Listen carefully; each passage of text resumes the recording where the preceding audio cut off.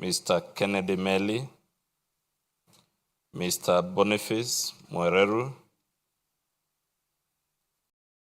Mr. Steve Ogola, and Mr. Kenson Mutethia.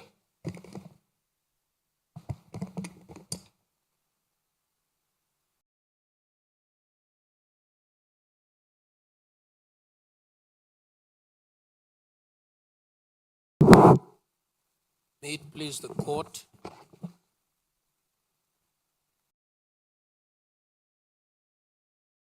I will introduce counsel appearing for the respondents in the interests of time. My name is Githu Muigai. I'm instructed by Christopher Marwa, present, who is instructed by the Honorable the Attorney General. For the National Assembly, second and first ninth respondent is represented by my learned colleagues, Eric Gumbo, Paul Nyamodi, Moses Kipkogei, Alex Baya, and Elias Ouma. For the Senate and the Speaker of the Senate, the third and fourth respondents, my learned friend, Professor Tom Ojenda, appears with Mr. Mokele Moni and Ms. Thanji. Dr. Thionkolu has already introduced himself, and I will not repeat that. For the ninth respondent, Mr. Michael Mushemi. And Ms. Gafira is holding brief for Mr. Kamodo for the 10th respondents. Ms. Joy Anami and Hassan Noor are instructed by the 16th respondent, IEBC. Those are the appearances. Sorry, I would like to amend the representation of the Speaker of the National Assembly to include Mr. Sore, S-O-R-E-H, Sore. Those are the appearances. One.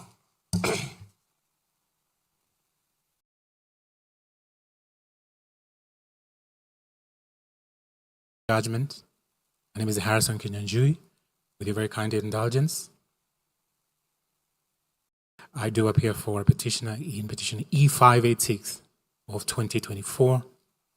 And my lord, my lady, we filed an application in the Court of Appeal to arrest the delivery of this judgment. This was after the 4th of June. The same petition was not heard when you had directed and ordered it be heard on this, on the 7th of June, 7th of May. You had ordered and directed it be heard on the 4th. On that 4th, it was not even listed for a mention. It was listed for a hearing. Because your initial direction was that that petition should be heard as a standalone petition, so that then the decision that will be made in the consolidated petition, together with that, would now be the judgment of the court, because the Honorable Chief Justice had appointed your lordships and my lady as the bench in that petition and as a bench in this petition. Now, when on the 4th of June, the said hearing aborted, we filed an urgent application before the Court of Appeal. CU application number 291, E291 of 2026. I also wrote an email letter to the Chief Justice as the head of the judiciary to bring into her attention the precipitate injury and ruinous violation of the petitioner's right to be heard before you render yourselves in this petition. Accordingly, the Court of Appeal certified that application as urgent, this morning, I served on everyone, including all the parties that are before you now.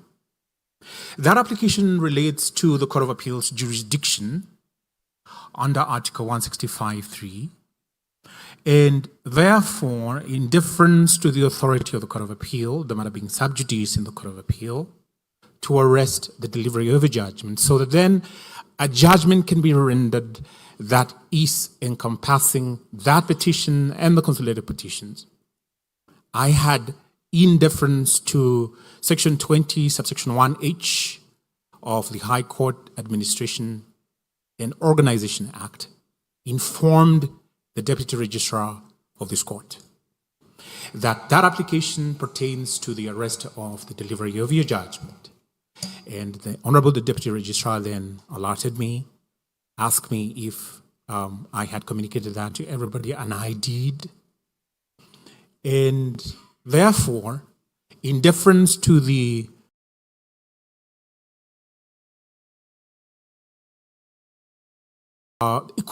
equivalent of the least pendants rule, that application being alive before the Court of Appeal, that this Honorable Court then defers the delivery of the judgment. My lords, as I close, my lady, the right to be heard, being enshrined in Article 25C of the Constitution, is non-abrogable. It cannot be abridged. But if this judgment is rendered, and peradventure, you find, as indeed you would find,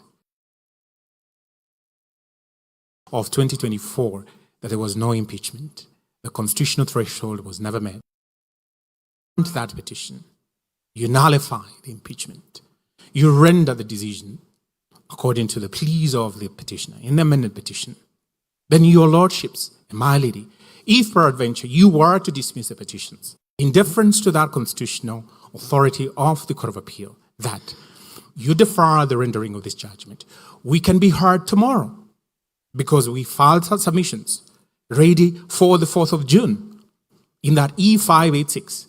And then the ship can sail. You can render a judgment, whether to dismiss or grant. Thank you.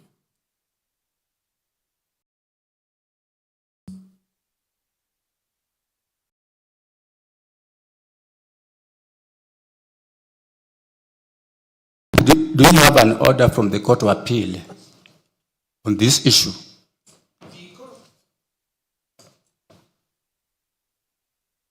The Court of Appeal, as a matter of judicial notice, my learned friends will be aware, has a way of disposing of any matter. I don't think we are for argument. I've asked, do you have an order from the Court of Appeal stopping or arresting this judgment? As we speak right now, no, because the order of business, you have the Court of answered Appeal. me. You have answered me. May I finish, Judge? You have answered me, and I have accepted that answer. I will now ask some of the parties here to respond to that. May I finish before they respond, just for good order? My lords and my lady, we do not in the least, I do not in the least want to bring any theatrics or sabotage the administration of justice before you.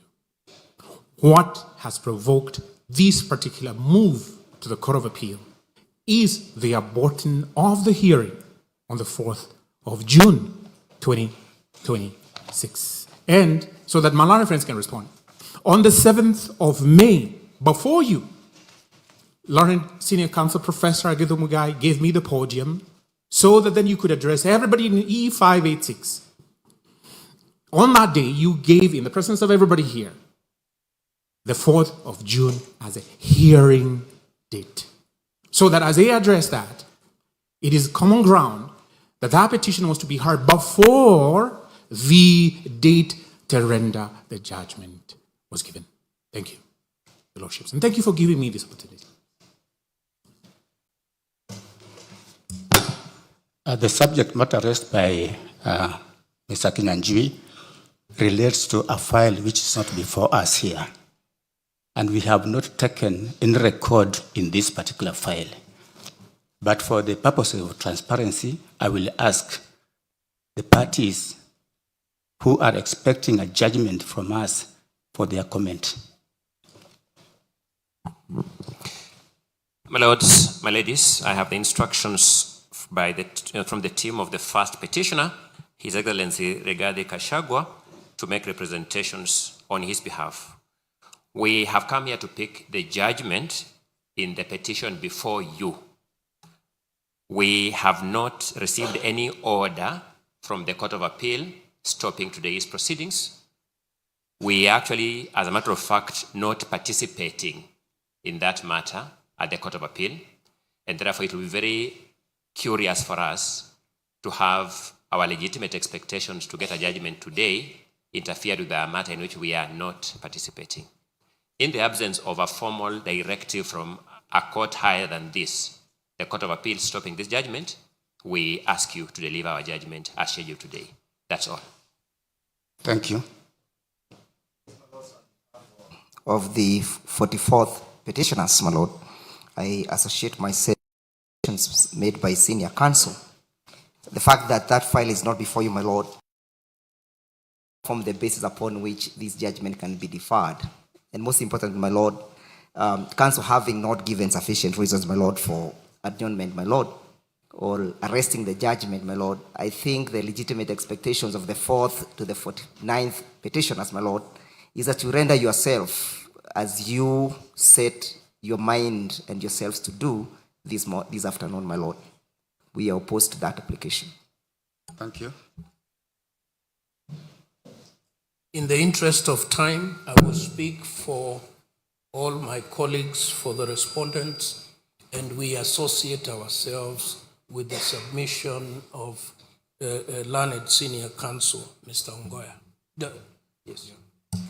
Thank you. My lord, on behalf of the third interested party, we associate ourselves with the submissions of the lawyers for the petitioner, first petitioner, and wish that, my lord, you could deliver judgment as it has been agreed before. I thank you, my lord. Thank you.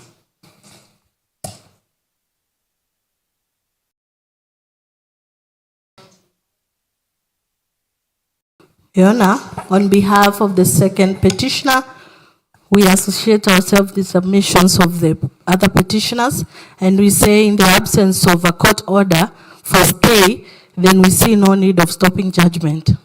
That's all.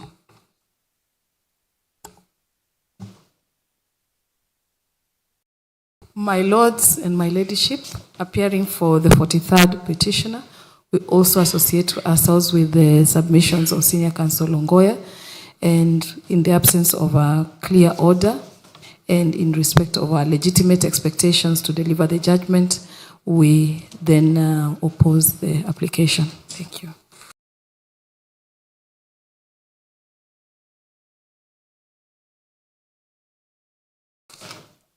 Thank you.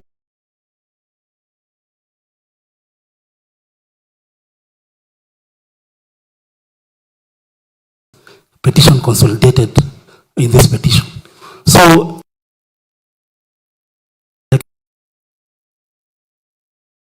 petitioners, for this, I will fully associate with the submissions that have been given by Mr. Ongoya that we proceed. This court is full and everyone is waiting for this judgment. Much obliged. Thank you.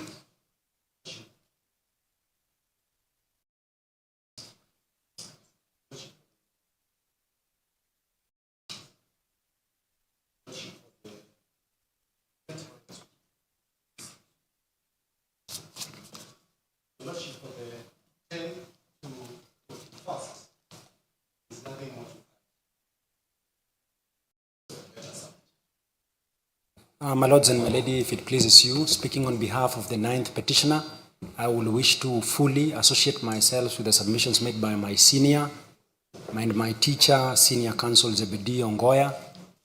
My lord, over and above that, perhaps it will benefit the court to notice that we have only but been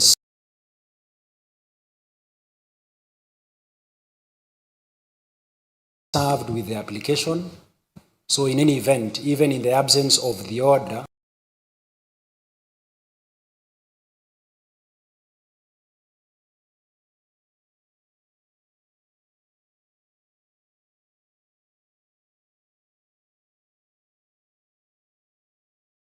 with the business of the day, Mr. at the Court of Appeal. Thank you.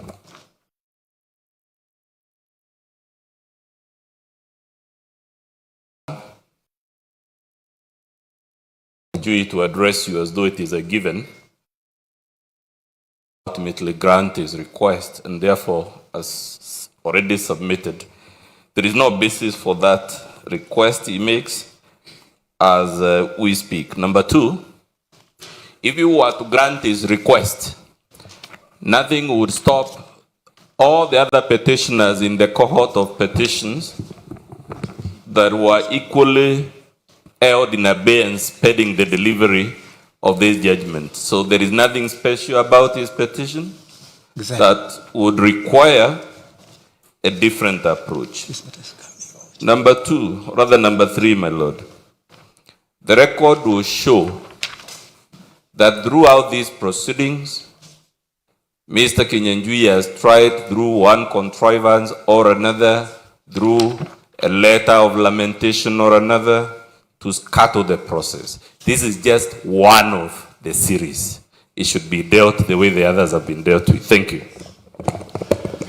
Mr. Kinyanjui, I'll give you a right of reply. Thank you very much. There is no need for Learned Counsel to cast aspersions on me. At no time did I seek to stop these proceedings. Secondly, a voice has been raised there on the 29th of May last year, a year ago. Your lordships and my lady made a ruling saying, and I quote, this petition raises very weighty constitutional issues that are distinct from the consolidated petitions, by reason of which I'm answering that issue, that this is an impromptu, an afterthought, knee-jerk reaction. That's not so. That particular ruling of the 29th of May 2025 deconsolidated these E586 of 2024 from the consolidated petitions. That is a decision of the court, not my decision. Shouldn't the petitioner have abided by that decision? Yes, he did, and yes, he has. The 7th of May, everybody here was present when that decision was made to hear that petition. I'm answering, my lord, I'm answering because they say that this is something that I've just come up with to scuttle the hearing. It's my rejoinder, with tremendous respect, my lord. And I'm not going to take too long. I'm alive to the fact that this court is on a constitutional duty. My lord, the date for hearing was... I served that application from the Court of Appeal, deference to the Court of Appeal's directions. And we cannot sit here and pretend, as legal practitioners, we do not know the practice of the Court of Appeal. The Court of Appeal is seized of these proceedings. And this court is subordinate to the Court of Appeal. And I'm answering that issue as to no reason has been preferred to defer this judgment. The Court of Appeal being seized of those proceedings, which everybody here is fully aware. My friend has said, yes, he has been served. Everybody has been served. So we ought to give deference to that constitutional issue. The other issue raised is that, your lordship, there's nothing peculiar. There's nothing out of the ordinary from these consolidated petitions. Learned Counsel, really, having looked at my petition, never having answered in that petition, Mutomi Thiankolu never filed a single sheet of paper in that petition. And he's appearing for the 10th respondent. Your lordship, he cannot be heard to say that he has absolutely no reason to see what is peculiar. Your lordships, you saw the peculiarity of that petition. Lordship, I'm not going to go. So that your lordship, the petitioner wants to be heard on merit because Article 25C says he should be heard and given that right to a fair trial. As I close, none of my learned friends here, when that petition comes up for hearing, should they ever remove from their pocket the res judicata card. None of you. My lord, I say so because they are happy to have the judgment today. And I'm going to demonstrate there was no lawful impeachment. Constitutional threshold was never met, and I'm not delving into that. So none of them, my lords, none of them, no, Prof, please don't point a finger at me. None of them should be heard to say that my client's petition is res judicata. So that your lordship, Mr. Kinanjui, yes, we have given you enough time. Yes, this is my last remark. This is my last remark. Since the Honorable the DR received this formal communication and was brought to the attention of this Honorable Court, I very believe this Honorable Court should have deferred to the Court of Appeal. And I said, we're not adjourning indefinitely. It's not open-ended.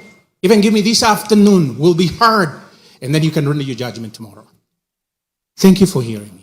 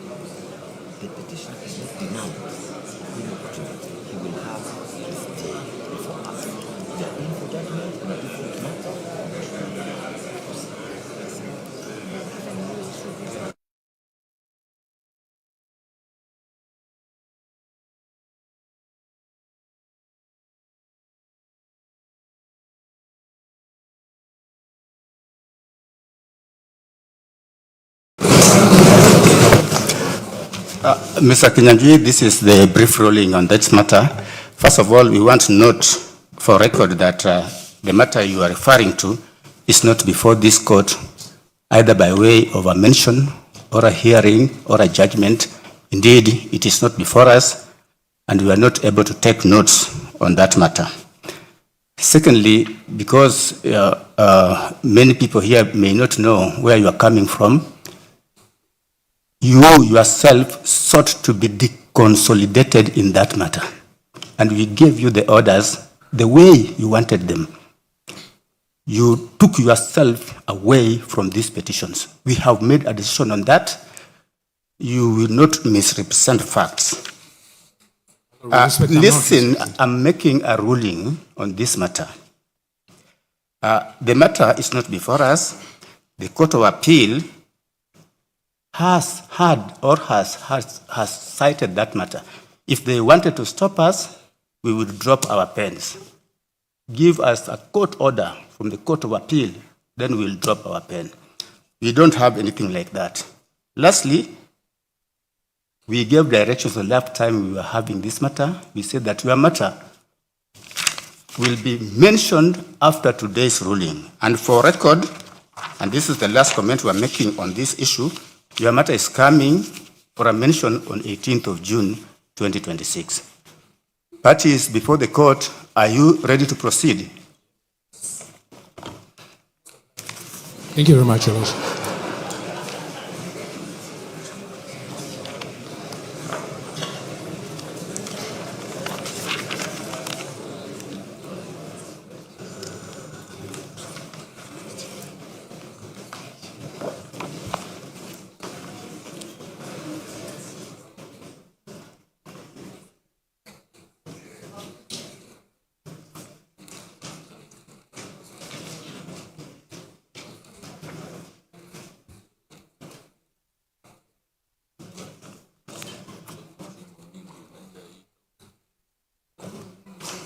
What time is it?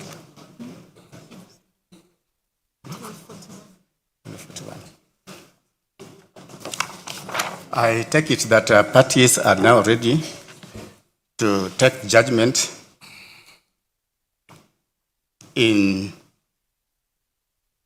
the constitutional petition number E65 of 2024, consolidated with Nairobi petition number E550 of 2024, Nairobi petition number 570 of 2024, number E572 of 2024, Kerugoya petition number E013 of 2024, Kerugoya petition number E014 of 2024, Kerugoya petition number E015 of 2024, Nairobi petition number E522 of 2024, Nairobi petition E506 of 2024, Nairobi petition E509 of 2024, Nairobi petition number E525 of 2024, Nairobi petition number E528 of 2024, Nairobi petition number E537 of 2024, Nairobi petition number E541 of 2024,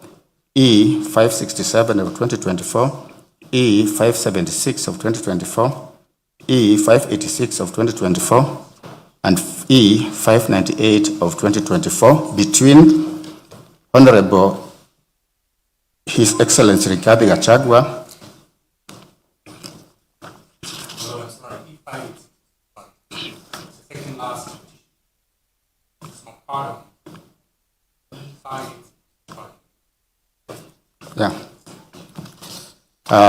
petitioners Rigathi Gachagua, Thomas Kimotho Maingi, John Jerry Maina, David Munyi Madenge, Peter Gichobi Kamotho, Grace Mudomi Mwangi, Clement Mchiri Murioki, Edwin Munene Karioki, Sharia Mtani na Shadrack Wambui,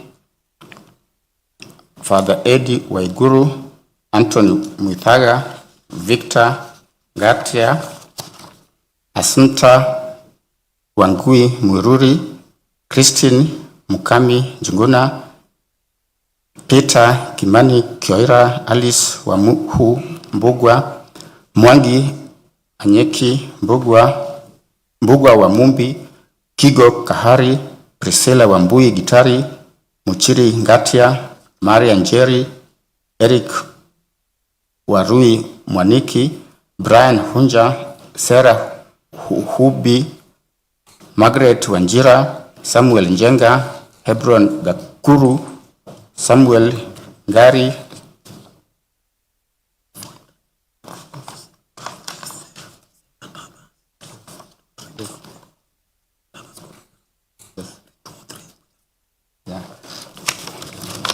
I accept, Council, that the parties are known. We can move ahead, and others versus the respondents.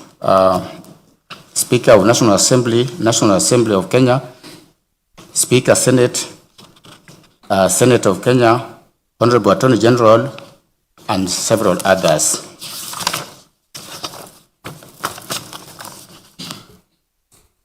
This is the judgment. For the sake of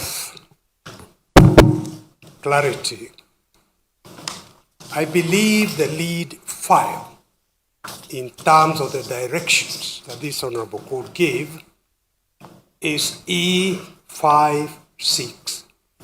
Yes. That is not quite what I heard. Yeah, that is the lead file.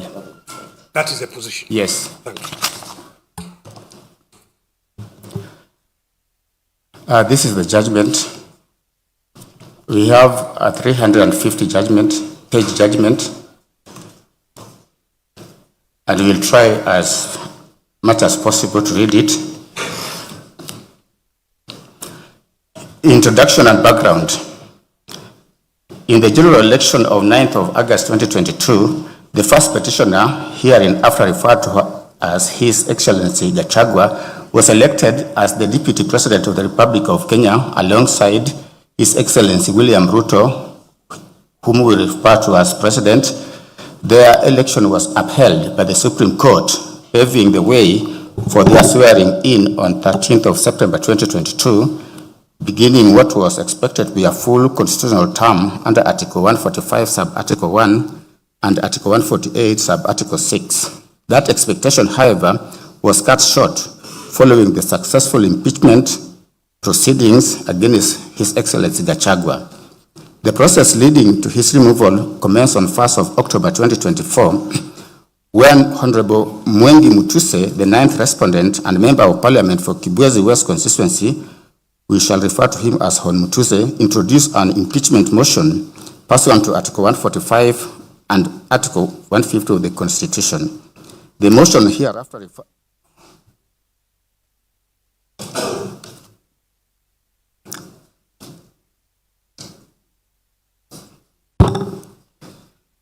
The motion referred to as impeachment motion cited multiple grounds, including allegations of gross violation of the Constitution, incitement, and undermining government policy.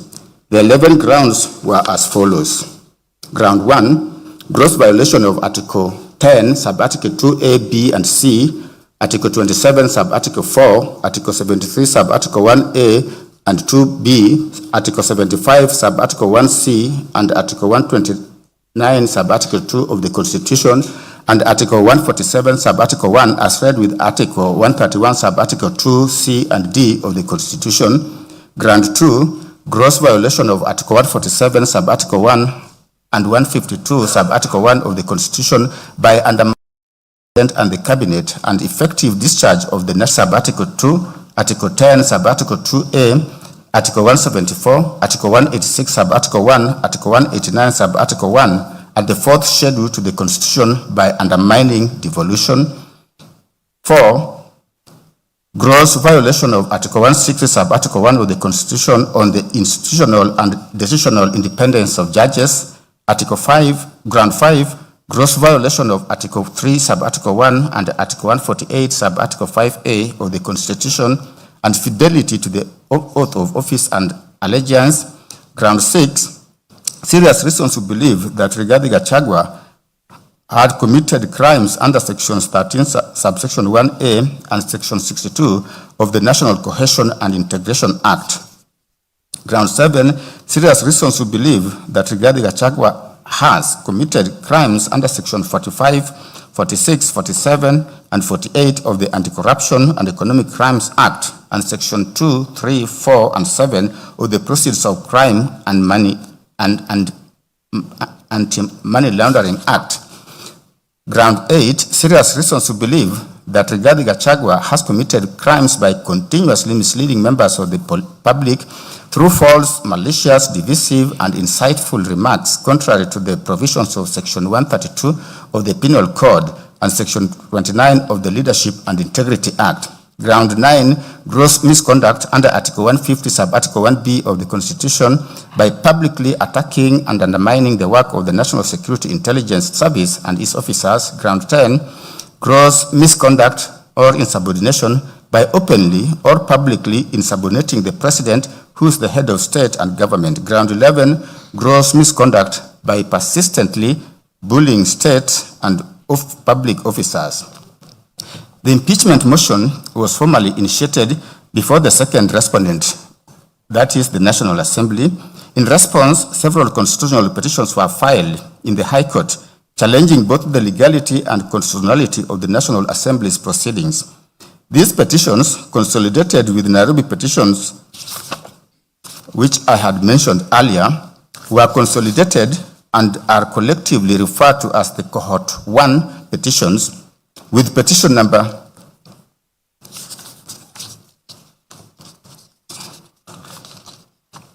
E522 of 2024 designated as the lead file.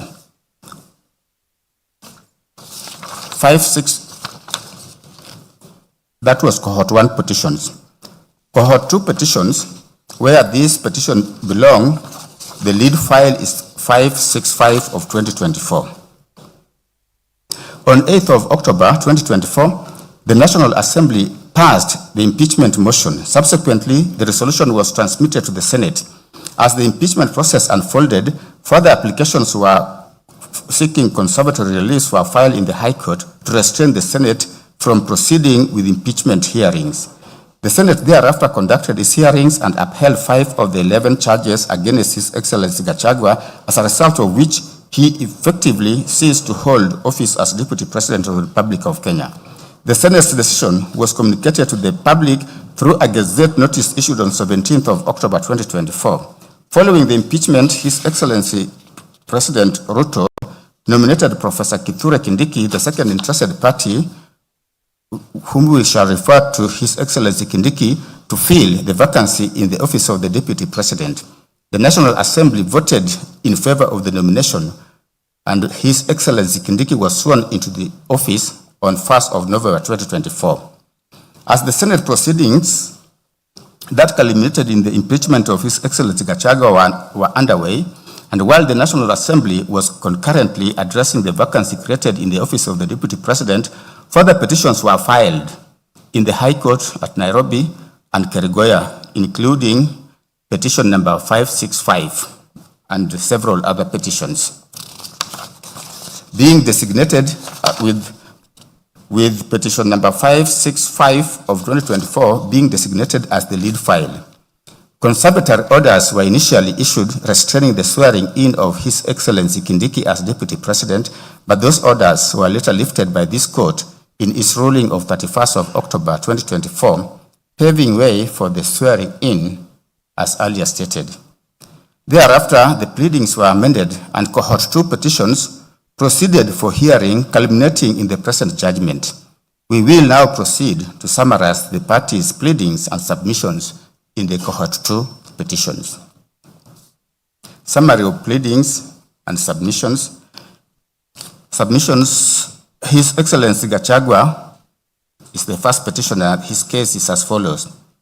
He anchored his case on the further amended petition dated 13th of August 2025, supported by his affidavits deposed to on 18th of October 2024 and 27th of October 2024. Speaking to the deficiencies in the process before the National Assembly, His Excellency Gachagua deposed that the impeachment motion lacked the particularization and specificity required under Article 145, Sub-Article 1 and Standing Order number 64, 1A. He took issue with the lack of credibility in respect of the charges against him in the National Assembly and the Senate. As regards the constitutional imperative of public participation, His Excellency contended that the National Assembly's process was deficient in that the notice was unreasonably short and that it lacked adequate designated venues. It was his case that the exercise was biased, with organizers framing it as meant for invited members of specific parties. He stated that the process utilized unverified feedback forms that resulted in fictitious data. In alleging bias exhibited by the Speaker and Deputy Speaker of the National Assembly, His Excellency deposed that they made partisan statements and also failed to recuse themselves despite having conflict of interest as they were signatories to the coalition agreement that formed a substantial part of the evidence. It was his case that the Senate violated Articles 145, Sub-Article 3 to Sub-Article 6 by skipping the appointment of a special committee to investigate the charges against him, thereby denying him a crucial layer of fair hearing. He stated that Senate imposed an unconstitutional 10-day deadline on the plenary proceedings and unlawfully permitted the National Assembly to introduce new evidence by ambush. He was emphatic that the Senate violated his right to a fair hearing and dignity guaranteed under Article 50 and Article 28, respectively, when he was denied an adjournment. In further support of this position, Dr. Daniel Kibuka Gikonyo, a consultant cardiologist and founder of the Karen Hospital, saw an affidavit on 28th of April 2026 to confirm the medical status of His Excellency Gachagua on the day he was scheduled to defend himself before the Senate. Speaking to the key medical events, it was his evidence that on 17th of October 2024, at approximately 3 p.m., His Excellency Gachagua arrived at Karen Hospital with severe chest pain. He deposed that given his age and underlying risk factors including hypertension, history of diabetes, stress, he conducted ECGs and blood tests and recommended a 48 to 72-hour admission to enable close monitoring, further evaluation, and appropriate medical management. It was his evidence that he supervised His Excellency Gachagua's care until discharge on 20th of October 2024. Far from the impeachment process, His Excellency Gachagua impugned the subsequent nomination and approval of His Excellency Kindiki. He asserted that the process was rushed and there was no public participation despite the dictates of Articles 10 and 118 of the Constitution. It was his case that the clearance from the Independent Electoral Boundaries Commission, or IEBC, was null and void since the commission lacked commissioners, and as such, the Secretariat was legally incompetent to clear the nominee. Further to the foregoing, it was His Excellency Gachagua's position that His Excellency Kindiki was disqualified under Chapter 6 due to gross human rights violation, including abductions, extrajudicial killings during the Finance Bill protest when he served as Interior Cabinet Secretary. Finally, His Excellency Gachagua averred that His Excellency Kindiki was not a member of the UDA party for the requisite 3 months preceding his nomination, and it was his case that the National Assembly unconstitutionally metamorphosed the process into an election rather than an approval under Article 149, Sub-Article 1. For these reasons, His Excellency Gachagua sought the following reliefs: a declaration that the respondents have contravened the provisions of Articles 10 and 18, Sub-Article 1, Articles 10 and Article 118, Sub-Article 1 of the Constitution, by initiating a process leading to the removal from office by impeachment against the petitioner without first putting in place adequate legislative and procedural measures for effective public participation. In particular, the Senate's decision was not informed by any input from public engagement. 2, a declaration do issue that the impeachment motion lacks the particularization and specificity required under Articles 145, Sub-Article 1 of the Constitution and Standing Order 64(1)A of the Standing Orders of the National Assembly, and is thus incapable of invoking the jurisdiction of both the National Assembly and the Senate under Articles 145 and Article 150.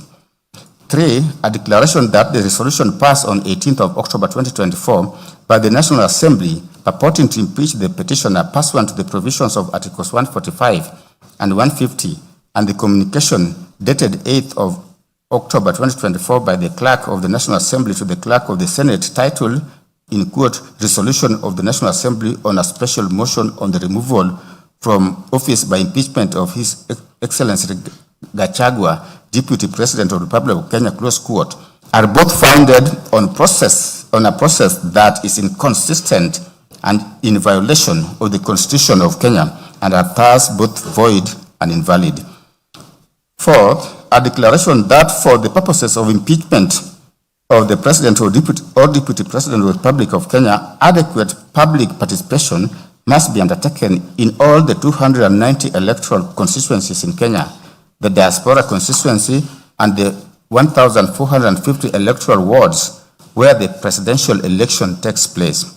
5th, he sought a declaration that the period of 12 days provided under Standing Orders number 64, sub-order 2 and 6 of the Standing Orders of the National Assembly is grossly insufficient time for the National Assembly to facilitate any meaningful and reasonable public participation during the process of impeachment of the President or Deputy President of the Republic of Kenya. Thus, the standing order is unconstitutional insofar as it has the effect of abridging the time for public participation. 6, he sought a declaration that the proceedings before whole house plenary of the Senate of Kenya under Article 145 of the Constitution of Kenya are not limited or time-bound to 10 days, as would be if a special committee is appointed under Article 145, Sub-Article 4A. He also sought in 7th prayer a declaration that the petitioner's right to fair administrative action under Article 47, right to fair hearing under Article 50, Sub-Article 1 of the Constitution were violated on account of the petitioner being denied an adjournment occasioned by illness, thus violating his right to appear in person before the Senate of Kenya to be heard and present his case. He also sought a declaration that the National Assembly and the Senate, in their evaluation of the impeachment proceedings before them, failed to properly assess each of the specified grounds and determine if they collectively or individually constitute a gross violation of the Constitution, warranting voting to uphold the impeachment charges against the petitioner. Hence, the resolution of 8th of October 2024 in the National Assembly and the vote upholding the impeachment charges that of the Senate passed on 17th of October 24 do not meet the threshold for impeachment set out under Article 150 as read with Article 145 of the Constitution, hence the same be and are hereby set aside. An order of certiorari to remove into this Honorable Court and quash the decision and or resolution of the National Assembly and the Senate made on 8th of October 2024 and 17th of October 2024 respectively, resolving to remove from office by impeachment His Excellency Rigathi Gachagua, EGH, Deputy President, Republic of Kenya. At the ninth prayer, the petitioner sought an order of certiorari to bring up into this court to be quashed the resolution of the Senate of Kenya made on 17th of October 2024 to remove from office by impeachment His Excellency Rigathi Gachagua, EGH, Deputy President, Republic of Kenya, on the grounds expressed in Gazette Notice number 13/400. He also sought at prayer number 11 a declaration does issue that the IEBC could not clear Kithure Kindiki without the involvement or approval of commissioners under Article 88 and Article 250 sub-Article 1 of the Constitution as read with Section 4 and Section 11A of the IEBC Act. The purported clearance was therefore null and void.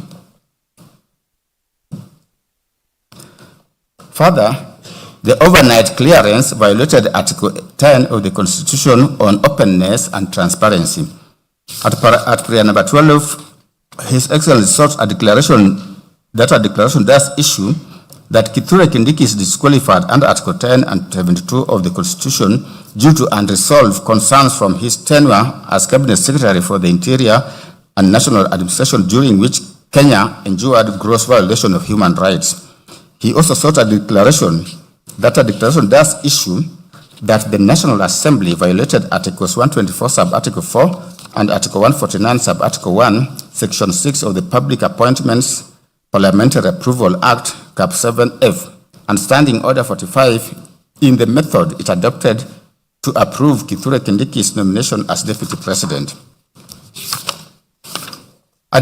He also sought a declaration that Kithure Kindiki was illegally appointed and procedurally cleared and unlawfully approved as nominee for Deputy President in violation of Articles 1, Article 10, Article 8, Article 118, Article 124, Article 137, Article 148, Article 149, and Article 250 of the Constitution, so that his appointment, clearance, and approval for that position is null and void.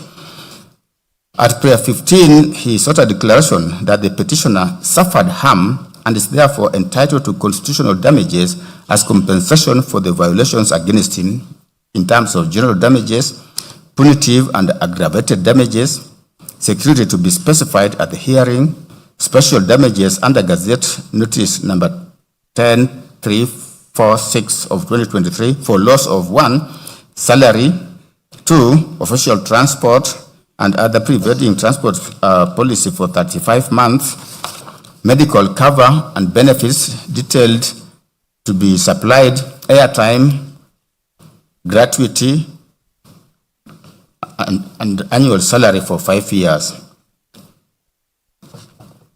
He calculated those sums and gave the figures.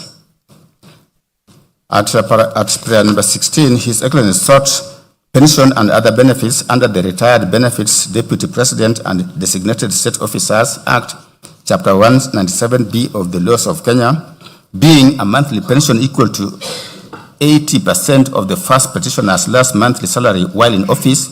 2, a lump sum payment on retirement calculated as a sum equal to 1 year's salary paid for each term served in office. 3, 2 saloon vehicles of an engine capacity not exceeding 2,000 cc, which shall be replaceable once every 4 years. 4, 1 4-wheel drive vehicle of an engine capacity not exceeding 3,000 cc, which shall be replaceable once every 4 years. 5, a fuel allowance equal to 15% of the current monthly salary of the office holder. 6, full medical and hospital cover, providing for local and overseas treatment with a reputable insurance company for the first petitioner, the first petitioner's spouse, and the first petitioner's child who is below 18 years or is under 25 years of age and is undergoing a course of full-time education, and in the case of a female child, is not married or is not cohabiting with any person. 7, 2 drivers. 8, 1 personal assistant. 9, 1 accountant. 10, 1 secretary. 11, 2 housekeepers. 12, 2 senior support staff. 13, 2 cooks. 14, 2 gardeners. 15, 2 cleaners. 16, armed security guards, who shall be provided on the request of the first petitioner. 17, diplomatic passport for the first petitioner and his spouse. And 18, office and office equipment. 19, maintenance expense for the vehicles provided.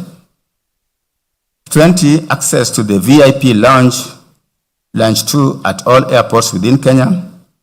He also prayed for cost of this petition and such other reliefs as this court may deem just.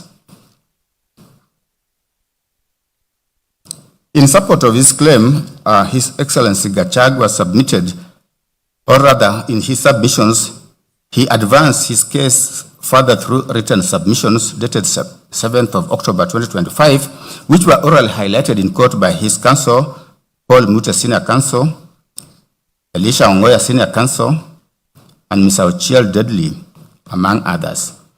The unifying premise of their submissions was that the impeachment proceedings were not purely political processes insulated from judicial scrutiny. Instead, they constituted constitutionally regulated proceedings subject to the supremacy of the Constitution, the doctrine of legality, and the supervisory jurisdiction of this court under Articles 23, 47, 50, and 165. Overall, they came up with the following issues for court's determination. 1, whether National Assembly motion met the constitutional threshold under Article 145. 2, whether the Senate violated Articles 145, sub-Article 3 to 6 by failing to appoint a special committee to investigate the charges. 3, whether the Senate, misled by its misinterpretation of Article 145, rushed the process and denied the petitioner a fair hearing. D, whether there was adequate public participation at both the National Assembly and the Senate. E, whether the speakers of the National Assembly and Senate were biased in reality or in perception. F, whether the overnight clearance and approval of a replacement of Deputy President evidenced a predetermined process. G, whether Standing Order Number 62 sub Order 2 of the National Assembly is valid. And then, lastly, what are the available reliefs? They collectively, the lawyers for His Excellency, the petitioner Rigathi Gachagua, collectively submitted that while Parliament undeniably possesses the authority to undertake impeachment, such authority is neither absolute nor immune from judicial review when allegations of constitutional violations, irrationality, or procedural impropriety arise. They characterize the proceedings as a politically engineered process disguised as constitutional compliance, submitting that Parliament specifically observed procedural forms while deliberately undermining constitutional substance, thereby necessitating judicial intervention to preserve the rule of law. Leading the charge on the constitutional standards of the process, learned Senior Counsel Elisha Ongoya anchored his arguments on constitutionalism and legitimacy within Kenya's presidential order. He submitted that the Constitution transformed governance from unrestrained political discretion to a system founded on constitutional limitation and accountability, which rendered all exercise of public power, including parliamentary impeachment, subordinate to the Constitution and amenable to judicial scrutiny. Describing the proceedings as an exercise in malicious compliance, he drew parallels to the historical trials of Socrates, Sir Thomas More, and Jesus Christ to demonstrate how processes can appear outwardly lawful while being fundamentally unjust and predetermined. He maintained that constitutional democracy depends on good faith, adherence to fairness, and constitutional morality, not merely technical compliance. in analyzing the text of Article 145 and Article 150, Council noted that the threshold language, gross violation, gross misconduct, and serious reasons prove impeachment is a mechanism reserved strictly for the gravest constitutional transgressions. To that end, Council drew the support from the cases of Mike Sonko, which we have, particulars we have given, Muya and versus Tribunal appointed to investigate the conduct of Justice Martin Muya. We have given citation. He used these cases to argue that grounds must be substantiated by cogent evidence to an intermediate standard higher than a balance of probabilities. Senior Counsel Ongoya further submitted that since impeachment directly interferes with the sovereign will of the electorate expressed through universal suffrage, courts could not abdicate their responsibility by treating it as a purely political immune process. It was his case that the grave consequences of removal brought the matter squarely within the High Court's supervisory jurisdiction, requiring it to interrogate whether Parliament met the heightened constitutional standards. Senior Counsel Paul Mute submitted on the democratic mandate and the political question doctrine. He was emphatic that impeachment in Kenya's presidential system is an extraordinary constitutional remedy of last resort. He distinguished Kenya's architecture from parliamentary systems where executive tenure relies on legislative confidence. It was his case that the deputy president derives direct democratic legitimacy from the electorate through universal suffrage and cannot be removed due to transient political dissatisfaction or partisan convenience. In view of the fact that impeachment effectively overturns the democratic will, it was Senior Counsel's position that the Constitution deliberately imposed strict procedures and substantive safeguards that courts are duty-bound to enforce. Learned Counsel drew support from the decision in Mike Sonko Mbuvi, which we have stated, to restate that the threshold for removal could not be reduced to political expediency. He further called to his aid the Court of Appeal decision in Martin Nyaga Wambora, we have given citation, to argue that judicial review of the proceedings affirmed constitutional supremacy rather than offend the concept of separation of powers.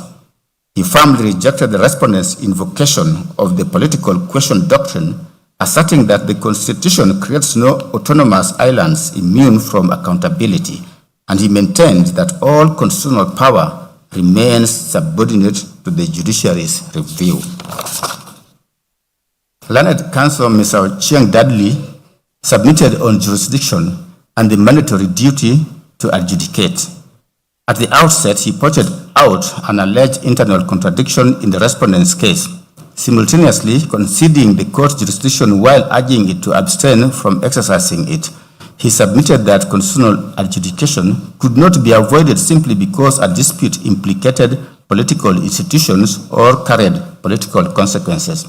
He took the position that once allegations of procedural impropriety or rights infringements arose, the process ceased to be purely political.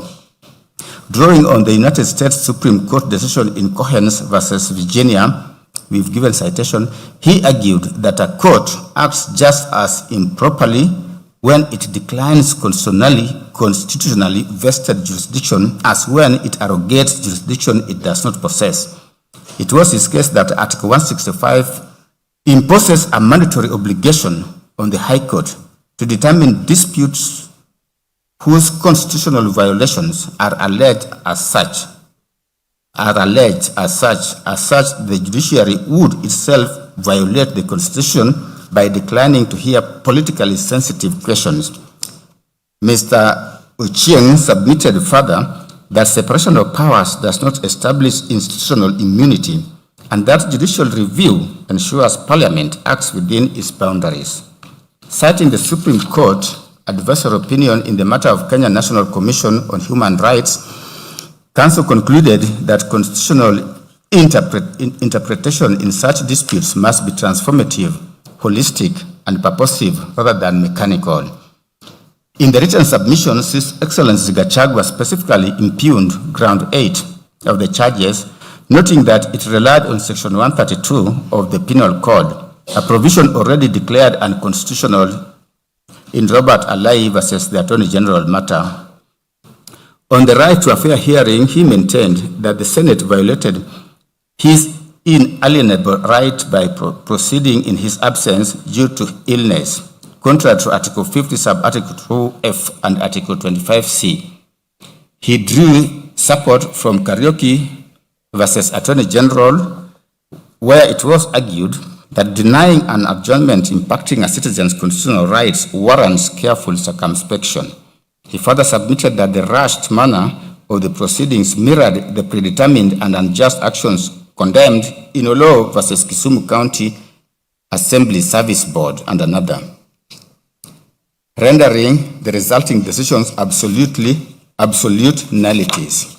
Submitting on public participation and institutional incapacity, it was His Excellency Gachagua's case that both houses entirely failed the threshold. He referred to the decisions in Mohammed and 6 others versus County Assembly of Wajir and other cases which we have stated. To reinstate that engagement must be substantive, one that allows reasonable time and utilizes satisfactory mechanisms. In addition to the foregoing, His Excellency Gachagua, while drawing support from the decision Independent Electoral and Boundaries Commission vs. Attorney General 2025, discredited the involvement of the IEBC, arguing that constitutional functions requiring commission approval could not be lawfully discharged by the Secretariat without a properly constituted commission. In their rejoinder submissions, the legal team also spoke to procedural illegality in plenary investigation. It was His Excellency Gachagua's submission that the Senate lacked a lawful resolution to appoint a plenary investigation. They submitted that the word may in Article 145, Sub-Article 3B, regarding the appointment of a special committee is a mandatory obligation, relying on a set of authorities including Sony Holdings versus Registrar of Trademarks and another. They submitted that courts routinely interpret may as mandatory to effect legislative intent, to effectuate legislative intent. Tracing the constitutional drafting history from the Guy and Bomas drafts to the Wako and Harmonous drafts, it was their case that it proved the framers consistently intended for a special committee to investigate charges prior to any plenary vote. In conclusion, His Excellency Gachagua drew inspiration from the Filipino Supreme Court in Sara Duterte versus House of Representatives. We have given citation to reiterate that impeachment processes remain strictly subject to the Bill of Rights to check grave abuses of discretion. Consequently, they urge the court to utilize its discretion as established in Imanyara and 2 others versus Attorney General to award damages for the constitutional violations to vindicate His Excellency Gachagua's right and deter future legislative infringements.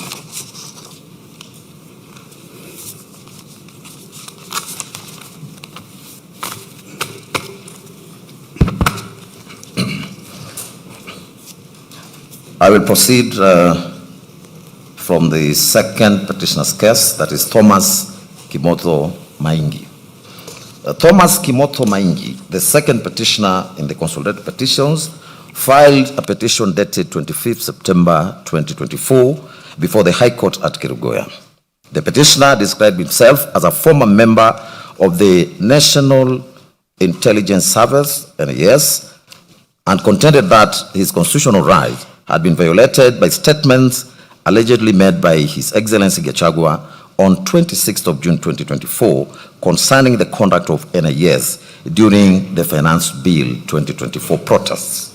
He averred that, having served in the NIS for over 20 years before retiring in May 2022, he was publicly associated with the intelligence service within his community, and that the remarks by His Excellency Gachagua portrayed NIS officers as incompetent and responsible for the unrest and loss of life witnessed during the protest.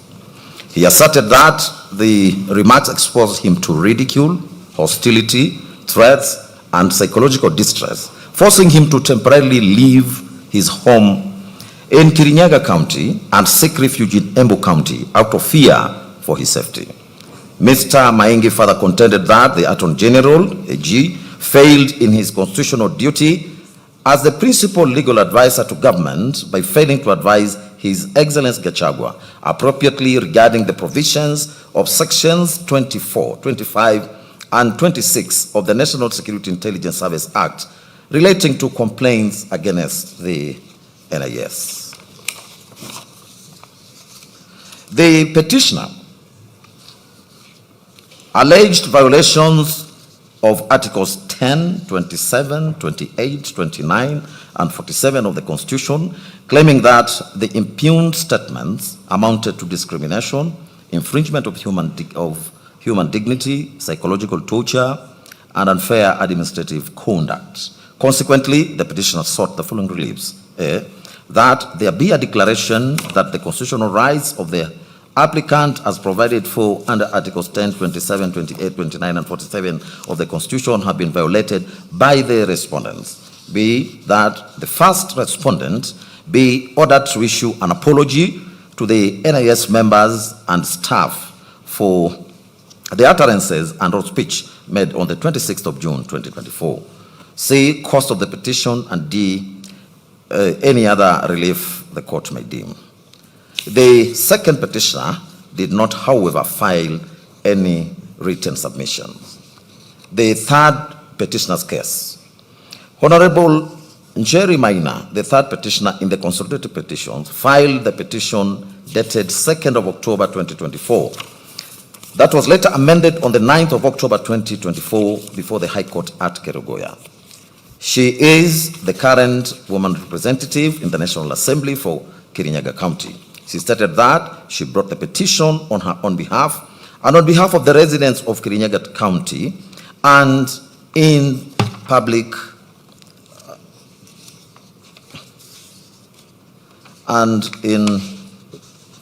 discretion as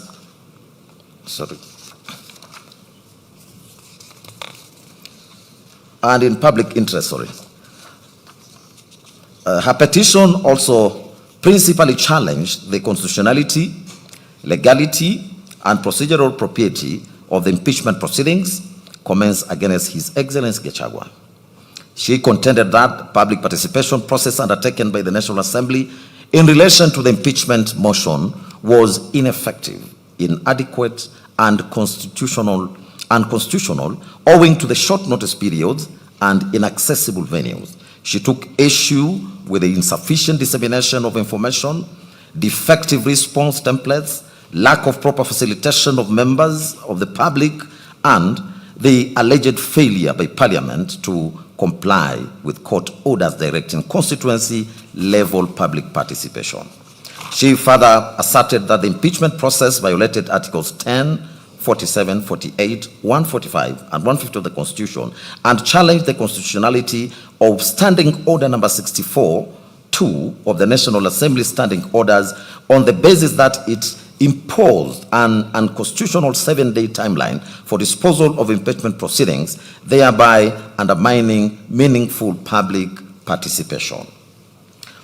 Honorable Maina also questioned the legality of the Senate's decision to conduct the impeachment proceedings in plenary instead of through a special committee under Article 145, Subarticle 3B of the Constitution, urging that investigation of impeachment charges could only lawfully be undertaken by a select committee of the Senate. In addition, she challenged the legality of the National Assembly as constituted, contending that it failed to comply with the constitutional 2/3 gender principle under Articles 27, 81B, 100 and 261 of the Constitution, and was therefore incapable of lawful entertaining an impeachment motion. As such, Honorable Maina sought for the following reliefs: A declaration that the modalities put in place by the first respondent in respect of the public participation forums that were scheduled for the 4th October 2024 regarding the special motion fell below the threshold of proper, effective, and meaningful public participation as envisaged under Article 10 of the Constitution. B, a declaration that the modalities put in place by the first respondent in respect of the public participation forums held on 4th and 5th of October 2024, as ordered by this Honorable Court regarding the special motion, were in disregard of the Court's orders and fell below the threshold of a proper, effective, and meaningful public participation as envisaged under Article 10 of the Constitution. C, a declaration that the impeachment process as against the first interested party undertaken by the first and the second respondents in view of modalities of public participation forums held on the 4th and 5th October 2024, failing well below the threshold of a proper, effective, and meaningful public participation as envisaged under Article 10 of the Constitution, were unconstitutional and therefore void. D, a declaration that the appointment of a select committee by the Senate under Article 145(3)(b) of the Constitution is not discretionary in the impeachment of a president or deputy president in light of Article 259 of the Constitution. A declaration that any proceedings in regard to impeachment of the first interested party taken by the second and fourth petition respondents outside the select committee of Senate under Article 145 sub-article 3b of the Constitution are unconstitutional and void. F, a declaration that the first respondent is not legally constituted in light of the mandatory provisions of Article 27, 81b, 102, 61 of the Constitution on the 2/3 gender requirement. G, a declaration that the first respondent as currently constituted cannot entertain and deliberate the special motion for the removal of the first stated party by respondents. H, cost of the suit, and I, any other order or orders that this court may deem just. The third petitioner's submissions. Honorable Maina supplemented her positions by filing written submissions dated 9th of January 2026, and which she further orally highlighted in court. She identified the following issues for determination. 1, whether the public participation exercise conducted by the National Assembly on the 4th of October 2024 met the constitutional threshold under Article 118 of the Constitution. B, whether the yes-no templates deployed by the National Assembly violated constitutional requirements for meaningful public participation. 3, whether the Senate violated Article 118 by not conducting public participation at the Senate stage. 4, whether the Senate violated Article 145(3)(b) by failing to appoint a special committee of 11 members. 5, whether Standing Order 64-2 prescribing a 12-day impeachment timeline is constitutional. 6, whether the impeachment process violated Article 50 on fair hearing protections. And 7, whether the impeachment proceedings were conducted by impartial officers as required by Article 50, sub-article 1 of the Constitution. Honorable Maina submitted that on the 3rd of October 2024. Honorable Justice Mongo, a judge of the High Court sitting at Kariguya, ordered inter alia that public participation be undertaken at the constituency levels so as to accord the public an opportunity to engage and offer their representations. That these orders were duly served and were never appealed, stayed, varied or reviewed, and as such, they remain binding on the respondents, absolutely. Speaking to the obligation to obey court orders, Honorable Maina submitted that such obedience is foundational to the rule of law as was held in Law Society of Kenya and 3 others versus Inspector General of Police and 4 others reported in 2024 KEHC KLR. She submitted that this obligation extended even to cases where the person affected by an order believes it to be irregular or void, as was held in Refrigeration and Kitchen Utensils Limited versus Gulab Chand Popatlal Shah and others, the civil application number Nairobi 1339 of 1990. She further submitted that proper compliance required reasonable notice and not the same day or the next day notice. Physical accessibility at constituency level with open, identifiable venues in each of the 290 constituencies, facilitation of engagement, including civic sensitization, information, language diversity, disability access, and hearings as the primary mode, including oral and interactive engagement. Learned Council further submitted that the orders were not obeyed and only 200,000 participants countrywide who made up to 0.4% of the Kenyan population turned up for the exercise. Council decried the one-day notice published on a Saturday whose contents were vague as they referred to constituency offices without addresses and times. She also pointed out that no hearings were ever organized, no facilitation was provided, and that CDF offices were closed and the MPs absent. Honorable Maina submitted that she became aware of the purported exercise only past midday and that none of her counterparts within the Kirinyaga County were aware of the exercise. She further submitted that even the citizens who visited the constituency venues found them locked and no officials or staff were in sight. It was submitted that the National Assembly faced a binary choice of obeying the Constitution through the court order or preserve Standing Order 64-2, which provided for 7 days deadline. They chose the latter, which Honorable Maina describes as contempt, dressed as obedience. That a legislative outcome obtained in defiance of a binding court order cannot stand in a constitutional democracy governed by the rule of law as discussed by Lord Denning in McFoy versus United States Company Limited, United Africa Company Limited, reported in 1961, 3 All England Reports 1169, where the learned judge held that, I quote, if an act is void, then it is in law nullity. You cannot put something on it and expect it to stay there. It will collapse, end of quote.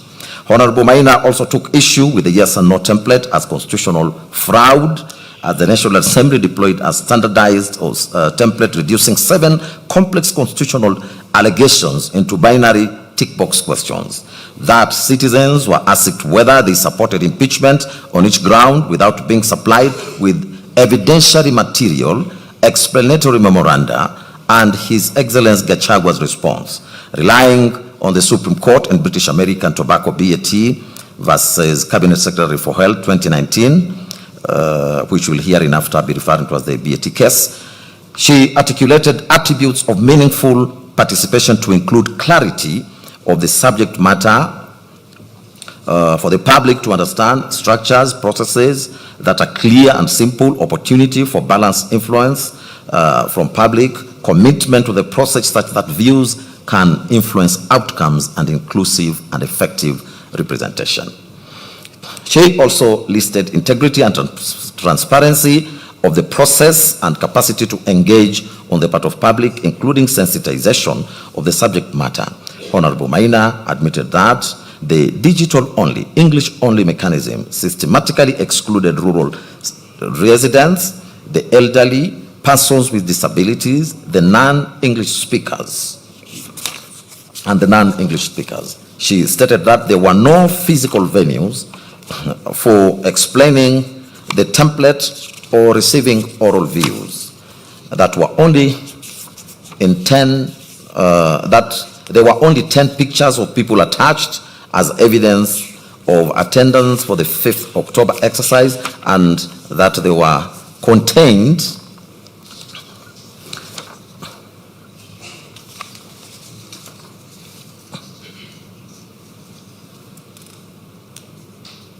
and that they were conflated responses from 4th and 5th October without distinction, obscuring the impact of the court's orders. She identified that the template was not a procedural imperfection, but an endorsement mechanism designed to manufacture numerical support for a predetermined outcome and is therefore constitutionally void.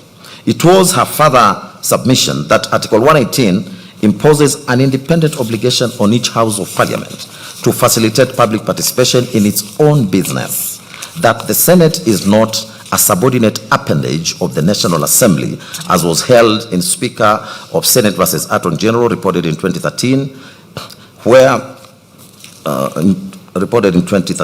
she stated that the Senate's role in impeachment is determinative under Article 145(7), as it performs a quasi-judicial function of the highest constitutional order.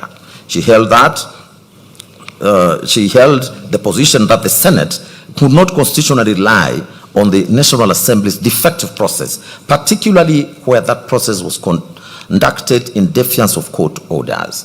That the Senate was aware of these defects as they were documented, litigated, and judicially acknowledged. Counsel submitted further that in Mwangaza versus Speaker of the Senate 2025, reported in 2025 Kinyalo reports, this court held that Senate must satisfy itself that public participation was adequate and satisfaction requires inquiry, assessment, and independent judgment, but the Senate undertook none. That the Senate conducted no public participation whatsoever, as no notices were issued, no invitations were extended, no hearings were conducted, and no submissions were received, and that this is not a case of inadequate participation, but a case of none at all.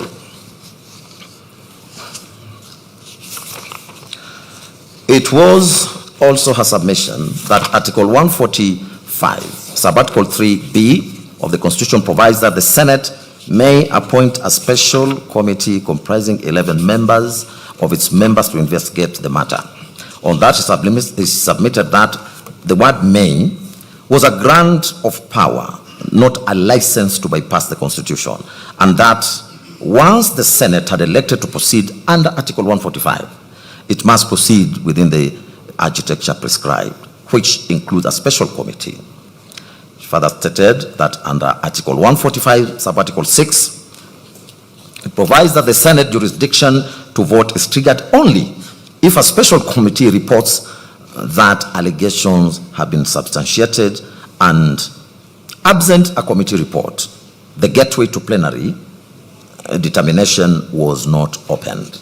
She also stated that the constitutional function of the special committee was structured investigation, not political debate, receiving, interrogating, and testing evidence, producing a reasoned report, and insulating investigation from the volatility of plenary politics. That Article 145, Subarticle 5 of the Constitution, guaranteed the Deputy President the right to appear and be represented before the special committee, and by bypassing the committee, the Senate extinguished an entire constitutional hearing stage guaranteed to the Deputy President, thus violating the non-derogable right to a fair hearing.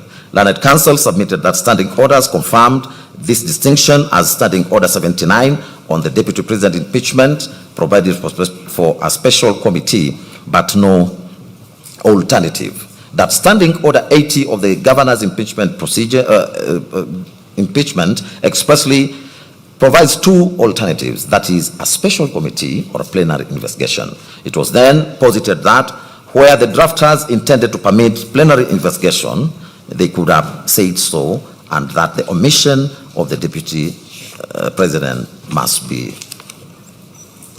respected.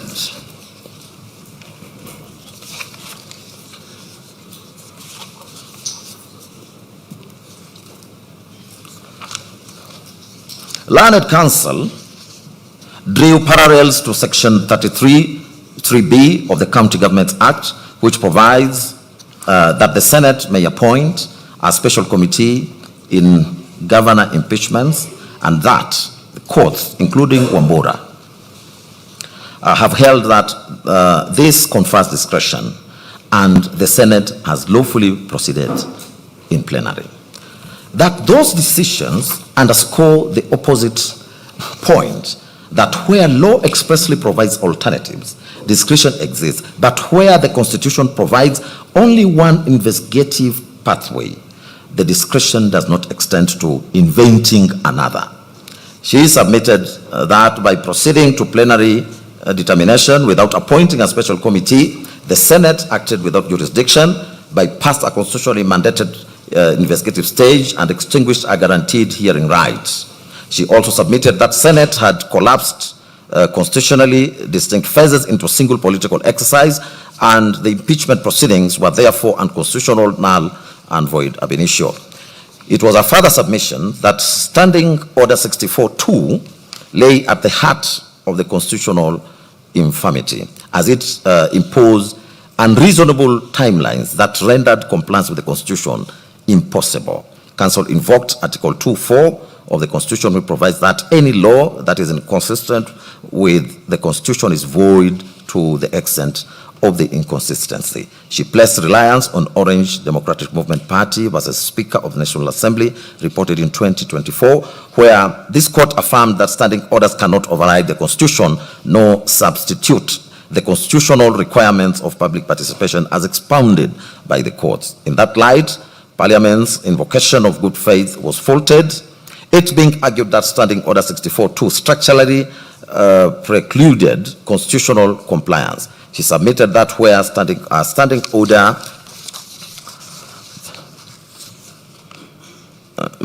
made adherence to constitutional obligations impossible, such a standing order is itself unconstitutional.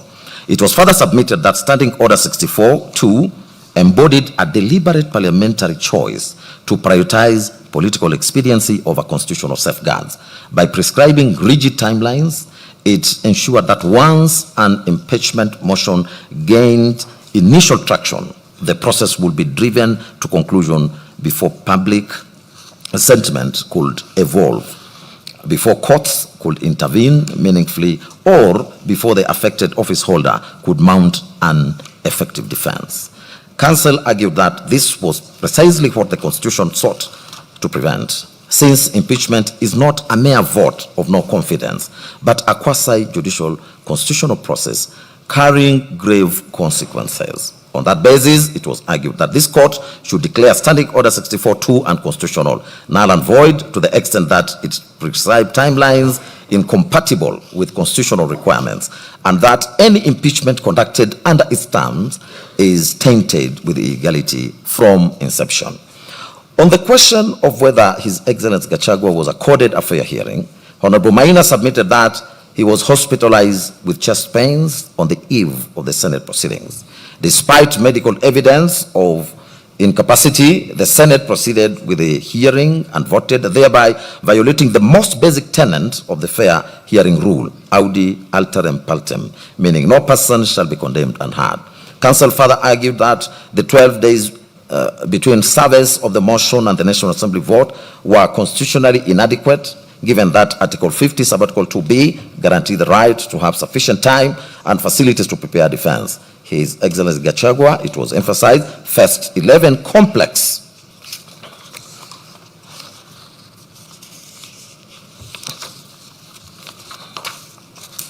constitutional allegations, including gross violation of the Constitution, abuse of office, and corruption, for which 12 days was structurally insufficient.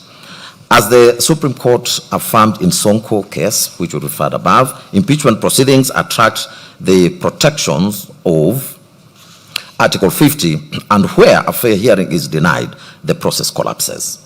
On the issue of bias and predetermination, Learned Counsel submitted that both Speakers of Parliament, as presiding officers over the impeachment motion, were constitutionally required to maintain impartiality, but acted contrary.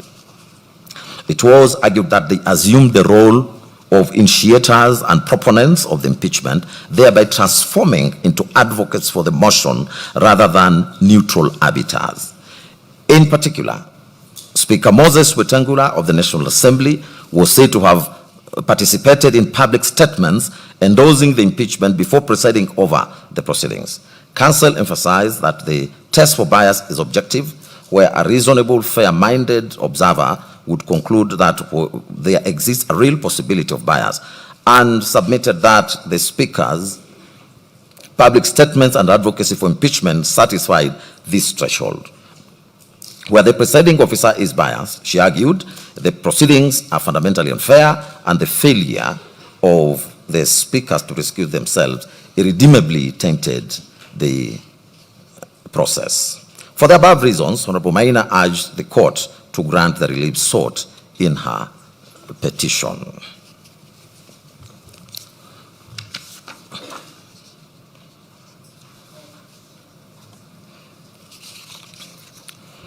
Next is the 4th to 8th petitioners' cases.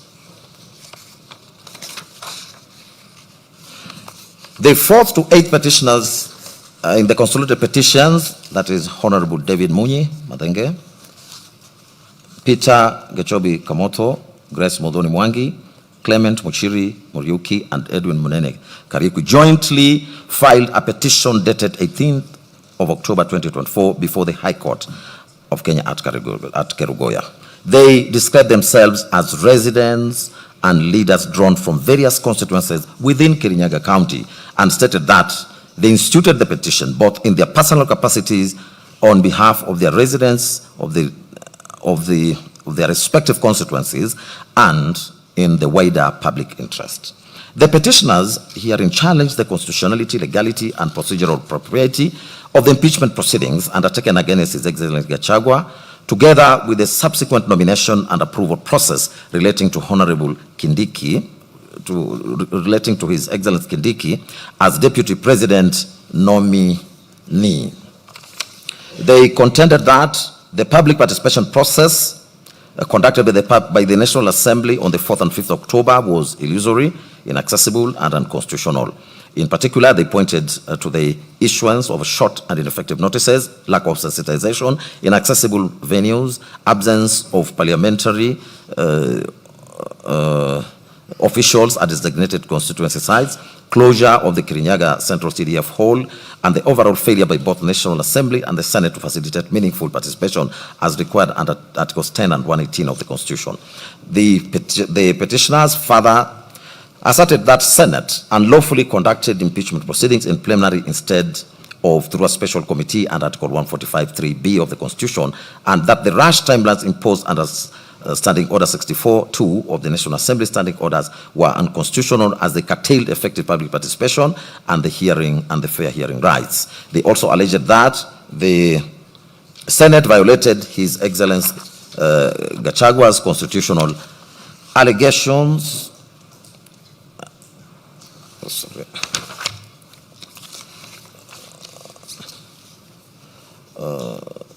They also alleged that the Senate violated His Excellency Gachagua's non-derogable rights under Article 25(c) and 50 of the Constitution by refusing to adjourn proceedings on the 17th of October 2024, despite his hospitalization and medical emergency, thereby denying him an adequate opportunity to be heard.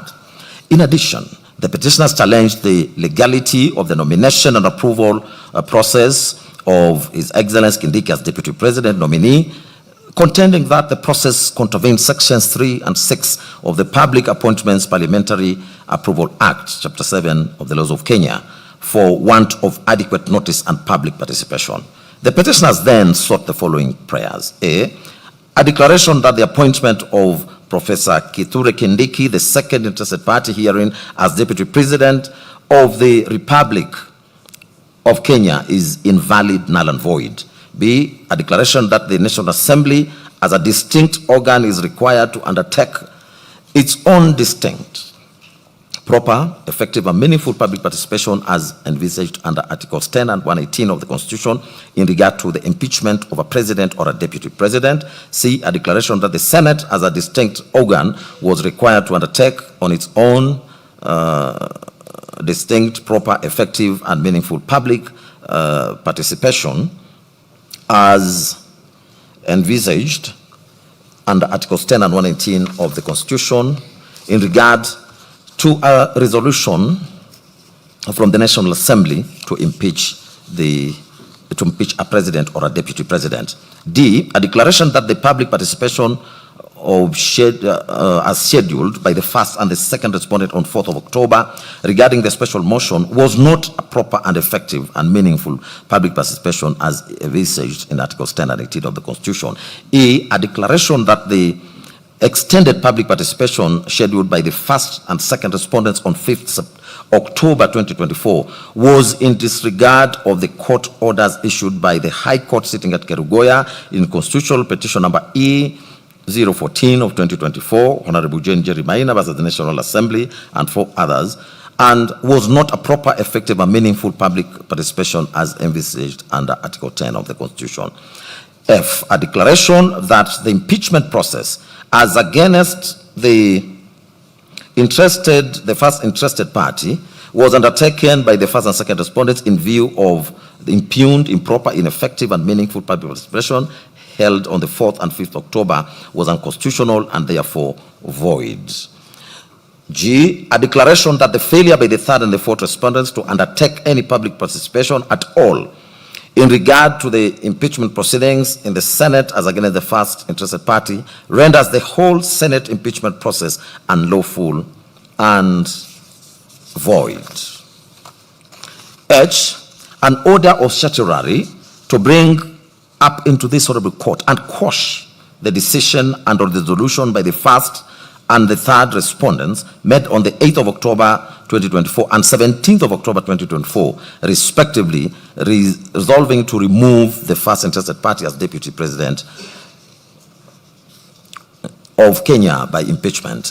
I, a declaration that there exists no vacancy in the office of the deputy president, allowing the fifth respondent to nominate anyone to fill such vacancy, and that any such nomination is unlawful and void. J, any other order or orders that this court shall deem just and expedient in the circumstances. K, cost of the suit.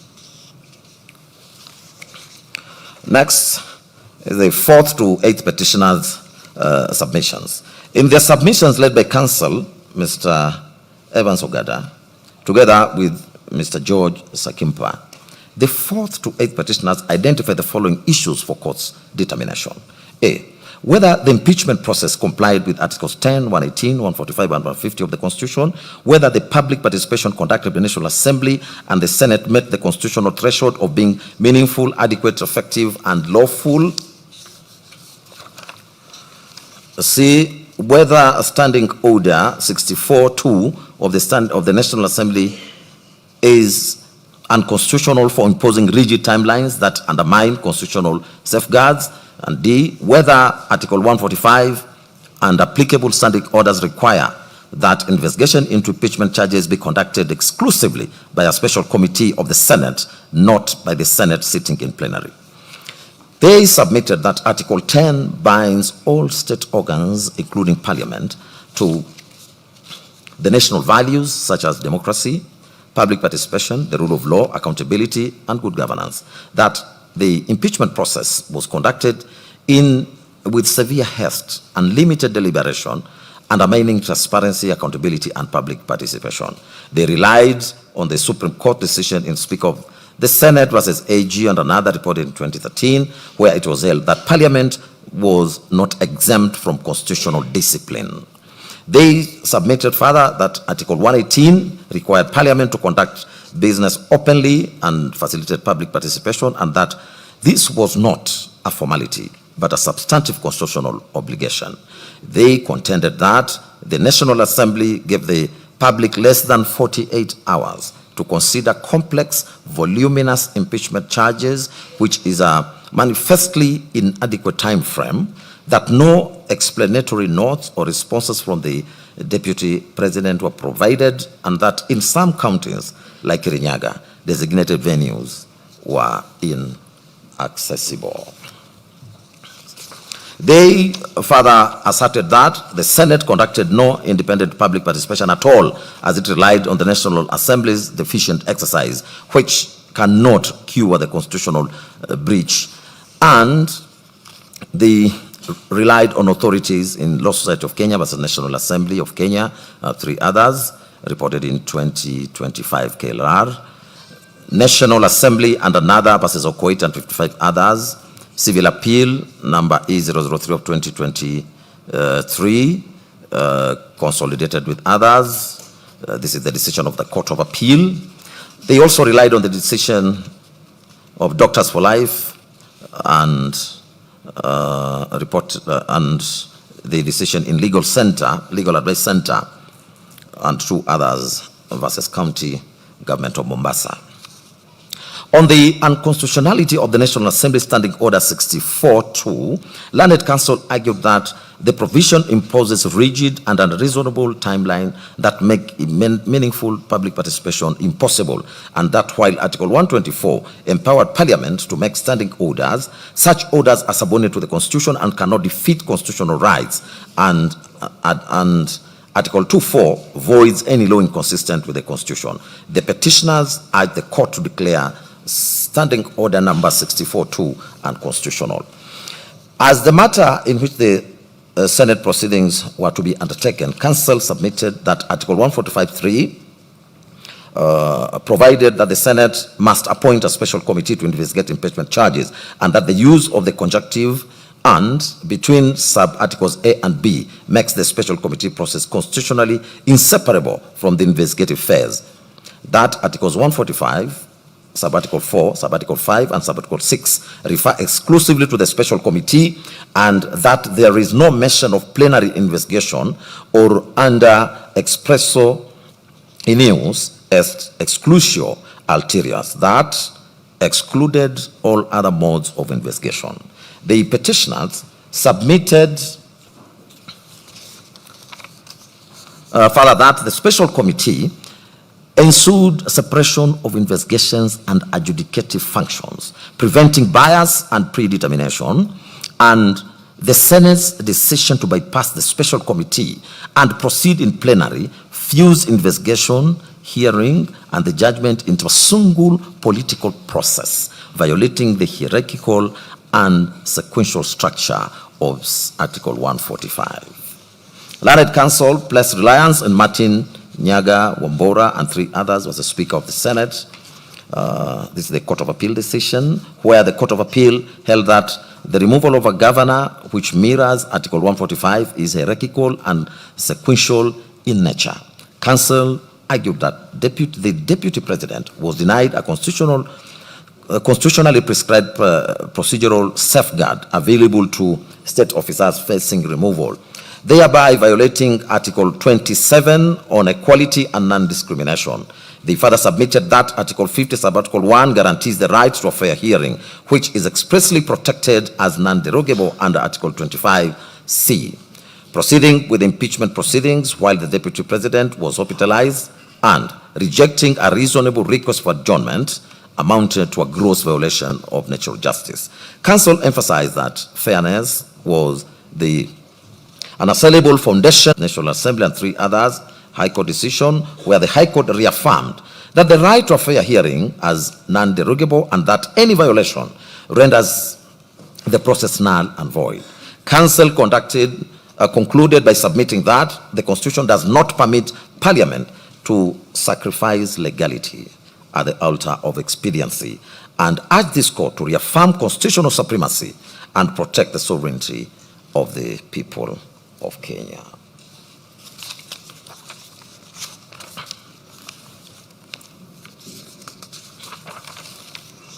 The petitioners prayed for declarations and that the impeachment process violated Article 10, 118, 145, and 150. A declaration that Standing Order 64-2 is unconstitutional, a declaration that the Senate unlawfully bypassed the special committee, and orders quashing the impeachment resolution. We'll now proceed to the 9th petitioner's case. Sheria Mtaani na Shedrack Wamboi, a public benefit organization, filed the petition dated 18th of October 2024, together with a supporting affidavit sworn by Dorcas Mwai, an advocate of the High Court of Kenya, and a director thereof.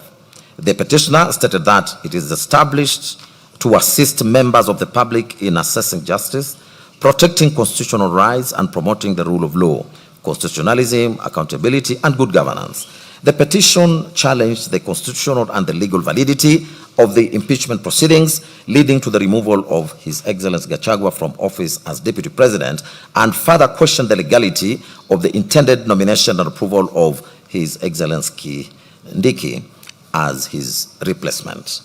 It contended that the Senate proceedings conducted on the 17th of October 2024 violated His Excellency Gachagua's constitutional rights under Article 25C, 47, 50, and 45, sub-Article 5 of the Constitution. That the Senate unreasonably declined to adjourn the impeachment proceedings despite being informed that His Excellency Gachagua had fallen ill and had been admitted at Karen Hospital, thereby denying him an opportunity to personally defend himself against the impeachment charges. It was further alleged that the Senate acted in breach of the constitutional requirements of fair hearing, procedural fairness, and natural justice by proceeding with the impeachment in the absence of His Excellency Gachagua, while allowing the proceedings to continue on the basis of strict constitutional timelines. It asserted that although the Constitution contemplated an expeditious impeachment process, the constitutional timelines could not override His Excellency Gachagua's non-derogable right to a fair hearing and adequate opportunity to defend himself. Sheria Mtaani na Shedrack Wambui further complained that the proceedings before Senate were rushed, insensitive, and conducted in a manner that prioritized speed over substantive justice and constitutional safeguards. Additionally, the ninth petitioner challenged the legality of the subsequent process initiated by His Excellency the President to nominate His Excellency Kindiki as Deputy President under Article 149 of the Constitution. It was contended that the nomination violated Articles 82, 88, and 137 of the Constitution because IIBC was allegedly not properly constituted and therefore incapable of lawful verifying the constitutional qualifications of any nominee to the office of the Deputy President. Sheria Mtaani na Shedrack Wambui also argued that His Excellency Kindiki's nomination contravened Article 137 of the Constitution on the basis that he remained a serving Cabinet Secretary for Interior and National Administration at the time of his nomination. For these reasons, the organization sought the following prayers. A declaration be and is hereby issued that the rights and fundamental freedoms of the interested party herein to which his rights and fundamental freedoms under Articles 25, 50, 27, 47, 145 were grossly violated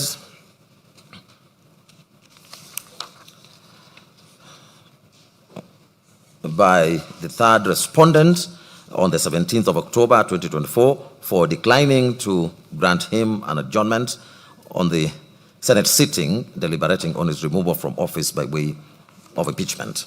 B, a declaration does hereby issue that the decision by the third respondent to have the interested party removed from office by way of impeachment to the extent that it was done in gross violation of Articles 25, C, 50, 27, 47, and 145.5 of the Constitution was unconstitutional to the extent of its unconstitutionality and null and void ab initio. C, a declaration that any subsequent replacement of the interested party, if at all, to the office of the Deputy President of the Republic of Kenya was unconstitutional and therefore null and void ab initio. D, a judicial review order of certiorari does hereby issue to bring to its court to this court the decision of the third respondent as communicated via Gazette notice dated 17th of October 2024, communicating the removal from office of the Deputy President from the office by way of impeachment. E, a judicial review order of certiorari does hereby issue to bring to this court the decision of the President of the Republic of Kenya nominating His Excellency Kithure His Excellency Kindiki as Deputy President of the Republic of Kenya and that the said appointment failed the qualification for the Deputy President as provided for under Article 137(2)(b) and 3 of the Constitution. F, alternatively, this court be pleased to make a declaration that the appointment of the Deputy President by the President to fill in the vacancy arising from the removal of the interested party from office pursuant to Article 149 of the Constitution must be read together with Article 82 and 88 of the Constitution to give the IEBC its constitutional mandate to approve the name of the nominee as proposed under Article 149 of the Constitution. G, a declaration be made that that the approval of Professor Kithure Kindiki or any other person as Deputy President of the Republic of Kenya is subject to Article 82 and 88 and 137 of the Constitution. Costs of the petition be provided, interest on one above at court rates till payment in full, and this court be pleased to make any further and other relief as it may deem fit in the circumstances. In respect of the 9th respondent submissions, led by Counsel Shadrach Wamoy, the 9th respondent identified 3 principal issues for court's determination. A, whether the nomination of a deputy president can be legally finalized or approved in the absence of a fully constituted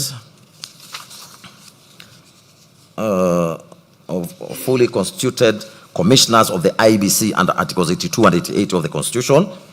B, whether the Senate's refusal to grant His Excellency Gachagua an adjournment due to documented illness during the impeachment proceedings constituted a breach of the rights to a fair hearing and natural justice under Articles 25C, 47 and 50 of the Constitution. And C, whether the nomination of Honorable Kindiki while serving as a cabinet secretary is constitutionally infirm for violating eligibility criteria under Article 148 as read with Article 137.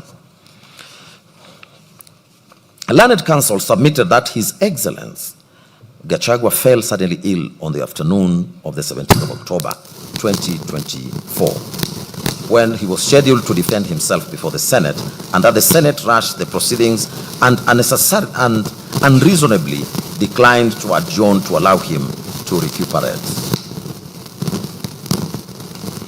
That the Senate proceeded with ex parte proceedings leading to his removal from office in his absence, which violated Articles 25C, 51, 47, and 145.5. The organization relied on the Supreme Court decision in Kidero and 4 others versus Waititu and 4 others, reported in 2014, which affirmed that fair hearing incorporates the audi alteram partem principle, and also referred to the Court of Appeal in Judicial Service Commission versus Mutava and another, reported in 2015, KLR, which held that rules of natural justice apply to all bodies exercising judicial, quasi-judicial, or administrative duties. It submitted that Senate has no prescribed time limitation for completing impeachment proceedings, and the rushing was unjustified. It was the organization's submissions that Article 148.1 requires that a person nominated as deputy president must satisfy the requirements of Article 137 and 137.1b or 137, and that Article 137.1b provides that a person is not eligible for nomination as president and by extension deputy president if they hold any other state office, and that Article 260 defines state officer to include a cabinet secretary. It submitted that at the time of his nomination and parliamentary approval on 18th of October 2024, His Excellency Kindiki was serving as the Cabinet Secretary for Interior, and therefore he did not satisfy the constitutional eligibility criteria, rendering his nomination null and void ab initio. It was the organization's further submission that at the material time in October 2024, the IBC was not fully constituted and it lacked the requisite number of commissioners as the previous commissioners had resigned or retired. Articles 82 and 88 establishes a constitutional architecture requiring a lawful and fully constituted IBC to oversee electoral and nomination processes, and that the Supreme Court in IBC versus AG Advisory Opinion number 4 of 2024, reported in 2025, held that a clear distinction must be drawn between administrative continuity by the Secretariat and the exercise of constitutional authority vested in the Commission as a collegial entity. It submitted that the exercise of constitutional functions reserved for the Commission under Article 88, Subarticle 4, cannot be lawfully discharged in the absence of a properly constituted Commission with the requisite quorum. It was further submitted that in the absence of commissioners, IEBC was constitutionally incapable from undertaking its mandated electoral processes, and that the approval of a deputy president nominee, the second highest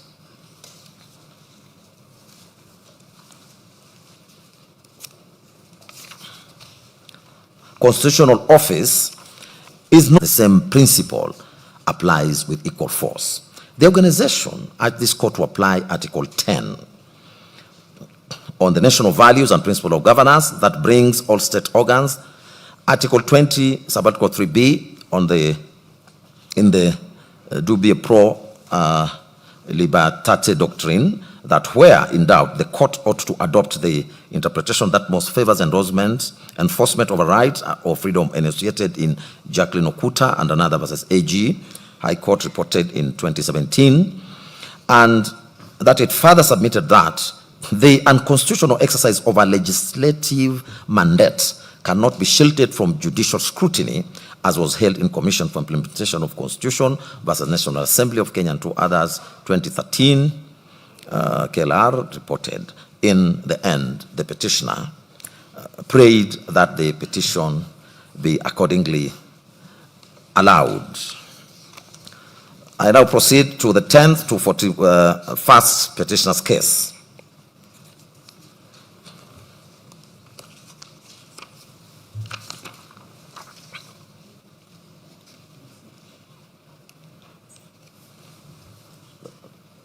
That's yours. That's yours. Proceed.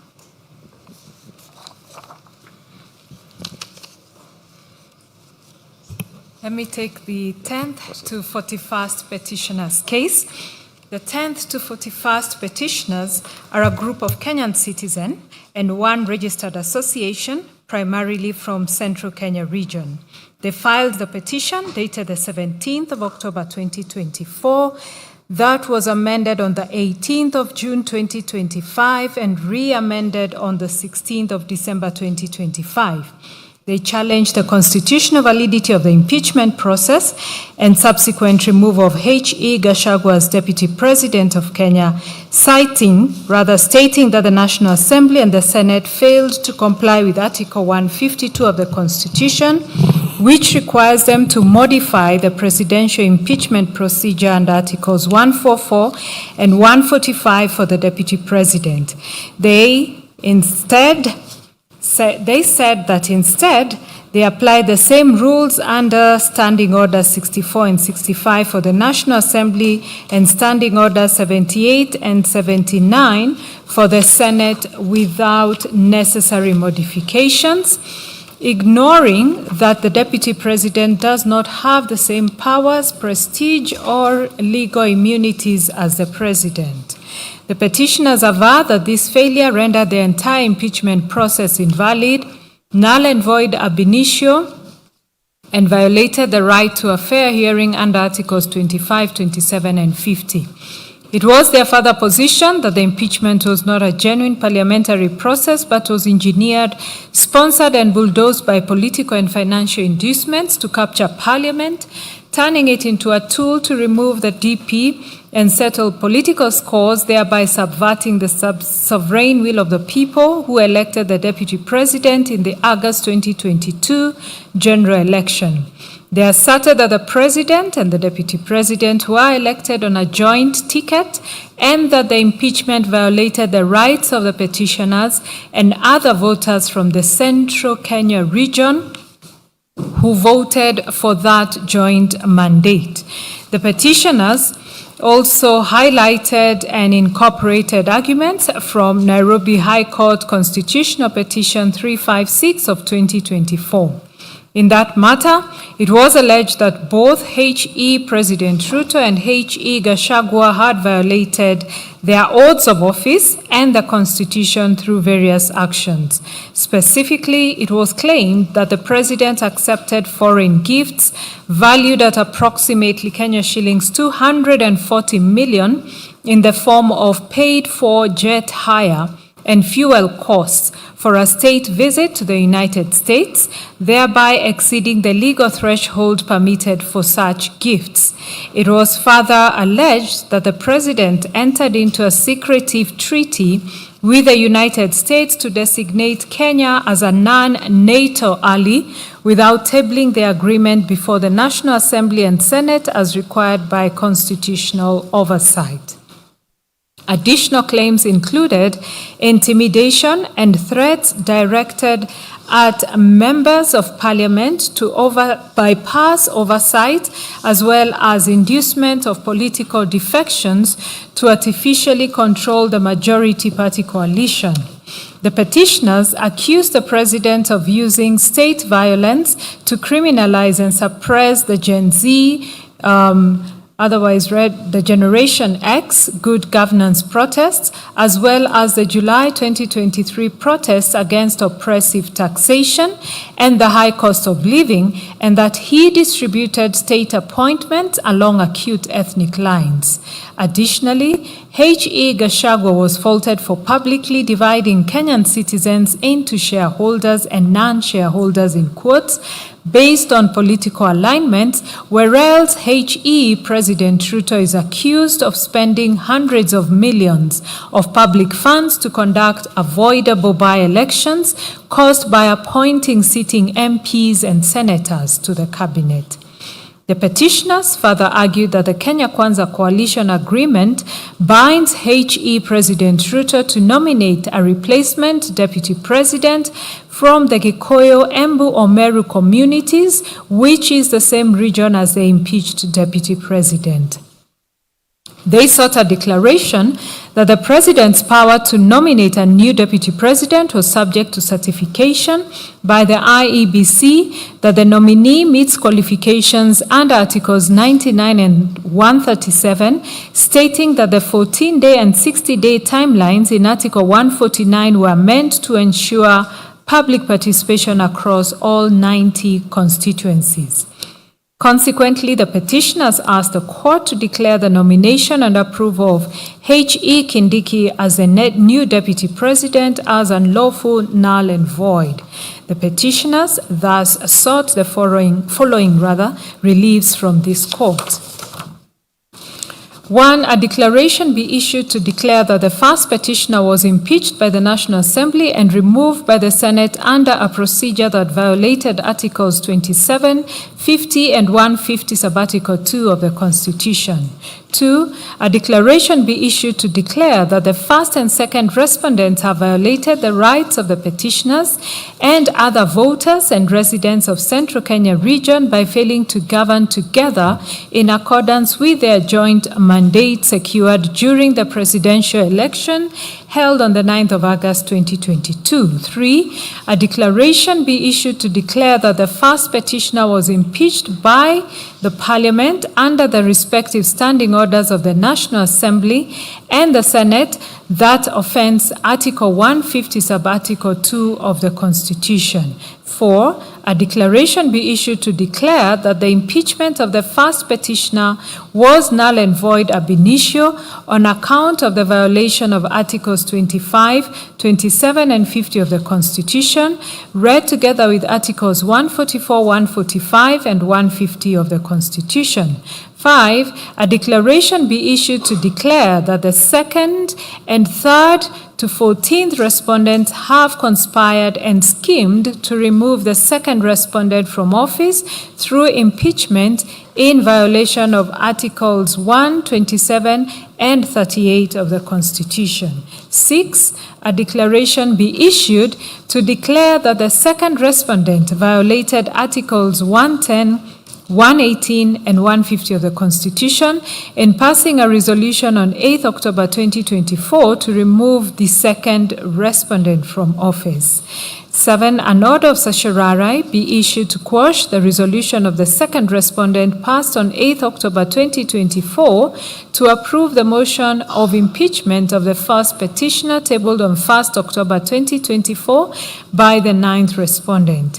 8, a declaration be issued to declare that the 6 respondents' power under Article 149 of the Constitution to nominate a person to occupy the office of the Deputy President is subject to certification by the Independent Electoral and Boundaries Commission under Articles 99 and 137 of the Constitution. 9, a declaration be issued to declare that the 14 days period prescribed under Article 149 for the President to nominate a person to occupy the office of Deputy President is to ensure compliance with Articles 10, 38, 99, and 137 of the Constitution. 10, a declaration be issued to declare that the 60 days period prescribed under Article 149(1) of the Constitution for the National Assembly to vote on the President's nomination to fill the vacancy in the office of the Deputy President is to ensure compliance with the requirement of public participation in all the 290 constituencies in accordance with Article 1, 10, 27, 38, 118, and 136 of the Constitution. 11, that by dint of Articles 1, 10, 27, and 38 of the Constitution, the first respondent is bound by the Kenya Kwanza Coalition Agreement dated the 5th of April 2022 to nominate a qualified person from either of the Gikuyu, Embu, and Meru communities to fill the vacancy in the office of the Deputy President occasioned by the impeachment of the second respondent. 12, a declaration be issued to declare that the 6th respondent's nomination and of approval, therefore, by the National Assembly of H.E. Honorable Kithure Kindiki, the second interested party herein, as Deputy President is unlawful, null and void ab initio. 13, the Honorable Court be pleased to issue an order of certiorari to quash the nomination by the National Assembly of Honorable Kithure Kindiki as a Deputy President via Gazette notice published in a special issue of the Kenya Gazette dated 18th October 2024. And 14, a declaration be issued to declare that by dint of Articles 1, 10, 27, 38, 91, and 132 of the Constitution, the citizens of Kenya from the Gikuyu, Embu, and Meru communities have a right secured by the results of the presidential election held on 9th August 2022 to have one of them to occupy the office of the Deputy President during the tenure of the first respondent as the President of Kenya. 15, a declaration be issued to declare that Standing Orders number 64 and 65 of the National Assembly Standing Orders violates Article 152 of the Constitution. 16, an order of certiorari be issued to quash Standing Orders 64 and 65 of the National Assembly Standing Orders to the extent that they apply to the Deputy President. 17, a declaration be issued to declare the Standing Orders number 78 and 79 of the Senate adopted on the 16th of June 2024 violates Article 152 of the Constitution. 18, an order of certiorari be issued to quash Standing Orders number 78 and 79 of the Senate as adopted on 16th June 2024 to the extent that they apply to the Deputy President. 19, an order of mandamus be issued to compel the National Assembly and the Senate, that is the second and fourth respondents herein, to promulgate a procedure for removal of the Deputy President by impeachment envisaged by Article 152 of the Constitution. 20, that a declaration be issued to declare that the first petitioner was impeached through a procedure that amounted to political persecution and vendetta prescribed by Articles 1, 3, 38, and 50 of the Constitution. 21, that a declaration be issued to declare that the sixth respondent engineered, sponsored, and bulldozed the impeachment of the first petitioners in a manner that amounts to abuse of power in violation of Articles 1, 3, 38, 50, and 131(2) of the Constitution. 22. Cost of the petition be borne by the first and fifth respondents.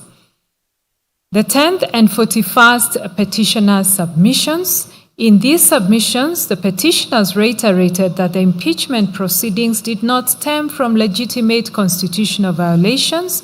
Instead, they arose directly from a severe political fallout and a politics of betrayal, in quotes, between HE President Ruto and HE Gachagua. They submitted that the impeachment motion was originally assigned to Sirisia MP, Honorable John Waluke, but however, due to his tainted image from a high-profile corruption case, Honorable Mutuse was brought in as a substitute mover to table the motion on the 1st of October 2024. The petitioners listed the following issues for the court's determination. A, whether the impeachment of H.E. Gachagua was a political witch hunt or a genuine procedure. B, whether H.E. Gachagua was impeached by the National Assembly and the Senate under a procedure that violated Articles 27, 50, and 152 of the Constitution. C, whether H.E. Gachagua was lawfully found guilty of Ground 1 of the Articles of Impeachment. D, whether the Standing Orders number 64 and 65 of the National Assembly and Standing Orders number 78 and 79 of the Senate, under which H.E. Gachagua was impeached, violate Article 152 of the Constitution. E, whether the Senate's failure to establish a special committee under Article 145(6) of the Constitution rendered the removal of H.E. Gachagua as null and void ab initio. Issue F, whether H.E. Gachagua was subjected to a lawful and fair trial by the Senate. G, whether the 1st to 11th respondents conspired or schemed to remove H.E. Gachagua from office in violation of Articles 1, Article 27, and 38 of the Constitution. On the weaponization of impeachment for political settlements, the petitioners maintained that the impeachment was completely manufactured by a political fallout rather than the genuine existence of any lawful grounds under Article 151(b) of the Constitution. That it was fundamentally unconstitutional for the executive and parliament to use the sacred device of impeachment as an administrative tool to resolve purely political disputes and vendetta. They submitted that the impeachment proceedings inside both the National Assembly and the Senate were weaponized and conducted in absolute violation of substantive and procedural provisions guaranteed under the Constitution, as well as the standing orders of both chambers. They specifically maintained that the current rules governing the process, that is, Standing Orders 64 and 65 of the National Assembly and Standing Orders 78 and 79 of the Senate, violate Article 150 sub-Article 2 of the Constitution and must be quashed. The petitioners equally submitted that H.E. President Ruto's power to nominate a replacement under Article 149 was strictly subject to certification by IEBC under Articles 99 and 137, and because the 14-day and 16-day constitutional windows under Article 149 are designed to guarantee rigorous public participation across all 290 constituencies, the rushed nomination and approval of H.E. Kindiki was unlawful. It was null and void ab initio. That rushing this process directly violated the political rights of the petitioners under Article 38. A fortiori, the petitioners argued that this court has an obligation to step in and quash the impeachment to halt an ongoing executive scheme to re-establish an imperial presidency in Kenya and they want that Parliament has become subservient and sycophantic to the executive, acting like the single-party rubber stamp parliaments of the late 1980s, which presents an existential threat, to Kenya's constitutional democracy. They restated the prayers that sought to declare the impeachment null, void, and an act of political persecution that violated Articles 25, 27, 50, and 150 of the Constitution, and orders of certiorari quashing the National Assembly's 8th October 2024 resolution approving the impeachment motion, and Gazette Notice 13401, which appointed H.E. Kindiki as Deputy President. They also sought to quash the National Assembly Standing Orders 64 and 65 and Senate Standing Orders 78 and 79 to the extent that they apply to the removal of a Deputy President and orders to compel both chambers of Parliament to promulgate a legally compliant, constitutionally envisaged procedure for removing a deputy president under Article 150, Sub-Article 2. The petitioners relied on various local authorities, including the Sonko case earlier mentioned, as well as Jirongo versus Soy Developers Limited. They also relied on foreign authorities, including Kriegler versus the Law Society of Alberta, Republic R versus Budry, R versus Campbell, R versus Reagan, all of which citations you will find in the judgment, all from the Supreme Court of Canada. Further reliance was placed on books, articles, speeches, and reports, as well as interview statement by Senator Edwin Sifuna on the Senate floor as per the Hansard of 9th October 2024 and an interview statement by H.E. Gachagua on Inoro TV. In the end, the petitioners prayed that their petition be allowed as prayed. Moving on to the 43rd petitioner's case, Mr. Morara Omoke filed a petition dated 9th October 2024 before the High Court of Kenya at Eldoret, together with a supporting affidavit sworn on the same date in his capacity as a Kenyan citizen and patriot, acting in defense of constitutionalism, the rule of law, and democratic governance. The petition challenged the constitutionality and legality of the impeachment proceedings commenced against H.E. Gachagua by the National Assembly and Senate. He contended that the impeachment process was politically motivated, defective, unconstitutional, and undertaken in violation of the sovereign will of the people expressed during the 2022 general election. His case centered on the alleged violations of Article 1, 10, 38, 47, 48, 50, 73, 75, 94, 118, 145, and 150 of the Constitution, that the impeachment motion tabled by the Honorable Motuse had not been preceded by adequate public participation, and that the MPs who appended their signatures in support of the motion failed to consult their constituents before supporting the impeachment process. He further alleged that the process of collecting signatures in support of the impeachment motion was tainted by bribery, undue influence, intimidation, and forgery of signatures belonging to some MPs. He contended that the subsequent public participation exercise conducted on 4th and 5th October 2024 was merely cosmetic and incapable of constituting meaningful public participation because it was hurried, poorly coordinated, inadequately publicized, and conducted through only one center per county and constituency.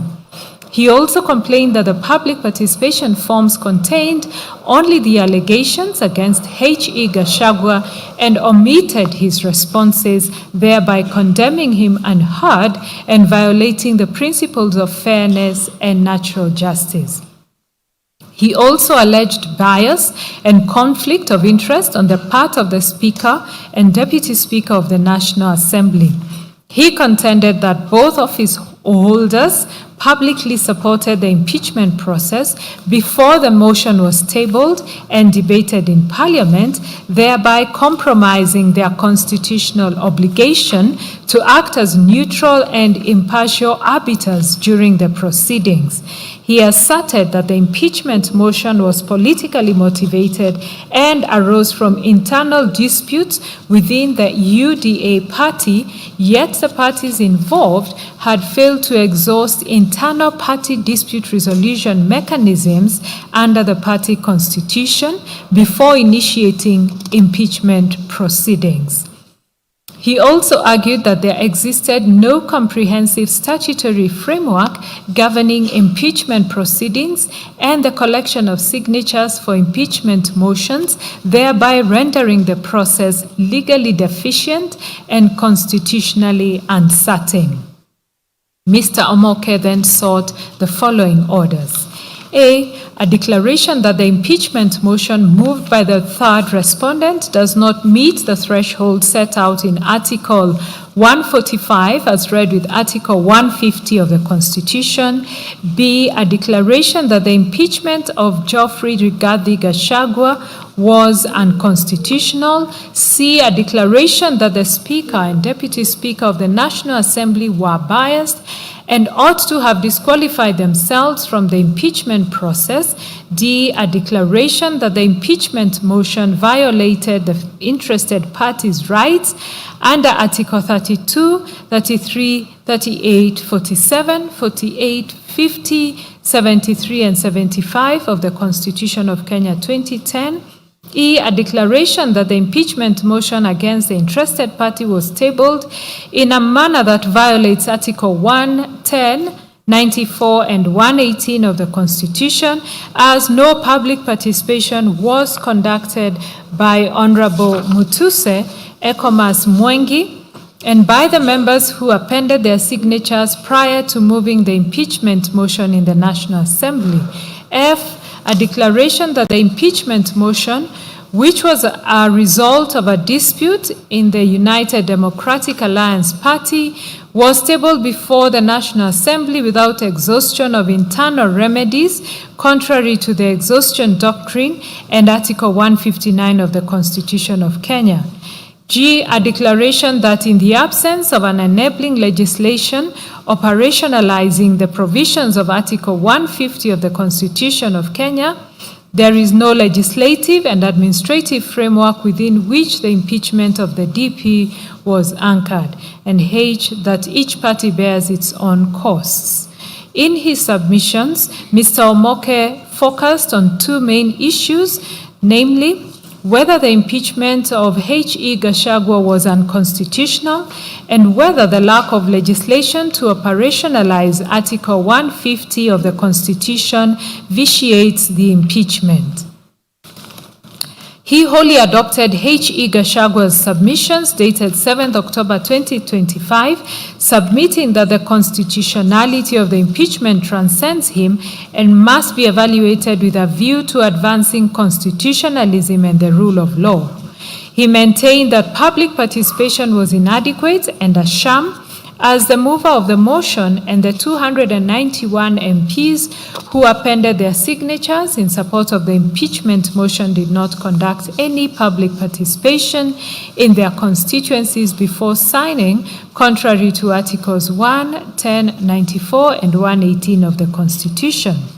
That public participation was an afterthought, and when questions arose on 1st October 2024 about whether public participation should be conducted, the Speaker directed that it be held on 4th October 2024. The advertisement appeared on 2nd October 2024, which Mr. Omoke submitted was not a genuine intention to conduct any real public participation from the outset, that the public participation form provided by the National Assembly contained only the allegations against H.E. Gachagua and conveniently left out his response, denying the public the ability to effectively weigh the grossness of the alleged violations. He submitted that public hearings occurred for only 9 hours from 8 a.m. to 5 p.m. on a normal workday, which was a Friday, meaning most Kenyans could not attend. That venues were changed on the eve of the exercise. For example, in Embu, it changed from IFAD Hall to Talent Academy, and in Nairobi, it changed from KICC to Bomas of Kenya. He submitted that in Kiambu constituency, only about 2,000 people attended in a county with over 1 million registered voters, that there was no proper coordination, and he described the situation as utter pandemonium akin to the Tower of Babel. He contended that in some areas, especially in Mount Kenya, public participation forms were faulty. There were incidents of pre-filled forms, and a vehicle ferrying pre-filled forms was torched in Nyeri County. That the National Assembly extended the exercise to the following day on the 5th of October 2024, but no proper notification was made and MPs kept away from the exercise. He added that in some constituencies like West Mugirango, the MP never opened the constituency office, and that the one center per county and one center per constituency is too deficient, as public participation should have been conducted at least at each polling station or at minimum each ward. Mr. Omoke submitted that the National Assembly neither processed, nor considered the feedback collected, and the entire exercise was a mere sham to hoodwink innocent Kenyans.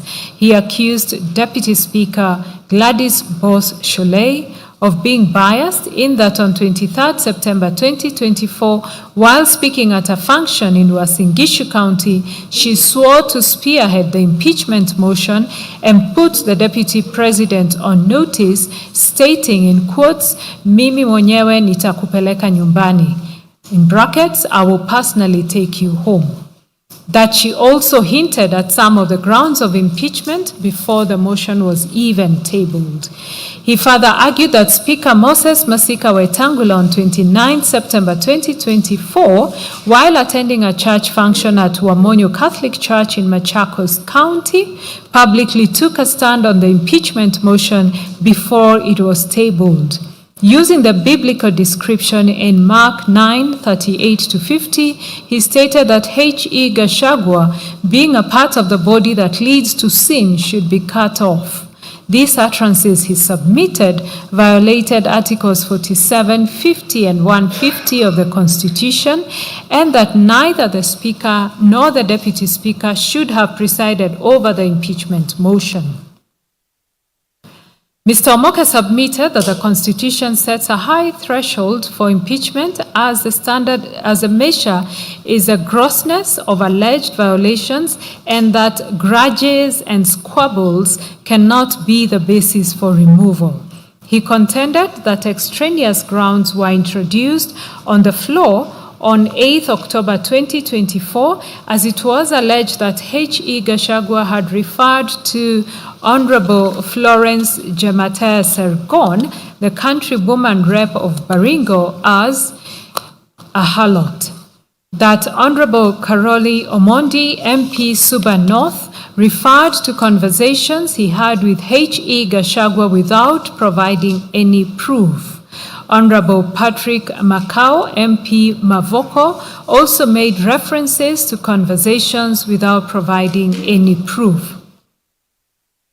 On the vote that 281 MPs supported the motion, 44 opposed, and there was one absentee, Mr. Omoke submitted that MPs abdicated their obligation to weigh the grounds against the intermediate standard of proof set by the Supreme Court in Odinga and 5 others versus IEBC and 3 others.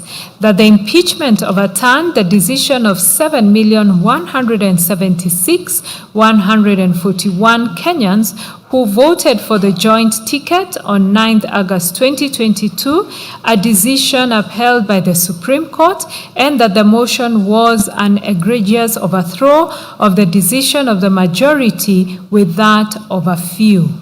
It was Mr. Omoke's further submission that no statutory legislation exists on the process of impeachment of the President and Deputy President from start to completion, as no legal framework exists on the collection of signatures in support of an impeachment motion. Therefore, there is no framework upon which the impeachment of the Deputy President was anchored. He submitted that in D and others, that is the Attorney General, this court was persuaded by Mr. Omoke, who was a petitioner therein, that the lack of legislation on signature collection and verification and on the conduct of referenda initiated the BBI process. He submitted that the same principle applies here, and that legislation is so central to the fairness of the process that the court ought to, at minimum, issue a structural edict requiring enactment of this legislation. He submitted that areas requiring legislation include initiation of the impeachment process, how Parliament is to process impeachment, particularly public participation, and the actual impeachment trial, the replacement of an impeached Deputy President, provision for judicial intervention before an impeached President or Deputy President is replaced, including grant of conservatory orders to preserve the rights of the impeached official, and expeditious hearing of petitions arising from an impeachment. Mr. Omoke saw no reason why the court could not have maintained the conservatory orders in favor of H.E. Gachagua and had the petitions within a week or two. That the discharge of the orders, followed by an immediate declaration of a public holiday for the swearing in of a new Deputy President, left a mind-boggling question on the efficacy of Article 50 of the Constitution. For these reasons, Mr. Omoke prayed for a declaration that the impeachment of H.E. Gachagua was unconstitutional, and that a declaration that the absence of legislation operationalizing Article 150 of the Constitution rendered the impeachment process of the Deputy President flawed. We look at the 44th to 48th petitioner's case. Obuli Namenya, Kennedy Kareithi Gachagua, Dennis Okumu, Simon Mushangi, and Peter Maina Kanene jointly filed the petition dated 30th September 2024 before the High Court of Kenya at Nairobi. They describe themselves as Kenyan citizens committed to constitutionalism, the rule of law, and defense of the Constitution, and that they also instituted the petition in the public interest to challenge the proposed impeachment of H.E. Gachagua as Deputy President of the Republic of Kenya. As per their petition and the supporting affidavit sworn by Obuli Namenya, the petitioners challenged the constitutionality of the impeachment process on the basis that Parliament had failed to establish a proper legal and procedural framework governing public participation in impeachment processes under Article 118 and 124 of the Constitution. The petitioners contended that neither the National Assembly standing orders nor the Senate standing orders provided mechanisms, procedures, threshold, timelines, verification methods, venues, or modalities for meaningful public participation in impeachment proceedings, thereby rendering contemplated impeachment process unconstitutional. They further argued that public participation was a mandatory constitutional prerequisite which ought to precede any impeachment process, and asserted that the 7-day timelines prescribed under Standing Orders 64 and 73 for disposal of impeachment proceedings were inadequate and unconstitutional, as they undermined effective public participation and violated the rights to fair administrative action and fair hearing under Articles 47 and 50 of the Constitution.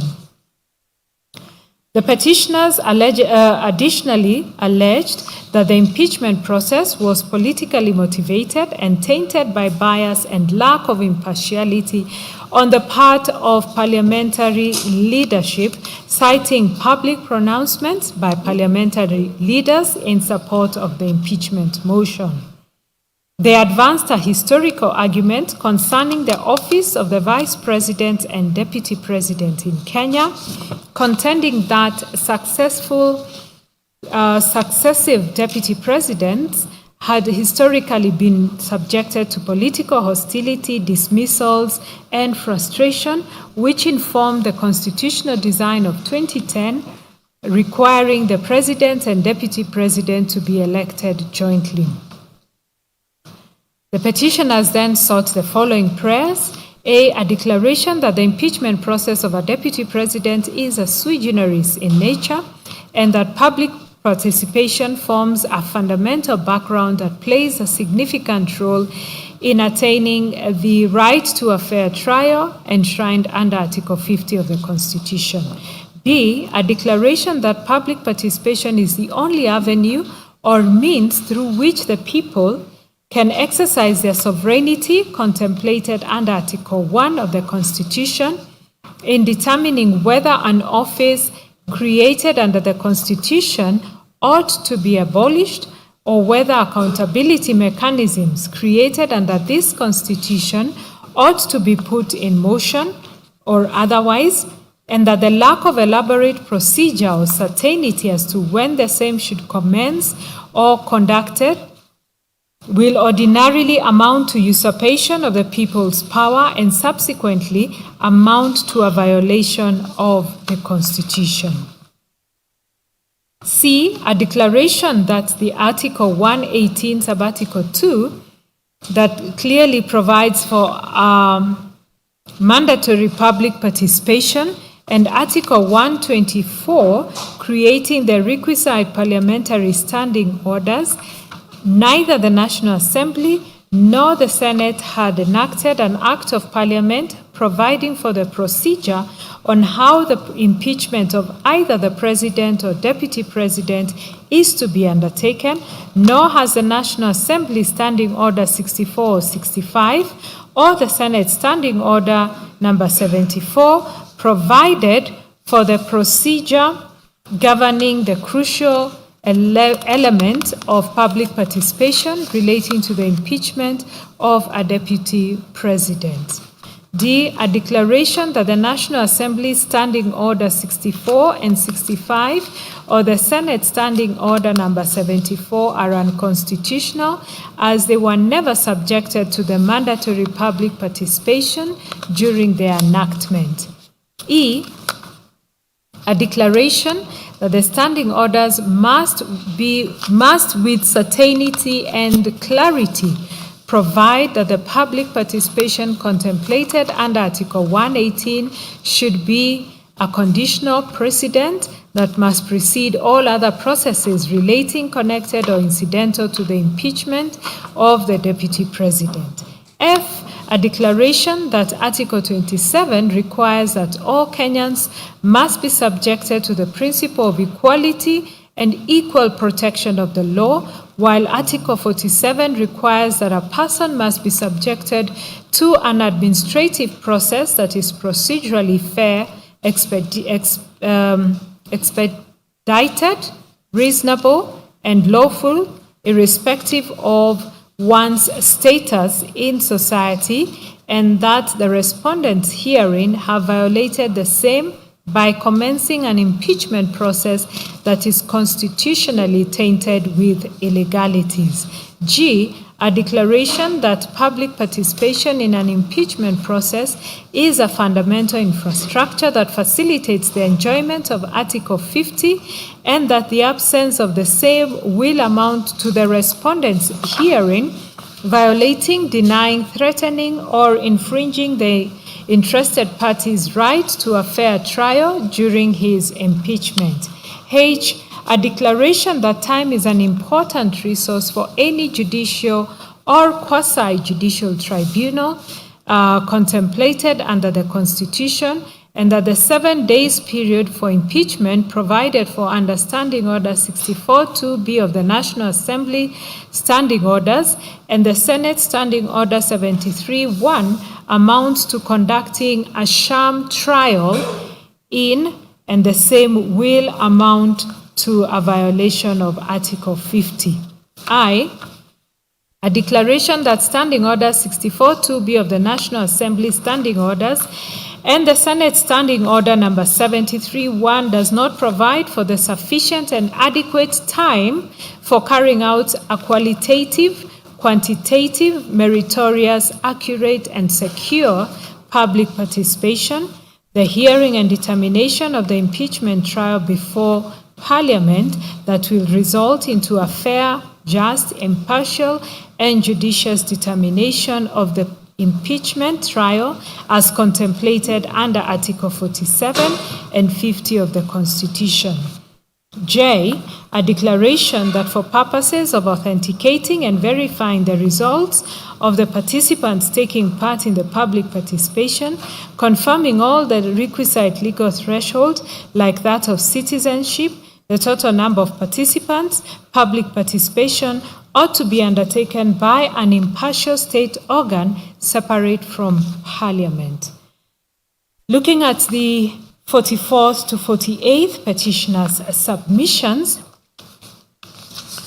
led by learned counsel Mr. Njiro Ndegwa, the petitioners focused on the constitutional architecture governing impeachment of a deputy president, submitting that the process was fundamentally flawed because impeachment is a measure of last resort, not a primary accountability tool, and that the Senate failed to apply the mandatory modification rule under Article 152, which requires that Articles 144 and 145 be applied in quote with necessary modifications to the deputy president. Mr. Ndegwa submitted that the proceedings violated fair hearing rights under Article 50, including the refusal to adjourn when the deputy president fell ill, that the process was infected with bias, irrelevant considerations, and procedural violations of the Standing Order 75, 78, and 80, and that the cumulative defects render the entire impeachment null and void. The petitioners adopted and relied on H.E. Gachagua's submissions and the Wambora principles on quasi-judicial impeachment proceedings and identified the following issues for determination: whether the impeachment of the deputy president met the constitutional threshold of a measure of last resort in light of the availability of alternative constitutional and statutory mechanisms, whether the constitutional framework governing the impeachment of a deputy president under Article 150, Sub-Article 2 was properly invoked, applied, and distinguished from the regime governing the impeachment of a president under Article 145, whether the Senate complied with the mandatory requirement to apply Articles 144 and 145 with necessary modifications as contemplated under Article 152 and Standing Order 79, whether the failure to apply the modification rule undermined the constitutional principles of sovereignty of the people, national values, and political rights, including the legitimate expectation of tenure. whether the impeachment process satisfies the constitutional and jurisprudential standards applicable to quasi-judicial proceedings as articulated in the Wambora decisions, whether the Senate's failure to comply with constitutional requirements renders the impeachment process null and void, whether the impeachment process violated the Deputy President's right to equality and equal protection of the law under Article 27, whether Parliament, in conducting the impeachment proceedings, acted as an impartial and unbiased quasi-judicial body as required by law, whether the debates and proceedings in both the Senate and the National Assembly were confined to the substantiation of the charges or were contaminated by irrelevant, extraneous, and prejudicial considerations, whether the refusal to grant an adjournment upon the Deputy President falling ill violated his right to a fair hearing under Article 50, including the right to be present and to be adequately present, to adequately present his defense, whether the Senate misapplied Standing Order 78 by proceeding under a plenary hearing without affording procedural safeguards and by improperly treating the proceedings as time-bound, whether the impeachment proceedings violated the Deputy President's right to adequate time and facilities to prepare a defense under Article 50, Subarticle 2A, and the right to be heard under Standing Order 80. Whether the Senate acted in violation of its own standing orders, including Standing Orders 75, 78, and 80, and the legal effect of such violations, whether sufficient time existed within the constitutional and procedural framework to accommodate adjournment and ensure a fair hearing, and whether failure to utilize such time rendered the process unconstitutional, whether the continuation of proceedings in light of the Deputy President's illness violated his fundamental rights to life, dignity, health, and access to justice under Articles 26, 28, 48, and the state obligations under Articles 10, 19, 20, and 21. And finally, what reliefs are available where a constitutional process is found to be procedurally and substantively defective. Learned Counsel submitted that impeachment is not intended to be a primary or convenient mechanism for addressing alleged misconduct, but rather an extraordinary remedy reserved for the clearest and most compelling cases where no other lawful avenue exists. They argued that the Constitution establishes a graduated hierarchy of accountability, beginning with civil liability, criminal prosecution, and administrative action, and only thereafter impeachment. It was emphasized that Article 143 expressly removes immunity from civil and criminal proceedings for the Deputy President, unlike the President.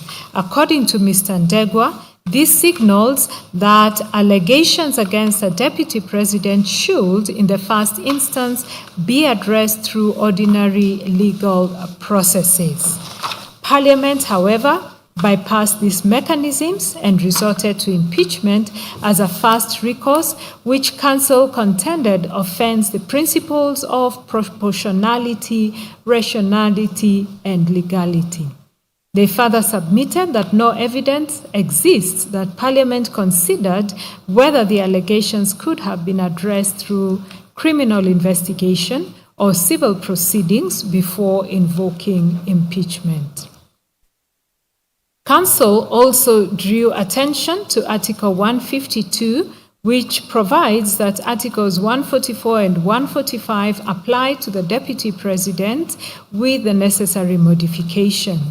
Counsel argued that this phrase is not ornamental, but a deliberate constitutional command requiring contextual adaptation of the presidential impeachment framework to the distinct office of the deputy president.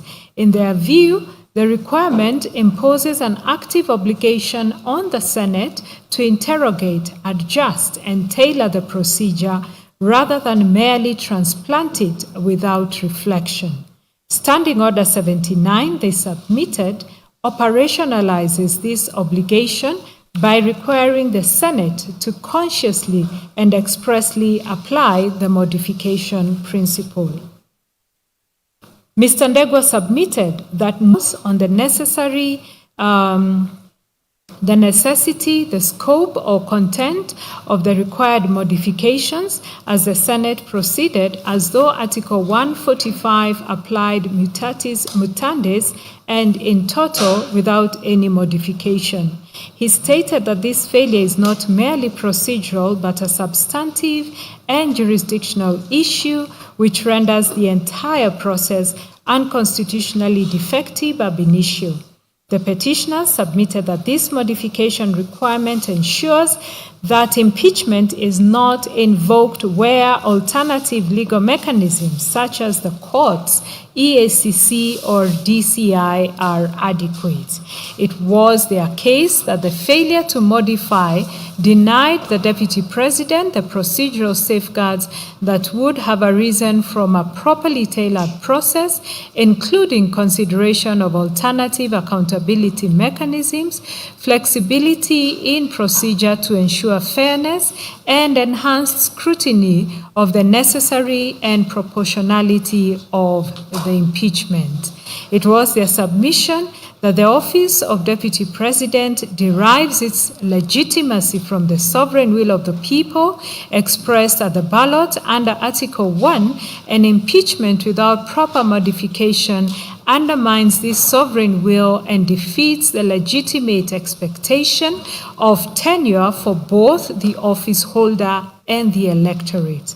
That Article 38 guarantees citizens the right to elect leaders and to have them serve their full term, subject only to lawful and constitutionally compliant removal process, and that the failure to modify the process resulted in an unjustified interruption of the people's sovereign mandate. Mr. Ndegwa submitted that the deputy president fell ill during the proceedings while actively engaged in his defense, and that this is not disputed and is recorded in the Senate Hansard. That the Senate refused to grant an adjournment, proceeding instead to a conclusion in his absence, and he submitted that this violated Article 52 on the right to adequate time and facilities to prepare a defense, and Article 52F on the right to be present when being tried, and Standing Order 80 on the right to be heard within Senate proceedings. That a hearing conducted in the absence of the principal defense participant due to verified illness cannot satisfy the conditional threshold of fairness. He stated that the Senate had sufficient procedural latitude under Standing Order 75 to adjourn without violating any constitutional timeline, but the refusal was not dictated by lack of time, but by a failure to exercise discretion fairly. The petitioner submitted that under Article 26 on the right to life, the state must refrain from actions that undermine physical well-being or exacerbate medical vulnerability, and that proceeding with impeachment during illness reduced the deputy president to a procedural object rather than a rights-bearing participant. They stated that Article 48 on the access to justice extends to all adjudicative processes, including parliamentary impeachment, and that meaningful participation requires reasonable accommodation and denial of adjournment rendered and denial of an adjournment rendered access to justice illusory. They also submitted that the test for bias is objective and whether a reasonable and informed observer would apprehend bias, and that senators acknowledged imperfections in the case but still voted to impeach, which demonstrated bias. They urged the court to address the impeachment process as a whole, not in fragments, noting that the petitioners have demonstrated cumulative defects, including failure to apply the modification rule under 152, absence of impartiality and presence of bias, reliance on irrelevant and extraneous considerations, violations of fair hearing rights, misconstruction of the constitutional and procedural framework, and breach of Standing Order 75, 78, and 80. They submitted that individually, each defect is serious, and collectively, they reveal a process that is constitutionally unsound from inception to conclusion. That Article 165(3)(d) Roman 2 vests the High Court with jurisdiction to determine whether anything done under constitutional authority is inconsistent with or in contravention of the Constitution. They contended that this court is not being invited to interfere with parliamentary politics, but is being invited to perform its core constitutional function as guardian of legality and fundamental rights, and where Parliament acts within constitutional bounds, the court defers, but where it acts outside those bounds, the court must intervene, not as an intruder, but as a constitutional necessity. As such, the petitioners urged the court to find that impeachment was not a measure of last resort when ordinary legal mechanisms were available and bypassed, that the Senate failed to apply the mandatory modification rule under Article 152, rendering the process unconstitutional ab initio, that the refusal to adjourn during illness violated Articles 50, 26, 28, and 48, that the proceedings were infected with bias and irrelevant considerations, and that the cumulative defects render the impeachment null, void, and of no legal effect. They then prayed that their petition be allowed in entirety. I will then take over from the 51st petitioner's case. Karen Wambui Mwangi, the 51st petitioner, in the consolidated petitions, filed a petition dated 26th of September 2024 before the High Court of Kenya at Milimani as a public-spirited Kenyan citizen and a defender of the Constitution. Ms. Mwangi contended that the impeachment process was unconstitutional, unlawful, and politically motivated. She relied on public statements allegedly made by Honorable Didmas Baraza and Honorable Gladys Poshole in September 2024, indicating that the impeachment of H.E. Gachagua had already been predetermined, and further referred to a motion by Honorable Danson Mungatana expressing displeasure with the conduct of His Excellency Gachagua. Ms. Mwangi asserted that the allegations leveled against his H.E.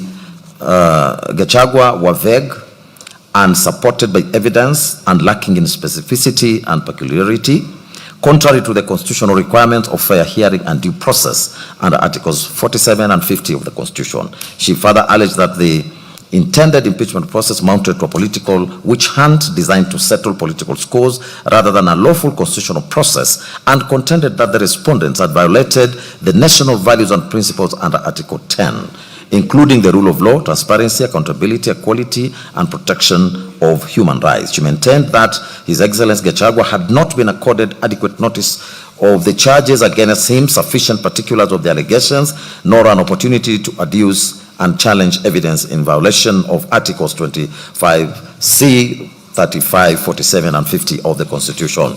As such, she sought for the following orders. A declaration that within the purview of Articles 25C, 35, 47, and 50 of the Constitution of Kenya, a person facing impeachment proceedings under Article 150 is entitled to be informed substantially with peculiarity and specificity and supported with evidence the grounds of impeachment before the commencement of the impeachment proceedings by the National Assembly and Senate. B, conservatory orders do issue against the respondents, restraining them from a collection of signatures in support of a motion to impeach His Excellency Rigathi Gachagua, lodging any motion and or carrying on proceedings seeking to impeach the Deputy President of the Republic of Kenya, the interested party herein. See, an order of compensation enshrined and provided for under Article 23A of the Constitution of Kenya, made up of damages as shall be assessed and quantified by the petitioner, general damages, cost of the petition, and any other relief. The 51st petitioner neither filed any written submission nor attended the physical highlighting of submissions. In respect to the 54th petitioner's case, Emmanuel Elijah Otieno was the 54th petitioner in the consolidated petitions.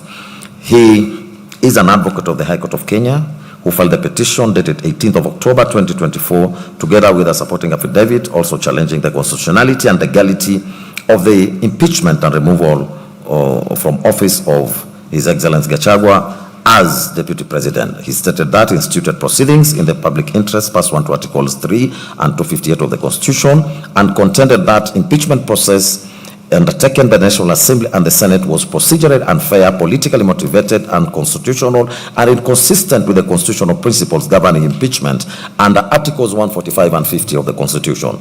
He maintained that impeachment was a constitutional mechanism intended to promote accountability and good governance and not a tool for settling political disputes or managing political differences among leaders. He challenged the legality of public participation process and the fairness of the proceedings before the National Assembly and the Senate, and the substantive threshold applied in removing His Excellency Gachagua from office. He contended that the National Assembly failed to conduct meaningful and constitutional compliant public participation as required under Articles 10 and 118 of the Constitution and Section 5 of the Fair Administrative Actions Act. Mr. Otieno stated that the public participation exercise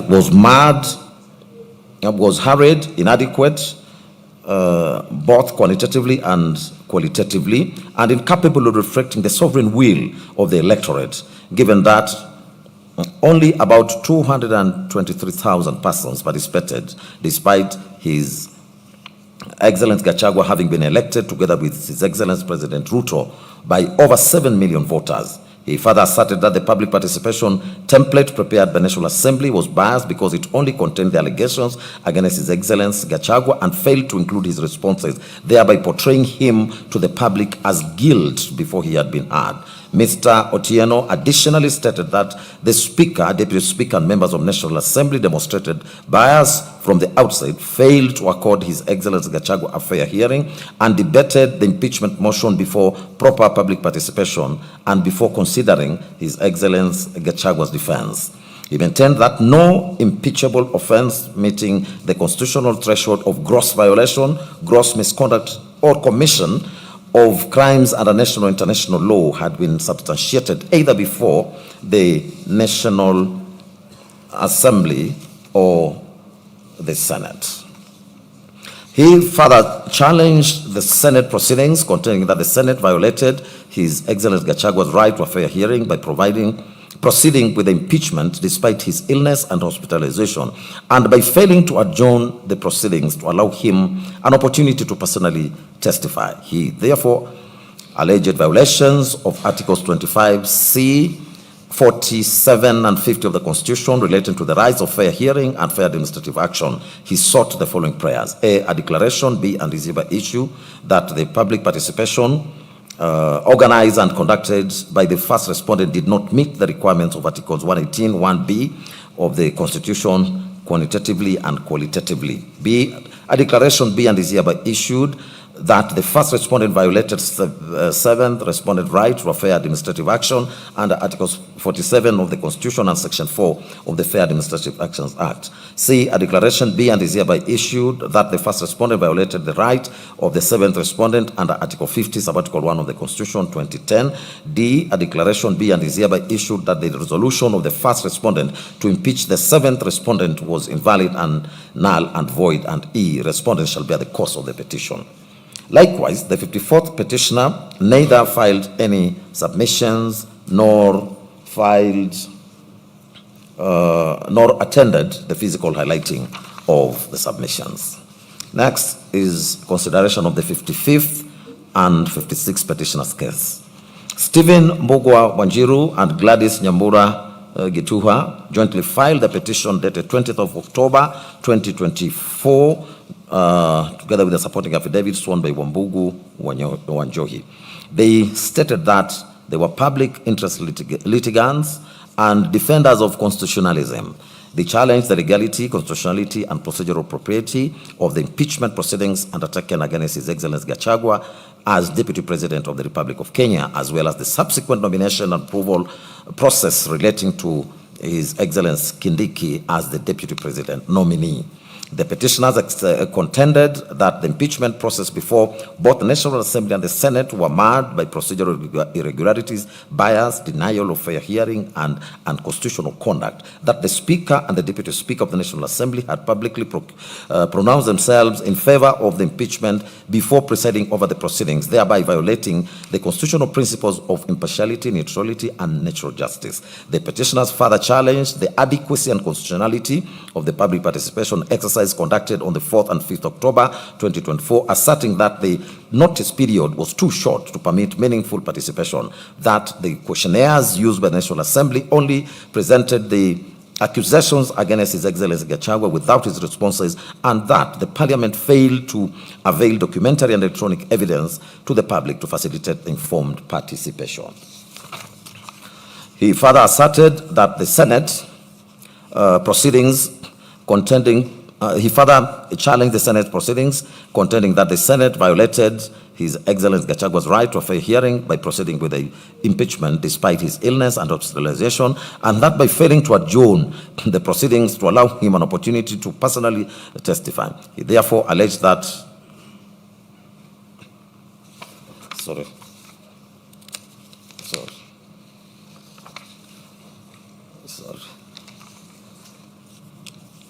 Sorry, I had repeated that bit, but I'll proceed from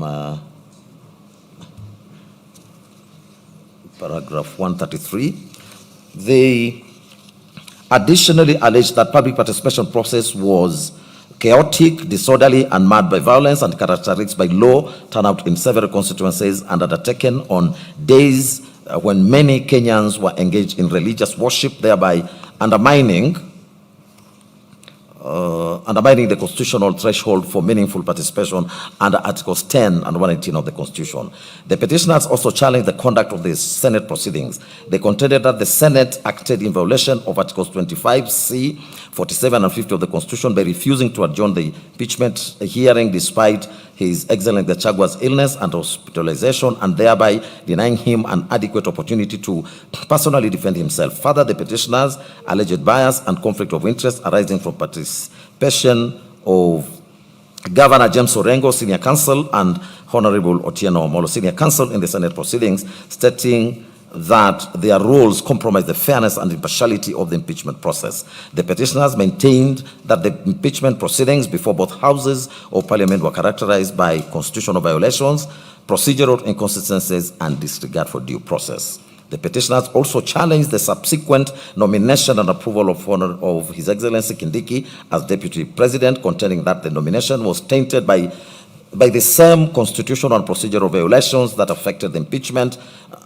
process and was therefore null and void. As such, sought the following prayers: a declaration that the grounds of impeachment laid in the special motion dated 24th of September 2024 did not meet the constitutional and legal threshold for impeachment of a deputy president. That a declaration do issue that public participation exercise conducted on the 4th and 5th of October was flawed and incapable of meeting the constitutional standards required for such processes, and the outcomes of this flawed participation do not reflect the will of the people and cannot be considered a legitimate basis for advancing the impeachment motion. See, a declaration that the impeachment process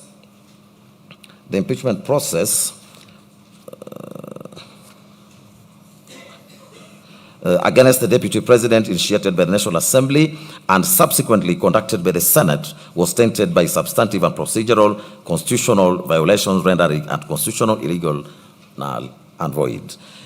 D, an order nullifying the impeachment of the Deputy President as the process was marred by procedural irregularities, bias, conflict of interest, and a violation of the right to a fair hearing as guaranteed under Article 50 of the Constitution.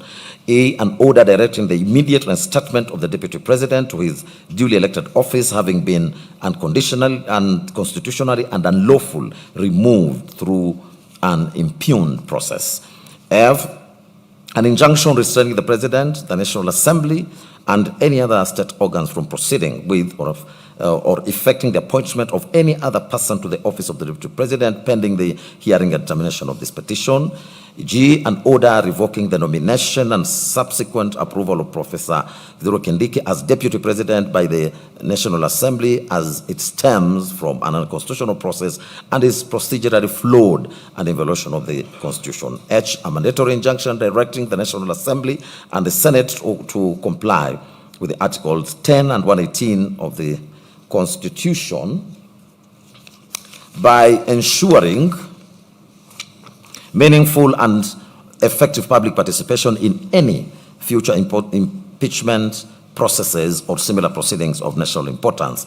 I, declaration that the participation of Governor James Orengo, Senior Counsel, and Honorable Otieno Molo, Senior Counsel, in the impeachment proceedings violated the principles of impartiality and fair hearing and constituted a conflict of interest that compromised the integrity of the impeachment proceedings. J, an order awarding the petitioner cost of this petition, and K, any other orders or reliefs. The 55th and 56th petitioners did not file any written submissions, and they also did not turn up at the hearing. The 57th petitioner was Edwin Gekonge, and he filed the amended petition dated 23rd of October 2024 before the High Court of Kenya at Mombasa, together with their supporting affidavit on the of the same date. He stated that he is a law-abiding citizen, human rights defender, and a public-spirited litigant acting in his own interest and in the interest of citizens of the Republic of Kenya. The petition challenged the constitutionality of the impeachment proceedings undertaken against His Excellency Gachagua as Deputy President, as well as the subsequent nomination and approval of His Excellency Kindiki as the Deputy President. He stated that the impeachment proceedings before the National Assembly and Senate violated Articles 10, 32, 47, 48, 50, 145, and 150 of the Constitution. He stated that the public participation process conducted on the 4th and 5th of October 2024 fell below the constitutional threshold of effective, meaningful, and inclusive public participation. The petitioner asserted that the notice period for the public participation exercise was too short, that the exercise was limited to county officers instead of constituency level, and that the extension of the exercise to 5th of October 2024 was ineffective because the notice was issued on the very day of participation and coincided with a Sabbath day of worship for the Seventh-day Adventists, thereby excluding members of the faith from meaningful participation. He further alleged that the exercise was marred by confusion, violence, inadequate information, early closure of centers, and generally low participation, thus violating Articles 10 and 118 of the Constitution. He also challenged the legality of the Senate proceedings on the ground that His Excellency Gachagua was denied a fair hearing contrary to Article 50 of the Constitution. He contended that although the first petitioner had fallen ill and was unable to continue participating in the proceedings, the Senate declined to adjourn the hearing and proceeded to vote on the impeachment charges in his absence. Mr. Gekonge stated that Article 145 of the Constitution did not prescribe rigid timelines that could override the constitutional right to a fair hearing, and that the Senate failed to apply the necessary constitutional modifications contemplated under Article 150 in impeachment proceedings relating to a deputy president. He further maintained that the evidence presented before the Senate did not attain the constitutional threshold required to establish gross violation of the Constitution, gross misconduct, and serious reasons to believe that His Excellency Gachagua committed crimes under national law. Mr. Gekonge also challenged the legality and constitutionality of the nomination and approval of His Excellency Kindiki as Deputy President, stating that the constitutional timelines under Article 149 contemplated meaningful public participation and adequate vetting before approval of a Deputy President nominee. He contended that His Excellency Kindiki remained a state officer serving as Cabinet Secretary at the time of nomination and had not formally resigned, thereby rendering him constitutionally disqualified under Article 137 and Sections 23 and 24 of the Elections Act. The petitioner further challenged the role of IEBC, contending that the commission was not properly constituted and therefore incapable of lawfully confirming the qualifications of the nominee. Mr. Gekonge sought the following orders. A declaration that the modalities put in place by the first respondent in respect of the public participation forums that were scheduled for the 4th and 5th October 2024 regarding the special motion failed below the threshold of a proper, effective, and meaningful public participation as envisaged under Article 10 of the Constitution. B, a declaration that the public participation process on the 5th of October 2024 was unconstitutional for failure to provide sufficient notice and in violation of the freedom of religion under Article 32. C, a declaration that the impeachment process against the first interested party undertaken by the first and the second respondents was unconstitutional and did not meet the requirements set under Articles 145 and 150 of the Constitution of Kenya. D, a declaration that the impeachment process as against the first interested party undertaken by the first and the third respondents was unconstitutional as it violated Article 50 of the Constitution of Kenya in terms of providing a fair hearing. E, a declaration that the impeachment proceedings of the first interested party taken by the first and third respondent was unconstitutional, void for failing to meet the evidential threshold of the impeachment of a deputy president under Article 150, Subarticle 1B.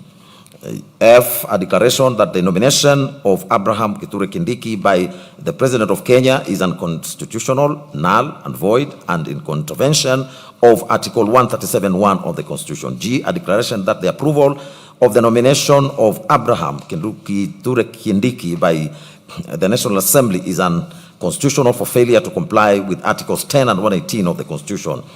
H, a declaration that the approval of the nomination of a deputy president by National Assembly under Article 149 of the Constitution must include public participation in every constituency. I, a declaration that the approval and nomination of Abraham Kithure Kindiki by the National Assembly is unconstitutional as Abraham Kithure Kindiki had not resigned as a state officer. J, a declaration that the independent, that IEBC at the time of nomination of Abraham Kithure Kindiki was not properly constituted to approve or confirm the qualification of Abraham Kithure Kindiki under Article 137(1) of the Constitution. K, a declaration that IEBC had violated Article 149 of the Constitution by confirming that Abraham Kithure Kindiki was qualified to stand as a member of Parliament as per Article 137(1) of the Constitution. L, any other orders as the court may deem just. Mr. Gekonge likewise did not file any submissions. In respect of the 50th, the 52nd and the 53rd petitioners, that is John Njomo, Clarence Eboso, and Wanjiru Mwangi, their petitions were withdrawn from the consolidated proceedings on the 7th November 2024, as well as on the 16th of May 2025. On the 7th interested parties case and submission, that is Kituo cha Sheria, it appeared as the 7th interested party in these proceedings and filed a replying affidavit sworn on the 15th of April 2026 by Dr. Wambua Kituku, who is its executive director, as well as written submissions of even debt.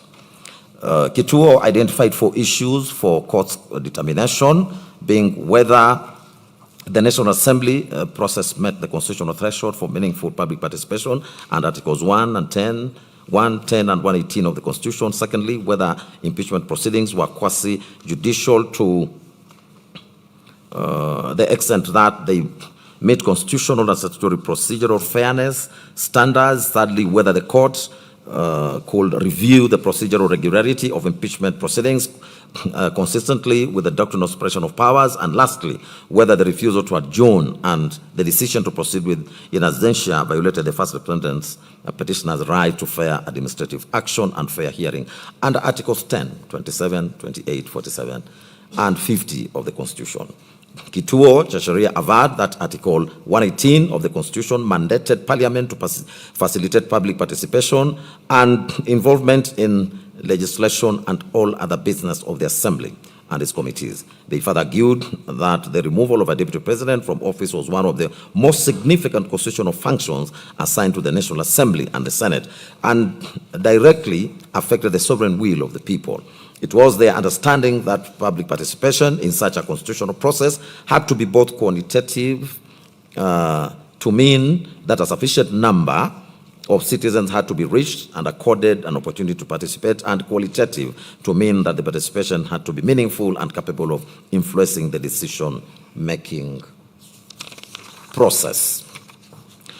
Kituo further averred that the one-day public participation notice given by the Speaker of National Assembly and the National Assembly itself was inadequate to reach a substantial portion of the Kenyan population, particularly ordinary citizens who relied on accessible and localized communication channels. They deposed that the said notice did not necessarily reasonably reach rural communities, citizens without access to national media, citizens relying on vernacular radio stations, and those who depended on local public fora for information. It stated that National Assembly reduced 290 potential local hearings to only 47 hubs for public engagement forums, including venues such as Kiambu Social Hall, Gatundu, Nakuru ASK Shule, and Tomorrow College, thereby drastically limiting accessibility and diluting representation.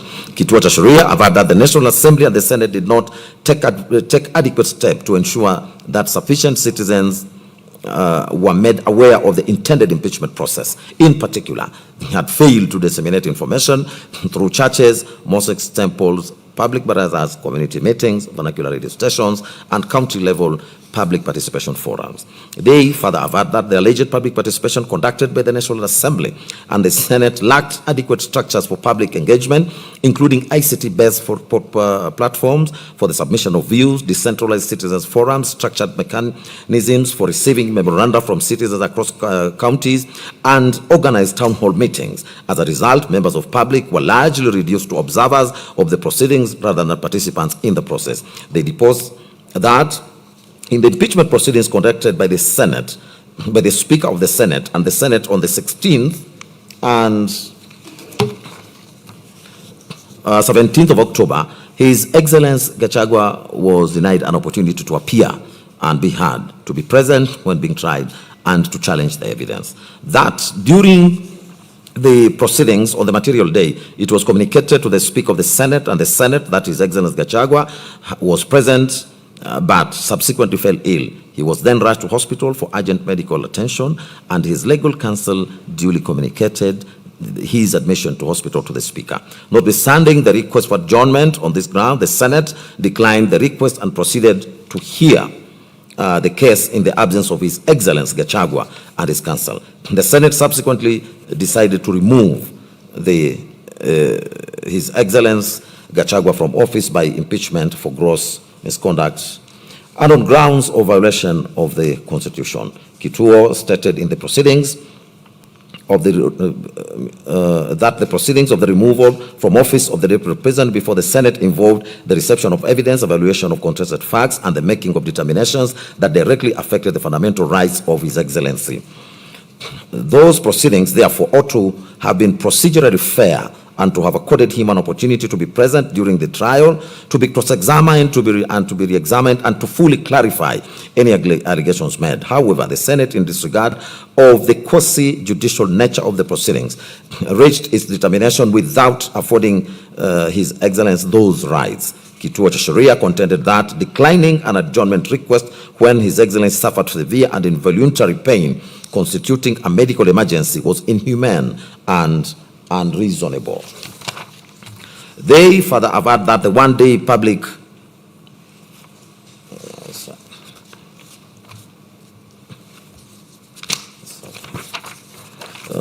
it was further averred that the Senate, as a state organ, was bound to follow the Constitution and to observe, respect, protect, promote, and fulfill His Excellency Gachagua's rights. That upholding the impeachment as conducted set a dangerous precedent by normalizing procedural shortcuts in constitutional processes and weakened safeguards meant to protect constitutionalism and the respect for the rule of law. The absence of cross-examination in the present case was, in his view, a novel and serious procedural omission that contravened national values and principles of governance, including good governance, integrity, transparency, accountability, fairness, human dignity, equality, social justice, inclusiveness, equality, human rights, non-discrimination, and protection. They expressed their belief that the court had a solemn duty in interpreting the Constitution to adopt a purposive and progressive approach that advanced good governance, constitutionalism, accountability, and the public interest. They further averred that the determination of the petition would provide critical guidance on the constitutional standards applicable to future impeachments of holders of the offices of the Deputy President and the President, and that it must therefore reinforce rather than dilute the public participation threshold and fair hearing protections. Kituo submitted that the standard for public participation envisaged under Article 118 was meaningful participation and not tokenism, and that it had to be assessed on reasonableness and meaningfulness and meaningful opportunity, considering the nature and the impact of the decision.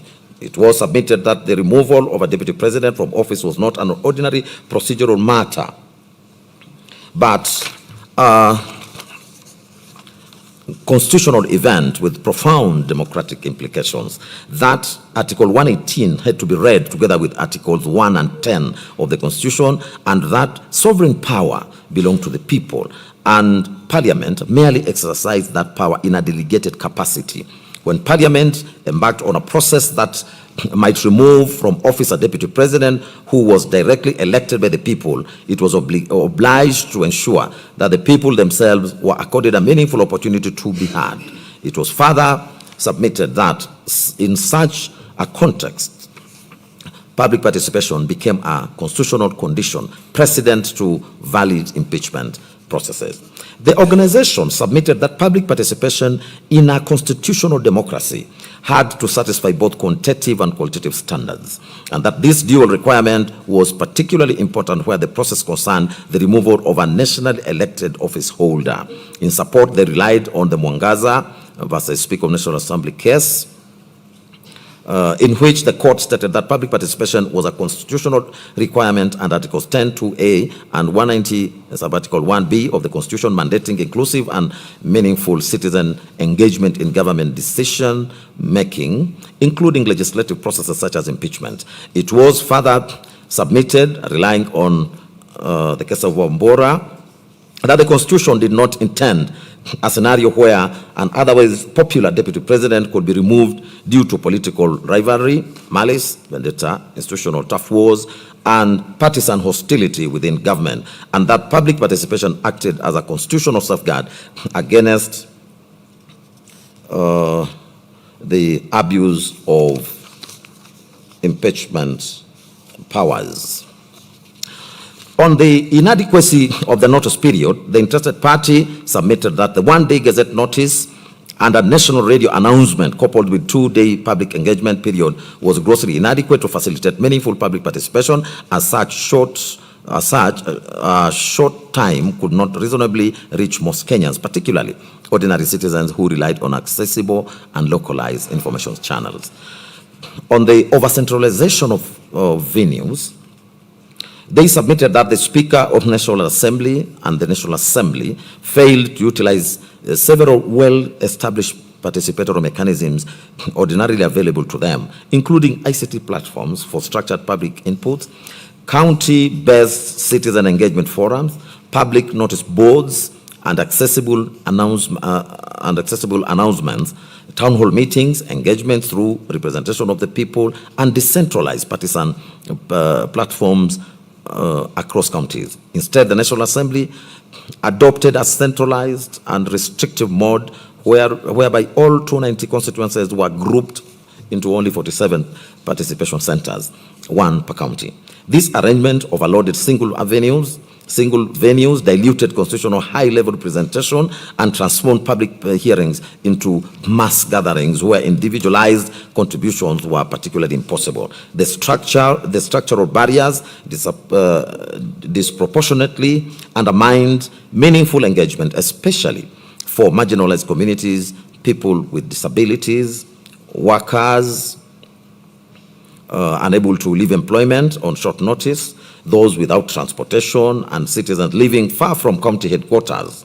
It was submitted that a process of this gravity required decentralized, not consolidation of engagement forums. On the rigid and non-deliberative format of engagement, they submitted that the National Assembly employed a highly structured and restrictive model of engagement in which parliamentary clerks read out the charges, provided a general explanation of the processes, attendees were given limited time to offer their views, and those views were recorded in a pre-designed format for compilation. That format did not allow robust deliberation, did not permit cross-examination of claims, and did not facilitate informed submissions on the constitutionality or factual basis of the impeachment. It was submitted that public participation had to be interactive and not merely a formalistic exercise. On the inadequacy of the online submission mechanism, they submitted that the National Assembly's website provided template forms where citizens could tick boxes indicating support or opposition to the impeachment, but those forms offered only binary choices, allowed no uploading or supporting documentation, and permitted no opportunity for dialogue or nuanced analysis. This reduced public participation to checkbox voting rather than substantive constitutional engagement. They acknowledged in their submissions that the standard required was not perfection but reasonableness. However, reasonableness is in a matter of this magnitude required the Speaker of the National Assembly and the National Assembly to have actively mobilized public awareness through non-public convergency points such as churches, mosques, temples, public barazas, national radio stations, vernacular broadcasting stations, and other accessible civil forums. The failure to which those avenues significantly restricted the reach of the notice and consequently diminished participation. The process was submitted to have been conducted on an extremely short notice, centralized into two venues, and structured in a rigid and non-deliberative manner, and procedurally shallow through form-based engagement, all of which demonstrated a failure to meet constitutional standards and calling into question the validity of the impeachment of His Excellency Gachagua. It was further submitted that the removal of a deputy president from office was not merely an internal matter of parliament, but a matter of national constitutional significance affecting the democratic will of the electorate, the integrity of the executive structure, the political stability of the Republic of Kenya, and the sovereignty of the people, and that accordingly the electorate had to be accorded an opportunity to participate in a process that sought to overturn their democratic choice. Kituo cha Sheria submitted that even where Parliament acted within its constitutional mandate, when it undertook a process that received and evaluated evidence and reached determinations adverse to rights, reputations, and the tenure of office, it was obliged to meet minimum content on procedural fairness. It was submitted that the Senate proceedings bore all the hallmarks of a quasi-judicial trial from pleadings, evidence, contested facts, adverse finding to a grave sanction in the form of removal from office. And that Articles 47 and 50 of the Constitution and the Fair Administrative Actions Act 2015 therefore applied with full force. Impeachment of a national executive was not a mere political debate, but a structured constitutional trial with legal standards burdened with reputational, civil, and democratic consequences, which made the rights to be present, to cross-examine, and to be re-examined all the more imperative. It was submitted that Article 50, read together with Article 25C of the Constitution, and that scored that fair trial rights were non-derogable in substance, relying on Stephen Odede versus Court Marshall, in which the court confirmed that the right to a fair hearing and right and fair trial ought not to be unduly impeded, and that a trial body had to be circumspect in purporting to limit and take away such crucial right, since Article 25C specifically provided that there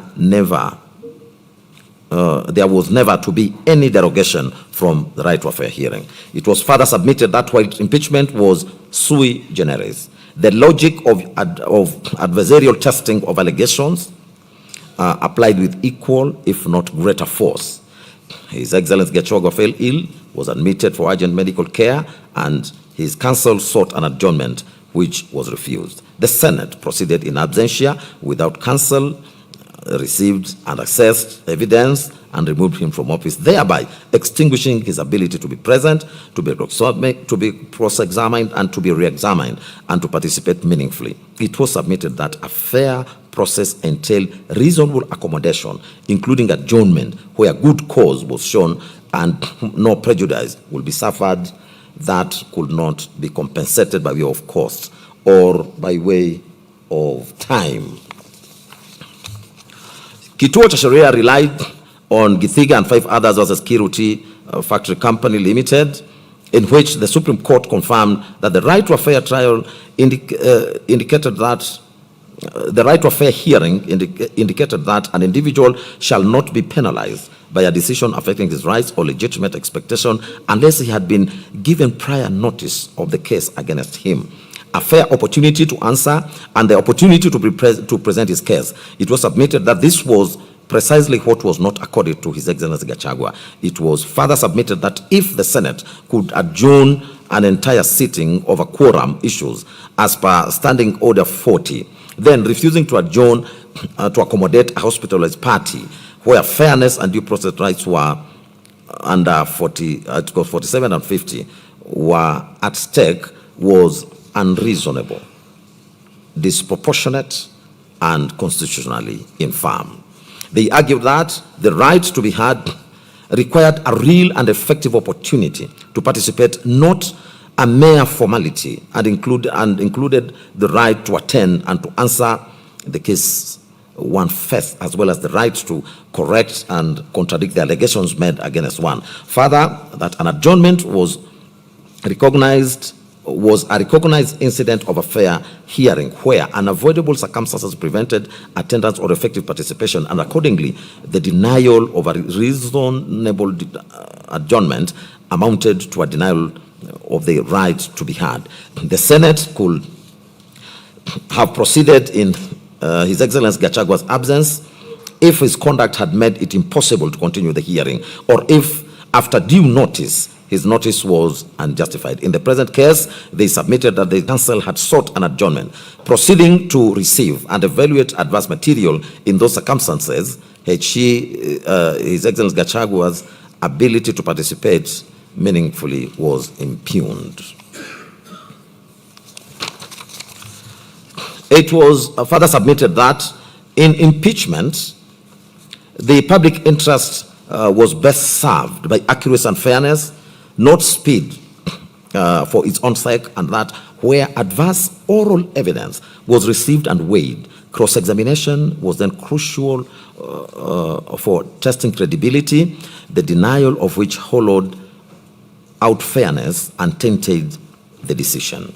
It was submitted that the expedition could not cannibalize fairness, and that Articles 10, 47, and 50 demanded reasonable accommodation, especially where a short adjournment would have cured the prejudice occasioned by a medical emergency. Kituo cha Sheria submitted that courts had emphasized committee and institutional respect, and that impeachment was principally a political and constitutional accountability process, but that Parliament had not been insulated from judicial scrutiny where constitutional requirements were breached. Relying on the Mwangaza case, Kituo cha Sheria recalled the court's pronouncement that impeachment was an invaluable safeguard against impunity and an abuse of office that had to be jealously protected and must not be allowed to become an avenue for fighting political proxy wars or resurrecting ballot box contestations. The court further stated that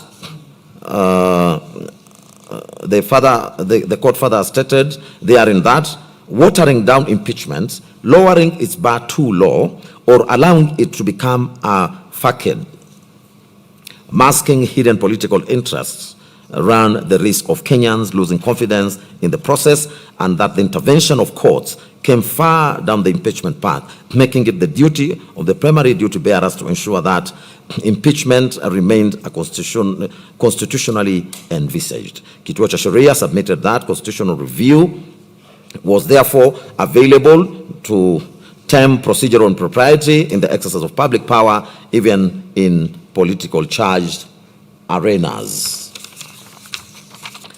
Further reliance on the relying on the Wambora case, Kituo cha Sheria recalled the Court of Appeal's statement that the process of removal lay entirely in the County Assembly, wherein it was initiated, and the Senate, wherein it was concluded, but that the court might only come in when necessary to confirm that the process had been properly followed as laid down in the Constitution and the statute. Accordingly, they submitted that the question before the court was not how the Senate should have voted, but whether it had obeyed the Constitution in getting there. It was submitted that Article 10 of the Constitution bound all state organs whenever they applied or interpreted the Constitution, or enacted, applied, or interpreted any law, or made or implemented public policy decisions, and required good governance, integrity, transparency, accountability, human dignity, equality, social justice, inclusiveness, equality, human rights, and non-discrimination. An impeachment that shut out the subject's presence, cross-examination and re-examination, especially in a medical emergency, subverted human dignity, equality of arms, and accountability, and was thus unconstitutionally infirm. Kituo cha Sheria was not asking the court to supervise the National Assembly and the Senate debate or to substitute their judgment, but only to ensure that in reaching their determination, the constitutional procedures were observed.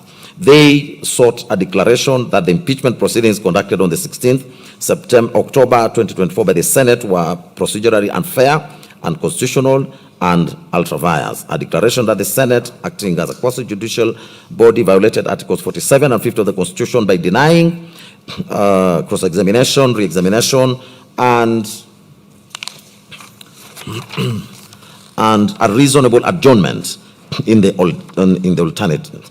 A reasonable adjournment. In the alternative, if the court was minded to preserve the proceedings, an order of remit directing the de novo hearing before the Senate in strict conformity with constitutional and statutory fair hearing requirements, including presence, representation, examination, disclosure, and reasonable determination, and such other orders as the court may deem fit to vindicate the Constitution and the public interest in a lawful, rational, and fair impeachment process.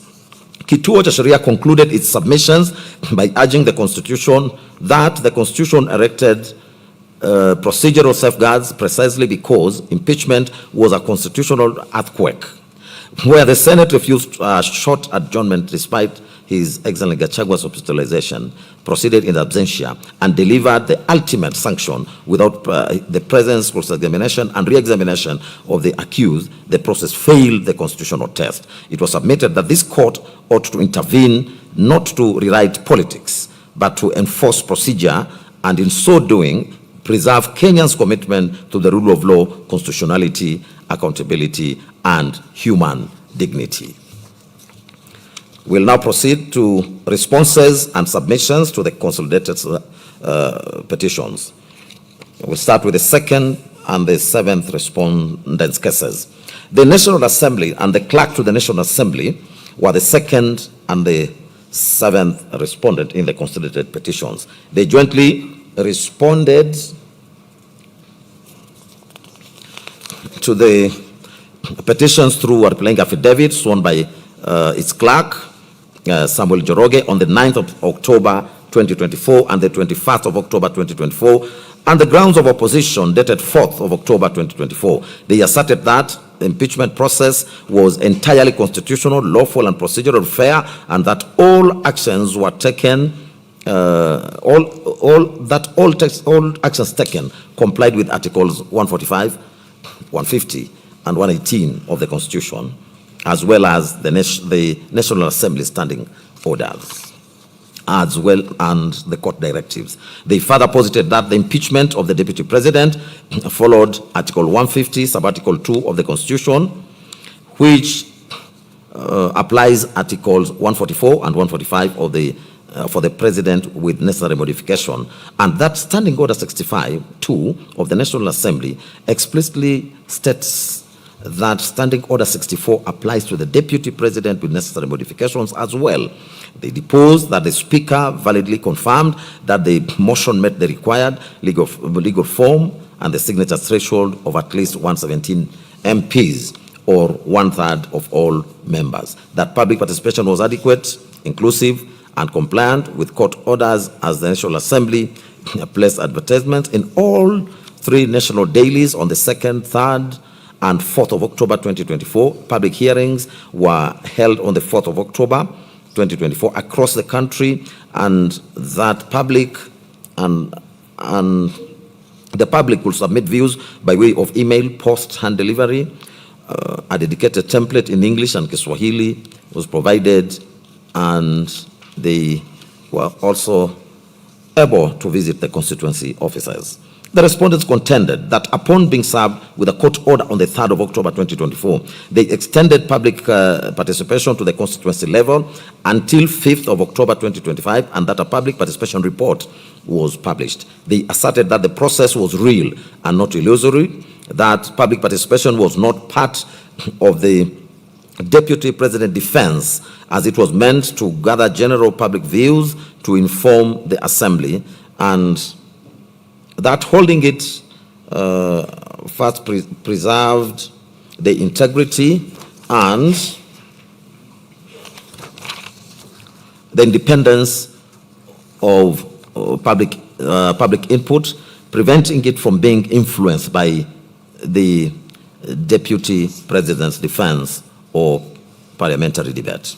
The respondents maintained that the Deputy President still received his full right to be heard during the debate on the 8th of October 2024, where he appeared in person with his legal team. The respondents further claimed that one of the petitioners, Honorable Jane Jerry Maina, closed her Kirinyaga County Women Representative Office during public participation exercise, despite parliamentary officers being deployed there. Further, they reliably learned that the closure was directed by the woman representative herself, since she was vehemently opposed to the impeachment. The respondents averred that she cannot then benefit from her own actions that obstructed the public participation exercise.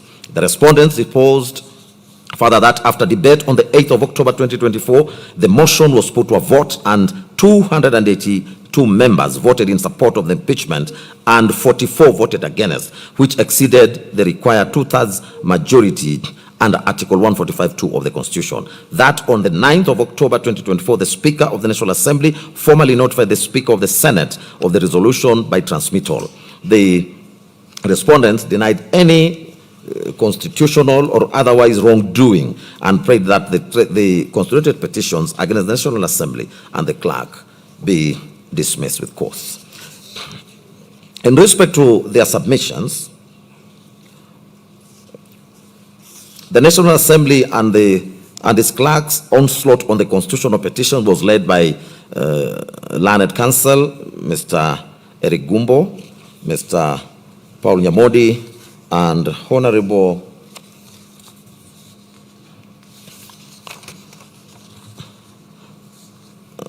Gitonga Murugara. They identify the following issues for this court's determination.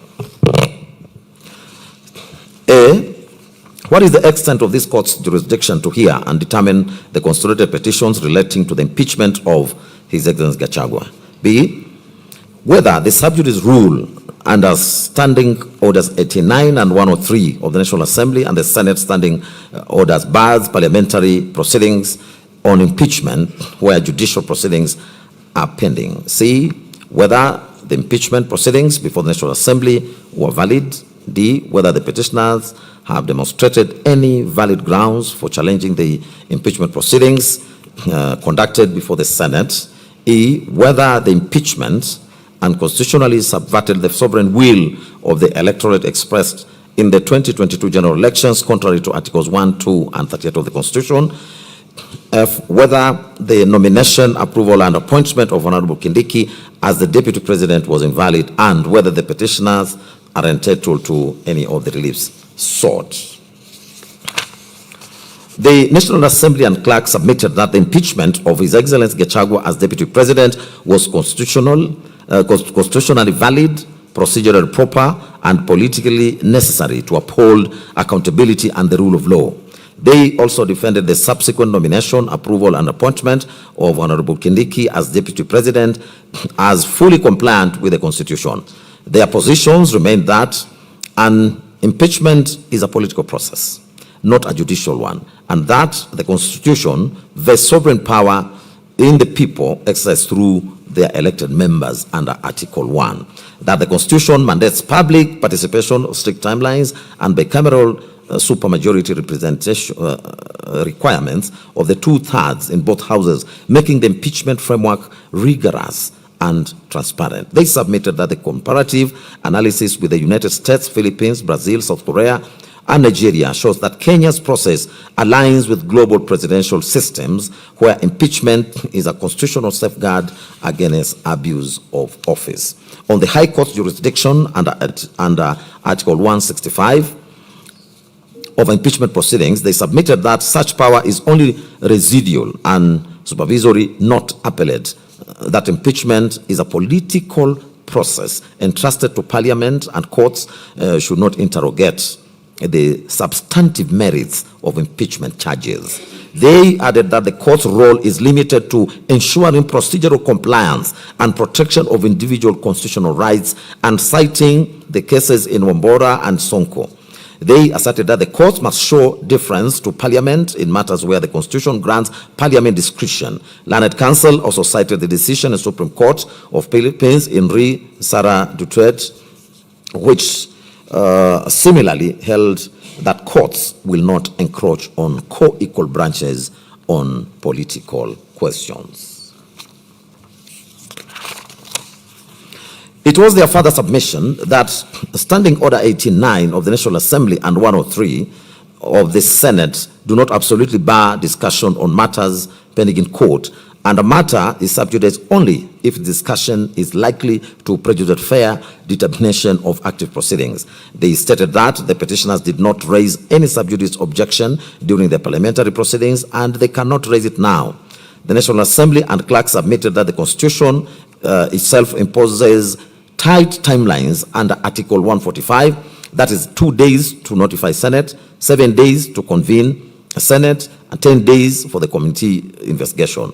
They contended that impeachment is urgent as prolonged proceedings will cause political uncertainty and undermine governance. The standing order were a legitimate excess of parliamentaries' power under Article 124 to regulate its internal affairs, and that timelines are constitutionally anchored and not subject to judicial invalidation, as was held in Mbarak Issa Kombo's case. It was their further submission that public participation was adequate as the National Assembly issued notices in the Kenya Gazette, national newspapers, news website, and social media on the 2nd, 3rd, and 4th of October 2024. Public hearings were held at county and constituency levels, including compliance with Justice Mwongo's order on constituency level participation, and 223,083 citizens submitted views, which they stated was an unprecedented level of civic engagement. Further, that the public views the public views template was provided in English and Kiswahili. Submissions were received orally, in writing, and electronically. They also submitted that the constitutional standard is reasonableness, not perfection, and that the Supreme Court and Cabinet Secretary for National Treasury and Planning and 4 others versus Okoit and 52 others held that timelines must be considered when assessing public participation adequacy. They submitted that His Excellency Gachagua's response was not required to be circulated, was not required to be circulated simultaneously, as the public role is to express views, not adjudicate, and that allegations of violence, intimidation, and poor organization were unsubstantiated, and that isolated incidents do not vitiate an entire process. They also submitted that public participation report was submitted in Parliament and recorded in the Hansard, which is a valid parliamentary record. They stated that the impeachment motion was properly particularized and set out 11 detailed grounds with specific particulars, and that these grounds met the threshold set in the Wambora's case of being serious, substantial, weighty, with clear nexus and precise constitutional provisions. That the motion was supported by 282 MPs, which was well above the 2/3 requirement of 233 MPs, and that the Deputy President was accorded a fair hearing as he received prior notice of the charges. He filed his written response and appeared in person with counsel, and he was given 2 hours to address the National Assembly. The National Assembly and the clerk also submitted that His Excellency Gachagua's defense was considered and debated before the vote, and that the 2/3 gender principle does not invalidate Parliament, as Articles 97 and 98 on the composition of Parliament have been fully complied with. On the 2/3 gender principle under Article 81B, it was submitted that this was an aspirational provision to be achieved progressively, not a condition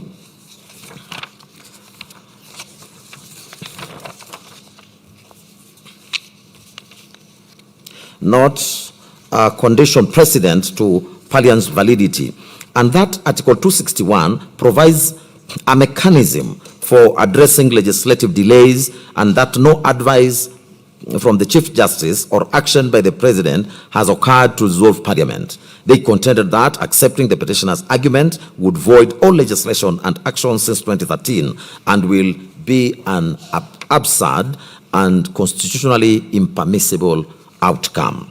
On the allegation of bias against the Deputy Speaker, they submitted that allegations were unproven, and further that the Deputy Speaker only performed administrative and procedural functions and that she did not vote. Further, no recusal motion was raised during the proceedings. They stated that the test for bias is objective, as stated in the Supreme Court in Rawal and others, and that the threshold had not been met in this matter. Council added their voice to the position that the Senate handled the impeachment hearings by hearing the charges in plenary, since Article 145, Subarticle 3A, mandates the Senate to convene and hear such charges. That Article 145, Subarticle 3B, uses the word may, and therefore the appointment of special committee was discretionary and not mandatory, and the semicolon and in Article 145, Subarticle 3, do not convert the discretionary power into a mandatory obligation. They reiterated that the Senate motion to appoint a special committee on the 9th of October failed, as it was not seconded, and the Senate then properly proceeded in plenary. They relied on the Supreme Court court and Sonko case that confirmed that for governors, the Senate may proceed in plenary or by a committee, and that the same applies to the Deputy President.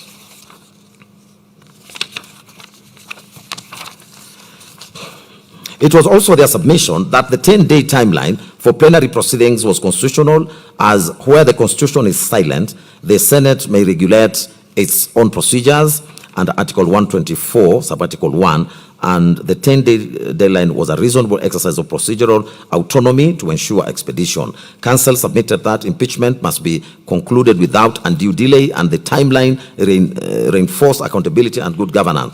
It was their father's position that His Excellency Gachagua received a fair hearing in the Senate, as he was represented by counsel throughout.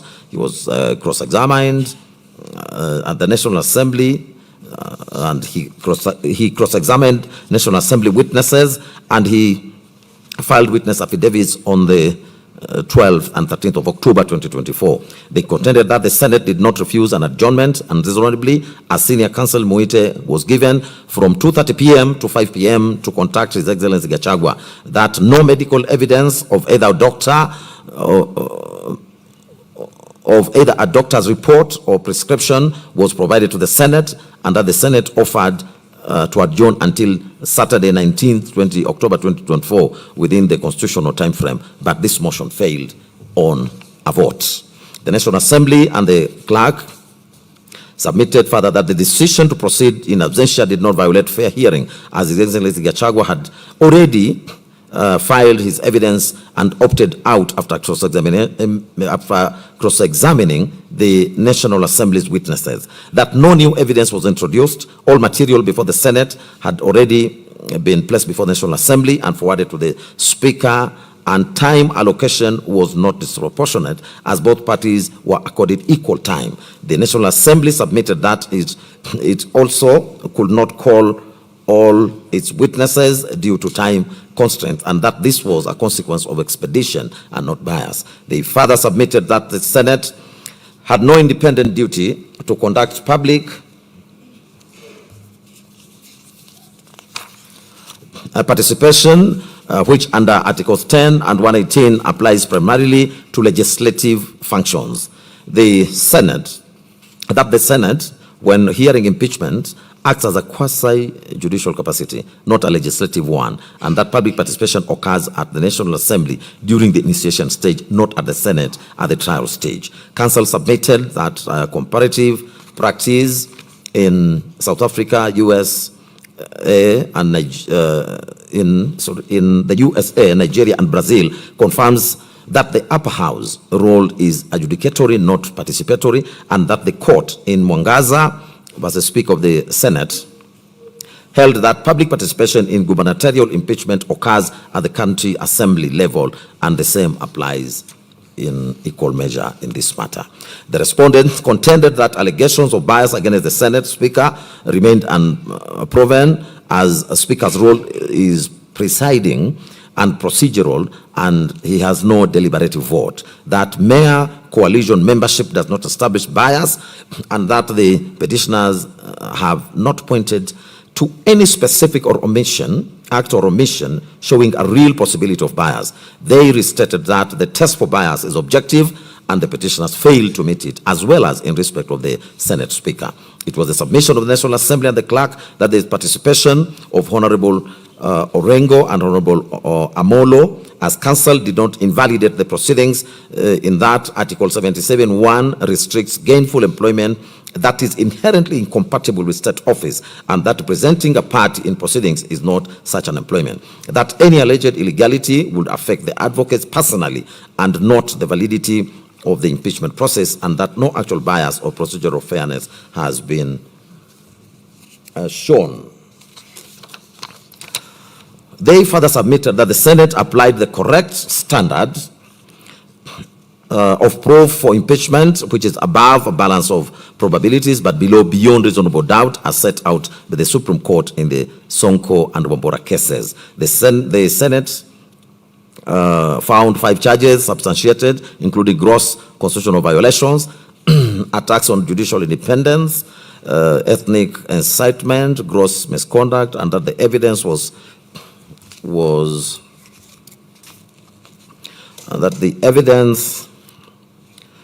substantial and credible, including His Excellency Gachagua's own public admissions. Learned counsel submitted and urged that the court should not undertake a merit review of the Senate findings.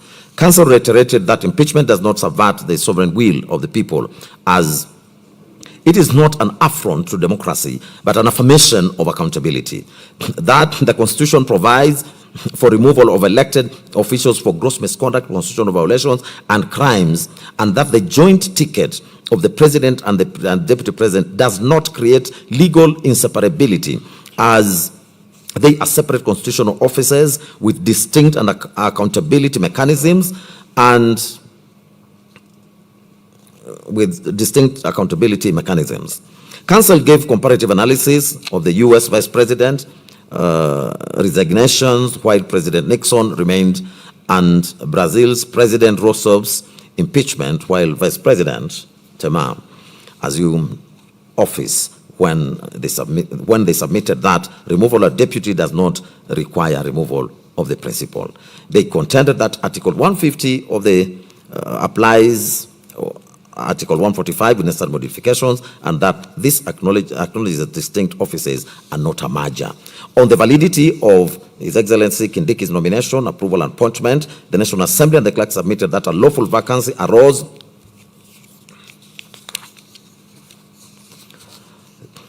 by operation of law under Article 145(7), as the impeachment was valid.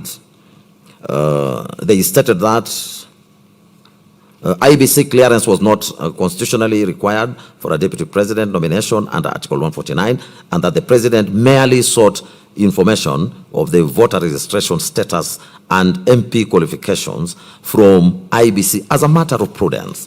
Council submitted that IBC Secretariat acted within administrative mandate by providing information which is not commission-led constitutional function. Council referred this court to the Supreme Court advisory opinion in IBC versus AG 2025, where it drew a distinction between commission-led functions such as boundary delimitation and secretariat administrative functions, including the day-to-day operations. They submitted that providing information falls within the latter. It was their submission that His Excellency Kindiki met constitutional qualifications for appointment, as he is a Kenyan citizen by birth, qualified to be an MP and nominated by a political party, UDA, thus satisfying Article 137 as read with Article 148, and that his party membership was properly documented with the register of political parties. They contended that allegations of misconduct during His Excellency Kindiki's tenure as Cabinet Secretary were mere allegations, and that no judicial or quasi-judicial finding of culpability exists, and that the court in International Center for Policy and Conflict and 5 others versus AG, reported 2013, held that unproven allegations cannot disqualify a candidate. That holding a cabinet secretary position did not disqualify him under Article 77, as this provision prohibits gainful employment that creates a conflict of interest, but does not bar a state officer from seeking elective office. Council submitted that disqualification for holding state office is governed by Article 137, sub-Article 2B, that requires resignation 6 months before a general election. But it is not applicable to a midterm vacancy, which process under Article 149 is sui generis. The National Assembly submitted that the voting process complied with Article 149(1), which requires the National Assembly to vote on the nomination, which is an electoral determination by plenary, not an approval process requiring committee vetting. That the Speaker correctly distinguished between appointive officers subject to committee approval and the elective process of Deputy President and Article 149(1). It was argued that the Public Appointments and Public Appointments in brackets Parliamentary Approval Act and the Standing Order 45(3) do not apply to this sui generis constitutional process, and that the Supreme Court entrusted a Society for Human Rights Alliance versus Matemo and 3 others held that where the Constitution provides a specific procedure, statute cannot add to or amend it. It was also their position that no public participation was required for the nomination under Article as Article 149, Sub-Article 1, does not prescribe public participation, and that the nomination and approval is an executive-led elective process, not legislative business, under Article 118. That it will be incongruous to require more process for a mid-term vacancy than a general election, where the ticket is approved by popular vote without prior public hearings. For the aforementioned reasons, the National Assembly and the clerk urged the court to dismiss all relief sought in the with the council submitting that no constitutional violations had been proved. The impeachment was procedurally regular and substantively justified. Damages are not automatic, as no breach had been established, and awarding damages would punish Parliament for performing its constitutional duty. That pension and retirement benefits are for honorable retirement, not for removal by impeachment, and that quashing the resolution and nullifying His Excellency Kindiki's appointment will create a leadership vacuum and constitutional chaos. Council thus urged this court to dismiss the constitutional petitions with cost to them, find that the impeachment of His Excellency Gachagua was lawful, constitutional and procedurally proper, and that the nomination, approval, and appointment of His Excellency Kindiki as Deputy President was valid and constitutional, and that the court should decline to grant any of the relief sought by the petitioners. On the third and fourth respondents' cases, the Speaker of the Senate and the Senate, who are the third and the fourth respondents respectively, challenged the consolidated petitions through the affidavit sworn by Jeremiah Nyegenye, who is the clerk of the Senate and secretary to the Parliamentary Service Commission. The affidavit was deposed on the 21st of October 2024. From the outset, it was their case that under Articles 93(1), 96, Sub-Article 4, and 145 and 150 of the Constitution, the Senate is mandated by with the role of considering the impeachment of a deputy president. They asserted that process is guided by the National Assembly's Standing Order 64 and 5, which dictates the procedure for introducing and supporting an impeachment motion. To that end, it deposed that on the 1st of October 2024, Honorable Mutuse introduced a motion in the National Assembly seeking the removal of His Excellency Gachagua on the basis of 11 grounds, including gross violations of the Constitution, undermining, devolution, attacking independence of judges, committing economic crimes, and publicly subordinating the president. It was their position that the National Assembly conducted extensive public participation from 2nd to 5th of October 2024 and formally approved the motion on the 8th of October 2024. Following the approval, the Speaker of the National Assembly notified the Speaker of the Senate of the resolution in a letter received on the 9th of October 2024, which included the motion, electronic evidence, relevant Hansard reports, public participation, advertisement, and reports, and court orders.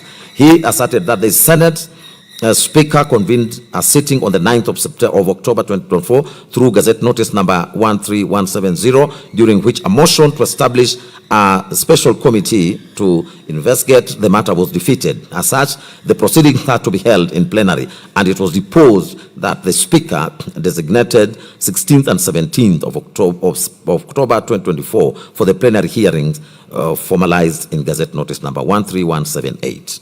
Speaking to the fairness in the process, the clerk deposed that on the 9th of October 2024, the Senate served an invitation to His Excellency Gachagua and the National Assembly to appear to submit witness details and evidence. It was the case that on the 14th of October 2024, His Excellency Gachagua indicated his presentation by Mrs. Swanya and company advocates and filed his response to the allegations alongside supporting evidence. They stated that the plenary hearings commenced on the 16th and 17th October 2024, and after the National Assembly concluded its case on the 17th of October 2024 at 1:15 p.m. His Excellency Gachagua, lead counsel Mr. Paul Muite, senior counsel, informed the Senate at 2:30 p.m. that his client was missing and had been taken ill. It was pointed out that after suspending the proceedings until 5 p.m. Counsel requested an adjournment to 22nd October. He stated that a substantive, subsequent procedural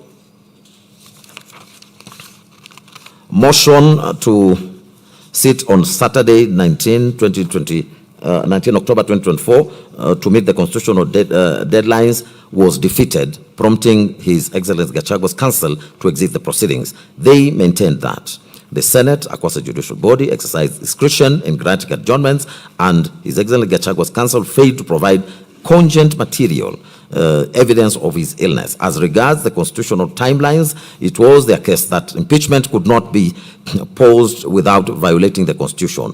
They refuted the claim that the trial occurred in absentia since His Excellency Gachagua had actively participated through his advocate's opening statements, cross-examination, and the National Assembly's witness and filing of the respective witness affidavits. In challenging the claim that the public participation was not conducted, the Senate and the Speaker stated that an order of the High Court in Kerugoya did not mandate the Senate to conduct public participation, as the Senate functions exclusively as a trial chamber akin to a court. In conclusion, it was disposed that the Senate voted on the impeachment charges, where 5 charges comprising ground 1 on gross violation of the Constitution, ground 4 on undermining the independence of judges, ground 5 fidelity to the oath of office, ground 6 on crimes under national cohesion, and ground 9 on gross misconduct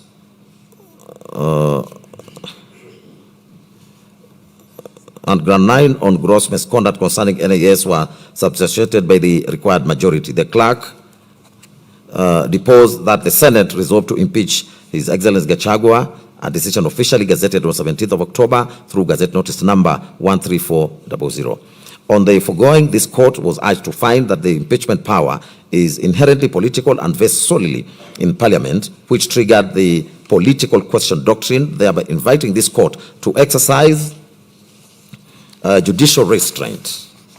Ultimately, the Speaker of the Senate and the Senate prayed that the petitions be dismissed with cause. The third and fourth respondents filed submissions dated for the 24th of April 2026, and they were highlighted by their legal team led by Professor Tom of Gender Senior Counsel, Mr. Edwin Mukele, Ms. Mercy Thanji, Ms. Opola, and Honorable Hilary Sigei.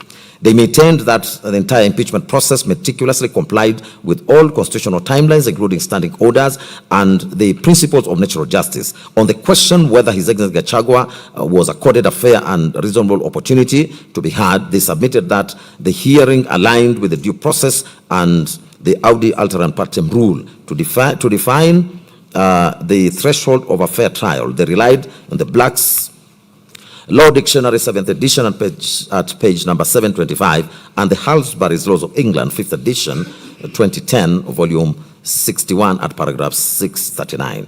The dictionary defines the right to be heard as follows, and I quote: the rule that no person is to be condemned unless that person has been given prior notice of the allegations against him and a fair opportunity to be heard is a fundamental principle of justice. This rule has been refined and adapted to govern the proceedings of bodies other than judicial tribunals, and a duty to act in conformity with the rule has been imposed by the common law on administrative bodies not required by statute or contract to conduct themselves in a manner analogous to a court. End of court. To bolster their case, the Senate and the Speaker referred to the President in Evans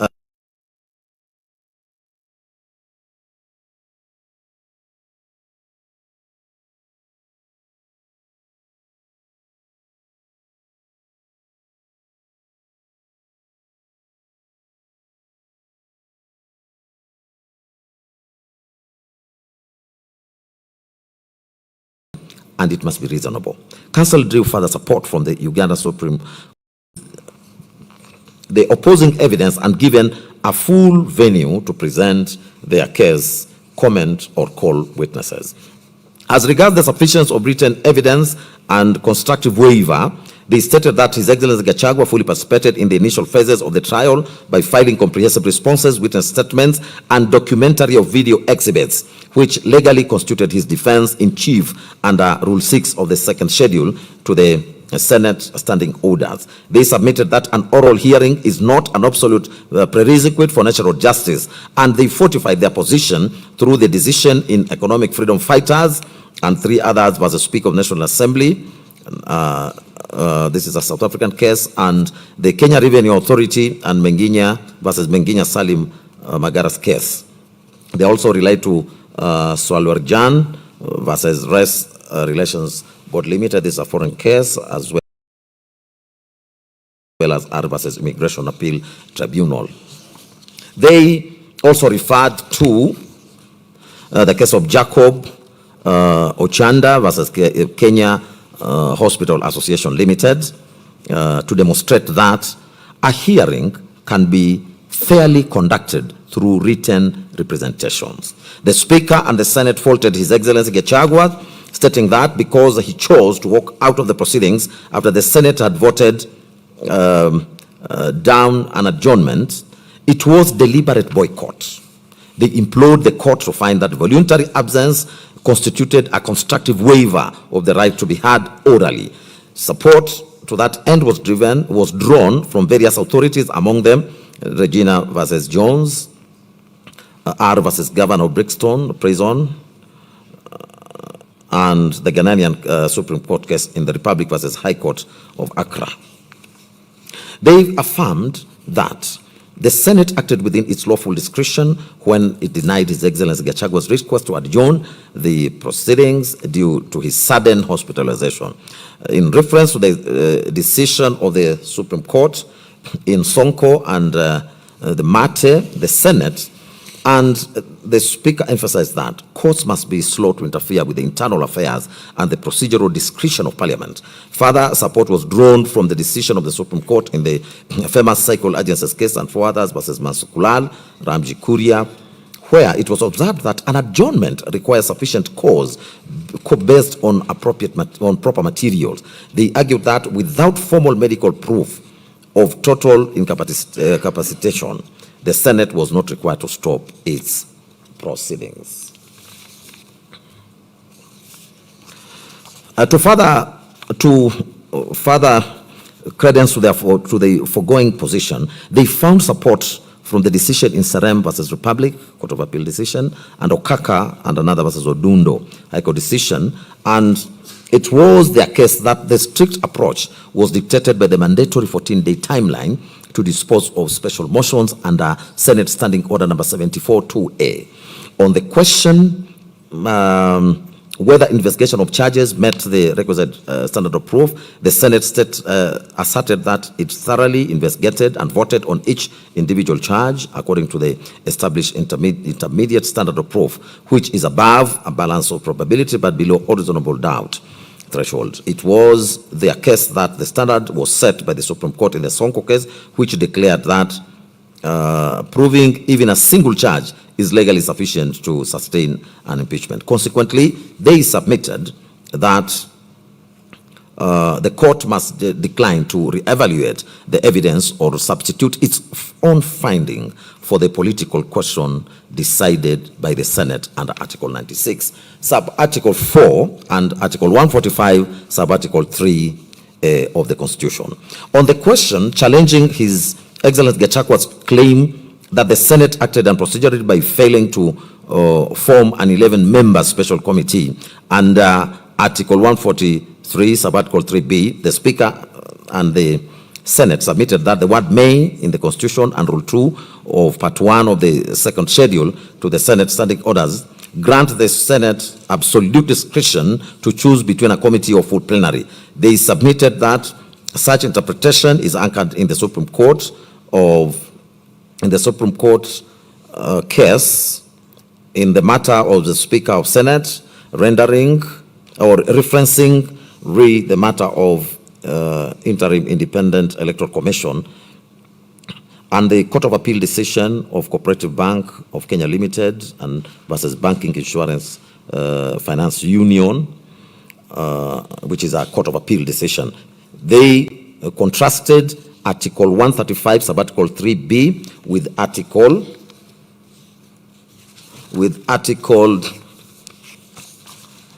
152, Subarticle 7 of the Constitution, which uses the mandatory phrase, shall appoint, when dealing with the dismissal of Cabinet Secretary.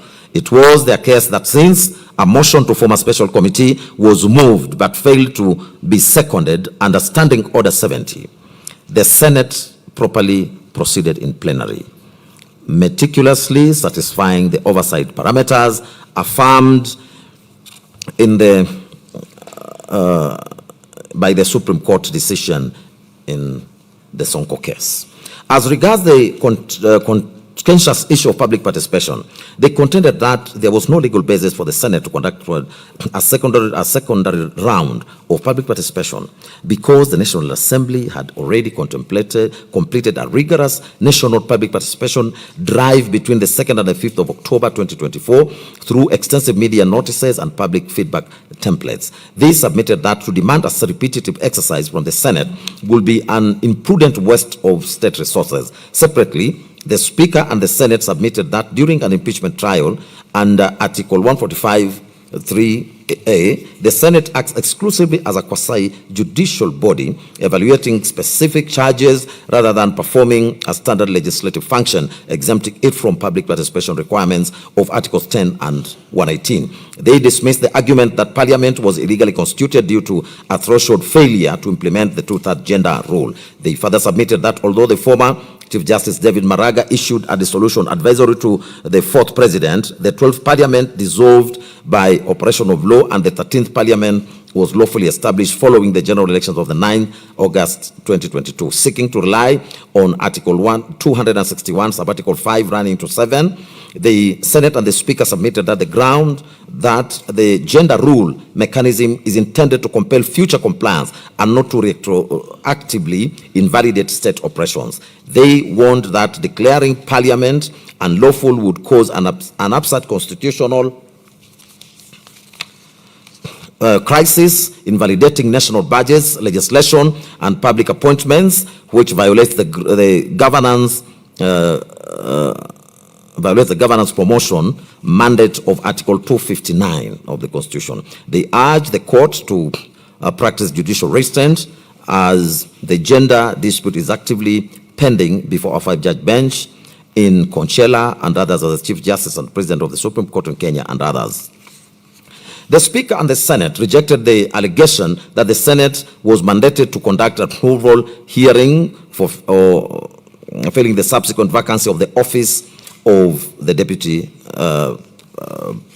President.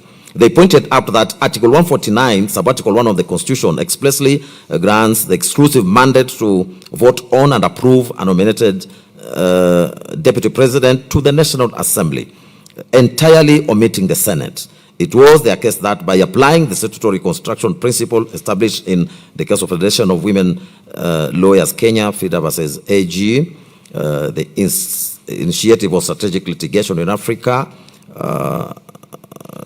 statutes could be interpreted to override the explicit statutes could not be interpreted to override the explicit text of the Constitution. On the strength of the foregoing submissions, the Speaker and the Senate urged the court to dismiss all the consolidated petitions with costs.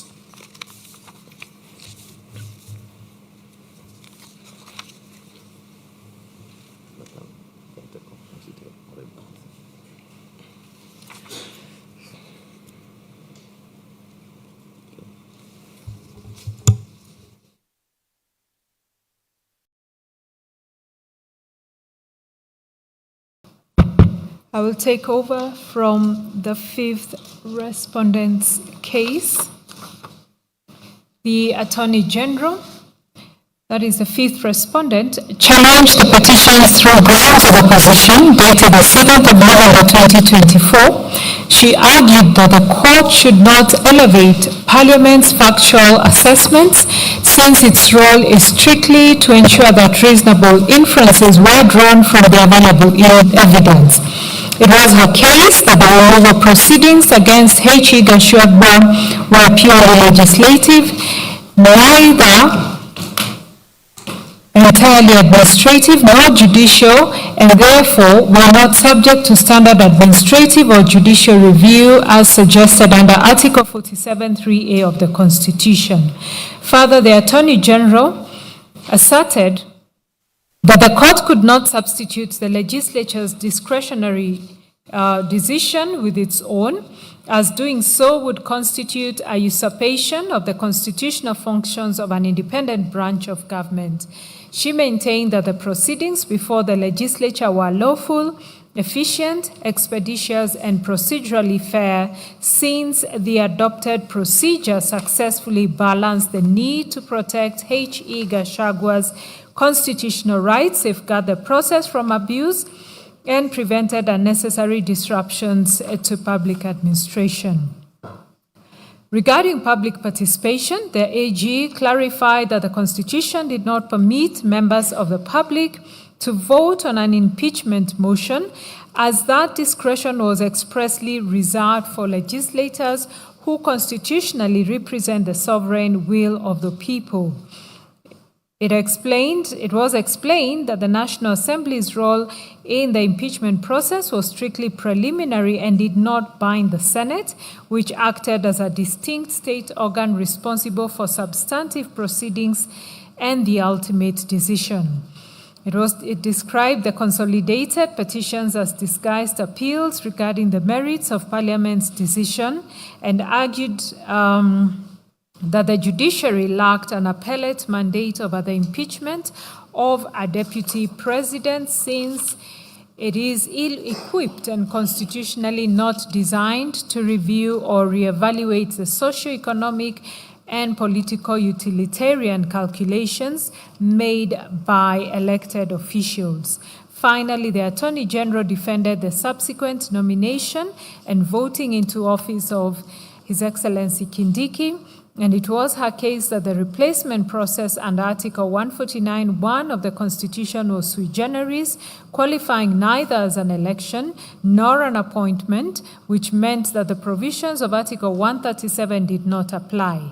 The Attorney General concluded that there were no procedural infractions that affected the outcome, that the transition process was conducted within constitutional timelines by the proper constitutional repositories, and that the consolidated petitions lacked merit.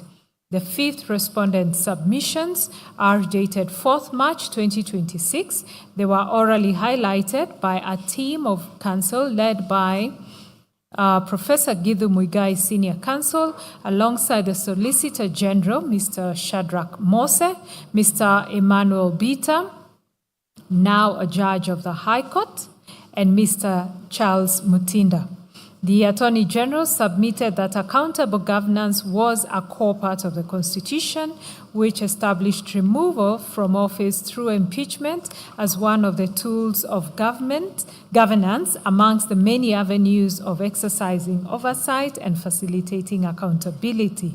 He relied on the Supreme Court decision in Sonko, where the Apex Court stated that its purpose was to ensure integrity in leadership and prevent abuse of public office. It was the Attorney General's submission that the removal proceedings for a deputy president were textually committed by the Constitution to the National Assembly and Senate, and that both institutions were vested with exclusive power to remove the deputy president, subject only to procedural requirements set out in the Constitution and in the standing orders, that both houses were free to determine the procedures for receiving and considering the evidence necessary to discharge their duty to conduct impeachment hearing. With regard to the constitutional basis for impeachment, the Attorney General cited Articles 150, 144, and 145 of the Constitution, which she submitted established a sequential two-stage process. In the first stage, a member of the National Assembly initiated the process by filing a notice of motions supported by at least a third of all the members. which motion, if passed by at least 2/3 of all the members, was then transmitted to the Senate for substantive hearing. On the substance of the charges, the Attorney General submitted that the charges against H.E. Gachagua were substantiated to the prescribed standard to warrant his impeachment. She identified the specific charges upon which H.E. Gachagua was found culpable. On the standard of proof applicable to impeachment proceedings, the Attorney General relied on Sonko and the Court of Appeal decision in Wambora, both of which we have already referred to, which had held that the standard was above a balance of probability but below reasonable doubt, and that the allegations must be serious, substantial, and weighty, and must disclose with a degree of precision the constitutional provisions alleged to have been grossly violated. The Attorney General submitted that this court should not sit on appeal over Parliament's evaluation of facts and should not substantiate the discretion of the members of the legislature with its own. The Attorney General further relied on the advisory opinions of the Supreme Court in the Speaker of Senate and another, as well as the matter of the IEBC 2011 Supreme Court decision for the proposition that governmental powers were distributed among different organs, each exercising distinct functions under the Constitution, and that courts were required to respect the institutional mandate of Parliament. The doctrine of presumption of regularity was equally invoked, encapsulated the doctrine of presumption of regularity, and it was submitted that government action enjoyed a presumption of legality and that the burden lay on the challengers to demonstrate unlawfulness. The Attorney General relied on the Supreme Court's decision in Odinga and another versus IEBC, our court and another, as well as it's the same decision, Odinga and another versus the IEBC, including our court and another, the Attorney General and another as interested parties and amicus. On a comparative jurisprudence, the Attorney General submitted that both the United States and the Philippines recognize the political nature of impeachment proceedings, and the power is vested in the legislature, thereby warranting judicial deference to the merits of legislative decisions.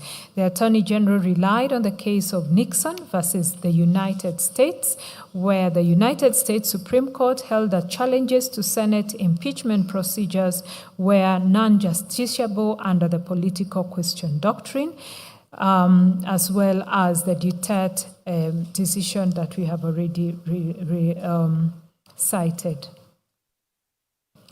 On the part of the petitions relating to the nomination and approval of H.E. Kindiki, the Attorney General submitted that the provisions of Article 149 envisaged a sui generis procedure for the nomination and assumption into office of a deputy president.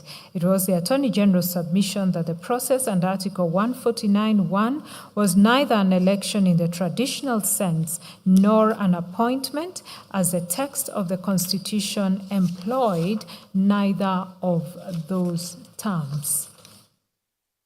In support of the sui generis nature of the process, the Attorney General drew on comparative constitutional provisions from the USA, Ghana, and Nigeria, each of which provided for a distinct mechanism of filling a vacancy in the office of Vice President through presidential nomination and legislative confirmation. The Attorney General submitted that as H.E. Kindiki was nominated by the President within 14 days after the vacancy arose, and the National Assembly voted on the nomination within 60 days, there had been no infringement of either the text or the spirit of the Constitution. Moving to the 9th respondent's case, the Honorable Mutuse responded to the consolidated petitions through a replying affidavit sworn on 22nd October 2024. He deposed that on 1st October 2024, pursuant to Article 150B, read with 145 of the Constitution and the Standing Order 64 and 65, he gave a notice of a special motion for the removal from office by impeachment of H.E. Gachagua. He was aware that the special motion was a time-bound exercise pursuant to the Standing Order 64.2 and 65, which required that it be disposed of within 7 days of the notice being given, failure to which it would be deemed as withdrawn. Honorable Mutuse averred that while Articles 145 and 150 of the Constitution and Standing Orders did not expressly require public participation in a special motion, Article 118(1)(b) of the Constitution imposed on the Speaker of Parliament the obligation to facilitate public participation in legislative and other business of Parliament and its committees. He deposed that it was in that spirit that the National Assembly, with a view to facilitate public participation, invited members of the public to submit their views, and public hearings were thereby conducted across all the 290 constituencies on 4th October 2024. A notice dated 4th October 2024 by the Clerk of the National Assembly extended the period of public participation to 5th October 2024. Honorable Mutuse confirmed that on 8th October 2024, Honorable Millie Odhiambo MP tabled the public participation report before the National Assembly. Honorable Mutuse further deposed that on the 3rd of October 2024, the High Court sitting in Kerugoya issued orders directing the National Assembly to organize, facilitate, and conduct further public participation at the constituency level, and that the National Assembly complied with those orders by extending the exercise to the 5th of October 2024. Honorable Mutuse stated that following the tabling of the public participation report, the members of the National Assembly debated the special motion and that H.E. Gachagua appeared in person for the hearing. After debating and hearing both parties, the members of the National Assembly met the threshold set under Article 145(2) by passing and approving all 11 grounds of the special motion. Honorable Mutuse affirmed that the entire impeachment process, from the tabling of the special motion dated 26 September 2024 at the National Assembly to the Senate's resolution, had fully complied with all legal procedure provided in the Constitution and relevant laws. Honorable Mutuse emphasized that this court had a judicial and not a political mandate, and that its function was to certify whether all procedural provisions of law had complied with constitutional principles, which was a judicial function. He averred that the issues raised by the petitions raised a political question, a principle of law that referred to cases that courts could not resolve because they involved questions about the judgment of actors in the executive or legislative branches and not the authority of those actors. Honorable Mutuse also cited the position taken by courts in Paraguay, India, Lithuania, and the Philippines to demonstrate that jurisdiction practicing a presidential system of government had been appreciative of the political question doctrine in impeachment matters. He tabulated comparative examples of impeachment proceedings of USA presidents to show that in those jurisdictions, the fate of impeachment was left to political devices as opposed to judicial determination. Honorable Mutuse further deposed that under Article 94(2) of the Constitution, the National Assembly and Senate manifested the diversity of the nation and represented the will of their people and exercised their sovereignty. In conclusion, he urged the court to appreciate the prudential standing principle of self-restraint as a jurisdictional limitation on its power and prayed that the petitions be dismissed. Honorable Mutuse filed written submissions. Those were dated the 15th of February 2026 and were supplemented on 5th of May 2026. They were anchored on two issues: whether H.E. Gachagua was validly impeached, and secondly, whether the impeachment process was procedural. He submitted that H.E. Gachagua was impeached on grounds on various grounds under the Constitution, violation of national laws, and gross misconduct arising from his conduct. It was Honorable Mutuse's submission that the question for the court was not the political wisdom of the impeachment under Article 145(1). Honorable Mutuse further reiterated his position that public participation was not expressly required under Article 145 and 150 or the standing orders, and relied on the case of BAT, submitting that even if there were allegations of lack of public participation, the same would not automatically vitiate the process. He further submitted that the petitioner's demand for public participation in the Senate was legally untenable, as the Senate acted as a quasi-judicial forum during impeachment processes. He submitted that the duty of Senate was to ensure a fair hearing for the accused, not to solicit public opinion on the charges. Honorable Mutuse further relied on the mandatory constitutional timelines governing impeachment proceedings and relied on the Supreme Court's decision in Mate, which held that constitutionally prescribed timelines were of mandatory character and binding on governance processes. In his supplementary submissions, he expounded on the six-part Baker test to Kenya's constitutional framework. On the first formulation, on textual commitment to a coordinate political department, he submitted that Article 150 expressly delegated impeachment to the National Assembly and Senate, satisfying the first condition. He relied on the Supreme Court statement in Sonko that where the Constitution required Parliament to determine a matter in the first place, the courts would be slow to interfere. On the second formulation, on the lack of judicially discoverable and manageable standards, he submitted that Article 145(7) envisaged the finality of the Senate's determination with no provision for judicial appeal or standard or review. On the third formulation, on the impossibility of deciding without an initial policy determination, he submitted that assessments of gross misconduct incompatible with the high calling and dignified status of the office and serious reasons to believe crimes had been committed were inherently political and policy-laden beyond the competence of courts.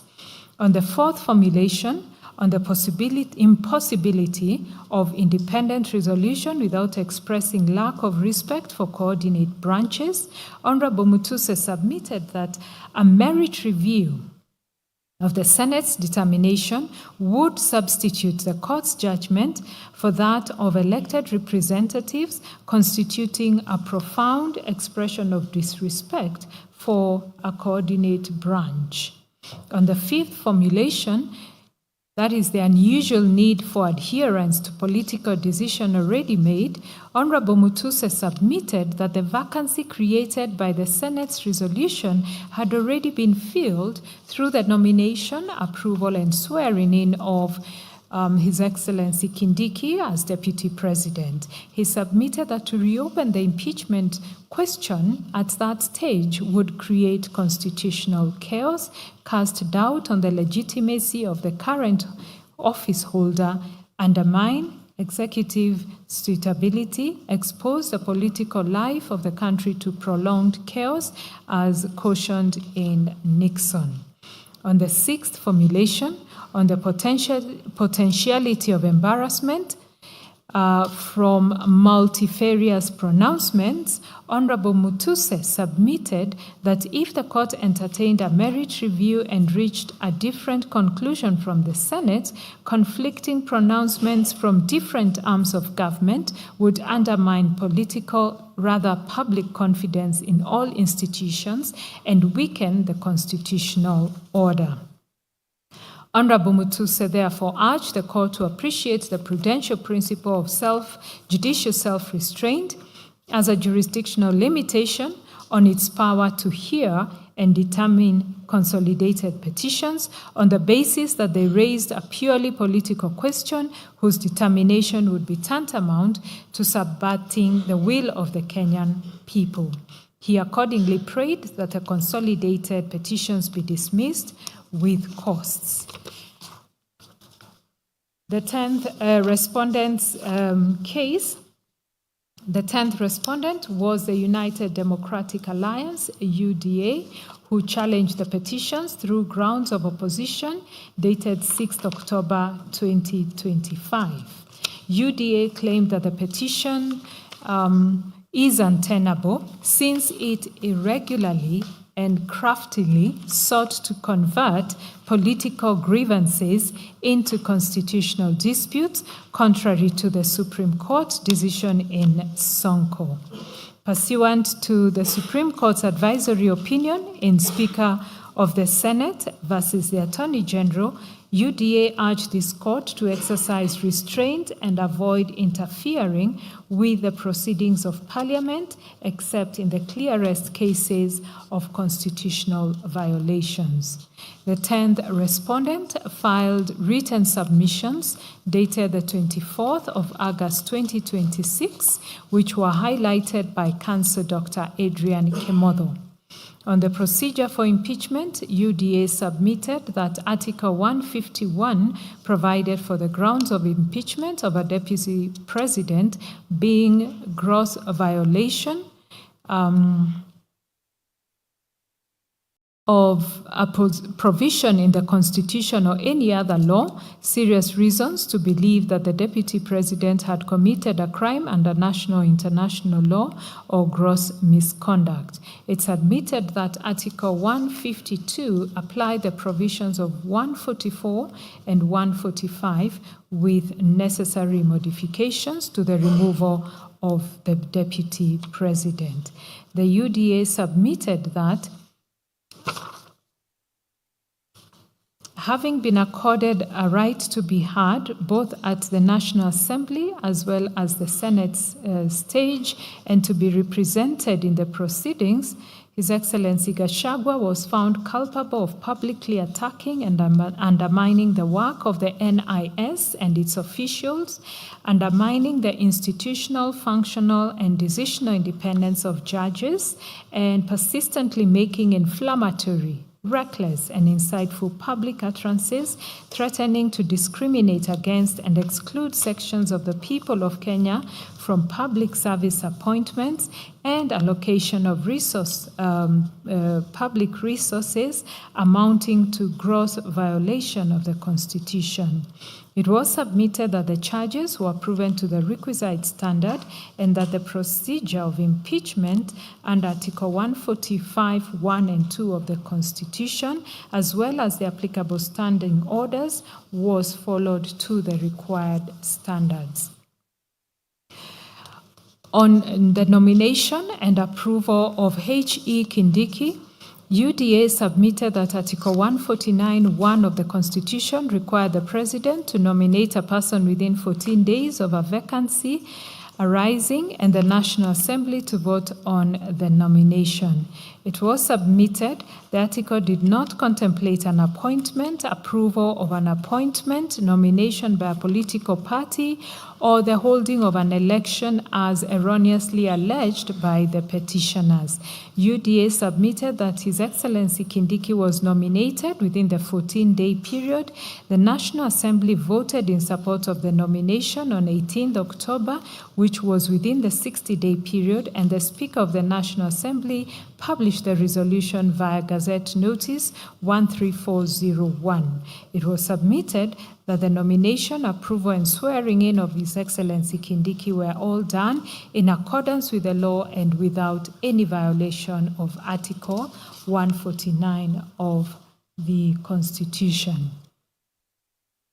UDA concluded by submitting that the people of Kenya, through their duly elected representatives in the National Assembly and the Senate, had impeached His Excellency Gachagua in order to safeguard integrity in leadership in accordance with the Constitution, the National Assembly and Senate standing orders, and all applicable laws. It was submitted that the decision to impeach His Excellency Gachagua reflected the will of the people of Kenya, which the court should uphold, and that the consolidated petitions were without merit and ought to be dismissed. I look at the 16th respondent's case. That was the IEBC. Responded to the consolidated petitions through the replying affidavit of Marjan Hussein Marjan, the then chief and commission secretary, deposed to on the 25th of October 2024. IEBC refuted the petitioner's claims that it was legally incapacitated. Deposed to on the 25th of October 2024. Its case primarily addressed two distinct legal issues raised by the petitioners, namely the constitutional validity and capability of IEBC as currently constituted, and the purported role of the IEBC in clearing or approving a deputy president appointed under Article 149 of the Constitution. IEBC refuted the petitioner's claims that it was legally incapacitated due to the vacancies of the commissioners, and that it is an independent commission with perpetual existence established under Articles 88(1) and 253 of the Constitution, as read with Section 13 of the IEBC Act. Specifically, it relied on Section 7(3) of the IEBC Act, which states that the IEBC shall be properly constituted, notwithstanding any vacancy in its membership. It was its deposition that Sections 11A and 11(2) of the IEBC Act structurally divide IEBC into commissioners who are responsible for policy and strategy, and a fully staffed secretariat which is responsible for day-to-day administration and implementation.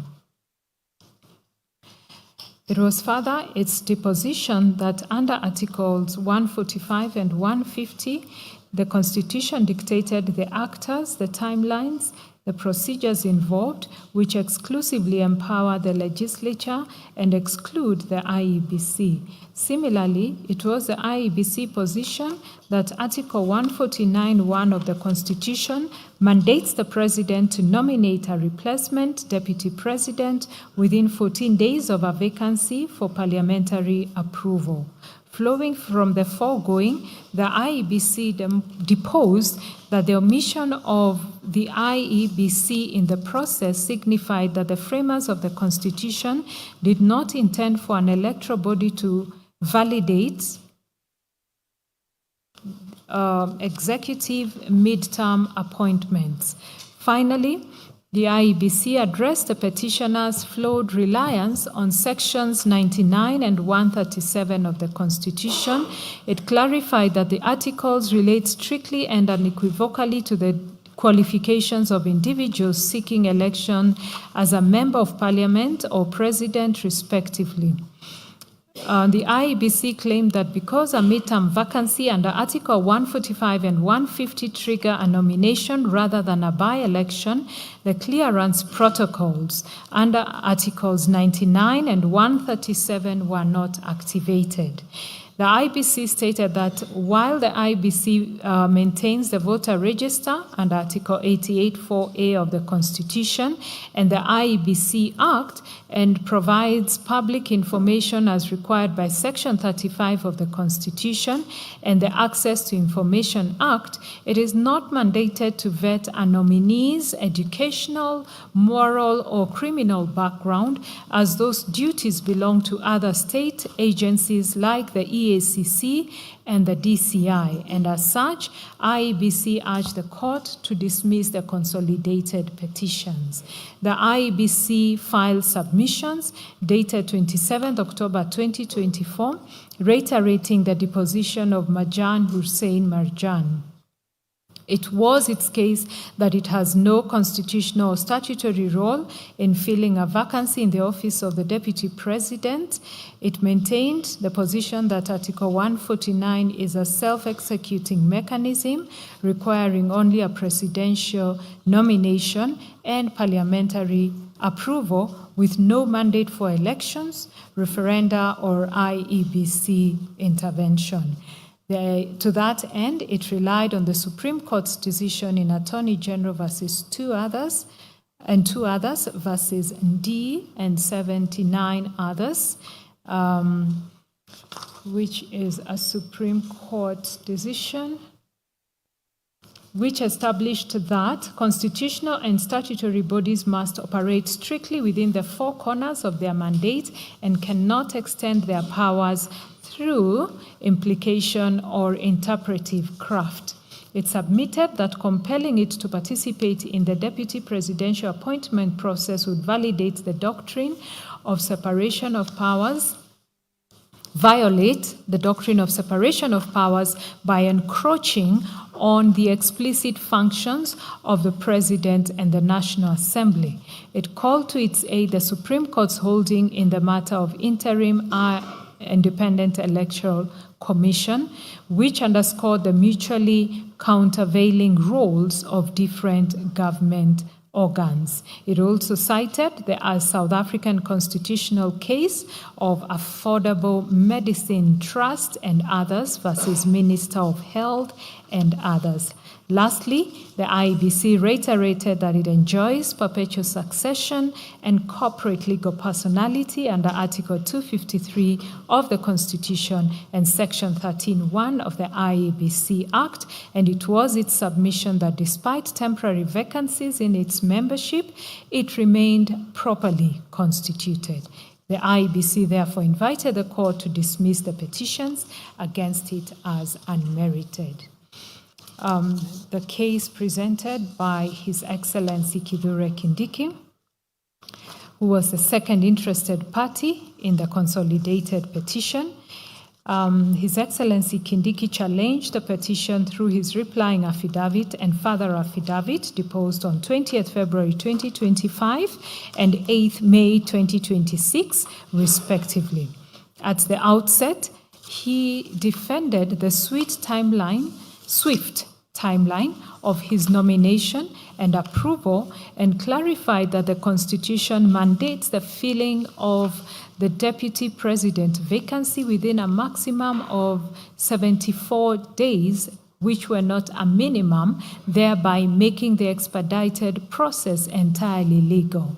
Regarding public participation, it was his case that the National Assembly conducted extensive and adequate public engagement that met the legal thresholds. To that end, he deposed that there were newspaper advertisement, public hearings, and comprehensive reports. It was his position that the Senate acted as a trial forum rather than a legislative body during the impeachment hearings, meaning it was not constitutionally required to conduct public participation.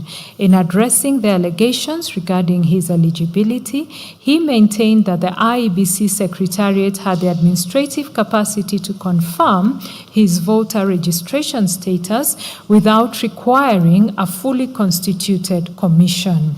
He also dismissed claims that he was ineligible for failing to hold a 3-month political party membership, explaining that this requirement applied strictly to general elections, not to the filling of an unforeseen vacancy.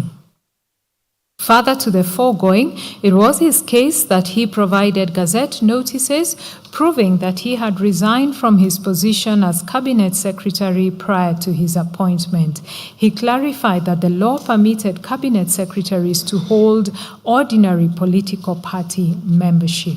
As regards the Senate refusal to grant His Excellency Gachagua an adjournment after he allegedly fell ill during the trial, His Excellency Kindiki observed that His Excellency Gachagua was granted an opportunity to appear in person and be represented by advocates of his choice before both houses of parliament. He deposed that he made both oral and written representation at both houses of parliament, challenged the inculpatory evidence before houses of parliament, and through cross-examination of all adverse witnesses in the trial held at the Senate. Further, he deposed that H.E. Gachagua appeared healthy during his initial testimony and found it highly suspicious that he failed to present any formal medical diagnosis or report to the Senate to substantiate the sudden illness. He argued that granting the requested 3-day adjournment would have violated strict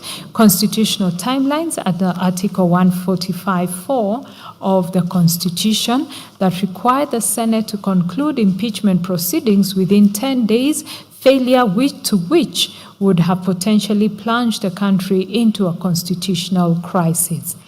In his supplementary affidavit, His Excellency Kindiki opposed the late introduction of medical records by Dr. Daniel Gikonyo.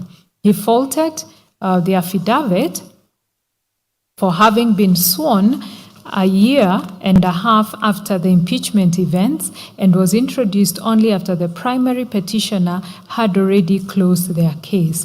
He highlighted material inconsistencies regarding the timing, preparation, and late disclosure of the medical records. Specifically, he highlighted that they were never presented to the Senate, the primary constitutional forum. His Excellency Kindiki urged his case further through written submissions dated the 1st of October 2025, which were highlighted by Learned Counsel Dr. Muthomi Thiankolu, Senior Counsel, and Mr. Kenson Muteithia. They structured it to symmetrically address both the substantive and procedural validity of the impeachment process in the National Assembly and the Senate, as well as the constitutional legality of His Excellency's nomination and election. Regarding the substantive validity of the impeachment, Dr. Thiankolu, Senior Counsel, submitted that His Excellency Kindiki was lawfully apologies, there's a mistake here.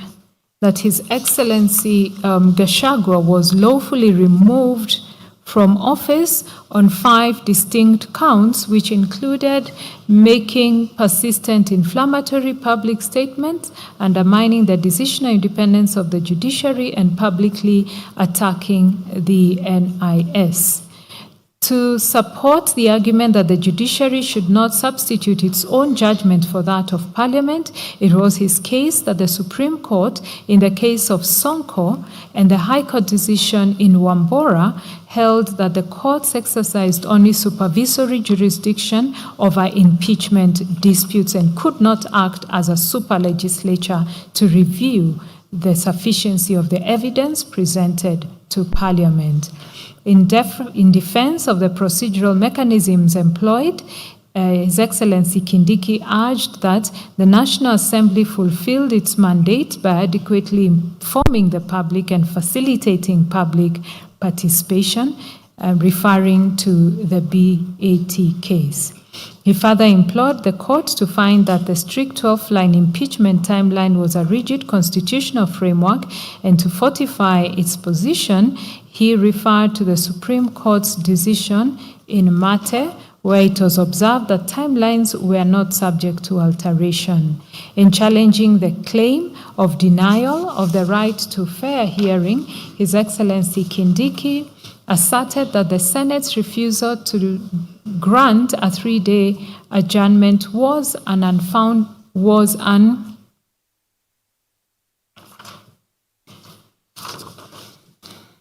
In challenging the claim of denial of the right to a fair hearing, His Excellency Kindiki asserted that the Senate's refusal to grant a 3-day adjournment was an attempt to sabotage the proceedings and trigger a constitutional crisis.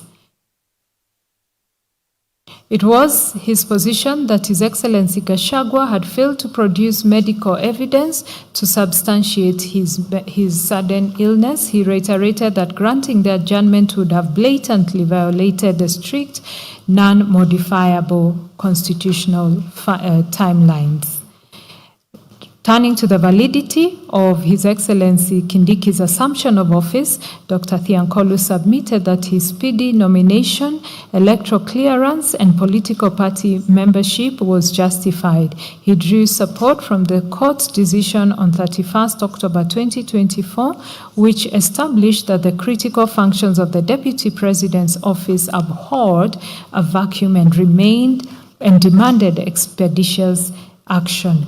Finally, His Excellency Kindiki contended that the statutory laws governing appointive state offices, such as the Public Appointments Parliamentary Approval Act, did not apply to the elective office of the Deputy President. We now come to issues for determination.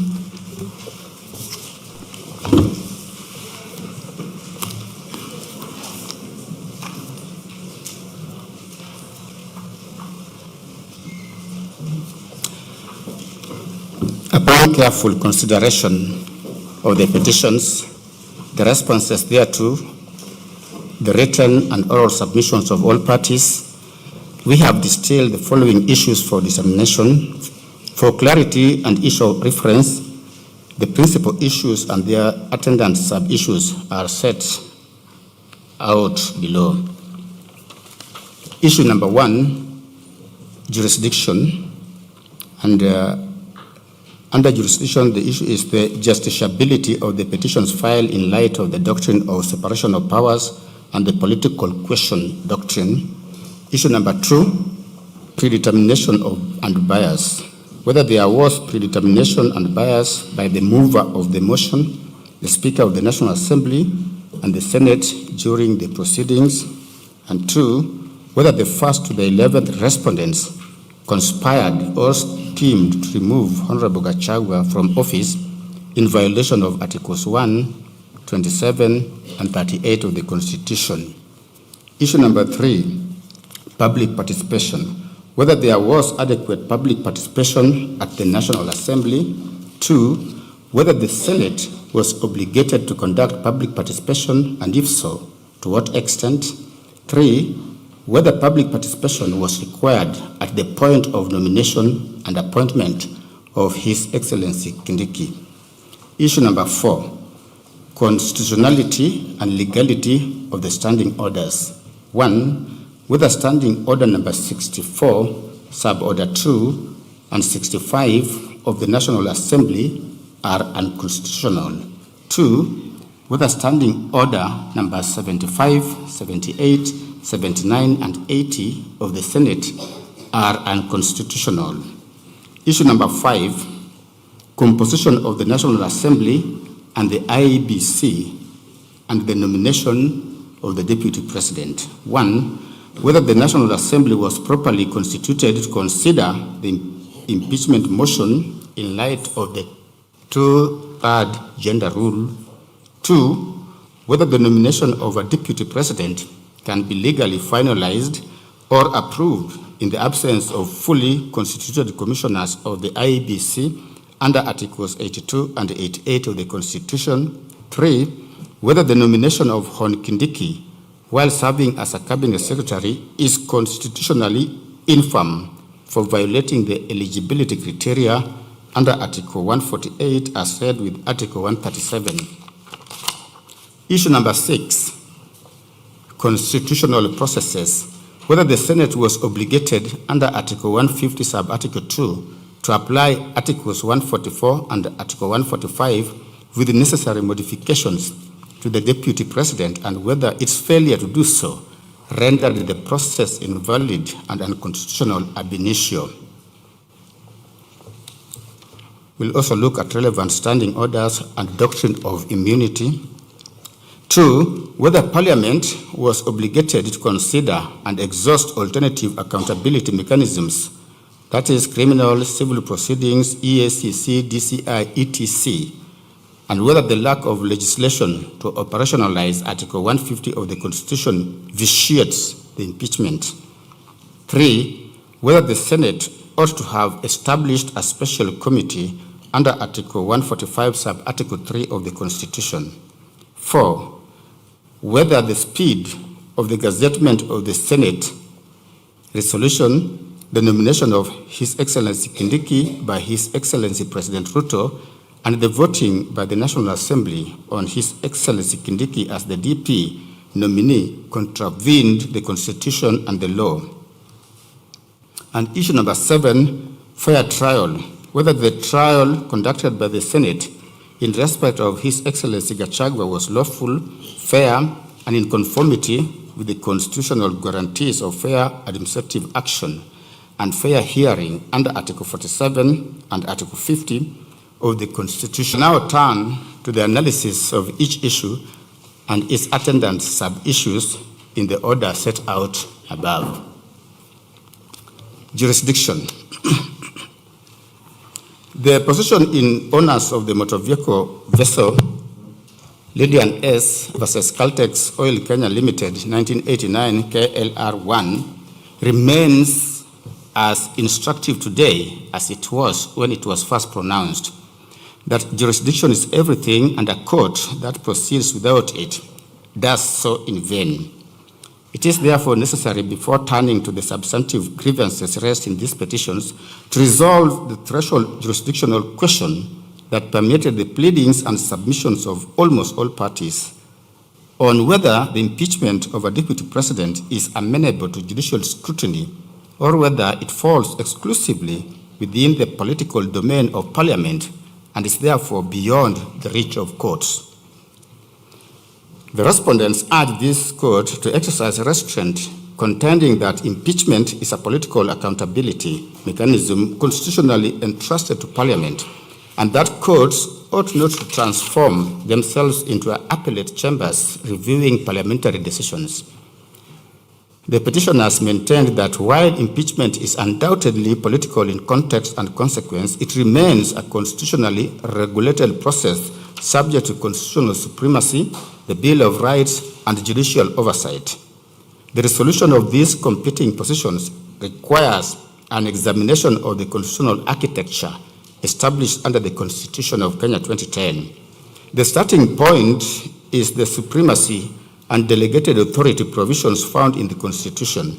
Article 1 vests all sovereign power in the people of Kenya to be exercised either directly or through democratically elected representatives.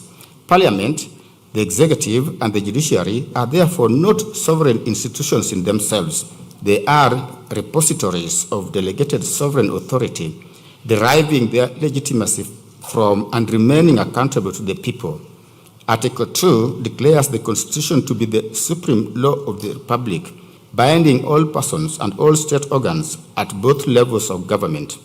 The inevitable consequence is that no state organ, including Parliament, enjoys immunity from constitutional scrutiny.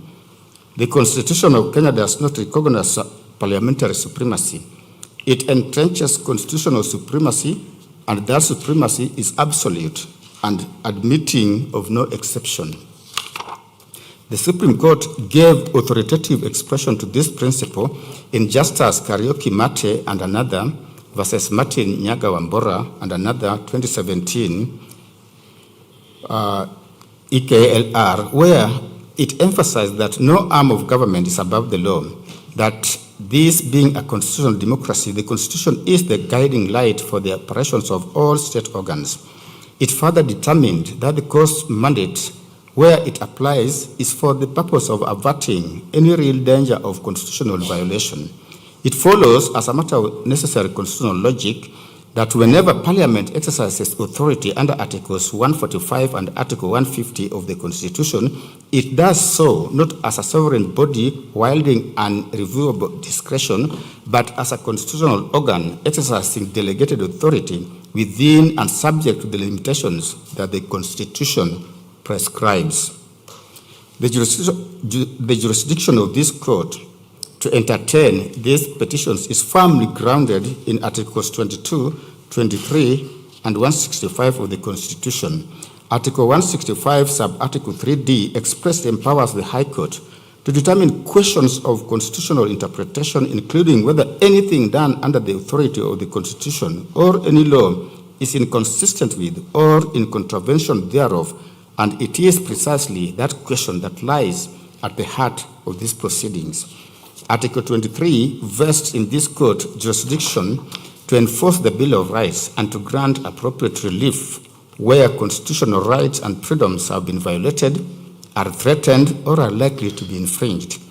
The breadth of that jurisdiction is a deliberate constitutional design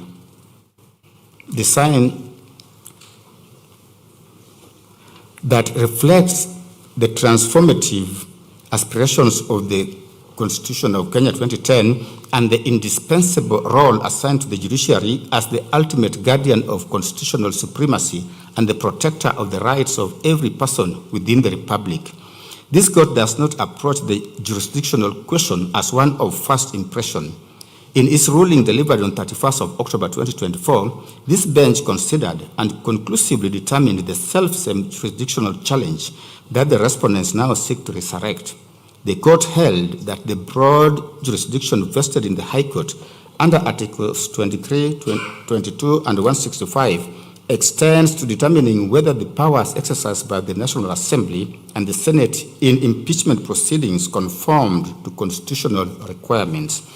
Had the framers of the Constitution intended to exclude the High Court's jurisdiction in matters arising under Article 145, they would have done so in express terms, as they demonstrably did in relation to certain proceedings under Article 144.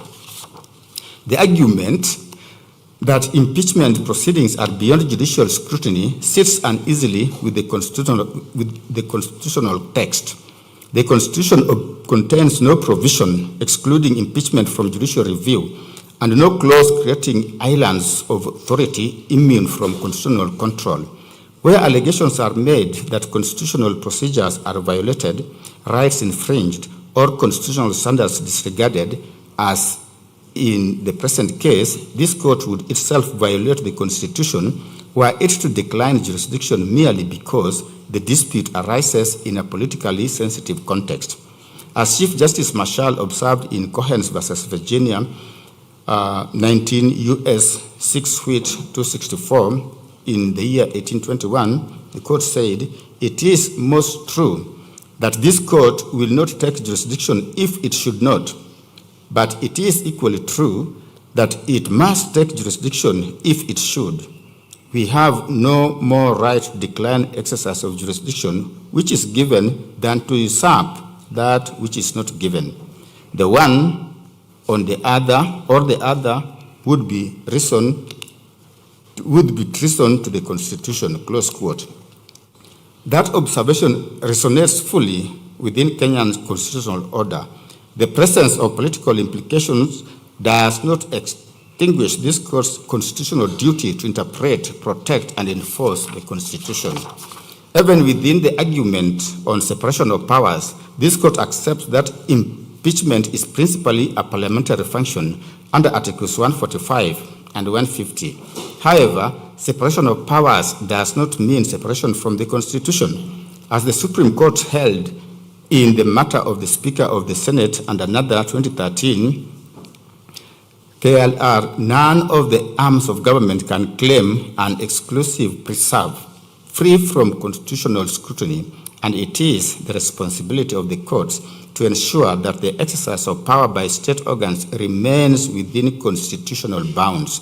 The Court of Appeal affirmed in Mumo Matemu versus Trusted Society of Human Rights Alliance and 5 others, that was in 2013, that the Constitution establishes not a rigid wall of separation, but a system of separation of powers tempered by checks and balances within which no arm of government is superior to another. The doctrine therefore requires mutual respect among constitutional institutions, not mutual exclusion, and Parliament cannot invoke it as a shield against constitutional accountability.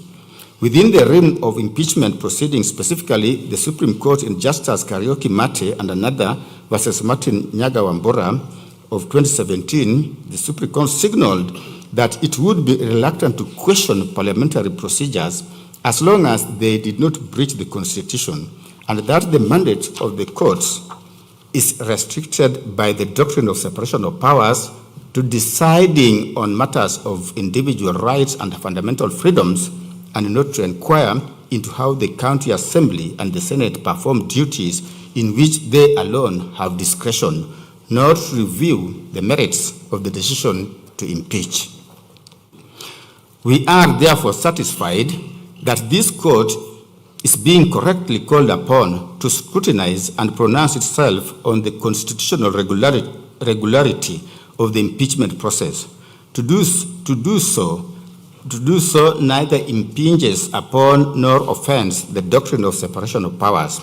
As the Constitutional Court of South Africa observed in Doctors for Life International versus Speaker of the National Assembly and others, in quote, while the doctrine of separation of powers is an important one in our constitutional democracy, it cannot be used to avoid the obligation of a court to prevent the violation of the Constitution. The right and the duty of this court to protect the Constitution are derived from the Constitution, and this court cannot shirk from that duty, close quote. That proposition applies with equal, if not greater force within Kenya's constitutional order. To decline the obligation of constitutional adjudication in deference to the political character of impeachment proceedings would not be an act of judicial restraint, but an act of judicial abdication. On the political question doctrine, the respondents placed reliance on Nixon versus United States 506 USA 224 1993, where Walter Nixon, a federal district court judge removed from office by the Senate, challenged the procedure by which his impeachment trial had been conducted. The United States Supreme Court held that the manner in which the Senate conducts impeachment trials is a non-justiciable political question, the conduct of such trials having been textually committed by the Constitution exclusively to the Senate.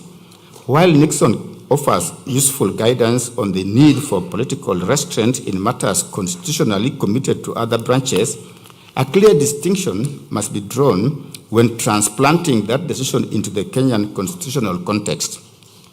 The Constitution of Kenya contains an expansive Bill of Rights enforceable under Article 23, broad and explicit judicial review powers under Articles 165 sub-Article 3D, and a constitutional supremacy clause under Article 2 that expressly subjects every excess of power, of public power, without exception to constitutional scrutiny and accountability. Unlike the United States Constitution, the Constitution of Kenya does not textually commit impeachment proceedings to Parliament in terms of exclusive of judicial oversight. The place of the political question doctrine within Kenya's constitutional order has been authoritatively addressed by the domestic courts at the highest levels. The Supreme Court elaborated upon this position with specific reference to impeachment proceedings in Mike Mbuvi Sonko versus County Assembly of Nairobi 2022. The court held that courts are permitted to intervene where matters of constitutional violations arise in impeachment processes, reasoning that although impeachment is a political process sanctioned by the Constitution, neither the County Assembly nor the Senate can act outside the confines of the Constitution and the law, for to do so would invariably invite the court's intervention. The Supreme Court clarified that the mandate of the courts was to determine whether the individual's rights, dignity, and fundamental freedoms had been preserved and protected in the process without usurping the powers and functions of the legislative branch of government. Those principles were further articulated in a 5-judge bench decision of this court in Ramogi and 3 others versus Attorney General 2020, where the court held that the critical constitutional inquiry is not whether a dispute is political in character, but whether it raises constitutional or legal questions capable of judicial determination. Where constitutional standards exist against which the impugned conduct may be measured, a court is not at liberty to decline jurisdiction on grounds of political contentiousness alone. The court observed that were courts to decline jurisdiction whenever a dispute bore political implications, constitutional violations committed within political processes would be left entirely without remedy, an outcome fundamentally irreconcilable with Articles 2 and 3 of the Constitution. Taken together, these authorities establish that the political question doctrine in Kenya is not a doctrine of abdication, but one of restraint. It requires courts to distinguish between political choices entrusted to the political branches of government and questions of constitutional compliance entrusted to the judiciary. The former ordinarily lie beyond judicial competence. The latter falls squarely within the judicial function. In light of the foregoing, we reiterate that the court is not a political arbiter, but a constitutional one. We agree in principle with the submission that it is not the function of this court to determine whether the charges against His Excellency Gachagua were of sufficient gravity to warrant his removal from office. Those are quintessentially parliamentary judgments, constitutionally entrusted to the National Assembly and the Senate. We decline any invitation to venture into the merits of the charges upon which the impeachment was founded. The court's obligation is to ensure that the impeachment process, however political its character and however significant its consequences, was conducted in accordance with the Constitution, the rule of law, and the procedural and substantive safeguards the Constitution prescribes. Where that standard was met, we will say so. Where it was not, we are equally bound to say so. For it is in the faithful discharge of that obligation and not in deference to political outcomes that the legitimacy of this court's intervention ultimately rests. Accordingly, we find that the impeachment proceedings challenged in these petitions are justiciable and that this court possesses jurisdiction under Articles 23, 22, and 165 of the Constitution to determine whether the National Assembly and the Senate acted within constitutional bounds, complied with constitutional procedures, respected constitutional rights, and remained faithful to the constitutional safeguards governing the impeachment of a deputy president. Second sub-issue, predetermination and bias. The petitioners contended that the impeachment proceedings against His Excellency Rigathi Gachagua was tainted by actual bias, apparent bias, conflict of interest, and predetermination on the part of the speakers of the National Assembly and the Senate, members of Parliament, senators, and other constitutional actors involved in the impeachment process. It was their case that various public statements, political conduct, and procedural decisions demonstrated that the outcome of the impeachment had effectively been determined before the proceedings commenced, and that the constitutional actors involved had failed to approach the process with the impartiality and openness required under Articles 27, 47, and 50 of the Constitution. The constitutional foundation of the petitioner's claim lies principally in Article 27, 47, and 50 of the Constitution. Article 27 guarantees equality before the law and the equal protection and equal benefit of the law. Article 47 guarantees every person the right to administrative action that is lawful, reasonable, and procedurally fair.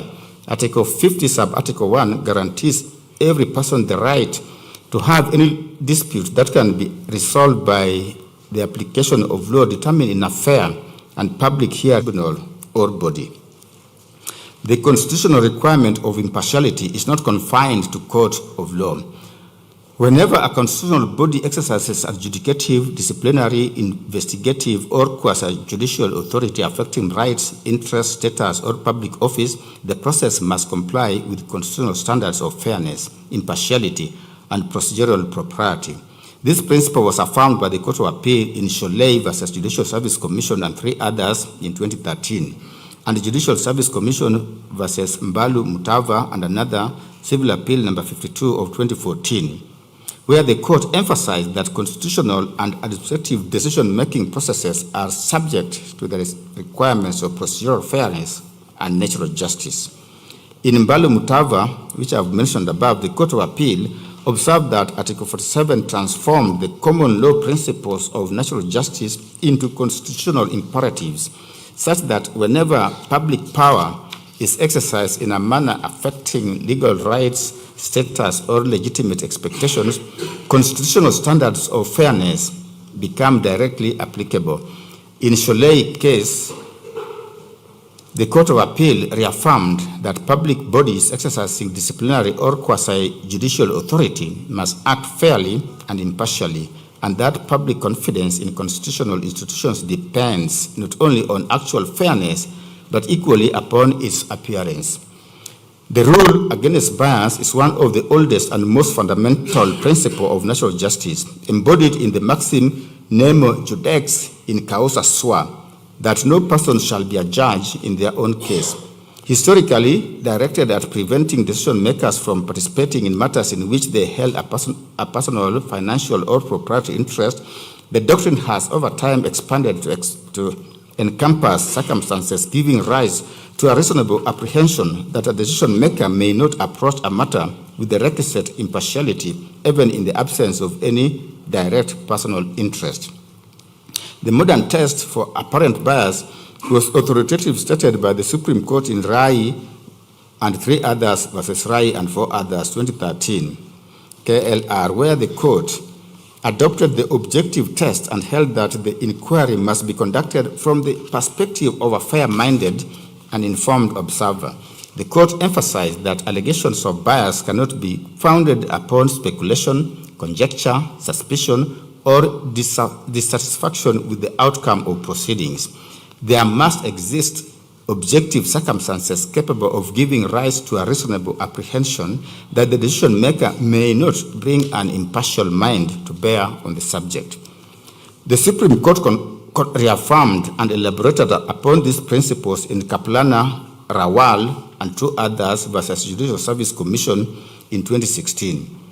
Observing that the question is not whether a party genuinely believes that a tribunal is biased, but whether a reasonable and informed observer, having considered all relevant facts, would conclude that there exists a real possibility of bias. The court further recognized that constitutional institutions must be protected from unsubstantiated allegations capable of paralyzing their functioning, and accordingly insisted upon an objective evidentiary foundation before a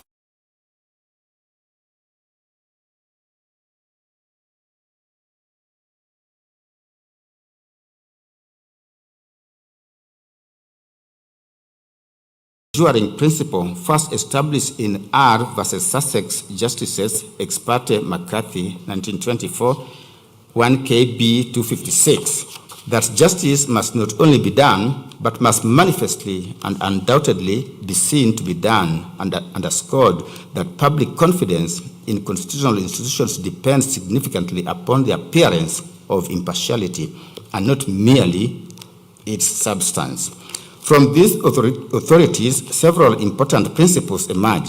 First, the test for apparent bias is objective, not subjective. Second, the inquiry must be conducted from the standpoint of a fair-minded and informed observer. Third, mere suspicion, political disagreement, dissatisfaction with a decision or an adverse outcome does not, without more, establish bias. Fourth, and critically, there must exist objective circumstances capable of giving rise to a reasonable apprehension that the decision maker did not or could not approach the matter impartially. Jurisprudence further establishes that bias and predetermination, though related in concept, are legally distinct. Bias concerns the existence of actual or apparent partiality or on the part of the decision maker.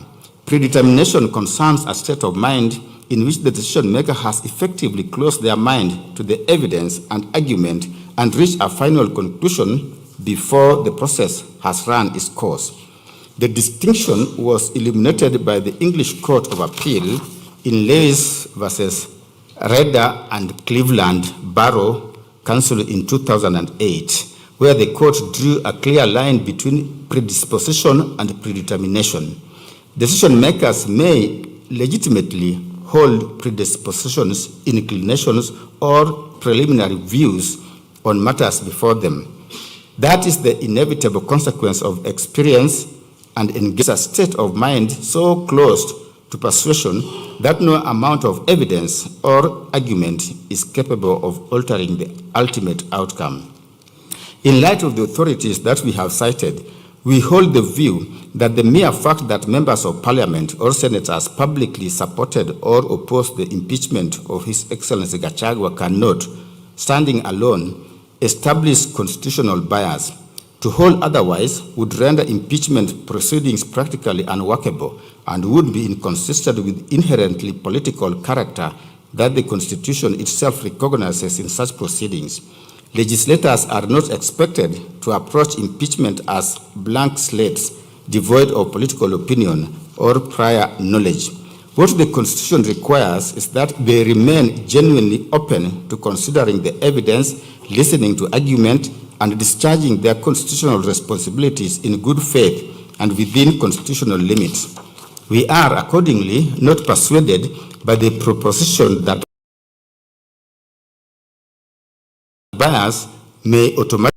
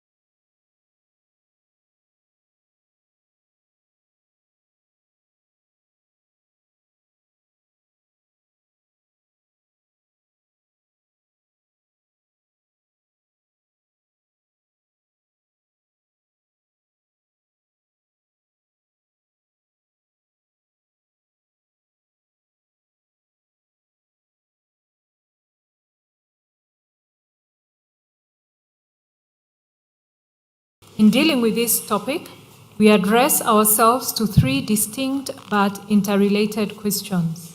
First, whether the public participation exercise conducted by the National Assembly met the constitutional threshold required under Articles 10 and 118 of the Constitution. Second, whether the Senate, upon receipt of the impeachment motion, was itself obligated to carry out a public participation exercise before voting on the impeachment. And third, whether the public participation was required at the point of nomination and appointment of His Excellency Kindiki as Deputy president. The petitioners collectively contended that public participation in the impeachment process was constitutionally deficient, inadequate, and in certain stages wholly absent, rendering the entire process null and void. Their challenge was mounted at the three levels, and the petitioner advanced, they attacked the National Assembly's public participation exercise as being deficient, both in substance and procedure.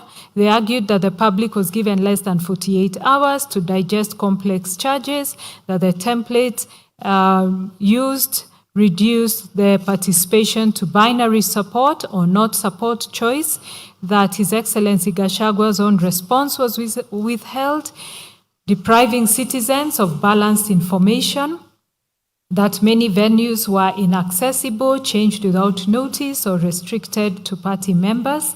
They also pointed to defiance of conservatory orders requiring constituency-level hearings, vagueness of the same-day notice of the 5th October 2024, anomalies in the participation report, such as a report support rate exceeding 100%, and tabling of that report moments before the debate. They also concluded that the scale of participation of about 200,000 citizens out of a population of 52 million was negligible and incapable of meeting the constitutional standards. With respect to the Senate, they contended that Senate conducted no public participation at all, no notices were issued, no hearings convened, no submissions received. They emphasized Senate's role was determinative and quasi-judicial, and therefore attracted an independent obligation to facilitate public participation. They argued that this obligation could not be discharged vicariously through the National Assembly, and that by proceeding without its own engagement, the Senate compounded the defects of the Assembly's process and arrogated sovereign power that the Constitution requires to be exercised by the people. Finally, they challenged the approval of H.E. Kindiki as deputy president and argued that no public participation preceded the vote, yet that approval constitutes what is known as other business under Article 118, 1B, which requires public involvement.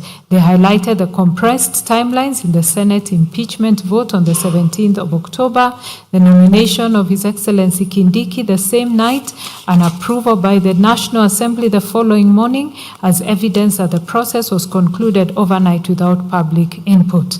They distinguished this midterm vacancy scenario from a general election, noting that in elections, the people exercise sovereignty directly through the ballot, whereas in midterm appointments, public participation is the only available mechanism for engaging the people's will, and on that basis prayed for declaration that the nomination, approval, and appointment of His Excellency Kindiki were unconstitutional.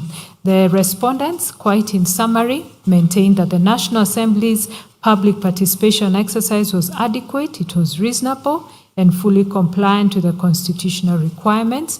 They argued that notices were disseminated through the Gazette, through newspapers, through Parliament website and social media, and that multiple channels of participation were available. They defended the 2 to 3 day notice period as reasonable given the strict timelines under Article 145.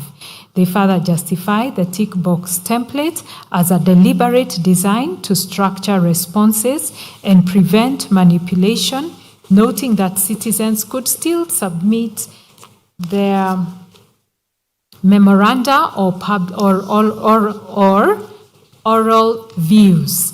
They argued that participation by over 223,000 citizens was characterized as unprecedented civic engagement, and they dismissed the isolated disruptions as immaterial.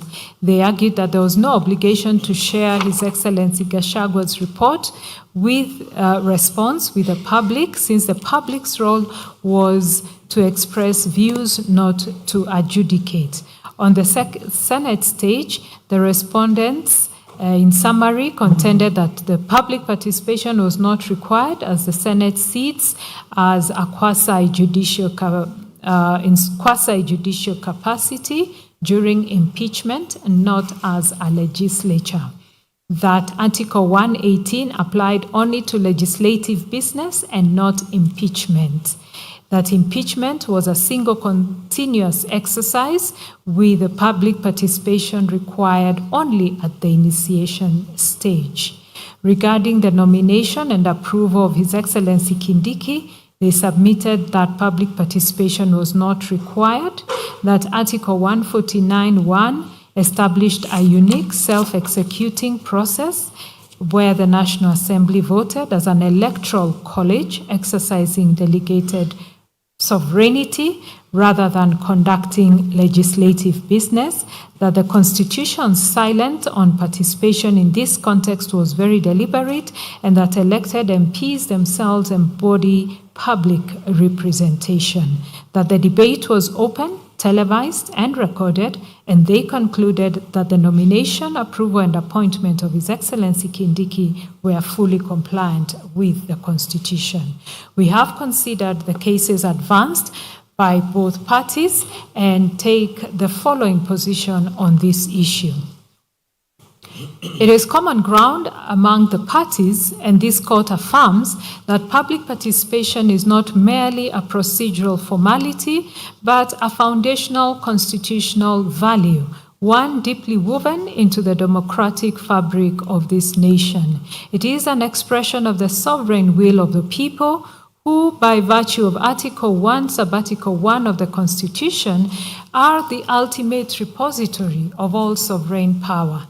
That sovereignty, though delegated to state organs under Article 1(3), is not thereby surrendered. It is retained by the people and continuously exercised through, amongst other mechanisms, active and meaningful participation in the process of governance. Citizen, but a constitutional right that the state is obligated to facilitate, to protect, and to give full effect to.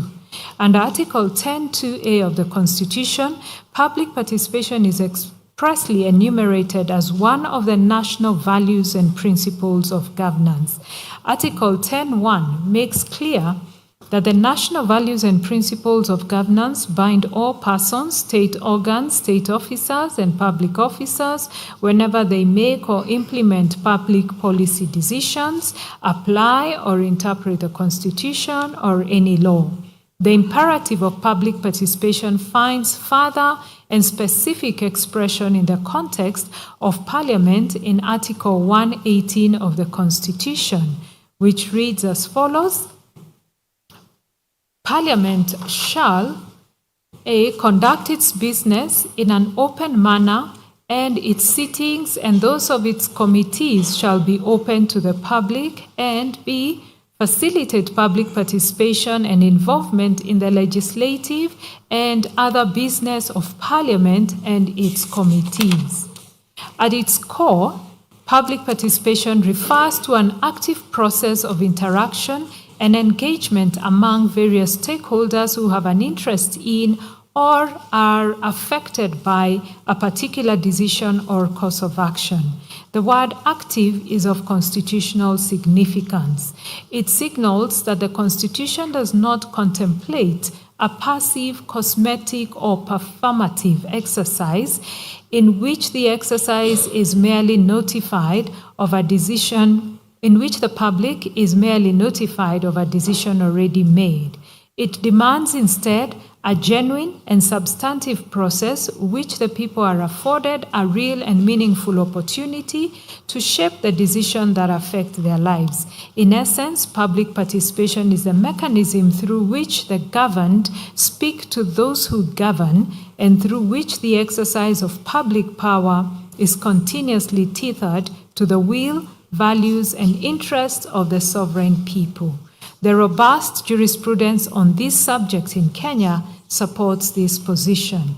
The Supreme Court, in the matter of National Land Commission, this is an advisory opinion, application number 2 of 2014, placed the principle of public participation at the very core of the concept of checks and balances in governance, recognizing it as integral to the manner in which various arms of government discharge their constitutional functions.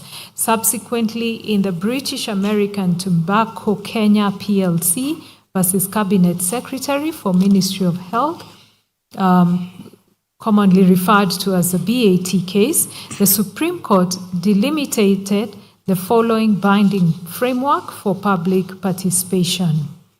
Principles are that, as a constitutional principle under Article 10.2 of the Constitution, public participation applies to all aspects of governance, that the public officer and or entity charged with the performance of a particular duty bears the honors of ensuring and facilitating public participation, that the lack of a prescribed legal framework for public participation is no excuse for not conducting public participation, and the onus is on the public entity to give effect to this constitutional principle using reasonable means. That public participation must be real and not illusory. It is not a cosmetic or a public relations act. It is not a mere formality to be undertaken as a matter of course just to fulfill a constitutional requirement. There is need for both quantitative and qualitative components in public participation. That public participation is not an abstract notion, it must be purposeful and meaningful. That public participation must be accompanied by reasonable notice and reasonable opportunity. Reasonableness will be determined on a case-to-case basis. That public participation is not necessarily a process consisting of oral hearings. Written submissions can also be made. The fact that someone was not heard is not enough to annul the process. That allegations of lack of public participation does not automatically vitiate the process. The allegations must be considered within the peculiar circumstance of each case, including the mode, the degree, the scope, the extent of public participation is to be determined on a case-to-case basis. Additionally, in Cabinet Secretary for National Treasury and Planning and 4 others versus Okiya Mtata, the Supreme Court held that the constitutional threshold for public participation is one of reasonableness, that the process must afford the public a genuine and meaningful opportunity to be heard, and that Parliament must take reasonable measures to ensure the proposal, views, and suggestions received. The court spoke as follows. In the BAT case, this court established the standard that duty bearers must meet and the threshold courts should use to determine whether duty bearers have fulfilled their obligations with respect to public participation.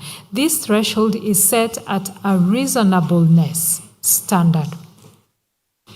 In its guiding principles on public participation, this court defined this threshold as follows: that public participation must be accompanied by reasonable notice and reasonable opportunity.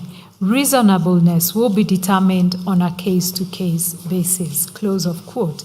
This and the broader corpus of jurisprudence firmly established that when the Constitution, the Constitution demands is not necessarily the most intensive form of participation in every case, but always a form that is meaningful, purposeful, and proportionate to the nature and gravity of the decision being made.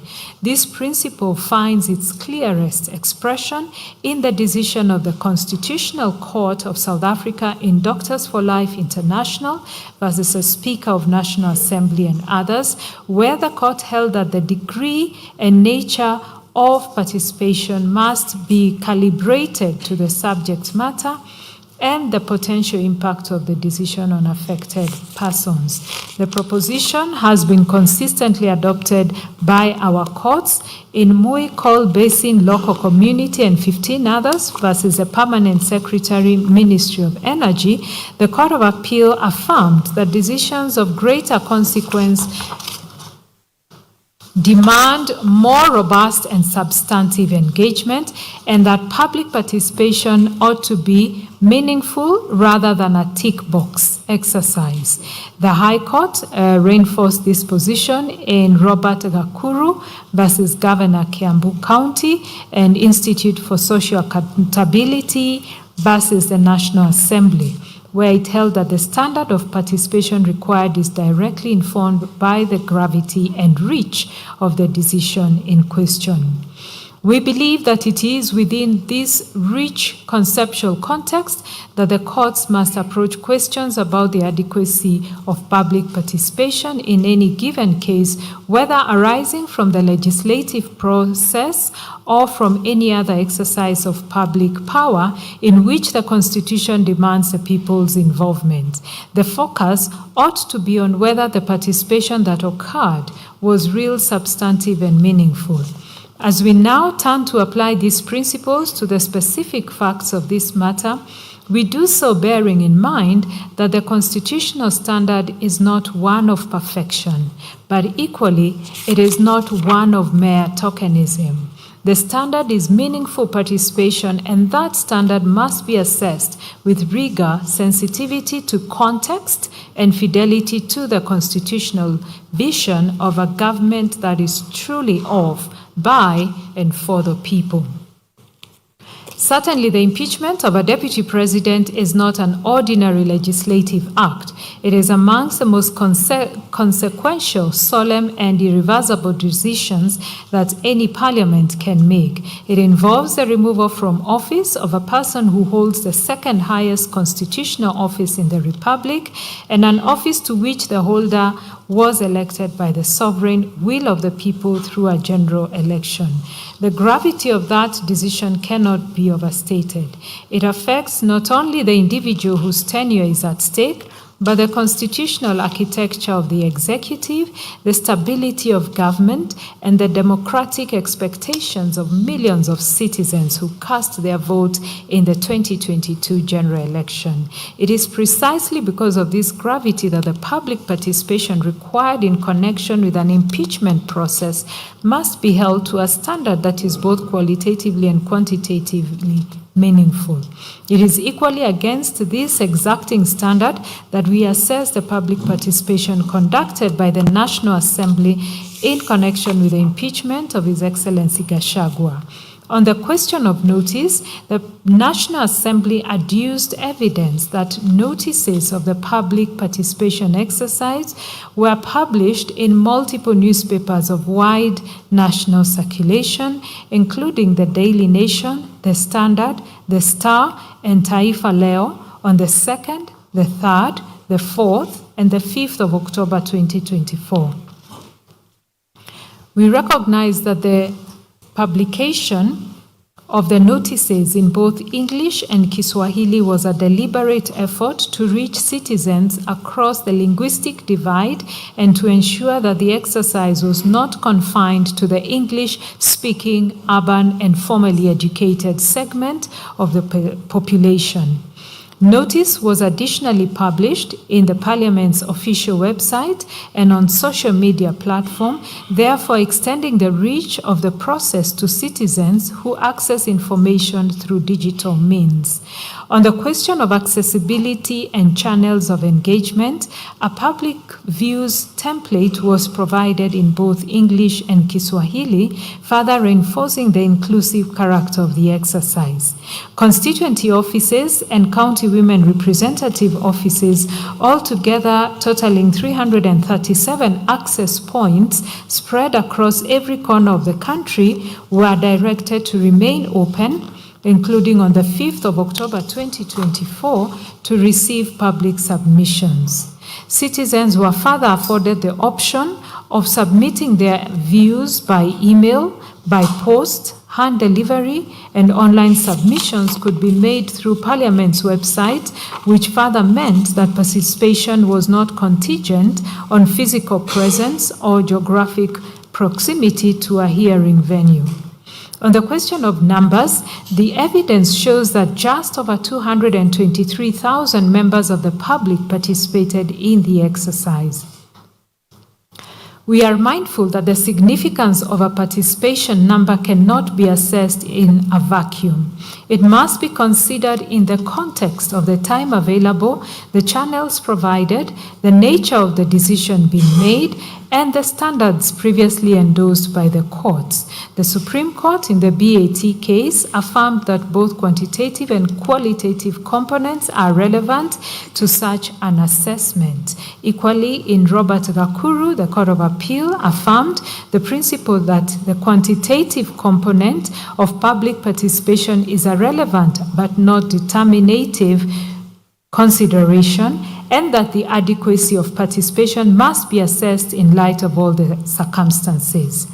Viewed against these standards, a participation figure of 223 citizens achieved within the constrained timeline represents a considerable level of civic engagement in a single parliamentary process. We say so further considering the relationship between the state's obligation to facilitate public participation and the public's exercise of the right to participate. These are two distinct constitutional responsibilities, and the law does not conflate them.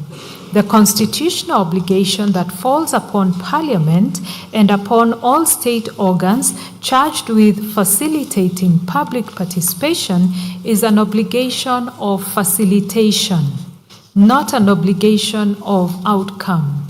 Parliament is constitutionally required to provide adequate notice, accessible channels, sufficient information, and a genuine opportunity for the public to engage. That obligation, once discharged, exhausts the constitutional duty of the facilitating organ. At least that is our understanding of the Supreme Court's pronouncement in Cabinet Secretary for National Treasury and Planning that, I quote, based on the textual markers herein, Parliament's duty is to facilitate public participation and involvement in the legislative and other business of Parliament and its committees. As is plain from its wording, this provision only imposes a duty to facilitate public participation and involvement in the legislative process, end of quote. We hold the view that what the public chooses to do with the opportunity is a matter of individual and collective civic agency, and that agency belongs to the people and not to Parliament. To hold Parliament responsible for the volume of public participation and to judge the constitutional adequacy of a public participation exercise by the number of citizens who choose to avail themselves of it would be to conflate the duty to provide an opportunity with the duty to compel its uptake. We take the position that a process that was accessible to all but availed by a few is not, by reason of low turnout alone, constitutionally deficient, provided that the low turnout was not the product of inadequate notice, inaccessible venues, suppression of participation, or any other failure on the facilitating organ. This principle finds support in comparative jurisprudence. The Constitutional Court of South Africa in Doctors for Life International case was emphatic that Parliament bears a duty to facilitate public participation and that the standard against which that duty is measured is one of reasonable facilitation.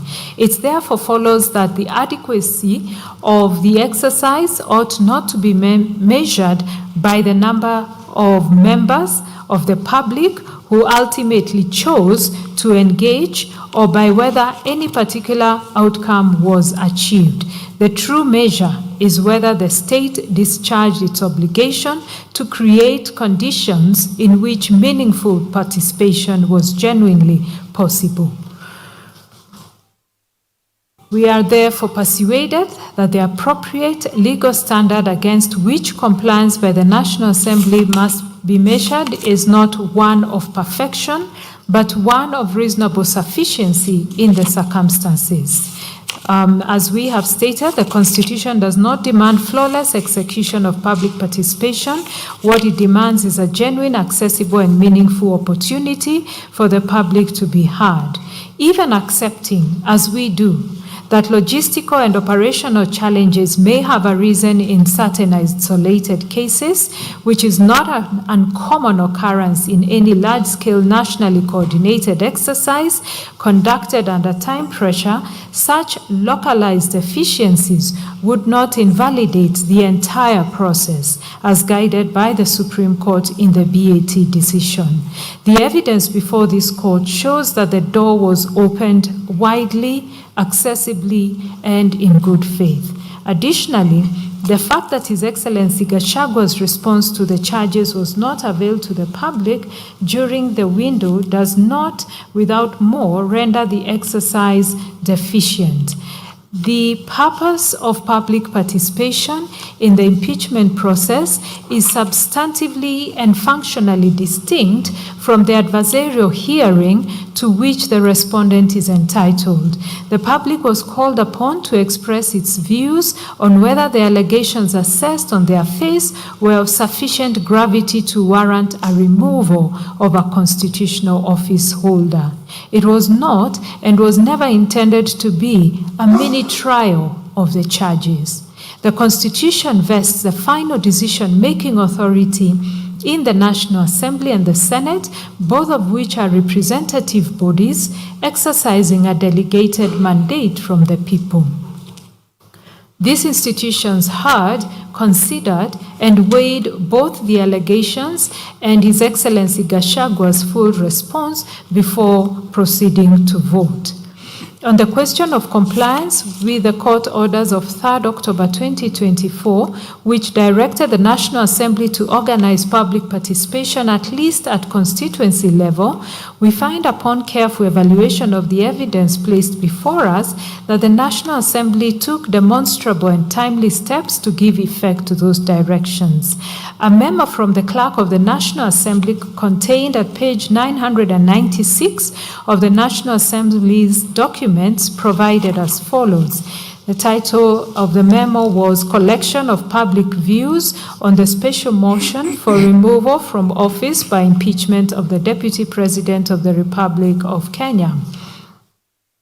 And the Clerk of the National Assembly writes, as you are aware, the National Assembly is currently considering a special motion for the proposed removal from office by impeachment of His Excellency Rigathi Gachagua, the Deputy President of the Republic of Kenya. To facilitate this process, public hearings were scheduled to be held in all 290 constituencies on Friday, October the 4th, 2024 from 8 to 5 p.m. and members of the public were notified to submit their views to the constituency or county. Offices of all members of Parliament of the National Assembly notified to submit their views to the constituency or county offices of all members of Parliament of the National Assembly. By a court order issued on the 3rd of October 2024, the High Court in Kenya sitting at Kerugoya directed that the National Assembly organize similar public hearings closer to the citizens, at least at constituency level, on each constituency in Kenya to enable the constituents of members of Parliament responsible for the impeachment process nationally to engage with and participate on hearings and or any other suitable modes by which citizens at that level can participate and offer their representations. In this regard, you are required to continue facilitating and coordinating the public participation exercise on the special motion within your constituency or county office. Please ensure that you implement the following: availability of forms. Ensure that copies of the public views template are physically available in your offices. In addition to the physical forms availed earlier, additional forms can be downloaded from the Parliament's website. 2. Collection of views. Collate all views, including memoranda, completed public views templates, and any other submissions relating to the exercise. Note to transcribe oral submissions into written form using the designated template. 3. Submission of collected views. You are required to submit the collated views arranged per constituency to the collection center, which has been set up in Parliament Building, Nairobi, at the entrance of Bunge Tower. Alternatively, you may hand over the forms to the respective officers designated for your counties or constituencies as per the attached list. All submissions must be received by Sunday, the 6th of October, 2024. Please ensure that your respective offices remain open on Saturday, the 5th of October 2024, as from 8 a.m. to 5 p.m. to facilitate the exercise. Please utilize the operation facilities and resources available in your offices to print or photocopy the forms and to support any other aspects of this exercise. For seamless coordination, we have shared the contacts of parliamentary officers responsible for each county or constituency. I close the quote.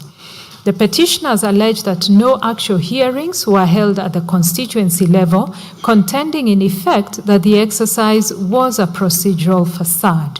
The allegation was effectively countered by substantial evidence presented by the National Assembly. This included the report of public participation on the proposed removal from office by impeachment of His Excellency Rigathi Gachagua, EGH, the Deputy President of the Republic of Kenya. The report contained a detailed analysis of the aggregated constituency tallies. See table number 4 at page 180 of the report. Supported by photographic documentation of the exercise conducted across multiple constituencies, as well as an official account comprehensively outlining the scope and substance of the proceedings. It is a well-settled evidentiary principle that a bare denial or unsubstantiated allegation cannot displace positive and particularized evidence to the contrary. The petitioners bore the burden of proving on a balance of probabilities that the public participation was an illusory or ineffective exercise. That burden was not discharged. It was also common ground that the public participation was tabled before the National Assembly on the 8th of October 2024. Members of Parliament had the opportunity to consider it before and during the debate. One of the petitioners mounted a specific and pointed challenge to the integrity of the report's data, contending that the figures recorded for Keio South were statistically impossible in that they purportedly reflected a support rate of 162.78%, a figure that, if accurate, would self-evidently exceed the mathematical ceiling of 100% and thus portray either gross error or deliberate manipulation. We have subjected the report to careful scrutiny. Our analysis shows that in Keio South, of the 820 responses recorded, 807 supported the impeachment, 12 opposed it, and 1 selected other. This translates to 98.41% in favor, 1.46% against, and 0.12% categorized as other. These figures, in our view, are mathematically sound and fall within the permissible range of 0 to 100%. and disclose no statistical anomaly of the kind alleged. The petitioner's contention, presented as a statement of fact, is therefore not borne out by the document itself. We further find that even if isolated errors were present in data entry, tabulation, or transcription, if those errors were demonstrated to exist within a report of this scale, such minimal errors would not without more vitiate to the entirety the otherwise lawful and substantially compliant public participation exercise. Therefore, having wholly examined the totality of the evidence produced before us, and having applied the constitutional and jurisprudential standards authoritatively laid down on the nature and quality of public participation required, we are satisfied and hereby find that the public participation conducted by the National Assembly in connection with the impeachment of His Excellency Gachagua as Deputy President met the requisite constitutional threshold in all material respects. With regards to the Senate not conducting its own public participation, the petitioners contended that the Senate acted in violation of Article 118 of the Constitution by failing to conduct its own independent public participation exercise prior to deliberating on the impeachment of His Excellency Gachagua. This argument, while not without surface appeal, cannot be sustained upon a careful and purposeful reading of the constitutional architecture governing impeachment proceedings, and we reject it for the following reasons. The starting point is a principle of constitutional specificity. Where the Constitution makes express and particular provision for a specific process, that specific provision governs, and general provisions must yield to it to the extent of any inconsistency or tension. Article 145 of the Constitution prescribes with particularity the role and function of each House of Parliament in the impeachment process. Under that provision, the Senate's designated function is to hear the charges preferred against the Deputy President, to receive and evaluate evidence in respect of those charges, and to decide on whether the Deputy President should cease to hold office. This is, by its very nature, an adjudicative function, and one that is quasi-judicial in character, akin to the conduct of a tribunal. It is not a legislative or policy-making function. The Senate, at this stage of the process, sits not as a law-making body, but as a constitutional adjudicator, and the procedural obligations that attend to that role are correspondingly different. Article 118, by contrast, imposes obligations on Parliament in the conduct of its legislative and other business. It provides in material part that Parliament shall conduct its business in an open manner, that its sittings and those of its committees shall be open to the public, and that Parliament shall facilitate public participation and involvement in its legislative and other business. The operative phrase is legislative and other business, and the interpretive question is whether Senate's adjudicative role in impeachment proceedings falls within the scope of that phrase. We find that it does not. The phrase other business must, on a proper application of the Eusdom Generis canon of construction, be read as business of a similar nature to legislative business, that is, business involving the formulation, review, or consideration of policy or law. We respectively associate ourselves with and adopt as correct the position taken by this court in Mwangaza versus County Assembly of Meru, that public participation in impeachment proceedings primarily occurs at the county assembly level rather than at the Senate level, since the county assembly is the initiating body that formulates and debates the impeachment motion before transmitting it to the Senate for final determination. End of the quote. At the Senate stage, the function being discharged, as we have said, is adjudicative rather than consultative. We find that the constitutional principle underlying that holding is not confined to the impeachment of governors. It is a principle of general application that derives its force from the structural logic of the impeachment framework embedded in the Constitution, and it applies with equal force and validity to the impeachment of the Deputy President under Article 145. A second invocation of the same procedure in respect of the same charges, the same allegations, and the same subject matter at the Senate level serves no additional constitutional purpose. We therefore find that the Senate did not violate Article 10 or 118 by failing to conduct its own independent public participation. Finally, the question of whether public participation was constitutionally required for the nomination and approval of His Excellency Kindiki as Deputy President calls for a holistic interpretation of Article 149(1) of the Constitution, read in its proper textual, structural, and purposive context. Article 149(1) provides in express and unambiguous terms that within 14 days after a vacancy in the office of Deputy President, the President shall nominate a person to fill that vacancy, and that the National Assembly shall vote on the nomination within 60 days of receiving it. The correct approach to that interpretive exercise is well settled.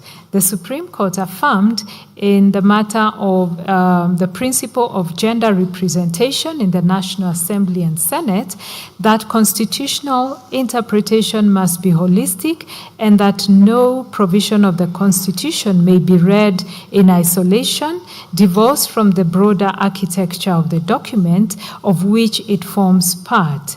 The court elaborated the context of that holistic approach in the matter of Kenya National Commission on Human Rights, holding that holistic interpretation requires contextual analysis, which is reading a constitutional provision alongside and against related provisions so as to arrive at a rational and principled understanding of what the Constitution must be taken to mean, having regard to its history, the issues in dispute, and prevailing circumstances. It is this disciplined, context-sensitive methodology that we apply to the question at hand.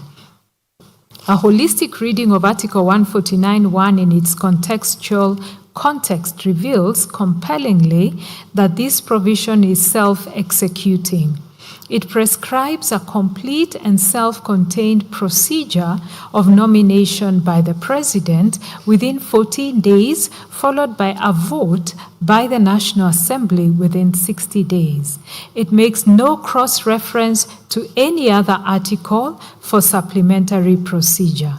Critically, it makes no mention of public participation, nor of committee vetting, nor of any other consultative mechanism. The framers of the Constitution were not silent on public participation by inadvertence.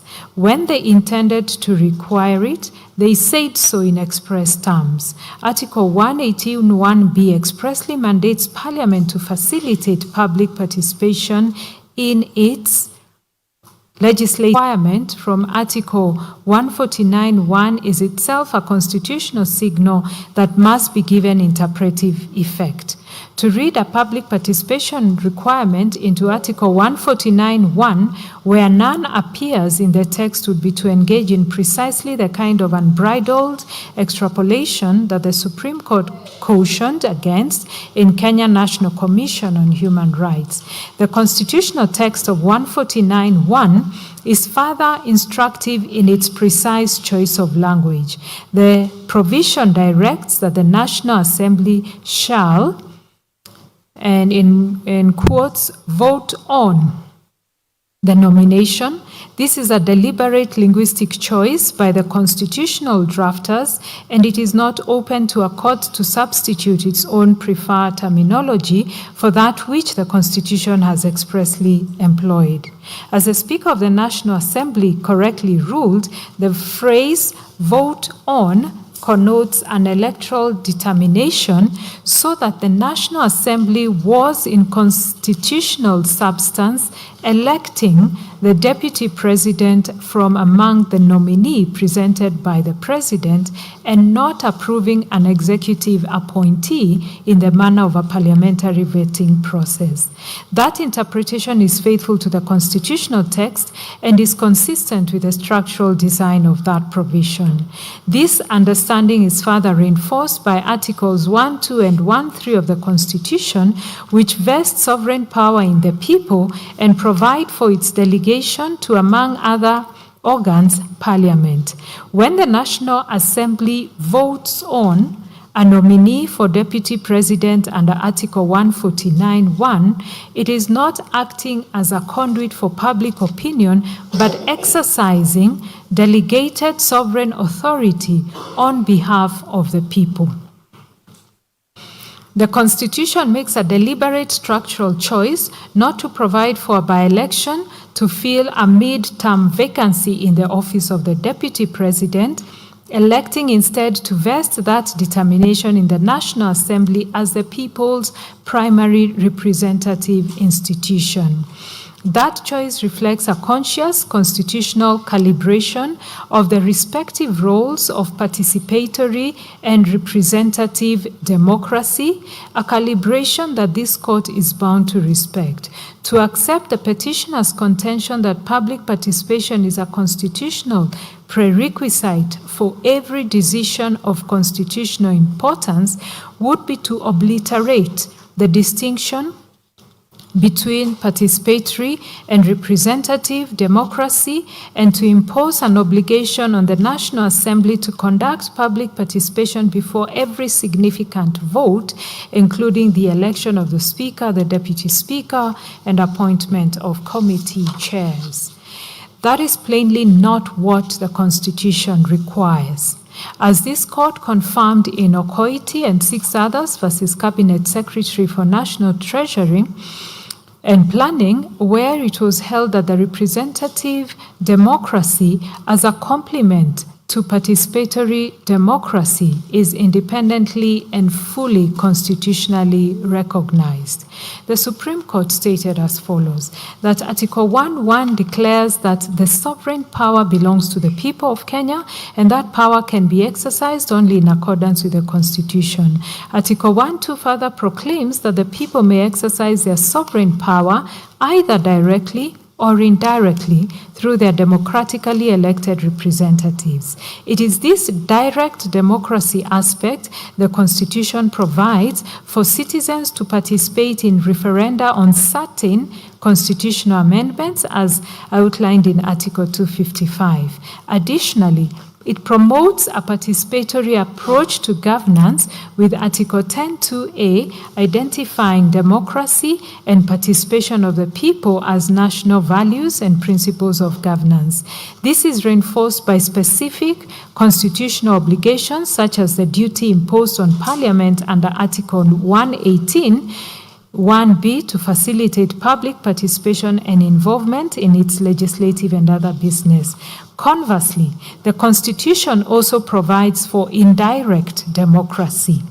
In that regard, Article 1.3 states that sovereign power is delegated to specified organs, state organs, including Parliament and the legislative assemblies of county governments.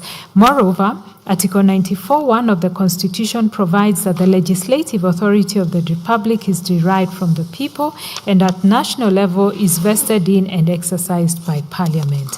This speaks to the representative aspect of democracy, which grants elected representatives the discretion to make legislative decisions on behalf of the people they represent, with the legislative discretion being balanced by the Constitution's commitment to participatory governance. End of quote.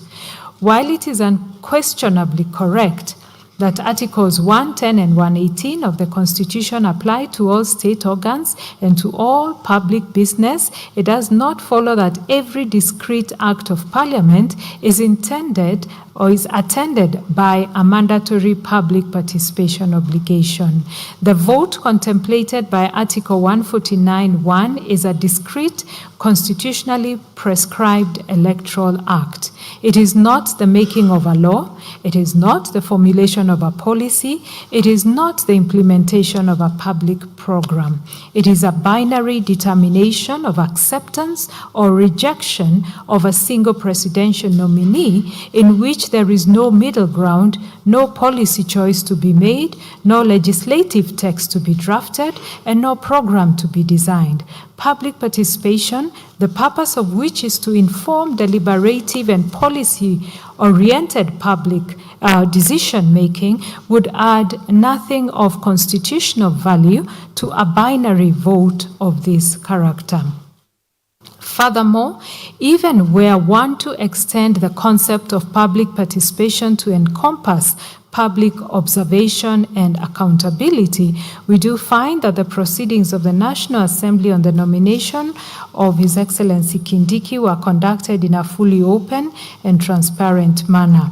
The debate was televised, the proceedings were recorded in Hansard, the press was free to report, and members of parliament were directly accountable to their constituents for the manner in which they exercised their votes. We are therefore satisfied that this openness and transparency, which is the constitutional core of Article 118(1)A's requirement that public conducts its business in an open manner, was amply satisfied. For the foregoing reasons, we hold that public participation was not constitutionally required for the nomination and approval of His Excellency Kindiki as Deputy President under Article 149(1). Next, I will look at the main issue on constitutionality and legality of the standing orders. The petitioners asked this court to consider and pronounce itself on the National Assembly's Standing Orders number 64(2) and 65, as well as Senate Standing Orders 75, 78, 79, and 80.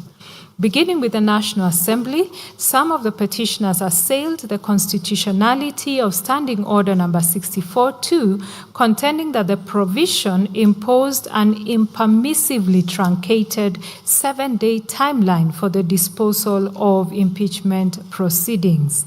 They argued that such compressed timelines undermined meaningful public participation and curtailed the rights to a fair hearing guaranteed under the Constitution.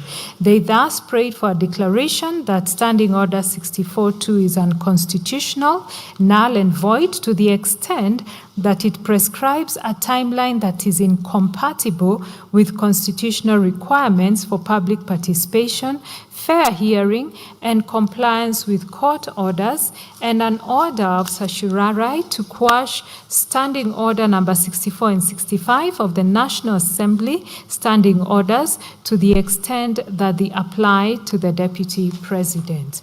The respondents in answer defended the constitutional validity of Standing Order 64(2) and 5, contending that they are necessary for the expeditious conduct of impeachment proceedings. They pointed to the Constitution itself as a source of the condensed timelines, including Article 145(2)A, which requires the Speaker to notify the Senate within 2 days, Article 145(3), which requires the Senate to convene within 7 days, and Article 145(4), which requires a special committee to report within 10 days, and submitted that it would be illogical to impugn a standing order that prescribes a 7 to 12-day time frame when the Constitution itself operates within a similarly compressed time frame. The respondents further submitted that Article 124(1) expressly empowered each House of Parliament to make standing orders for the orderly conduct of its proceedings, and that Standing Order 64(2) is a legitimate and necessary operationalization of that constitutional framework. They urged the court to exercise restraint in accordance with the separation of powers on the issue. Having carefully considered the rival contentions of all the parties, we now pronounce ourselves as follows. It is right that standing orders are subordinate legislation deriving their authority not from Parliament itself, but from the Constitution. Article 124(1) of the Constitution expressly empowers each House of Parliament to make standing orders for the orderly conduct of its proceedings, including those of its committees. Article 124(2) further entrenches the role of parliamentary committees within this framework. Being creatures of the Constitution, we agree with the submission that standing orders must at all times conform to the spirit of the Constitution, its values and animating principles. They cannot rise above the instrument that gives them life. Standing Order 64 prescribes the procedure for removal of the Deputy President under Article 145 of the Constitution. Standing Order 65(2) extends this procedure with necessary modifications to the impeachment of a Deputy President under Article 151(b) of the Constitution. Standing Order 64(1) requires that a member seeking to initiate such a motion must submit it in writing to the clerk, clearly stating the grounds of removal supported by at least 1/3 of all members. The motion must particularize the alleged gross violation of the Constitution or other written law, cite the precise provisions alleged to have been violated, and be accompanied by evidence sufficient to substantiate the allegations. The specifically impugned provisions, Standing Order 64(2), by the Speaker within 3 days in accordance with Standing Order 47, and thereafter by the Assembly within 7 days of notice. Should the Assembly fail to act within that period, the motion is deemed withdrawn and may not be revived in the same session save with the leave of the Speaker. The combined effect is that once an impeachment motion is properly filed, it is subject to strict and unforgiving timelines. 3 days for the Speaker's action and 7 days for the Assembly's disposal, failing which the motion lapses in its entirety.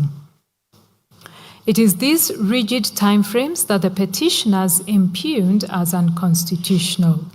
Now, the constitutional provisions engaged by the challenge are uncontested. Article 2(4) of the Constitution, which provides in terms that admit of no ambiguity that any law, including subordinate legislation that is inconsistent with the legislation with the Constitution, is void to the extent of the inconsistency, and any act or omission in contravention of the Constitution is invalid.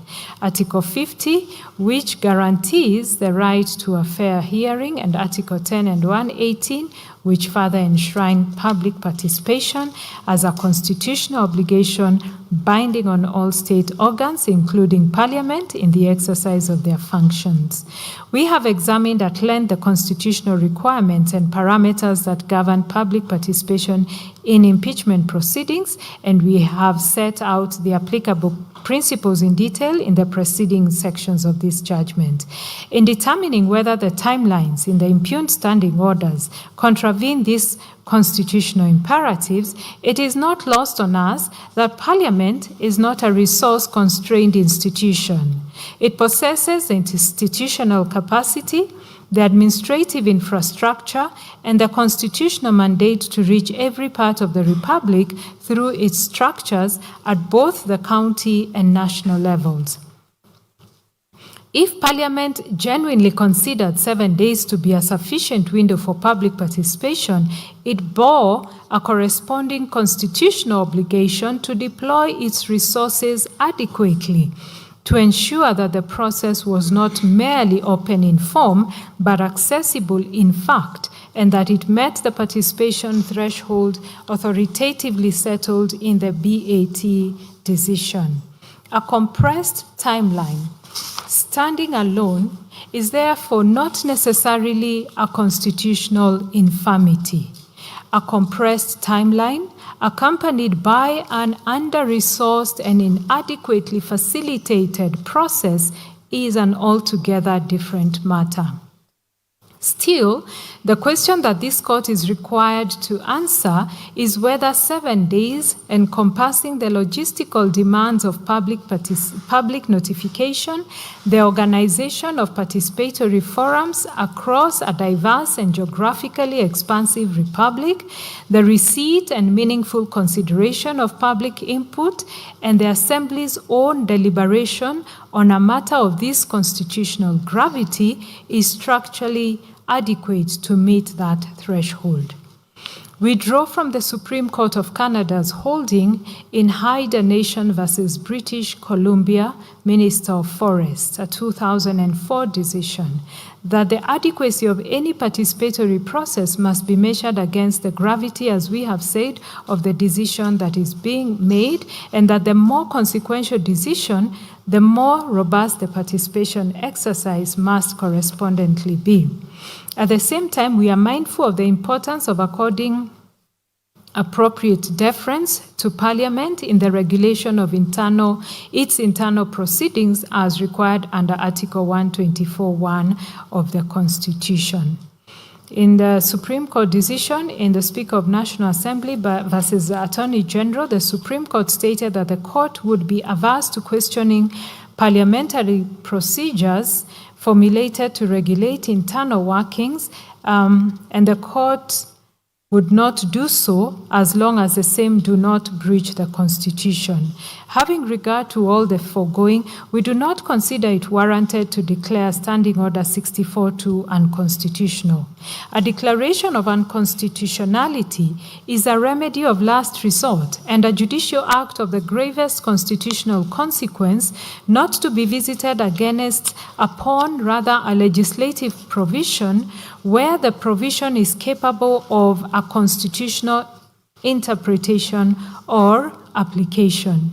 We are further guided by the principle of constitutional avoidance that where a provision of subordinate legislation can be read and where it can be applied in conformity with the Constitution, the court ought not to strike it down when a less drastic remedy is available. This principle was affirmed by this court in IEBC versus Maina Keai and 5 others, where it was held that interpretive generosity must extend where reason permits to the provisions whose constitutionality is challenged. We are not persuaded that the mere existence of a 7-day timeline taken in isolation and on its face renders Standing Order 64-2 void. A provision is not unconstitutional simply because it is capable of being applied unconstitutionally. The vice lies not in the number of days prescribed, but in what Parliament does or fails to do within those days. The timeline, considered as an abstract legislative proposition, is therefore not in itself the source of any constitutional infirmity. The infirmity, where it arises, lies in the manner of implementation, and in whatever Parliament operating within that compressed window deploys,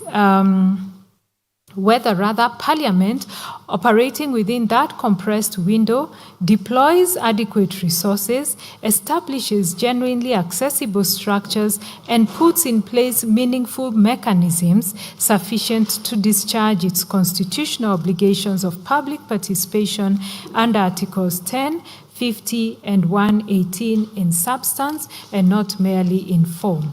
The distinction we draw is between a provision that is unconstitutional on its face and void in all its applications, regardless of how it is applied, and one that is conditionally constitutional, as in valid in law, but only where its application is accompanied by the institutional effort and constitutional seriousness that the gravity of impeachment proceedings demands. Standing Order 64-2 falls, in our judgment, in the latter category. In declining to strike down Standing Order 64-2, we instead note that the timeline prescribed in that standing order is not constitutionally mandated. Unlike certain procedural requirements that derive their specific content from express constitutional text, the 7-day window is a creature of parliamentary regulation alone. Parliament was free to prescribe a longer period and still remains free to do so. The experience of the first impeachment of a deputy president to come before the National Assembly under the Constitution of Kenya 2010 might have been a sobering constitutional experience. It may have exposed in real time the structural tensions that compressed timelines have the potential to create when applied to proceedings of national consequence. We commend to Parliament for its serious consideration in the exercise of its sovereign authority to regulate its own proceedings, the question of whether the timelines prescribed in Standing Order 64-2 remain adequate in light of this experience, and whether a timeline that builds in more time for public participation and for the Assembly to deliberate with the gravity that removal from constitutional office demands would not be more befitting of the constitutional moment that the impeachment invariably represents. As it stands, however, we find nothing unconstitutional about the standing order. With respect to the Senate standing orders, the petitioners assailed the constitutionality of Standing Orders 75, 78, 79, and 80 to the extent that they apply to the Deputy President, advancing their challenge on 3 grounds. First, that Standing Order 79 was a mechanical importation of the presidential impeachment framework to the Deputy President's distinct constitutional position without any effort to modify the required identify the required modifications as required by Article 150 to 152. Second, that the appointment of a special committee was mandatory under Article 145(3)(b, and that Standing Order 79 did not mirror this requirement. Third, that the 14-day timeline under Standing Order 75 was structurally incompatible with Articles 47, 50, and 145(5), and was grossly inadequate for proceedings involving 11 complex constitutional allegations. The respondents maintain that Article 145(3)(b uses the word may, which confers a discretion and not a mandatory obligation, that the fact that Standing Order 80 expressly provided for a plenary alternative, while Standing Order 79 did not, was constitutionally significant, as the discretion was conferred by the Constitution itself. They further submitted that Article 152 did not require a formal or recorded exercise of identifying modifications, and that the modifications were implicit in the different constitutional status of the Deputy President.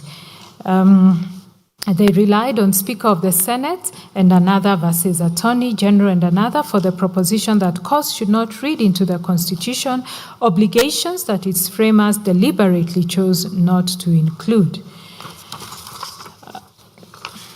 We have considered the submissions put forward by the parties, and for the avoidance of doubt, standing orders, we provide verbatim what the Standing Order 75, 78, 79, and 80 all provide. Allow me not to go through that. The principle that standing orders must conform to the Constitution applies with equal force to the Senate as it does to the National Assembly for the reasons we have already set out in the preceding section of this judgment. Our jurisdiction to examine that conformity is equally settled and will rely on the case of Orange Democratic Party versus Speaker of National Assembly and Ombogi and 9 others versus County Assembly of Nyamira. We note that Standing Order 78 largely mirrors the impeachment procedure provided for under Article 145. As such, the question of whether the special committee contemplated under standing orders is mandatory or discretionary and the constitutionality of those standing orders is in the context of Article 145(3)(b is addressed separately in the next ground. On the specific challenge to the absence of a formal recorded modification process under Article 150 sub-article 2, some petitioners argue that the phrase with necessary modification in Article 150 sub-article 2 of the Constitution is a mandatory constitutional directive requiring Parliament to enact a substantive legislative framework tailored to the distinct office of the Deputy President. They emphasize that unlike the President, the Deputy President enjoys no civil or criminal immunity under Article 143, and therefore impeachment must be treated as a mechanism of last resort.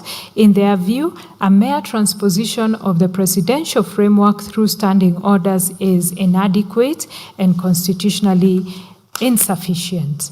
The respondents countered that with necessary modification is nothing more than a drafting device requiring only the mechanical substitution of president with deputy president. They maintained that the obligation was discharged through the National Assembly Standing Order 65-2 and Standing Order 79, and that the Parliament's procedural autonomy under Article 124(1) shields its internal arrangements from judicial scrutiny. We are unable to accept the respondent's construction. Taken to its logical conclusion, it renders the phrase superfluous. If the Constitution intended mere substitution, it would not have qualified the incorporation of Article 145 at all. The deliberate insertion of those words signals that the drafters anticipated substantive adaptation as opposed to a mechanical production or drafting convenience. This conclusion is reinforced by the structural asymmetry between the two offices, partly under Article 143. We do agree with the submission that a framework that ignores this distinction has not applied Article 145 with necessary modification. It has applied it without modification at all. The standing orders relied upon by the respondents do not cure this deficiency. National Assembly Standing Order 65-2 and Senate Standing Order 79 merely echo the constitutional command without discharging it. They reproduce the obligation verbatim, but provide no substantive modification at all. The county experience is instructive in this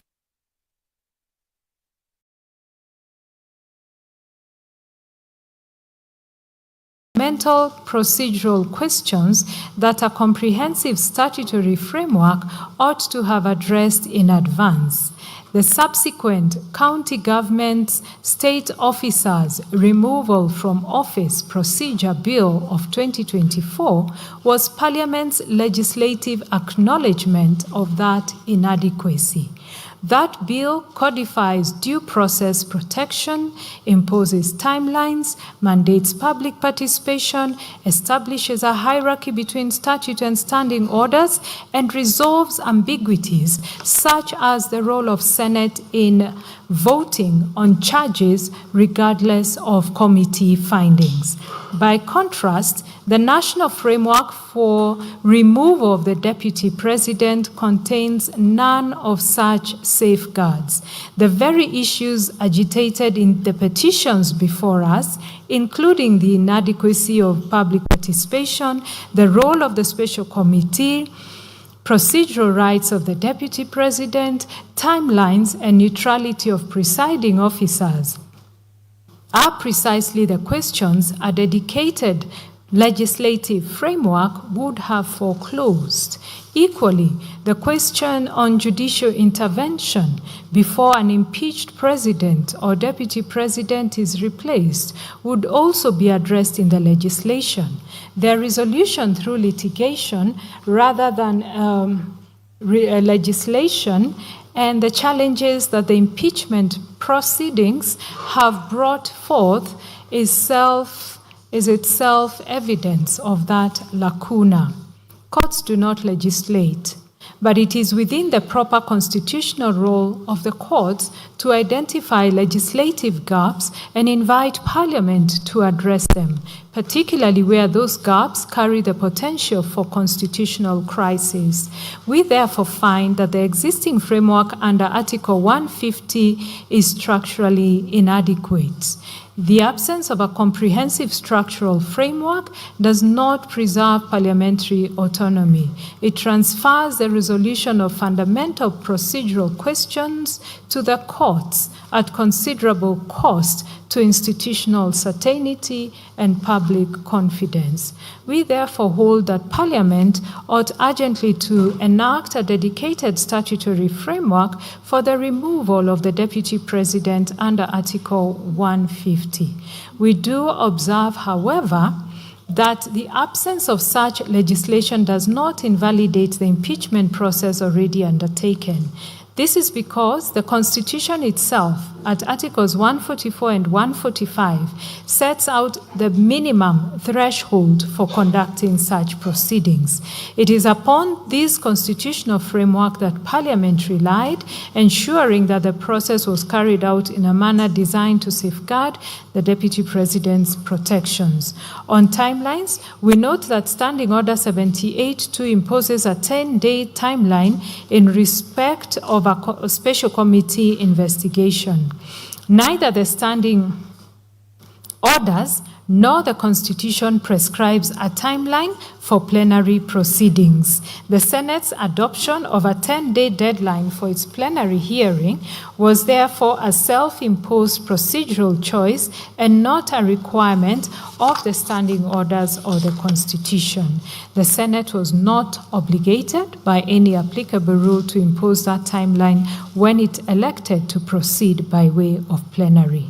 And the petitioners have not demonstrated that the choice to do so was in itself a constitutional violation.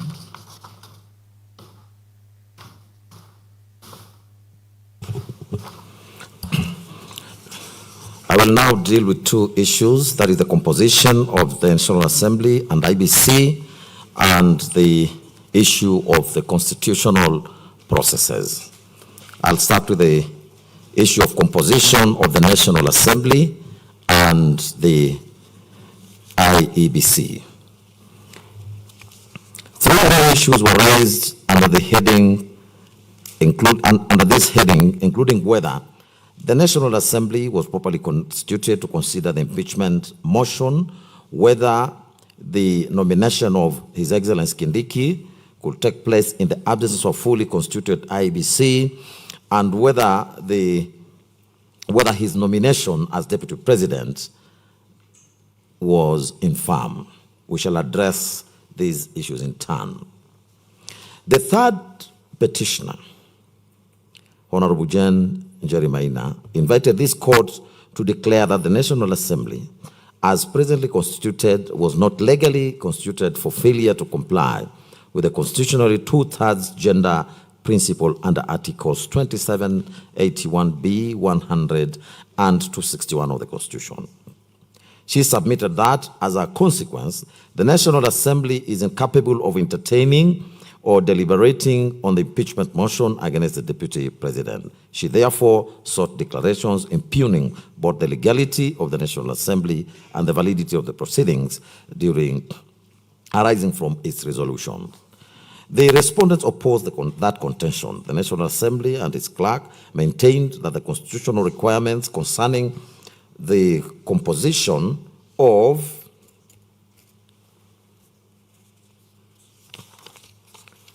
Parliament under Articles 97 and 98 of the Constitution had been satisfied. They admitted that they submitted that the two-thirds gender principle did not render Parliament unlawfully constituted or incapable of functioning, and that Article 261 itself establishes the constitutional mechanism for securing compliance where legislation or implementation has lagged. They warned that acceptance of the petitioner's proposition would invalidate all parliamentary business undertaken since 2013, an outcome they described as constitutionally untenable and absurd. The Speaker of the Senate and the Senate associated themselves with that position and further urged judicial restraint, submitting that despite that the dispute concerning implementation of the two-thirds gender principle remains actively before a duly constituted 5-judge bench in Conchela and others. There can be no controversy that the two-thirds gender principle is a constitutional imperative. Article 81B decrees that not more than two-thirds of the members of elective bodies shall be of the same gender. Article 27 and Article 100 reinforce the constitutional commitment to equality, inclusiveness, and equitable representation. The courts of this country have consistently affirmed that gender principle is not ornamental constitutional rhetoric, but a binding constitutional stance that demands implementation. Equally, however, constitutional adjudication must be undertaken within the framework of the Constitution and the dispute resolution mechanisms it establishes. The question before us is not whether the two-thirds gender principle is obligatory. It undoubtedly is. Rather, the narrower and the more immediate question is whether the alleged non-compliance with that constitutional principle rendered the National Assembly illegally constituted as to deprive it of authority to entertain and determine an impeachment motion under Articles 145 and 150 of the Constitution. Article 261 of the Constitution speaks to the timelines within which legislation ought to be passed by Parliament. It also provides for the consequences of failure to pass legislation. On such a failure, a petition may be filed in the High Court, and the court may grant a declaratory order directing Parliament and the Attorney General to take steps to ensure that the required legislation is enacted within the period specified in the order and to report the progress to the Chief Justice. In the event Parliament fails to enact the legislation in accordance with the court order, the Chief Justice shall advise the President to dissolve Parliament, and the President shall so dissolve Parliament. The new Parliament shall then enact legislation within the terms contained in the court order, lest it faces similar consequences. The issue of failure by Parliament to enact the legislation on the gender rule has been litigated in courts for relatively long. Further, in an advisory opinion filed in the Supreme Court, other petitions under Article 261 have been filed in the High Court and declarations made. The Honorable Chief Justice even advised the President to dissolve Parliament. It was that advice that elicited the institution of Conchela and others versus Chief Justice Supra. The matter was recently determined by an expanded bench of this court via the judgment delivered on the 5th of June 2026, that is last Friday, where the advice to dissolve Parliament by the Honorable Chief Justice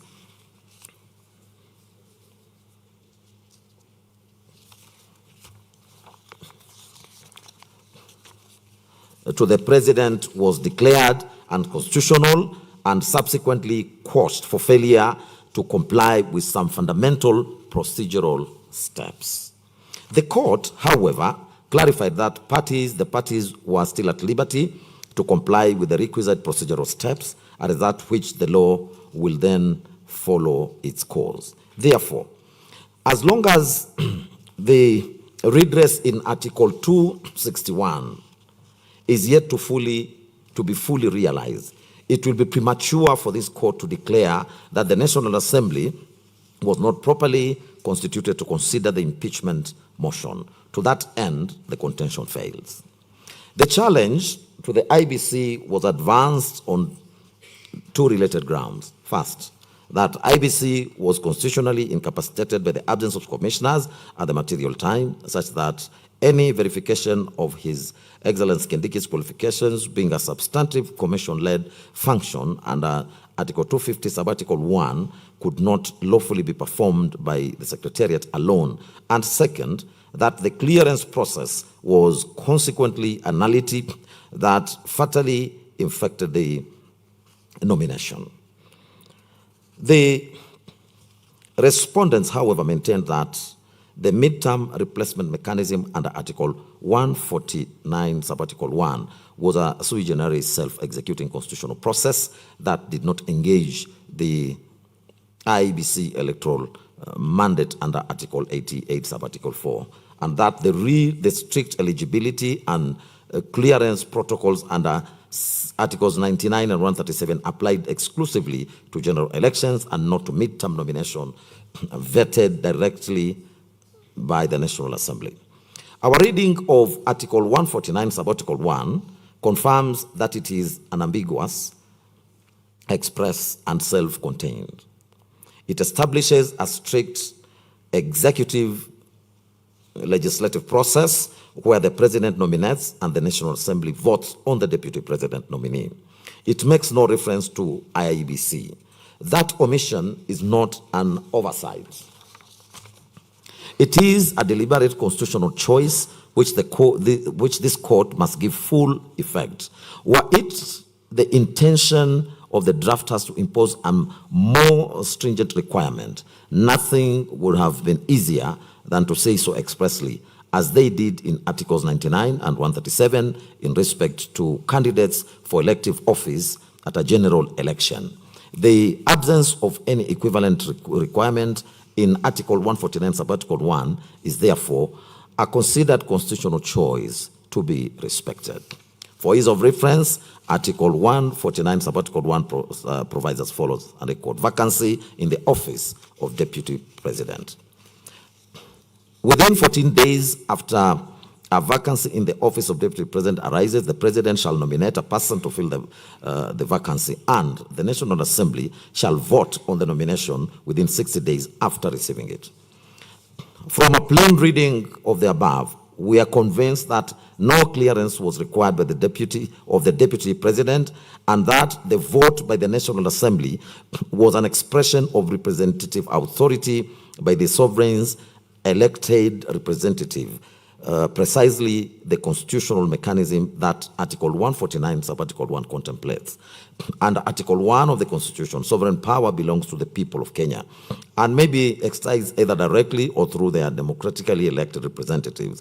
When the National Assembly voted on His Excellency Kindiki's nomination, it did so as the constitutional repository of delegated sovereign authority acting on behalf of the people in accordance with the specific mechanism the Constitution provides for filling in a midterm vacancy in the office of the Deputy President.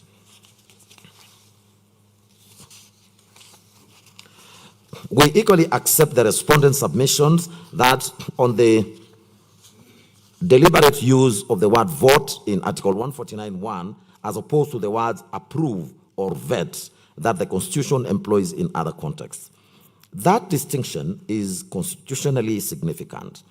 Across the Constitution, we note that the word approve is used where Parliament exercises a confirmatory function in relation to executive appointments, as in the approval under Article 132, Sub-Article 2 of cabinet secretaries, the Attorney General, the Secretary to the Cabinet, the Principal Secretary, the High Commissioners, ambassadors, and diplomatic consular representatives, as well as any other state or public officer whom the Constitution requires or empowers the President to appoint or dismiss. The same applies to the approval of the candidates for constitutional offices such as the Chief Justice under Article 166 of the Constitution. In those contexts, approval connotes a deliberate and structured vetting exercise in which Parliament assesses the suitability of the nominee against a prescribed criterion, and in which the IBC or other constitutional bodies may have a role to play in verifying qualifications. The word vet carries similar connotations of structured scrutiny against defined standards. The word vote, by contrast, denotes a direct and immediate exercise of collective democratic will. It is the language of elections and of sovereign determination. Its use in Article 149, Sub-Article 1, signals that the National Assembly's function in the midterm replacement process is not to sit in the judgment of the nominee's suitability, but to exercise on behalf of the people a direct democratic determination on whether the president nominee should fill the vacancy. That determination is political and representative in character, and it is expressed through the ballot of elected members of Parliament, each of whom is accountable to their constituents for the vote they cast. It consequently follows that no input or intervention by the IBC was constitutionally required in the midterm replacement process under Article 149(1). The absence of any IBC involvement would not have rendered the nomination or the filling of the vacancy unconstitutional. The informational input by the IBC Secretariat did provide was, in those circumstances, entirely voluntary in character. It was not a condition precedent to the validity of the process, and its presence or absence was constitutionally irrelevant to the outcome. That being so, the fact that the input was provided by the Secretariat in the absence of commissioners is equally irrelevant if the input was not required at all.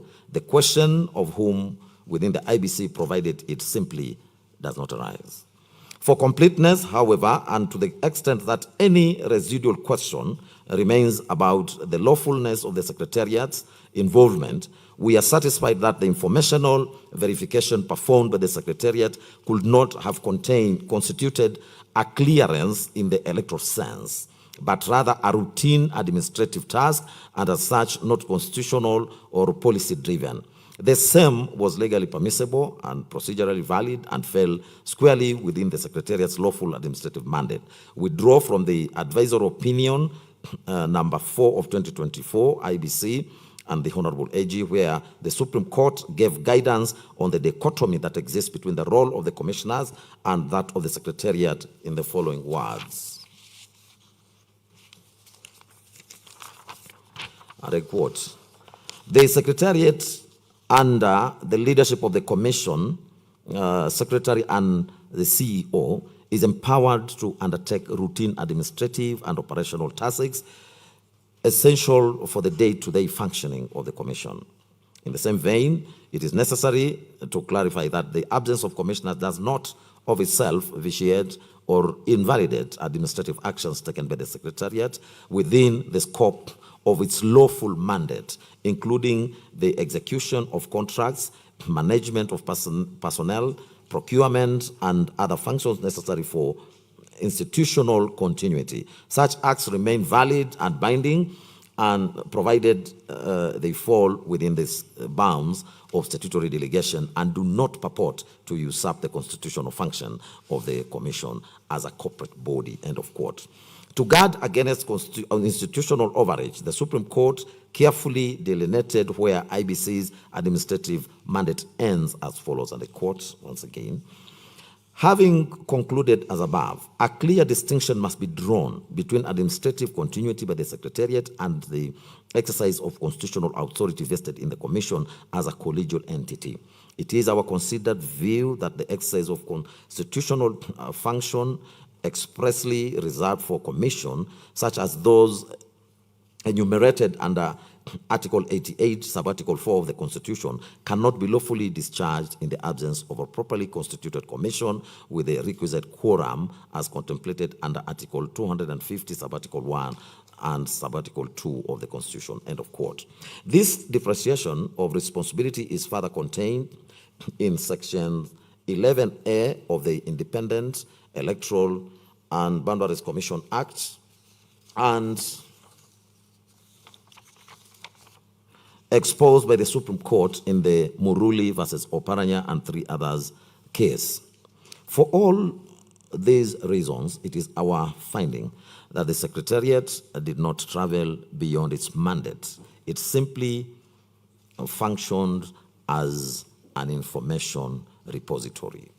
Having so found, we now move to the last sub-issue concerning the constitutional validity of His Excellency Kindiki's nomination. The petitioners anchored the ground on Article 148, Sub-Article 1, read with Article 137, contending that His Excellency Kindiki was serving as Cabinet Secretary for Internal and National Administration, a state office under Article 260, at the time of his nomination and parliamentary approval on the 18th of October 2024. He was disqualified from nomination by dint of Article 137, Sub-Article 2B, rendering the entire process null and void ab initio. In contrast, the respondents who responded to this ground argued that the appointment process was completely legal and procedurally sound. They maintained that the filling of midterm vacancy under Article 149, Sub-Article 1 was an independent sui generis executive-led process, and that was distinct from traditional election or appointment. Further, it was the case that the restrictive disqualification in Article 137, such as the recruitment to the requirement to resign 6 months prior to or to secure multi-county voter endorsement, were tailored exclusively for general elections, not sudden midterm vacancies that demanded swift action to prevent a leadership vacuum.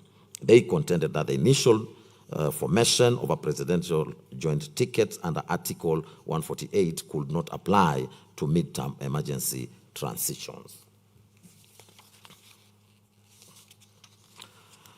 In addition, His Excellency Kindiki and the IBC specifically disputed the factual basis of the persons of the petitions, arguing that His Excellency Kindiki had in fact provided official gazette notices proving he had formally resigned from his cabinet position prior to his appointment as Deputy President.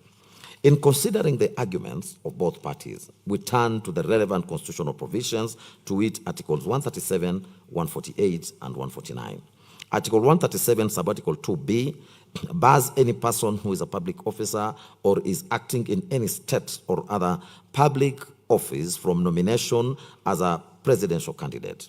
Article 137, Sub-Article B, carves out exemptions for the sitting president, the deputy president, and members of parliament. Cabinet secretaries are not included in that exception. Article 148, Sub-Article 1 also locks the qualifications of a deputy president candidate to those of a presidential candidate under Article 137. And Article 148, Sub-Article 2 provides that there shall be no separate nomination process for the deputy president at a general election. Article 149, Sub-Article 1, however, creates an entirely distinct pathway of filling a mid-term vacancy, as we have already observed, through a direct presidential nomination followed by a National Assembly vote. It makes no cross-reference to the electoral machinery or disqualification timelines that apply under Articles 137 and 148 in the general election context. A strict textual reading of Article 148, Subarticle 1, and Article 137, Subarticle 2b together would, if applied without contextual qualifications, bar an active cabinet secretary from nomination unless a timely resignation had occurred. However, we are satisfied that Article 149, Subarticle 1, creates a sui generis process that cannot be evaluated by mechanical application of the general election framework. Article 149, Subarticle 1, omits the standard electoral requirements, including the signature collection requirement, and Article 137, Subarticle 1D, which signals the framers' intention that this provision operates independently of the general election machinery. To apply the strict disqualification timelines of the electoral context to a sudden or unforeseen midterm vacancy would risk creating an executive leadership vacuum of precisely the kind that Article 149, Subarticle 1 was designed to prevent.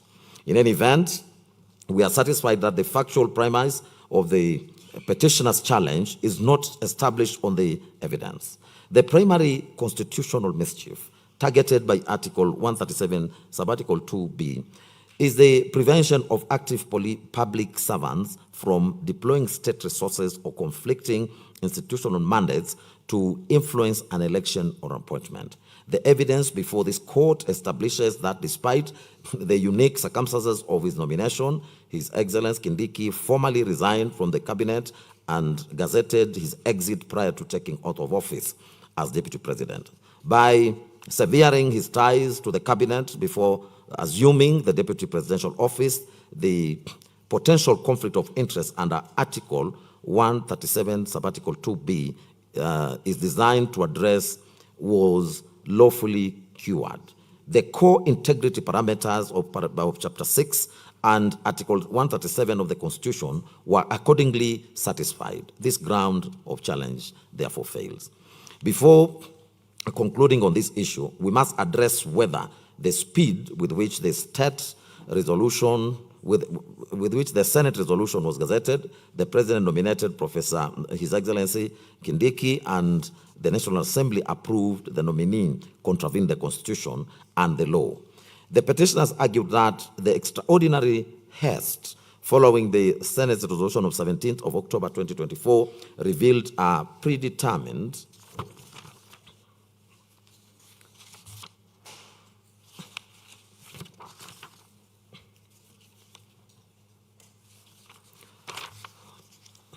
impeachment process. In their view, the immediate gazettement, swift presidential nomination, and expedited parliamentary approval were evidence of a pre-arranged outcome. They contended that such speed undermined constitutional values of transparency, accountability, public participation, fairness, and constitutionalism. The respondents, including His Excellency Kindiki, took the opposite position. They maintained that the Constitution itself anticipates expedition in matters concerning high constitutional office. Once a vacancy arose in the office of the Deputy President, they argued the President was constitutionally bound to act under Article 149. Prompt compliance with such a duty, they insisted, cannot be itself amount to constitutional impropriety. Turning to the Constitution, Article 149(1), we have already reproduced that section, that article. I don't need to go through it again. Proceed. This provision leaves no doubt that the framers of our Constitution deliberately contemplated speed in filling in a vacancy of the Deputy President's office. The rationale is evident, and it is to safeguard continuity and the stability in the national executive by requiring prompt action. Judicial precedent reinforces this principle. In Ali Hassan Joho and another was a Suleiman Said Shabal and others, this is a Supreme Court petition number 10 of 2013. The court held that constitutional timelines are substantive requirements, not procedural conveniences, and cannot be extended by legislation or judicial discretion. Similarly, in the Mankin Aramat versus Harun Meitamei, Lenpaka, and two others, the Supreme Court, it's a Supreme Court matter petition. The court emphasized that constitutional timelines are binding commands, cautioning against reliance on Article 159 to circumvent them. The same principle was affirmed in Moses Masika Wetangula versus Muskari Kombo, Muskari Nazi Kombo, and two others, and in Harun Meitamei Lempaka versus Lempakian Aramat, where the Court of Appeal underscored the constitutional significance of timelines. Collectively, these authorities highlight that timelines serve vital public interests, including certainty, legitimacy, and orderly governance. The Supreme Court's decision in Raila Odinga and 5 others versus Independent Electoral and Boundaries Commission and 3 others, this is presidential petition number 5 of 2013, is also instructive.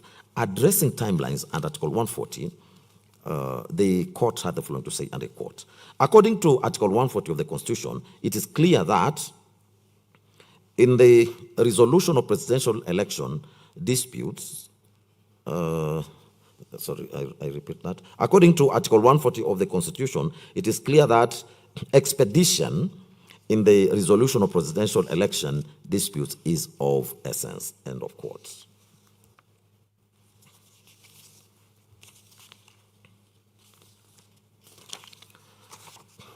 The court warned that prolonged uncertainty regarding the presidency undermines public interest. This reasoning reflects a broader constitutional philosophy that uncertainty in the occupants of high office is detrimental, and the Constitution deliberately establishes mechanisms to ensure continuity. Applying these principles, we are not persuaded that the prompt gazettement of the Senate's resolution was unconstitutional. Once the Senate concluded its process, the Deputy President ceased to hold office, and nothing in the Constitution required a waiting period before gazettement. Likewise, the President cannot be faulted for acting swiftly under Article 149. He was constitutionally obligated to nominate a replacement within 14 days. Compliance with this duty cannot be construed as wrongdoing. To hold otherwise would penalize constitutional actors for fulfilling their obligations. The same reasoning applies to the National Assembly. Article 149 allows up to 60 days to vote on a nomination, but it does not require Parliament to exhaust that period. Acting sooner than the deadline is not evidence of illegality. Speed alone does not establish predetermination. The law requires objective proof that a decision maker had closed their minds before exercising power. Mere expedition does not meet that threshold. We therefore find that the gazettement of the Senate resolution, the President nomination of His Excellency Kindiki, and the nomination National Assembly's approval did not contravene the Constitution simply because they were undertaken expeditiously. I will now turn to the constitutional processes. Under this heading, this court is called upon to interpret Articles 144 and 145 of the Constitution to determine whether the Senate was obligated to establish a special committee to investigate the charges against the Deputy President, or whether the formation of such a committee was discretionary. The court is equally invited to examine the procedures applied in the impeachment process, with particular focus on Article 150, sub-Article 2, and the extent to which, if at all, the Senate ran afoul the Constitution in that respect. Starting with the first issue, the dispute before us brings into sharp focus the jurisprudential tension embedded in Article 145 of the Constitution, and more particularly, Article 145, sub-Article 3b of the Constitution. Article 145, sub-Article 2 and sub-Article 3 detail the provision of removal in the following terms.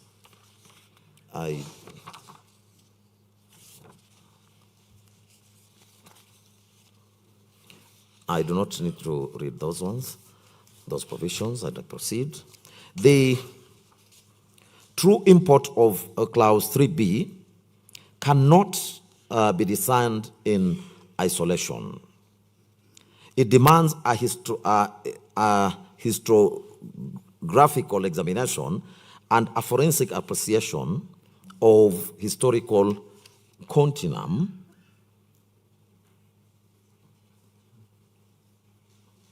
just a minute.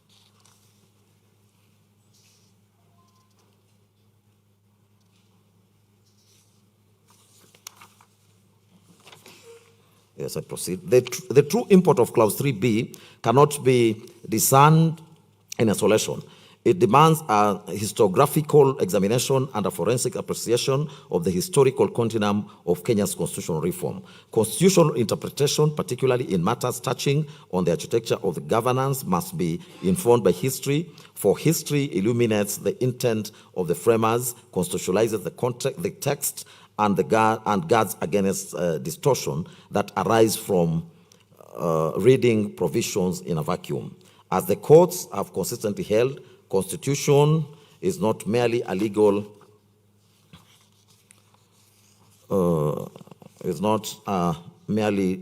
instrument, but a living charter whose meaning is enriched by the struggles,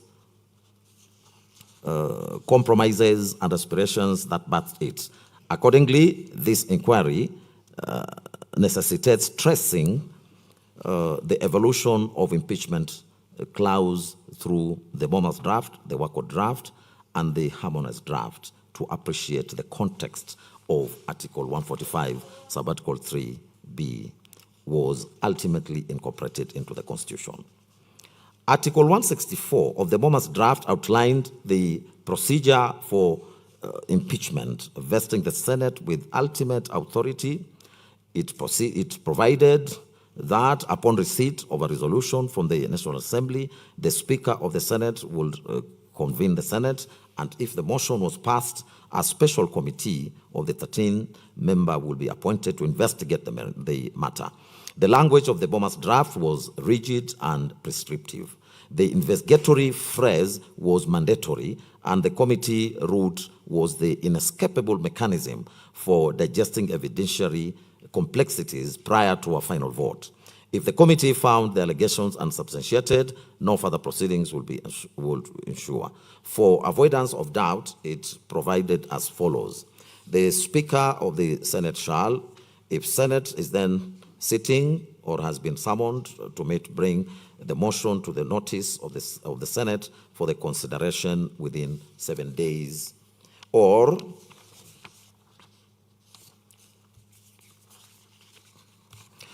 if Senate is not then sitting, will summon it to meet within 21 days of the motion, 21 days of the notice to consider the motion.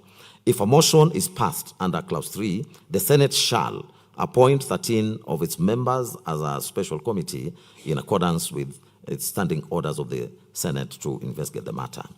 If the special committee shall investigate the matter and shall, within 10 days, report to the Senate whether it finds the particulars of the allegations against the President to have been substantiated. End of quote.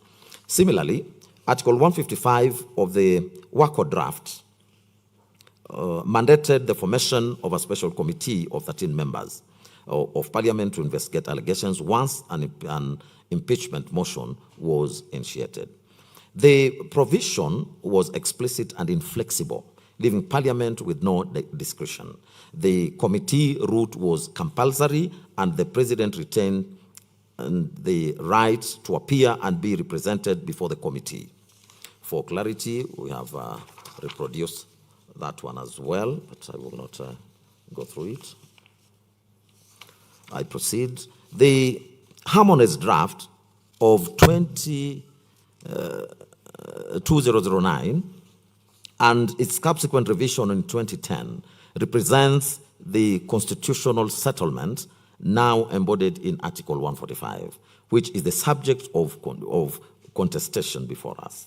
To our mind, there appears to have been a deliberate harmony in the manner the previous drafts treated the committee stage of the impeachment proceedings. We are convinced that the framers intended to preserve this consistency across the drafts rather than to depart from it. This conclusion is fortified by a wholesome reading of the Constitution, which we explain in detail. Interpreting the text before us requires a careful and nuanced exercise in constitutional interpretation. Fortunately, the Constitution itself provides guidance on how it should be read. Articles 20, subarticle 4, and Articles 259, subarticle 1 establish the interpretive framework. Article 20, subarticle 4 directs courts when interpreting the Bill of Rights to promote the values of an open and democratic society founded on human dignity, equality, equity, and freedom, while giving effect to the spirit and the objects of the Bill of Rights. Article 259, subarticle 1 further commands courts to interpret the Constitution in a manner that advances its purpose, values, and principles, threatens the rule of law, protects human rights and fundamental freedoms, permits development of the law, and contributes to good governance. Over time, our courts have consistently emphasized that the 2010 Constitution demands a transformative approach to interpretation. Recognizing its highly progressive nature, courts have articulated several interpretive canons. In David D. and others, as AG, the High Court, that is the BBI case, the High Court identified 4 guiding principles: that the Constitution must be interpreted holistically, that it should not be approached with rigid formalities or treated as a mere statute, that its own theory of interpretation must be applied to safeguard its values, objects, and purpose, and that non-legal considerations are essential to uncover the true meaning and values. The Supreme Court, in the matter of Kenya National Commission on Human Rights 2014, clarified that a holistic interpretation requires contextual analysis, which means reading provisions alongside and against each other, informed by history, disputes, and prevailing circumstances. Similarly, in the Tunyefuza versus AG case, this is a Ugandan court, stressed that a constitution must be read as an integrated whole with each provision sustaining rather than undermining the others. The principle that the Constitution must not be interpreted through rigid formalism was also emphasized by the Supreme Court in Interim Independent Electoral Commission 2011 and the Communication Commission of Kenya versus Royal Media Services 2015. The court observed that constitutional interpretation requires more than positivistic approaches. The court noted that Articles 20, subarticle 4 and Articles 259, subarticle 1 incorporate non-legal considerations such as historical, social, cultural, and political realities that must inform judicial reasoning. The court highlighted that Kenya's modern Bill of Rights envisages a human-based approach and social justice-oriented society. And judicial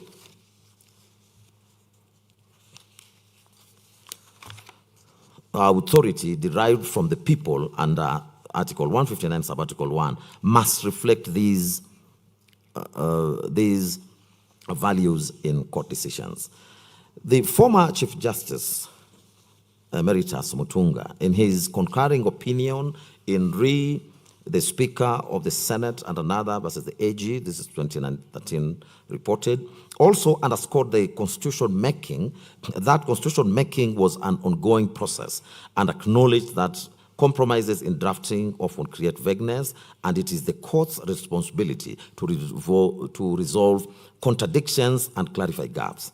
In his words, I quote, "Constitution making does not end with the promulgation. It continues with the interpretation."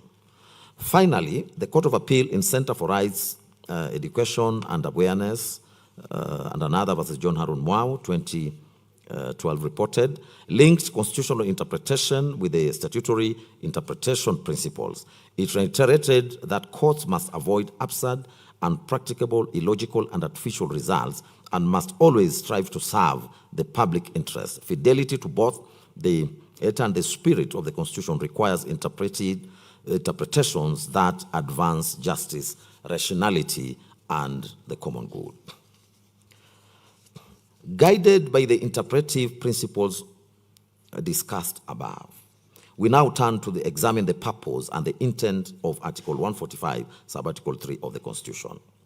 We do so with full appreciation of the demands of judicial humility and the doctrine of stare decisis, which binds inferior courts to the pronouncements of superior ones and is the bedrock of coherent and predictable legal order.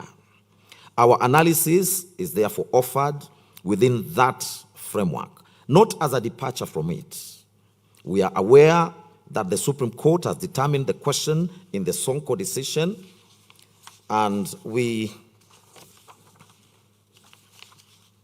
are mindful that the suggestion we are advancing in this discussion will build upon the existing jurisprudence and contribute to the broader legal discourse on this question. It is in that spirit and with deference owed to the Supreme Court that we nonetheless set out the following reasoning. Having already traced the historical development of this provision, a comparison of the earlier drafts with the current text reveals a consistent approach to the introduction of a removal motion from the National Assembly. In every instance, the motion was to be formally tabled for consideration. The draft made clear that once introduced, the motion will be debated and if passed, the special committee constituted. This framework is now embedded in Article 145(3)(a) of the 2010 Constitution, which expressly obligates the Senate to convene and or hear the charges against the President. These charges are the charges as contained in the removal motion transmitted from the National Assembly pursuant to Article 145, Sub-Article 2. It is only after the Senate has heard the charges that Article 145, Sub-Article 3b comes into play. It is important to note that the motion was never intended to be passed or dismissed as a mere formality. The House was called upon to consider, debate, and to resolve whether the motion should proceed or fail. If the motion failed, that marks the end of the matter, and no further proceedings will follow. Conversely, if Parliament determined that the matter warranted investigation, it passed a resolution allowing the impeachment motion to proceed, and a special committee is then formed.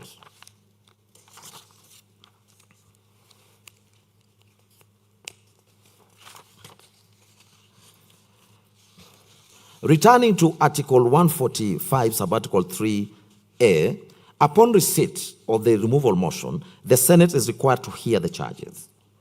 While this hearing may not necessarily connote a formal trial, it provides an opportunity for the House to be appraised of the charges, the supporting evidence, and any accompanying documentation.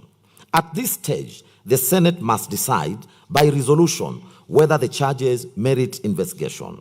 It is also at this point that the House considers whether the other preliminary requirements, such as the constitutional threshold, were properly satisfied by the National Assembly in the first place. We have examined the Hansard record of the Senate sitting on Wednesday, the 9th of October 2024, convened pursuant to Kenya Gazette Notice number 13170. The record shows that the Honorable Speaker of the Senate duly appointed the session for the purpose of hearing the charges against the then Deputy President. During the sitting, the Speaker read out all 11 charges and formally laid before the Senate the documents conveying the resolution of the National Assembly. These materials included the notice of special motion, affidavit of Honorable Ekoman Mwengi Mutuse, MP, electronic evidence relating to the motion, order papers, communications from the chair, certified Hansard record, votes and proceedings, public participation notices, correspondences from the advocates, press statements, court orders, and other supporting documentation. The Honorable Speaker proceeded to draw the attention of the House to the special and the unique nature of the business before it.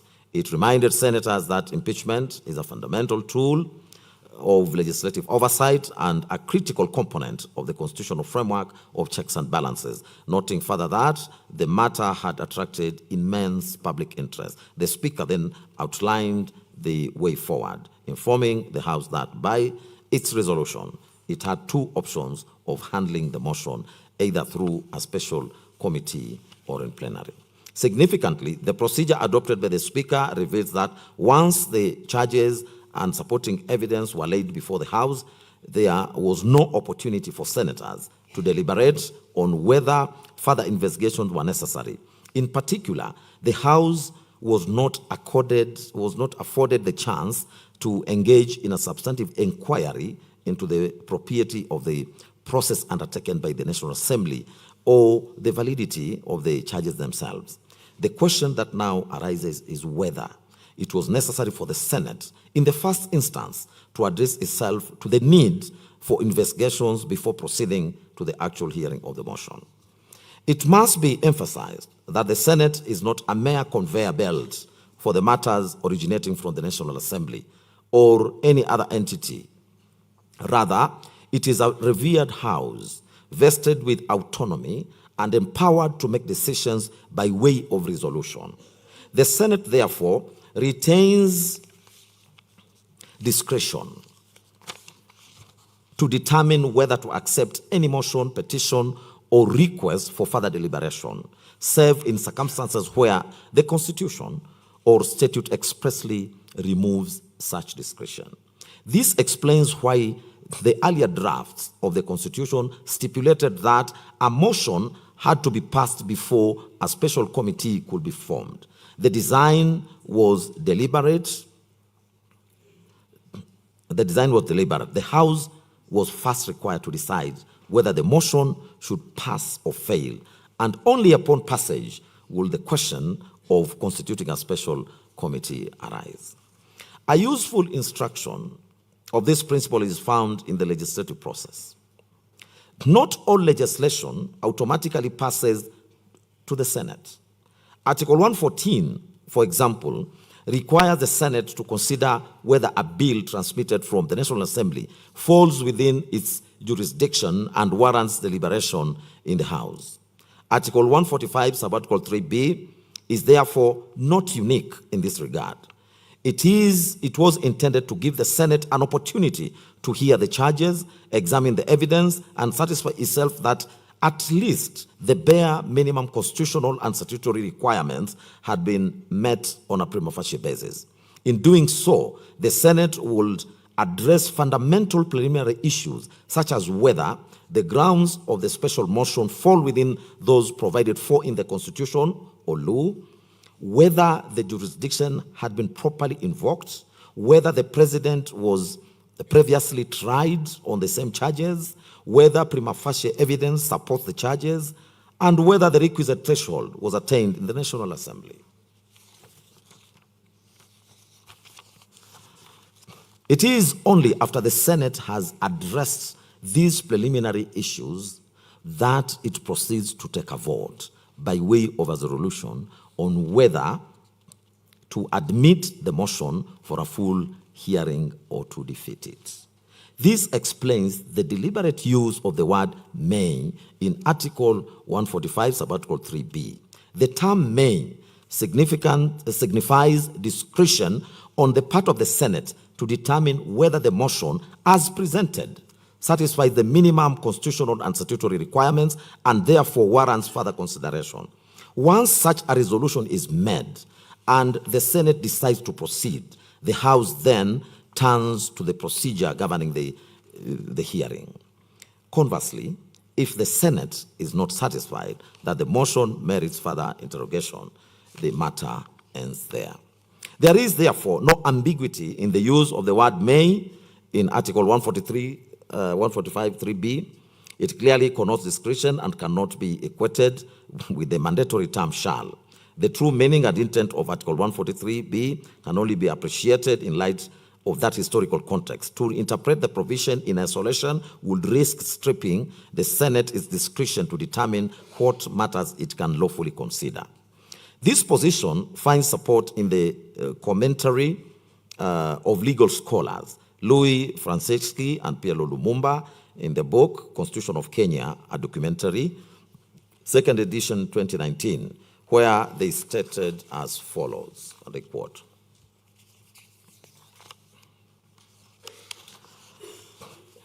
"In order to avoid abuse of Parliament's power to impeach a president, the Constitution appropriately provides for 2/3 majority threshold of the total number in both houses of Parliament. Furthermore, the Senate is called to constitute a special committee to investigate the charges against the president and present a report as opposed to just voting at the National Assembly. In order to ensure fairness of the Senate's committee proceedings, the president has the right to appear and be represented before the special committee during its investigation," end of quote. Upon careful perusal of the Senate Hansard, however, we did not find any debate or proceedings or resolution indicating that the House interrogated the motion as presented from National Assembly or resolved on the way forward. The record shows that once the motion was laid before the House, the charges were read out and the supporting evidence tendered. That was all. No resolution admitting the motion to a full hearing was made. The Senate instead proceeded to address, directly to address itself on the issue of the charges to be had. In our view, going by our rendition, we will not have approved this way forward. Having so established, we take the position that once Senate resolves to admit and proceed with the hearing of the motion, its discretion is spent. The only cause available is to appoint the special committee to investigate the matter. This conclusion flows naturally from the foregoing discussion and from the deliberate manner in which sub-articles 145, sub-article 4, 5, and 7 are structured. These provisions build upon the process once the special committee is constituted, setting out the subsequent stages of investigation and the right of the Deputy President to appear and be represented before the committee, the tabling of the committee's report before the plenary, a second opportunity to the Deputy President to be heard, and finally, the Senate's vote. We ask ourselves, if the intention had been to follow a direct plenary route, why would the drafters not have said so? Why would they have crafted such a detailed provision for the committee process, only to mention the Senate at the tail end of that process? The deliberate sequencing of sub-articles 145, 4, 5, 6, and 7 leaves no doubt in our minds that the committee mechanism was intended to be the exclusive path once the Senate resolved to proceed. The plenary option was never envisaged as a substitute for the committee process, but rather as the forum for receiving and debating the committee report. To hold otherwise, according to us, will create an absurdity in which the Senate as a house would investigate and then present to itself the investigative report for voting.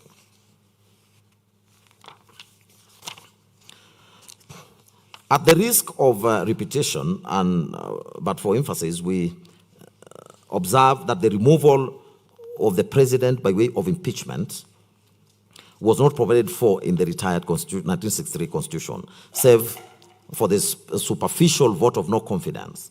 Kenyans were therefore deliberate in crafting a detailed procedure for the hearing of an impeachment motion under the 2010 Constitution. This procedure is well captured in the sub-articles to Article 145, which specify the number of members to be appointed to the special committee, the committee's role in investigating the charges, and the strict timeline of 10 days within which the committee must act. Sub-article 145.5 further commands the observance of the two distinct rights of the president. First, the right to appear before the committee personally, and second, the right to be represented. These rights are not synonymous.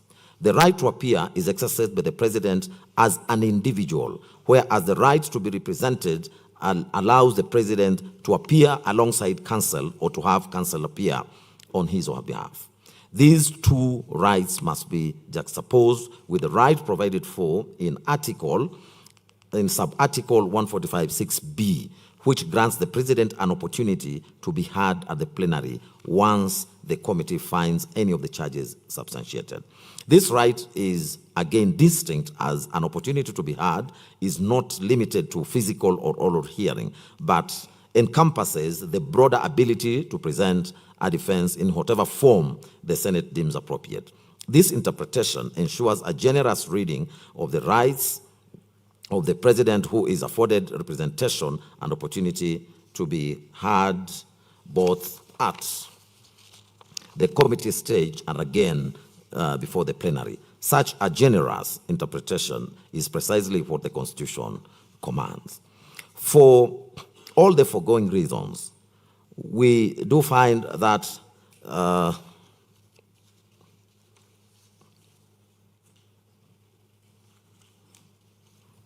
just a minute. Having expressed our view,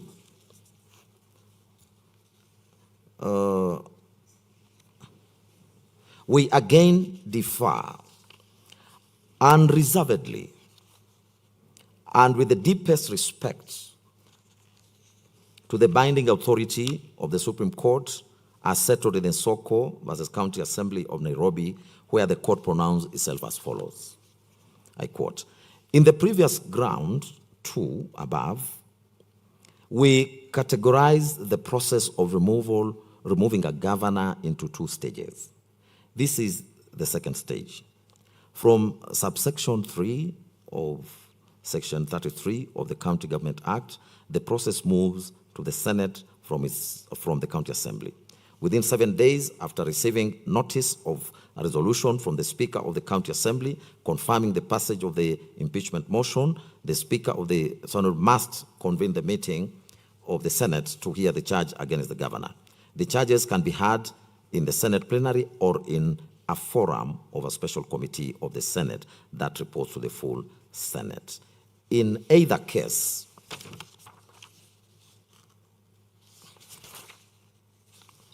the governor is entitled to attend and to be represented by counsel during the investigations. It is only when sufficient evidence is presented to substantiate the claims that the Senate will according the governor an opportunity to be heard, vote on each of the charges. If a majority of all the members of the Senate vote to uphold any of the charges, then the governor shall cease to hold office. We reiterate that proof of even a single charge will be sufficient for purposes of Article 181 of the Constitution. But should the vote for removal fail, that brings the proceedings to an end. End of quote. That pronouncement represents that settled and binding position of law. We are constitutionally obliged to follow it, and we do so without reservation, notwithstanding the views which we express above. We observe in passing that although the Supreme Court pronouncement in Sonko was referred in the context of interpreting the County Government Act, the provisions of the Act mirror the virtual identical terms, the language of the Article 145 of the Constitution. That correspondence reinforces its application to the present matter. We now move to the final issue that we considered, and that is the issue of a fair trial. The gist of this issue turns on whether His Excellency Gachagua was subjected to a lawful and fair trial process within the meaning of Articles 47 and 50 of the Constitution. The petitioners contended that the Senate's conduct of the impeachment trial was fundamentally and irreparably flawed, falling far short of the constitutional standards of fairness, legality, and procedural propriety, granted to His Excellency Gachagua under the stated provisions. Their challenge on this ground was advanced on several distinct and cumulative bases. They argued that His Excellency Gachagua was denied his right to a fair trial when, having fallen ill and being hospitalized on the 17th of October 2024, the Senate refused adjournment request and proceeded in his absence, ultimately voting on 5 of the impeachment charges.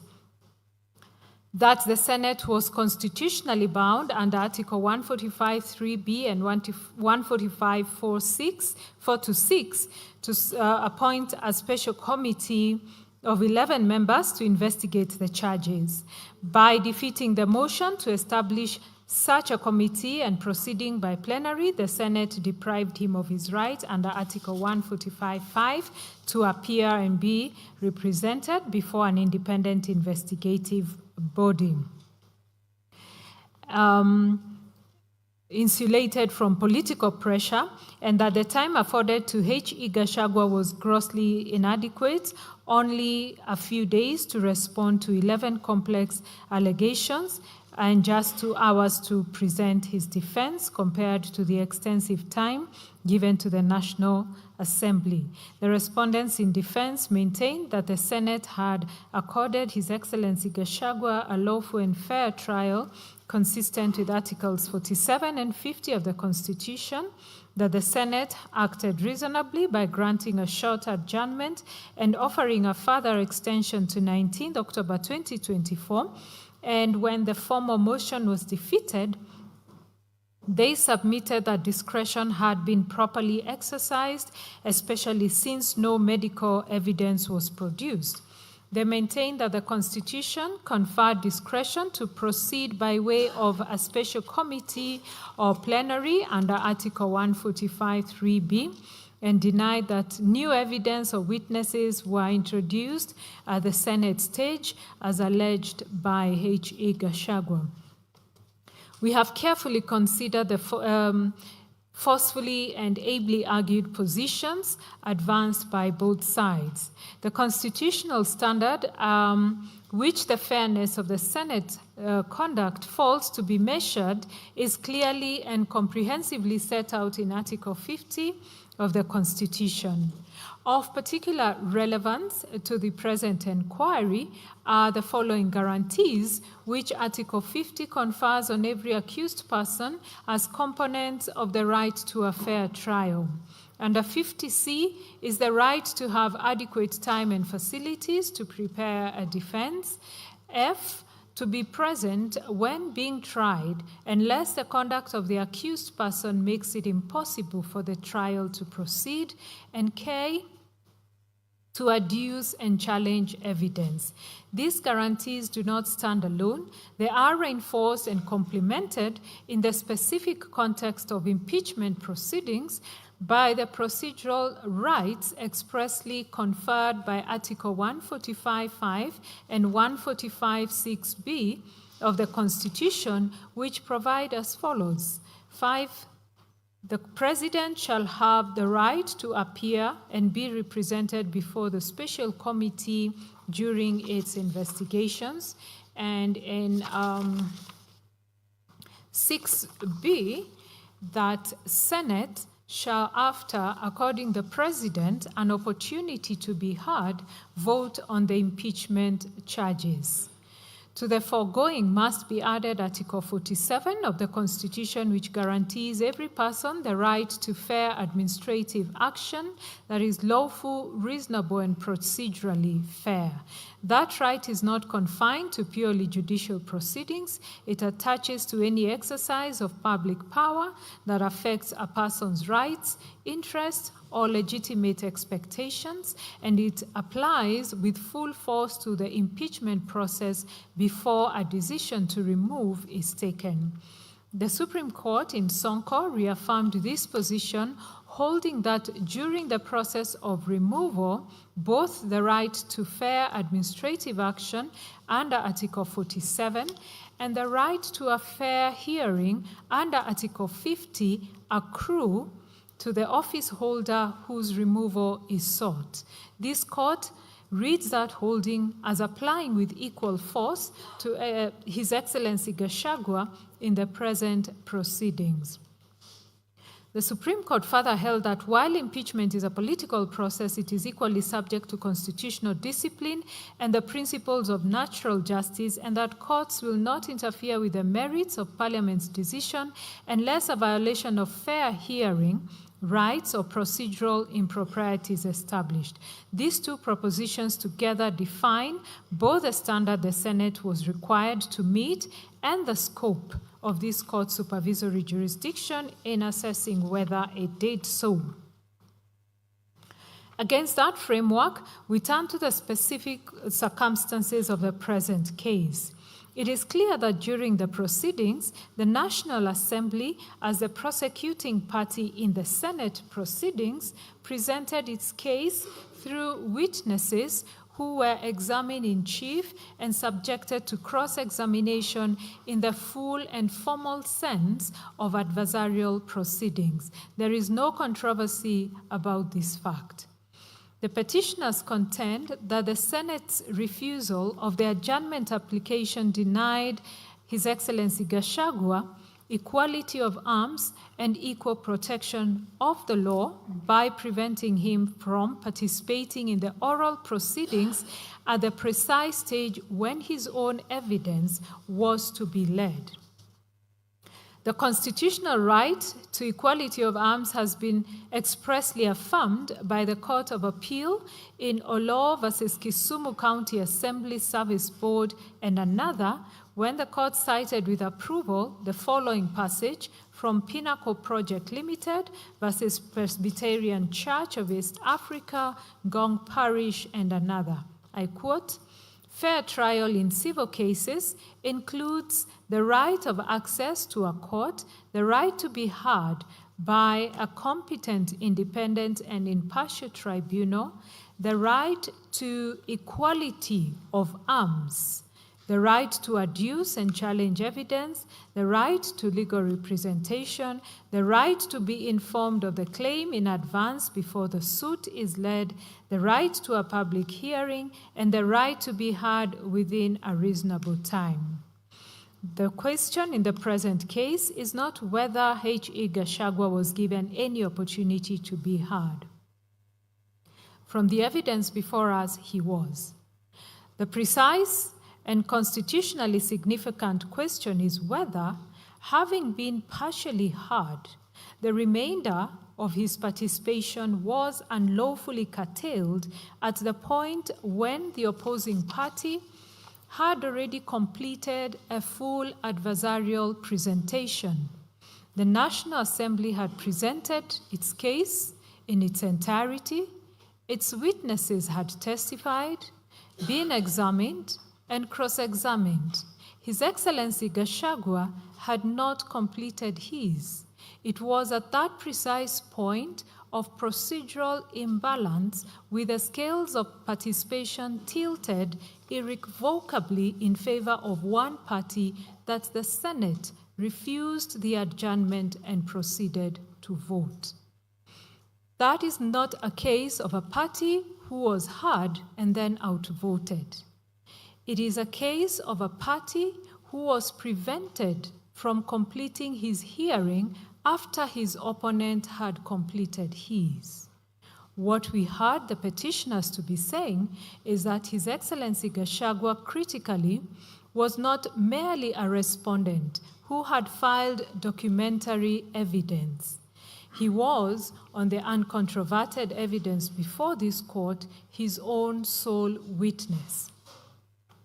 He was the only person who could speak to the facts from his own personal knowledge, give a first-hand account of the allegations before him, and submit himself to cross-examination in a manner that would have allowed the Senate to assess his credibility directly. The respondents relied on the Court of Appeal's decision in Kenya Revenue Authority versus Murgani, a 2010 decision, for the proposition that fairness does not always require an oral hearing. and that provided a body achieves the degree of fairness appropriate to its task, the manner in which it proceeds was a matter for its own institutional judgment.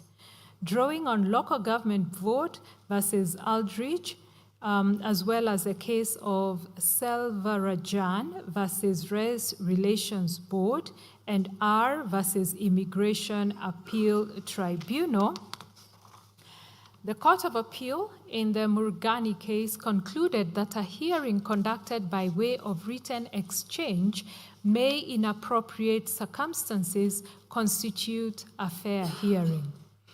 We do accept that general principle as binding on us. However, Murgani is plainly distinguishable on the facts and context that are both material and decisive.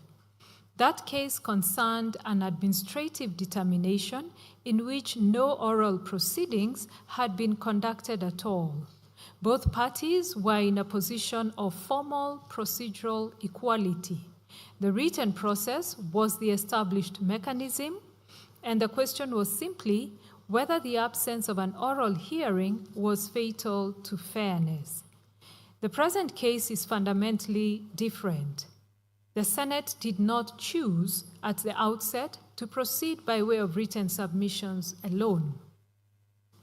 It had agreed to a fully adversarial oral hearing with witnesses, examination in chief, and cross-examination. Having adopted that mode of proceeding, the Senate could not, at the moment His Excellency Gachagua was to take the stand as his own sole witness, abandon the adversarial framework it had established for itself without satisfactory reason. To do so was to apply different procedural standards to the two parties. That disparity is the antithesis of equality of arms and is irreconcilable with the constitutional guarantees of Article 47 and Article 50. The Hansard record of the Senate proceedings of 17 October 2024 confirms that following the confirmation by Paul Mwita Senior Counsel to the House that His Excellency Gachagua had been taken ill, several senators who rose to comment explicitly acknowledged on the floor of the Senate that H.E. Gachagua was unwell. Not one of these senators disputed the illness. They acknowledged it and then proceeded, notwithstanding that acknowledgement, to oppose the adjournment application. The circumstances must also be taken within the directions issued by the Speaker of Senate at the time.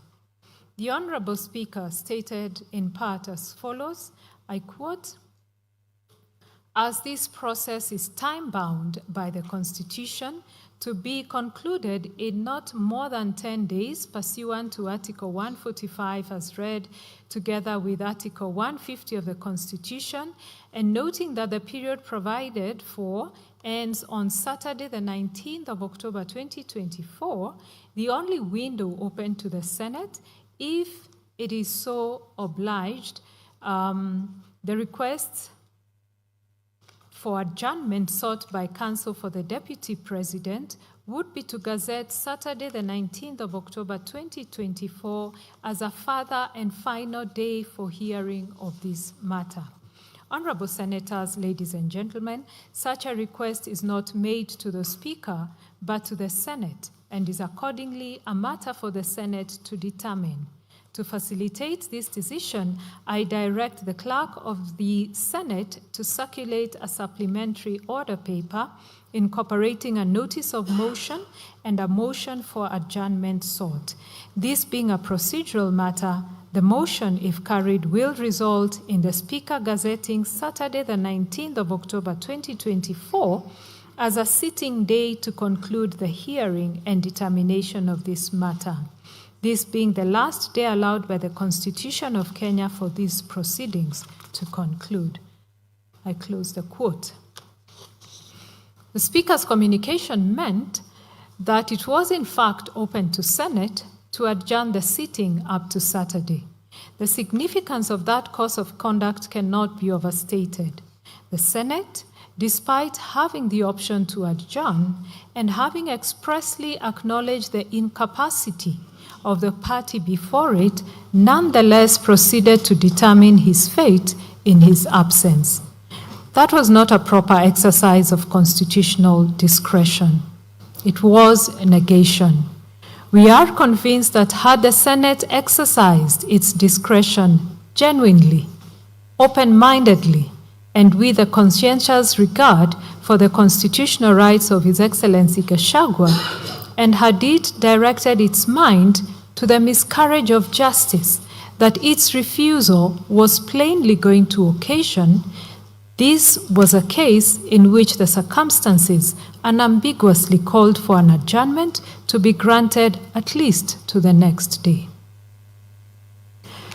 That conclusion is firmly supported by the Court of Appeal's pronouncement in Kariuki versus Attorney General, a 2014 decision, where the court held as follows, again I quote, while bearing in mind that whether to grant an adjournment or not is discretionary, and appellate courts are loath to readily question the exercise of discretion by the trial court, nevertheless, it must never be forgotten that the right to an adjournment to enable a party to adequately prepare his or her case in a criminal trial is underpinned by no less an instrument than the Constitution. The authorities cited above relate to exercise of discretion to grant or refuse an adjournment in a civil dispute. We are of the opinion that although the same principles are relevant in respect of applications for adjournment of criminal trials, nevertheless, because of the constitutional basis of that right and the potential impact on a citizen's liberty, the court is obliged to be more circumspect in rejecting an application for adjournment and to specifically consider whether denial of such a right guaranteed by the Constitution would result in miscarriage of justice. In denying the appellant's application for adjournment, the court-martial in that particular case also did not address its mind to the critical question of whether denial of the adjournment would occasion a miscarriage of justice. In Job Obanda versus Stage Court International Services Limited and another, this court, that is the Court of Appeal, was emphatic that where, amongst others, a judge fails to apply his mind to the question whether a miscarriage of justice might be occasioned to a party who is refused an adjournment, that would constitute sufficient basis upon which an appellate court would be entitled to interfere with the exercise of jurisdiction, close of quote. We say so with a full appreciation of the non-derogable nature of the right to a fair trial. It is not a right that yields to constitutional timelines or political exigencies.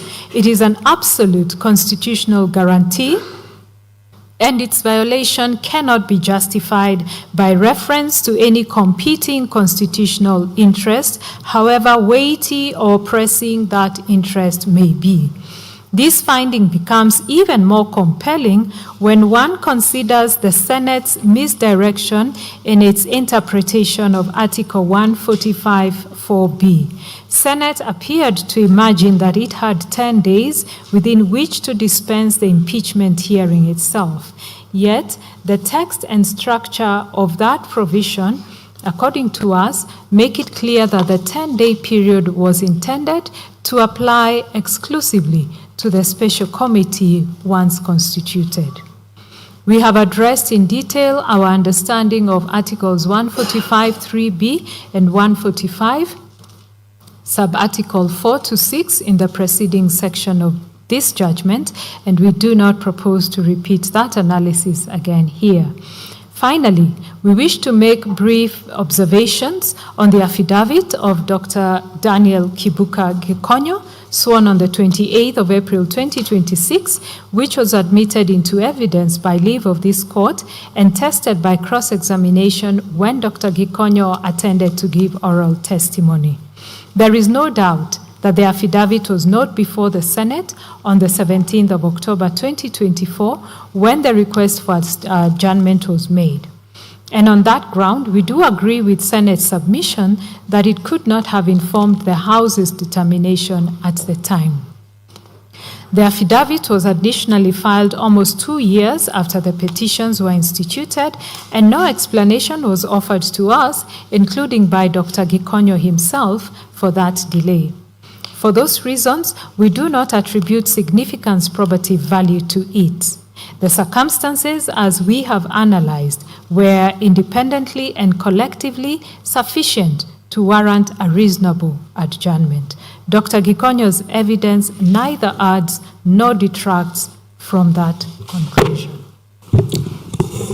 In conclusion, therefore, upon careful consideration of the consolidated petitions, the responses filed, the submissions of counsel, and following our deliberations and analysis, we now pronounce ourselves on the issues presented. On jurisdiction, we hold that the impeachment proceedings challenged herein are justiciable. This court possesses jurisdiction under Articles 22, 23, and 165 of the Constitution to determine whether the National Assembly and the Senate acted within constitutional bounds, complied with constitutional procedures, respected constitutional rights, and remained faithful to the constitutional safeguards governing the impeachment of a deputy president. On allegations of bias, the allegations of bias, predetermination, and conflict of interest advanced against the speakers, members of parliament, and senators are unsubstantiated. They rest on political inference and suspicion rather than objective evidence capable of satisfying the required threshold. On public participation, we are satisfied that the public participation conducted by the National Assembly in connection with the impeachment of His Excellency Gachagua met the constitutional threshold. The Senate did not violate Articles 10 or 118 by failure to conduct its own independent public participation. We further hold that public participation was not constitutionally required for the nomination and approval of His Excellency Kindiki as Deputy President under Article 149, Sub-Article 1. Constitutionality and legality of standing orders. We find and hold that the impugned standing orders of the Senate and the National Assembly are not unconstitutional. Composition of the National Assembly, role of IEBC, and nomination of the Deputy President. We find that while the failure by Parliament to enact legislation on the gender rule remains a constitutional concern, this court has recently clarified in the Conchella and others decision that the remedy under Article 261 is still available and must be pursued through the proper procedural channels. Consequently, it would be premature to hold that the National Assembly was improperly constituted for purposes of considering the impeachment motion. We find that no input or intervention by the IEBC was constitutionally required in the midterm replacement process under Article 149, Sub-Article 1. The absence of IEBC involvement did therefore not render the nomination or filling of the vacancy unconstitutional. The gazettement of the Senate resolution, the President's nomination of His Excellency Kindiki, and the National Assembly's approval did not contravene the Constitution merely because they were undertaken expeditiously. We therefore affirm that the nomination and appointment of His Excellency Kindiki as Deputy President was valid.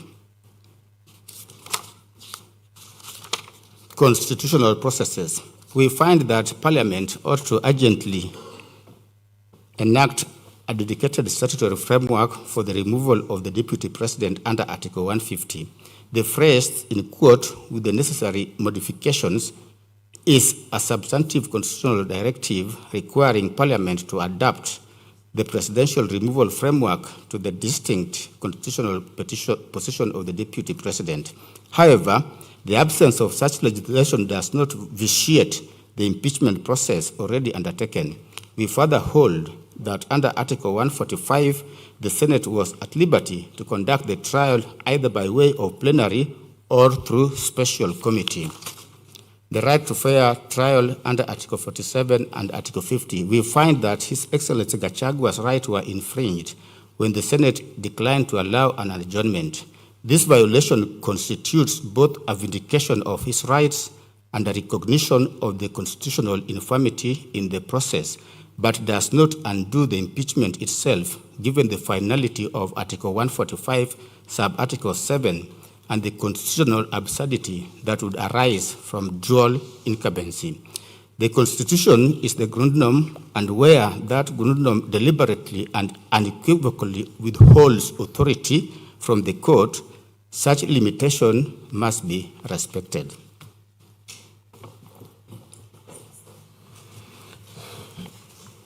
I will deal with the aspect of remedies. Before pronouncing our final orders, we deem it necessary to first address the nature of remedies sought and to explain their constitutional foundation.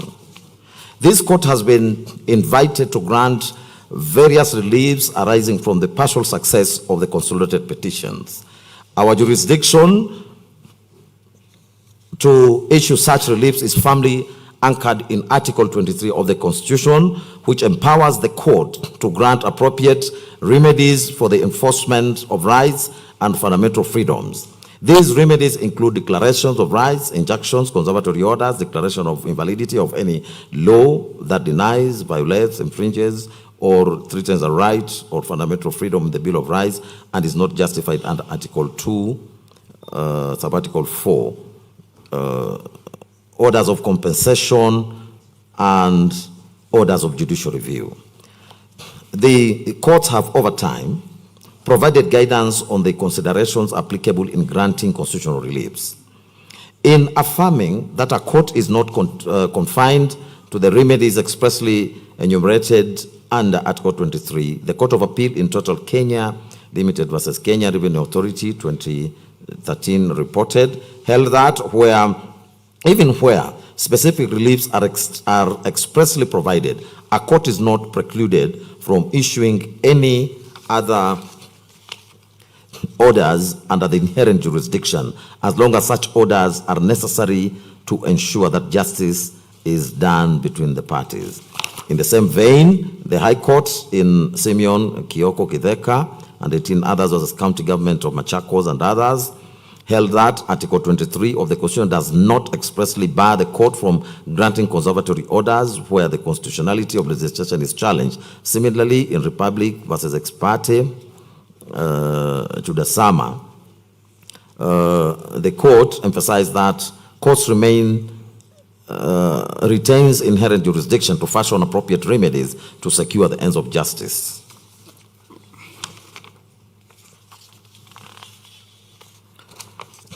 Speaking to the nature of appropriate reliefs, the Constitutional Court of South Africa in Force versus Minister of Safety and Security said as follows, and I quote, appropriate relief will in essence be relief that is required to protect and enforce the Constitution.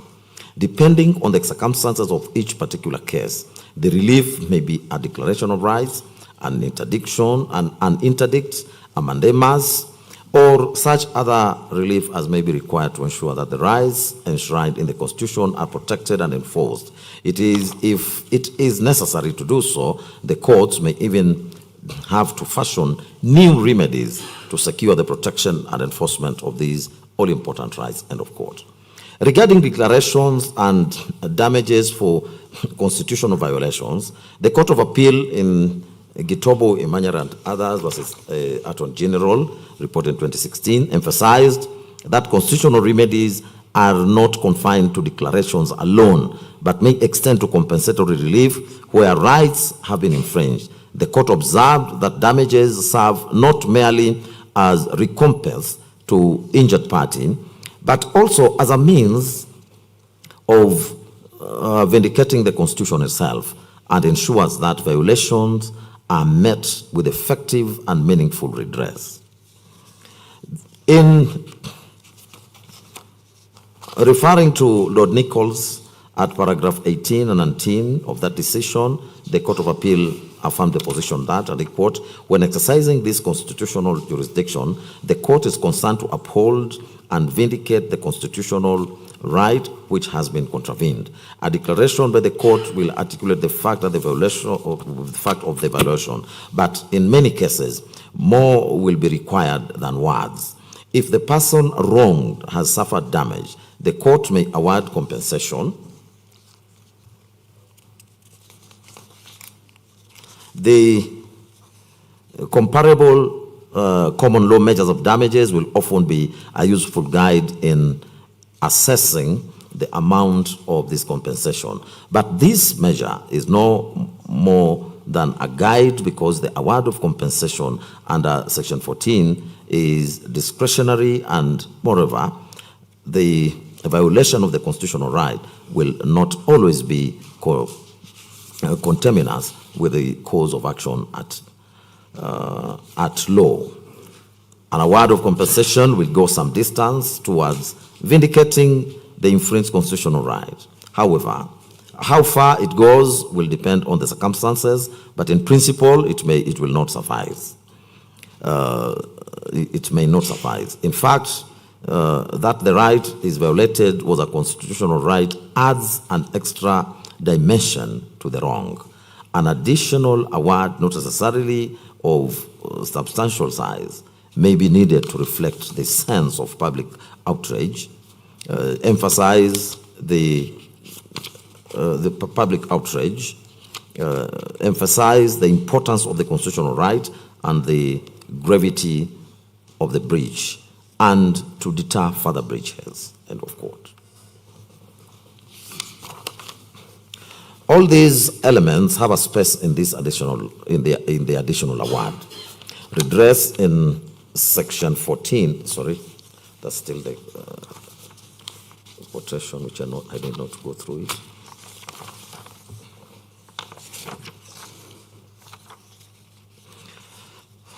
In this present case, and against this background, and having found that the rights of His Excellency Gachagua, were infringed, it is our considered position that declaratory relief and reasonable damages ought to be granted, not only to address the injuries suffered, but also to vindicate the Constitution and deter future violations. We now turn to examine the efficacy of the other reliefs. The petitioner sought an extensive range of remedies. In total, 49 declarations were prayed for, distributed across several thematic areas. 9 declarations relating to public participation, 15 declarations touching on the impeachment, motion, and process, 3 declarations on the fair hearing and due process, 3 declarations concerning the Senate proceedings and committee process, 2 declarations on standing orders, 1 declaration on the National Assembly and the gender representation, 8 declarations on the appointment of His Excellency Kindiki as Deputy President, 5 declarations on the vacancy in the office of the Deputy President and the nomination process, 2 declarations on violation of voters' rights, and 1 declaration regarding the members of the NIS. Beyond declaratory relief, the petitioners also sought 5 orders in the age of certiorari, 2 orders of mandamus, and 2 injunctive orders. They further prayed for reinstatement of His Excellency Gachagua to the office of Deputy President, an order for apology and cause. In addition, there was an elaborate prayer for damages and compensation.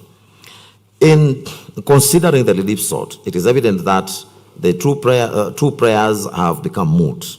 The first is the injunction that seeks to restrain the President, National Assembly, and any other state organ from proceeding with or effecting the appointment of any person to the office of the Deputy President pending the hearing and examination of the petitions. The second is the conservatory order restraining the respondents from collecting signatures, lodging any motion, or conducting any proceedings seeking to impeach the Deputy President.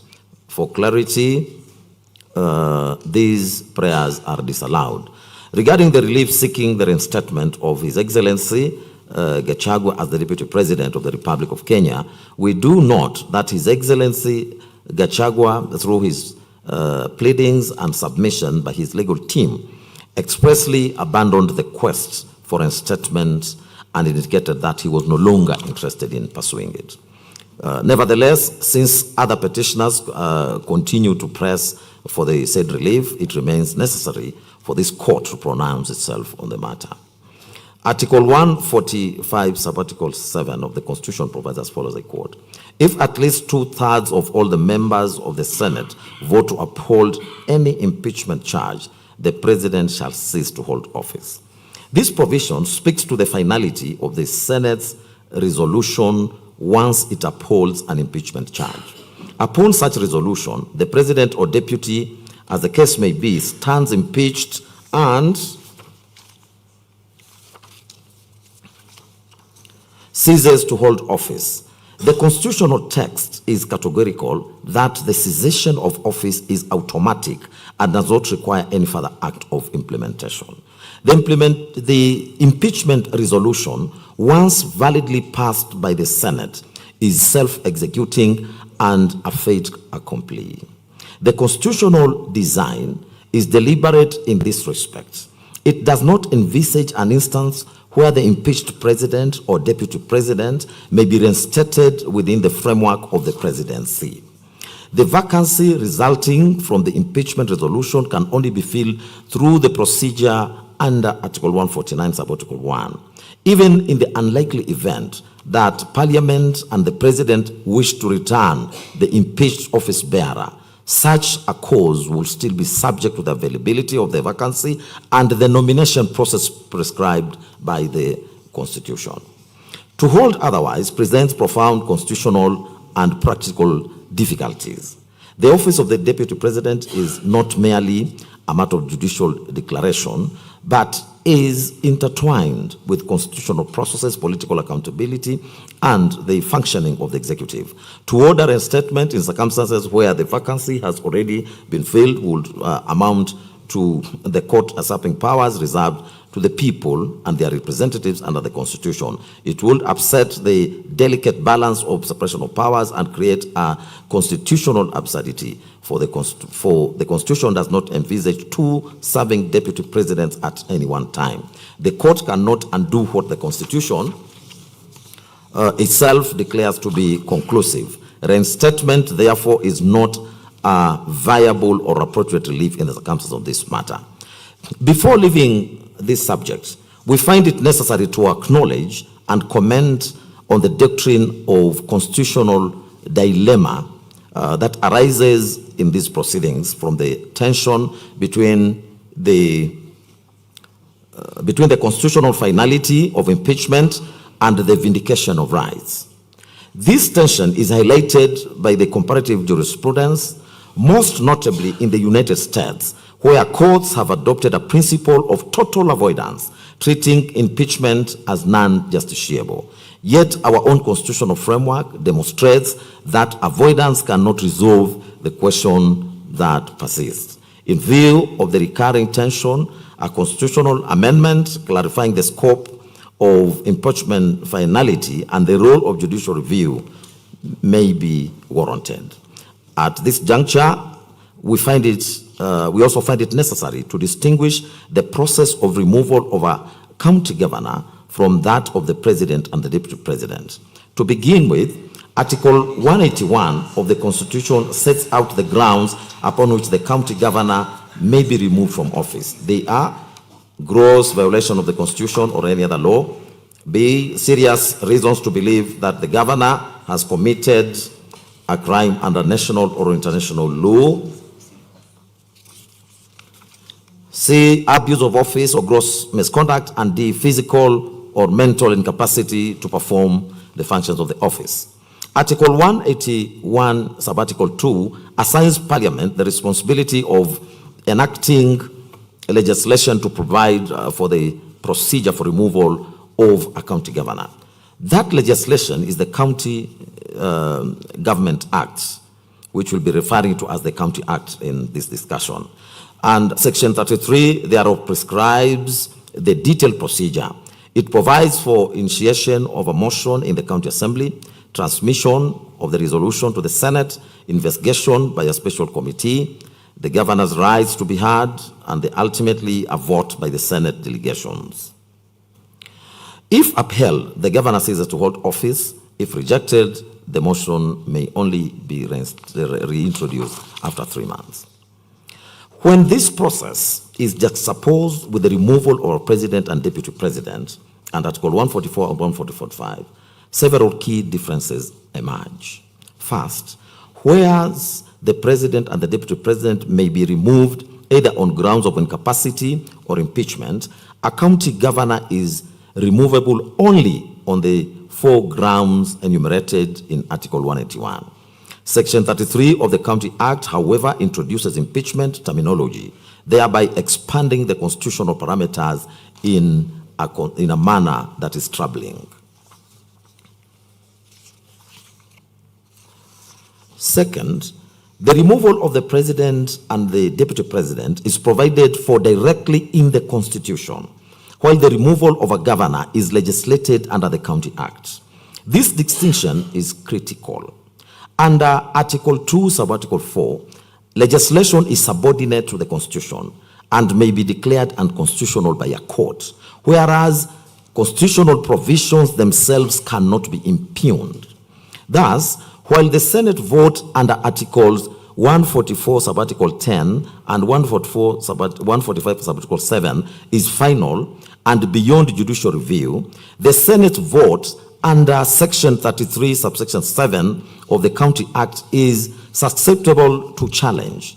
Courts may proceed to stay and quash a resolution to remove a governor and even halt the filling in of the vacancy, but such judicial interventions cannot be imagined in the case of a president or the deputy president.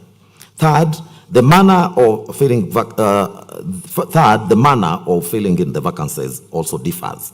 Under Article 149, a vacancy in the office of the deputy president is filled by presidential nomination and voting in the National Assembly, whose vote stands final and is self-executing. By contrast, the Constitution does not prescribe how a vacancy in the office of deputy governor is filled. Section 32D of the County Act provides for nomination by the governor, approval by the county assembly, and appointment thereafter.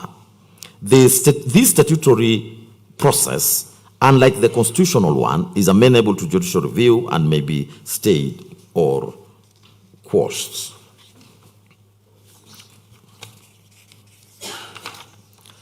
It is therefore on account of these glaring differences that this court cannot apply mutatis mutandis, the jurisprudence on removal of county governors to the removal of the president or deputy president. We nonetheless affirm that where binding judicial findings on governors' removal are squarely applicable to issues before us, we cannot run away from the same. This includes the pronouncement by the Supreme Court on the second case on the choice between plenary or special committee. In sum, therefore, whereas Article 144 and 145 embodies what may be termed as constitutional finality, the provisions of the County Act represent a form of statutory finality, thereby actuating the distinction between the two. We now turn to His Excellency Gachagua's quest for pension and emoluments under Retirement Benefits Act. The preamble of the Act makes clear that it is an act of Parliament to provide for granting of pension and other emoluments, retirement benefits to persons who hold the office of Deputy President and persons who have served as Prime Minister, Vice President, Speaker, Deputy Chief Justice, or Chief Justice after 1st of January 1993 and for connected purposes. Section 7 of the Act provides for the pension and other benefits of a retired deputy president or a retired vice president. Section 2 defines a retired president as a person who, having held the office of deputy president, has ceased to hold office as such in the manner specified in the Constitution. The interpretive question that arises is whether a deputy president who ceases to hold office by reason of impeachment can be deemed a retired deputy president within the meaning of the Act. Whether courts can legitimately interpret impeachment as retirement is a weighty and novel question. None of the parties address us on this issue. We are therefore of the considered position that it is not properly before us to pronounce ourselves on the same, for that will be presumptuous and will amount to stepping beyond the pleadings and the submissions of the parties. Accordingly, we decline to make any findings on this point. The parties are at liberty to pursue the matter further. An order of mandamus was sought to compel the National Assembly and the Senate to promulgate a constitutionally compliant procedure for removal of the deputy president by impeachment. We find this prayer to be merited. For clarity, the lack of such legislation per se does not, however, impugn the instant impeachment proceedings. Next, having found that the fair trial rights of His Excellency Gachagua were infringed when the Senate declined to allow the adjournment, that is a vindication of His Excellency Gachagua. We, however, hasten to add that the violation does not have the effect of quashing the Senate's resolution to impeach His Excellency Gachagua for precisely the same reasons we have provided with respect to the finality of the impeachment process. If the Senate's resolution were to be quashed or set aside, then by operation of law, the status quo ante will be restored, thereby effectively creating a scenario where there will be two deputy presidents in office at the same time. The impeached deputy president, reinstated by judicial fiat, and the successor duly appointed under Article 149, Sub-Article 1. We have no doubt that Kenyans did not intend such scenario, and the Constitution does not contemplate dual incumbency in the president. Accordingly, while the infringement of fair trial rights is acknowledged and vindicated, it does not undo the impeachment itself. The appropriate remedy lies in declaratory reliefs and damages to vindicate the Constitution, not in quashing the Senate's resolution. In light of the foregoing, that is not to say that His Excellency Gachagua has no constitutional remedies given the violation of his rights. As we said, we are convinced that this is a case where the infractions on the part of His Excellency's right can be adequately vindicated by way of appropriate declarations and damages. Applying Gitwabu Manyara's case, it is our position that the violation of His Excellency Gachagua's fair trial rights during the impeachment proceedings calls for a remedy that goes beyond mere acknowledgement. Declaratory relief serves to formally recognize the infringement, while damages will provide redress and underscore the seriousness of the violation. This amount is not intended to compensate for the loss of office, but rather to vindicate the Constitution, restore the dignity of the affected party, and deter similar infractions in future impeachment proceedings. Lastly, we find that since most of the prayers sought in the consolidated petitions have failed, coupled with the public interest nature of this matter, parties herein ought to bear their respective course. Given that the Gitobu case was resolved a decade ago with Mr. Gitobu receiving damages of 15 million, the lapse of time justifies an upward adjustment of the award. These are now the final orders.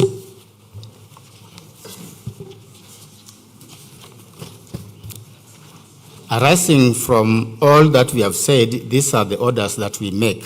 1, the prayer seeking to quash the resolution of the Senate to impeach His Excellency Gachagua is hereby declined. 2, A declaratory order is hereby issued that His Excellency Gachagua's fair trial rights were infringed when the Senate declined to allow an adjournment in the impeachment proceedings despite his absence. 3, a declaratory order is hereby issued affirming the constitutional necessity for Parliament to enact a dedicated statutory framework governing the impeachment of Deputy President under Article 150 of the Constitution.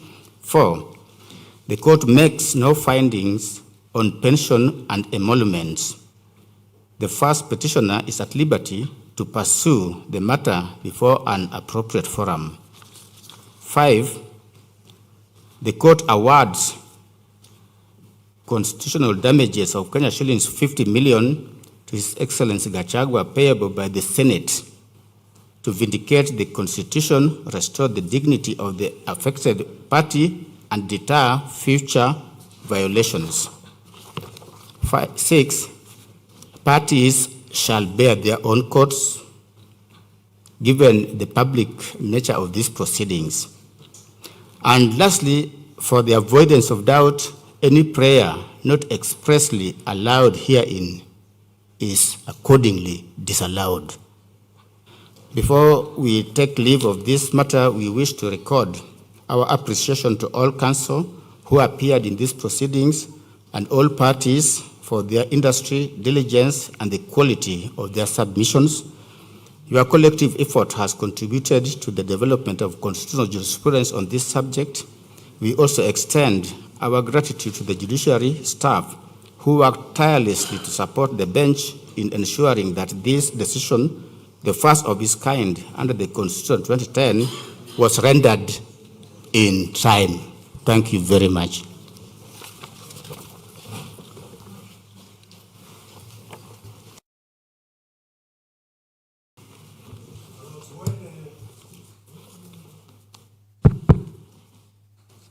When Her Ladyship, Lady Justice Dr. Mugambi, was reading part of the judgment, if I heard correctly,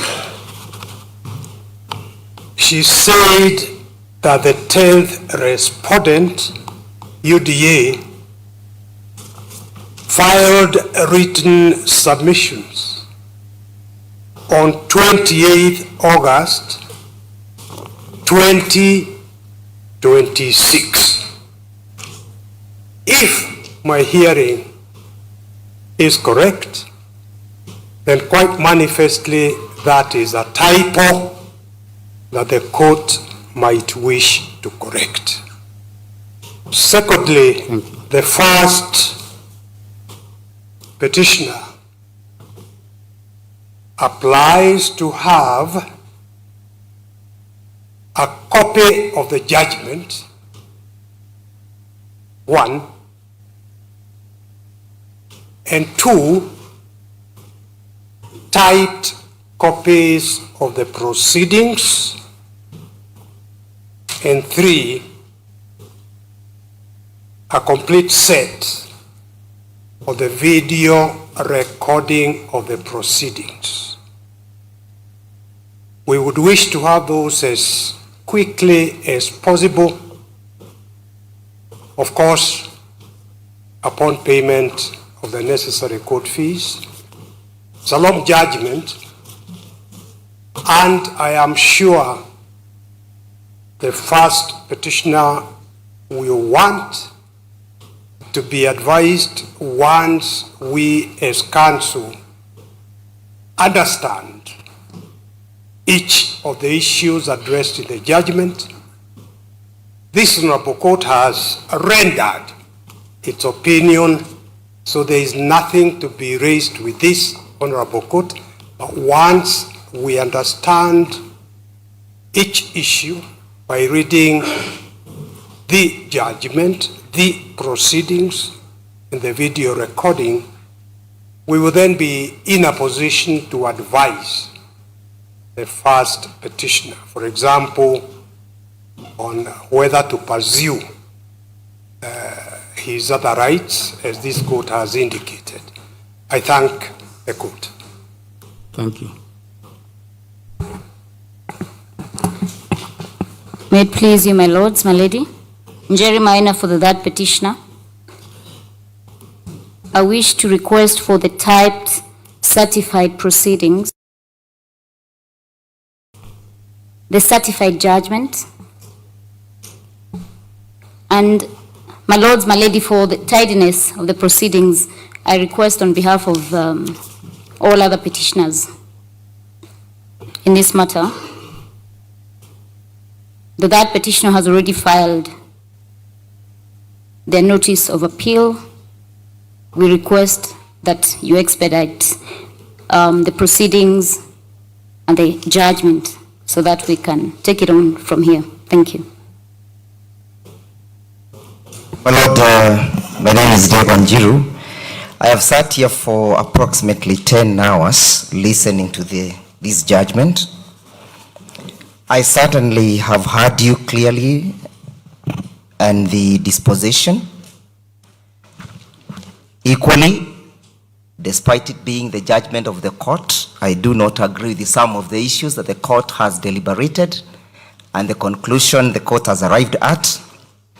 And most importantly, my Lord, when we came before you, we only did not just come for judicial recommendations on legislations. We thought that, my Lord, will leave this court with a clear judgment on how a violation ought to be dealt with.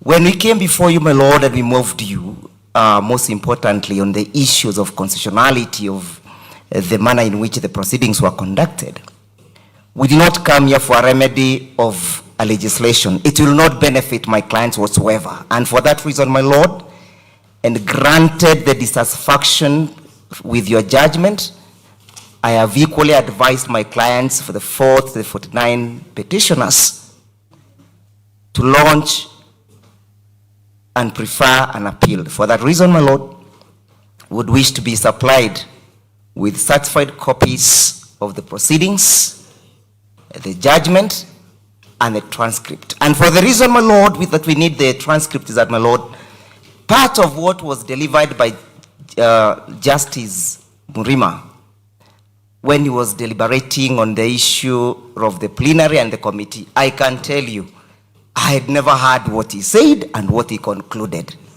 I therefore, my Lord, would wish to have the transcript provided in verbatim, so that, my Lord, we're able to deliberate and internalize them. We are otherwise not dissatisfied. We are otherwise dissatisfied, and we shall not watch when the Constitution is being buried. Thank you.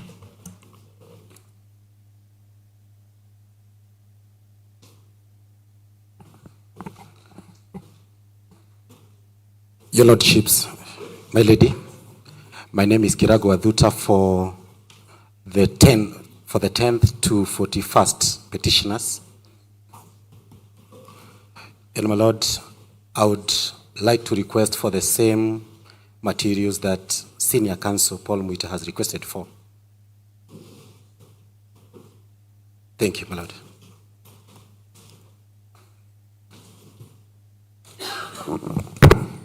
My lords, my lady, I do associate myself with the submissions of fellow councils. My lord, there is a new twist into our constitutional declaration that we find a breach has been made, but then no outright remedy to that breach. My lord, if the Constitution has been breached, then clearly it means then the Senate where I sat and I followed the proceedings, it means then it didn't do its duty as required by the Constitution.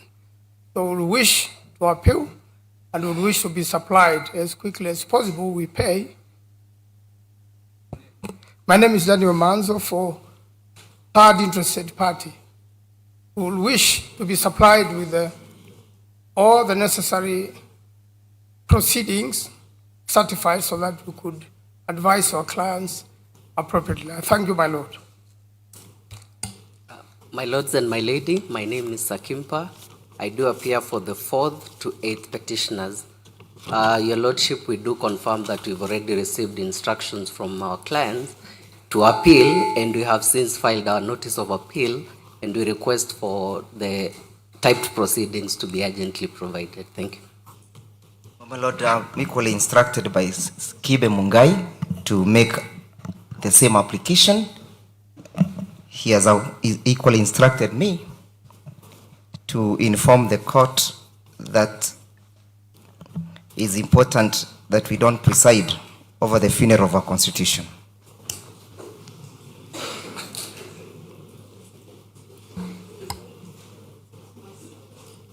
My lords and my lady, I'm Phyllis Wangui Kamau, appearing for the 43rd petitioner, and I wish to associate myself with the submissions of Senator Manzo because the decision finds us in a constitutional absurdity.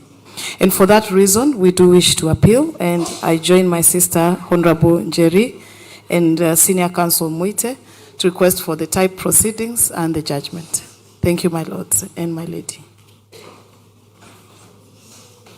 If it may please you, my lords and my lady, I'm Omanyi for the 57th petitioner.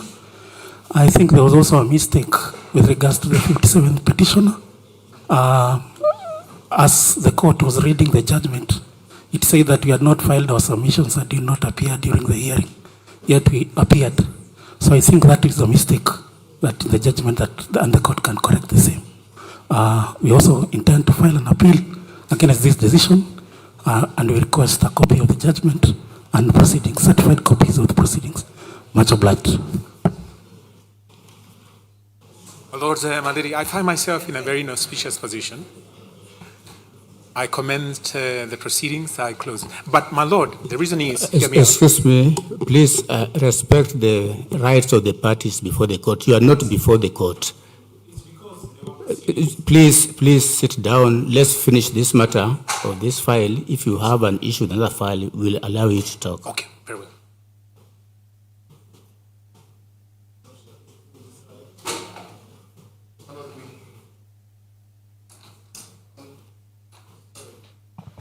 On behalf of the respondents, I presume we have no objection to the request for proceedings, and we have no request. We are waiting, my lord, for the appropriate time to respond to the appeals, and so we will wait for them in the Court of Appeal. We are happy to do that. Thank you.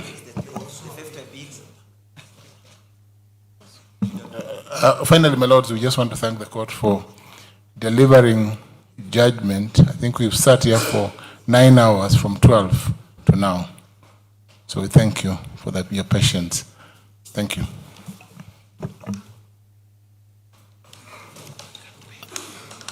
Mr. Kenyanjui. Thank you very much, Your Lordship. My lord and my lady, I think I prefer them instead of bending. Are you addressing us on this file or on another file? This file. This file, you are not a party. It's because, my lord, I addressed you. We cannot mix issues. Yes, we're not mixing. Because in this file, it is implicated in civil application E291. All these petitions are part of E291. So the proceedings that commence these proceedings are relevant to my client. That's why, my lord, I was making a similar application when I addressed the court. If I could get an audio transcript, if I cannot get the type, that's okay. I can get an audio.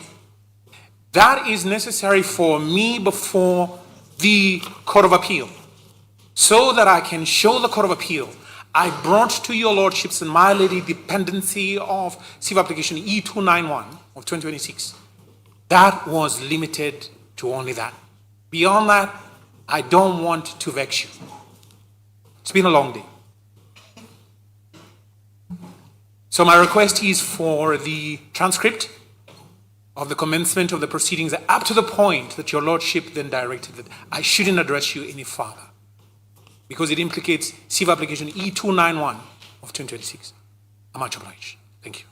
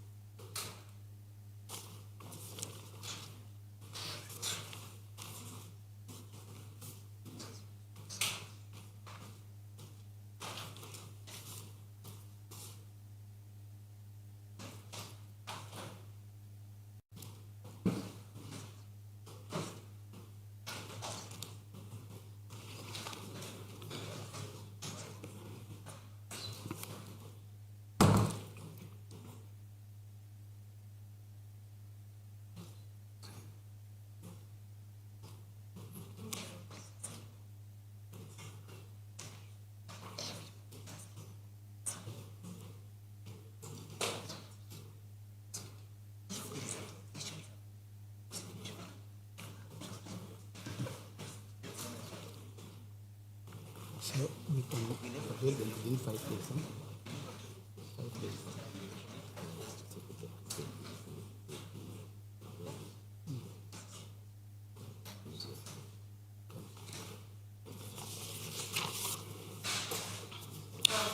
Thank you very much. The prayers for certified proceedings, certified judgment, copy of judgment, and certified transcripts has been allowed, and you will be given those documents in the shortest time possible. We don't have a problem because all those documents are actually ready. So you should be able to get them within 3 days from now.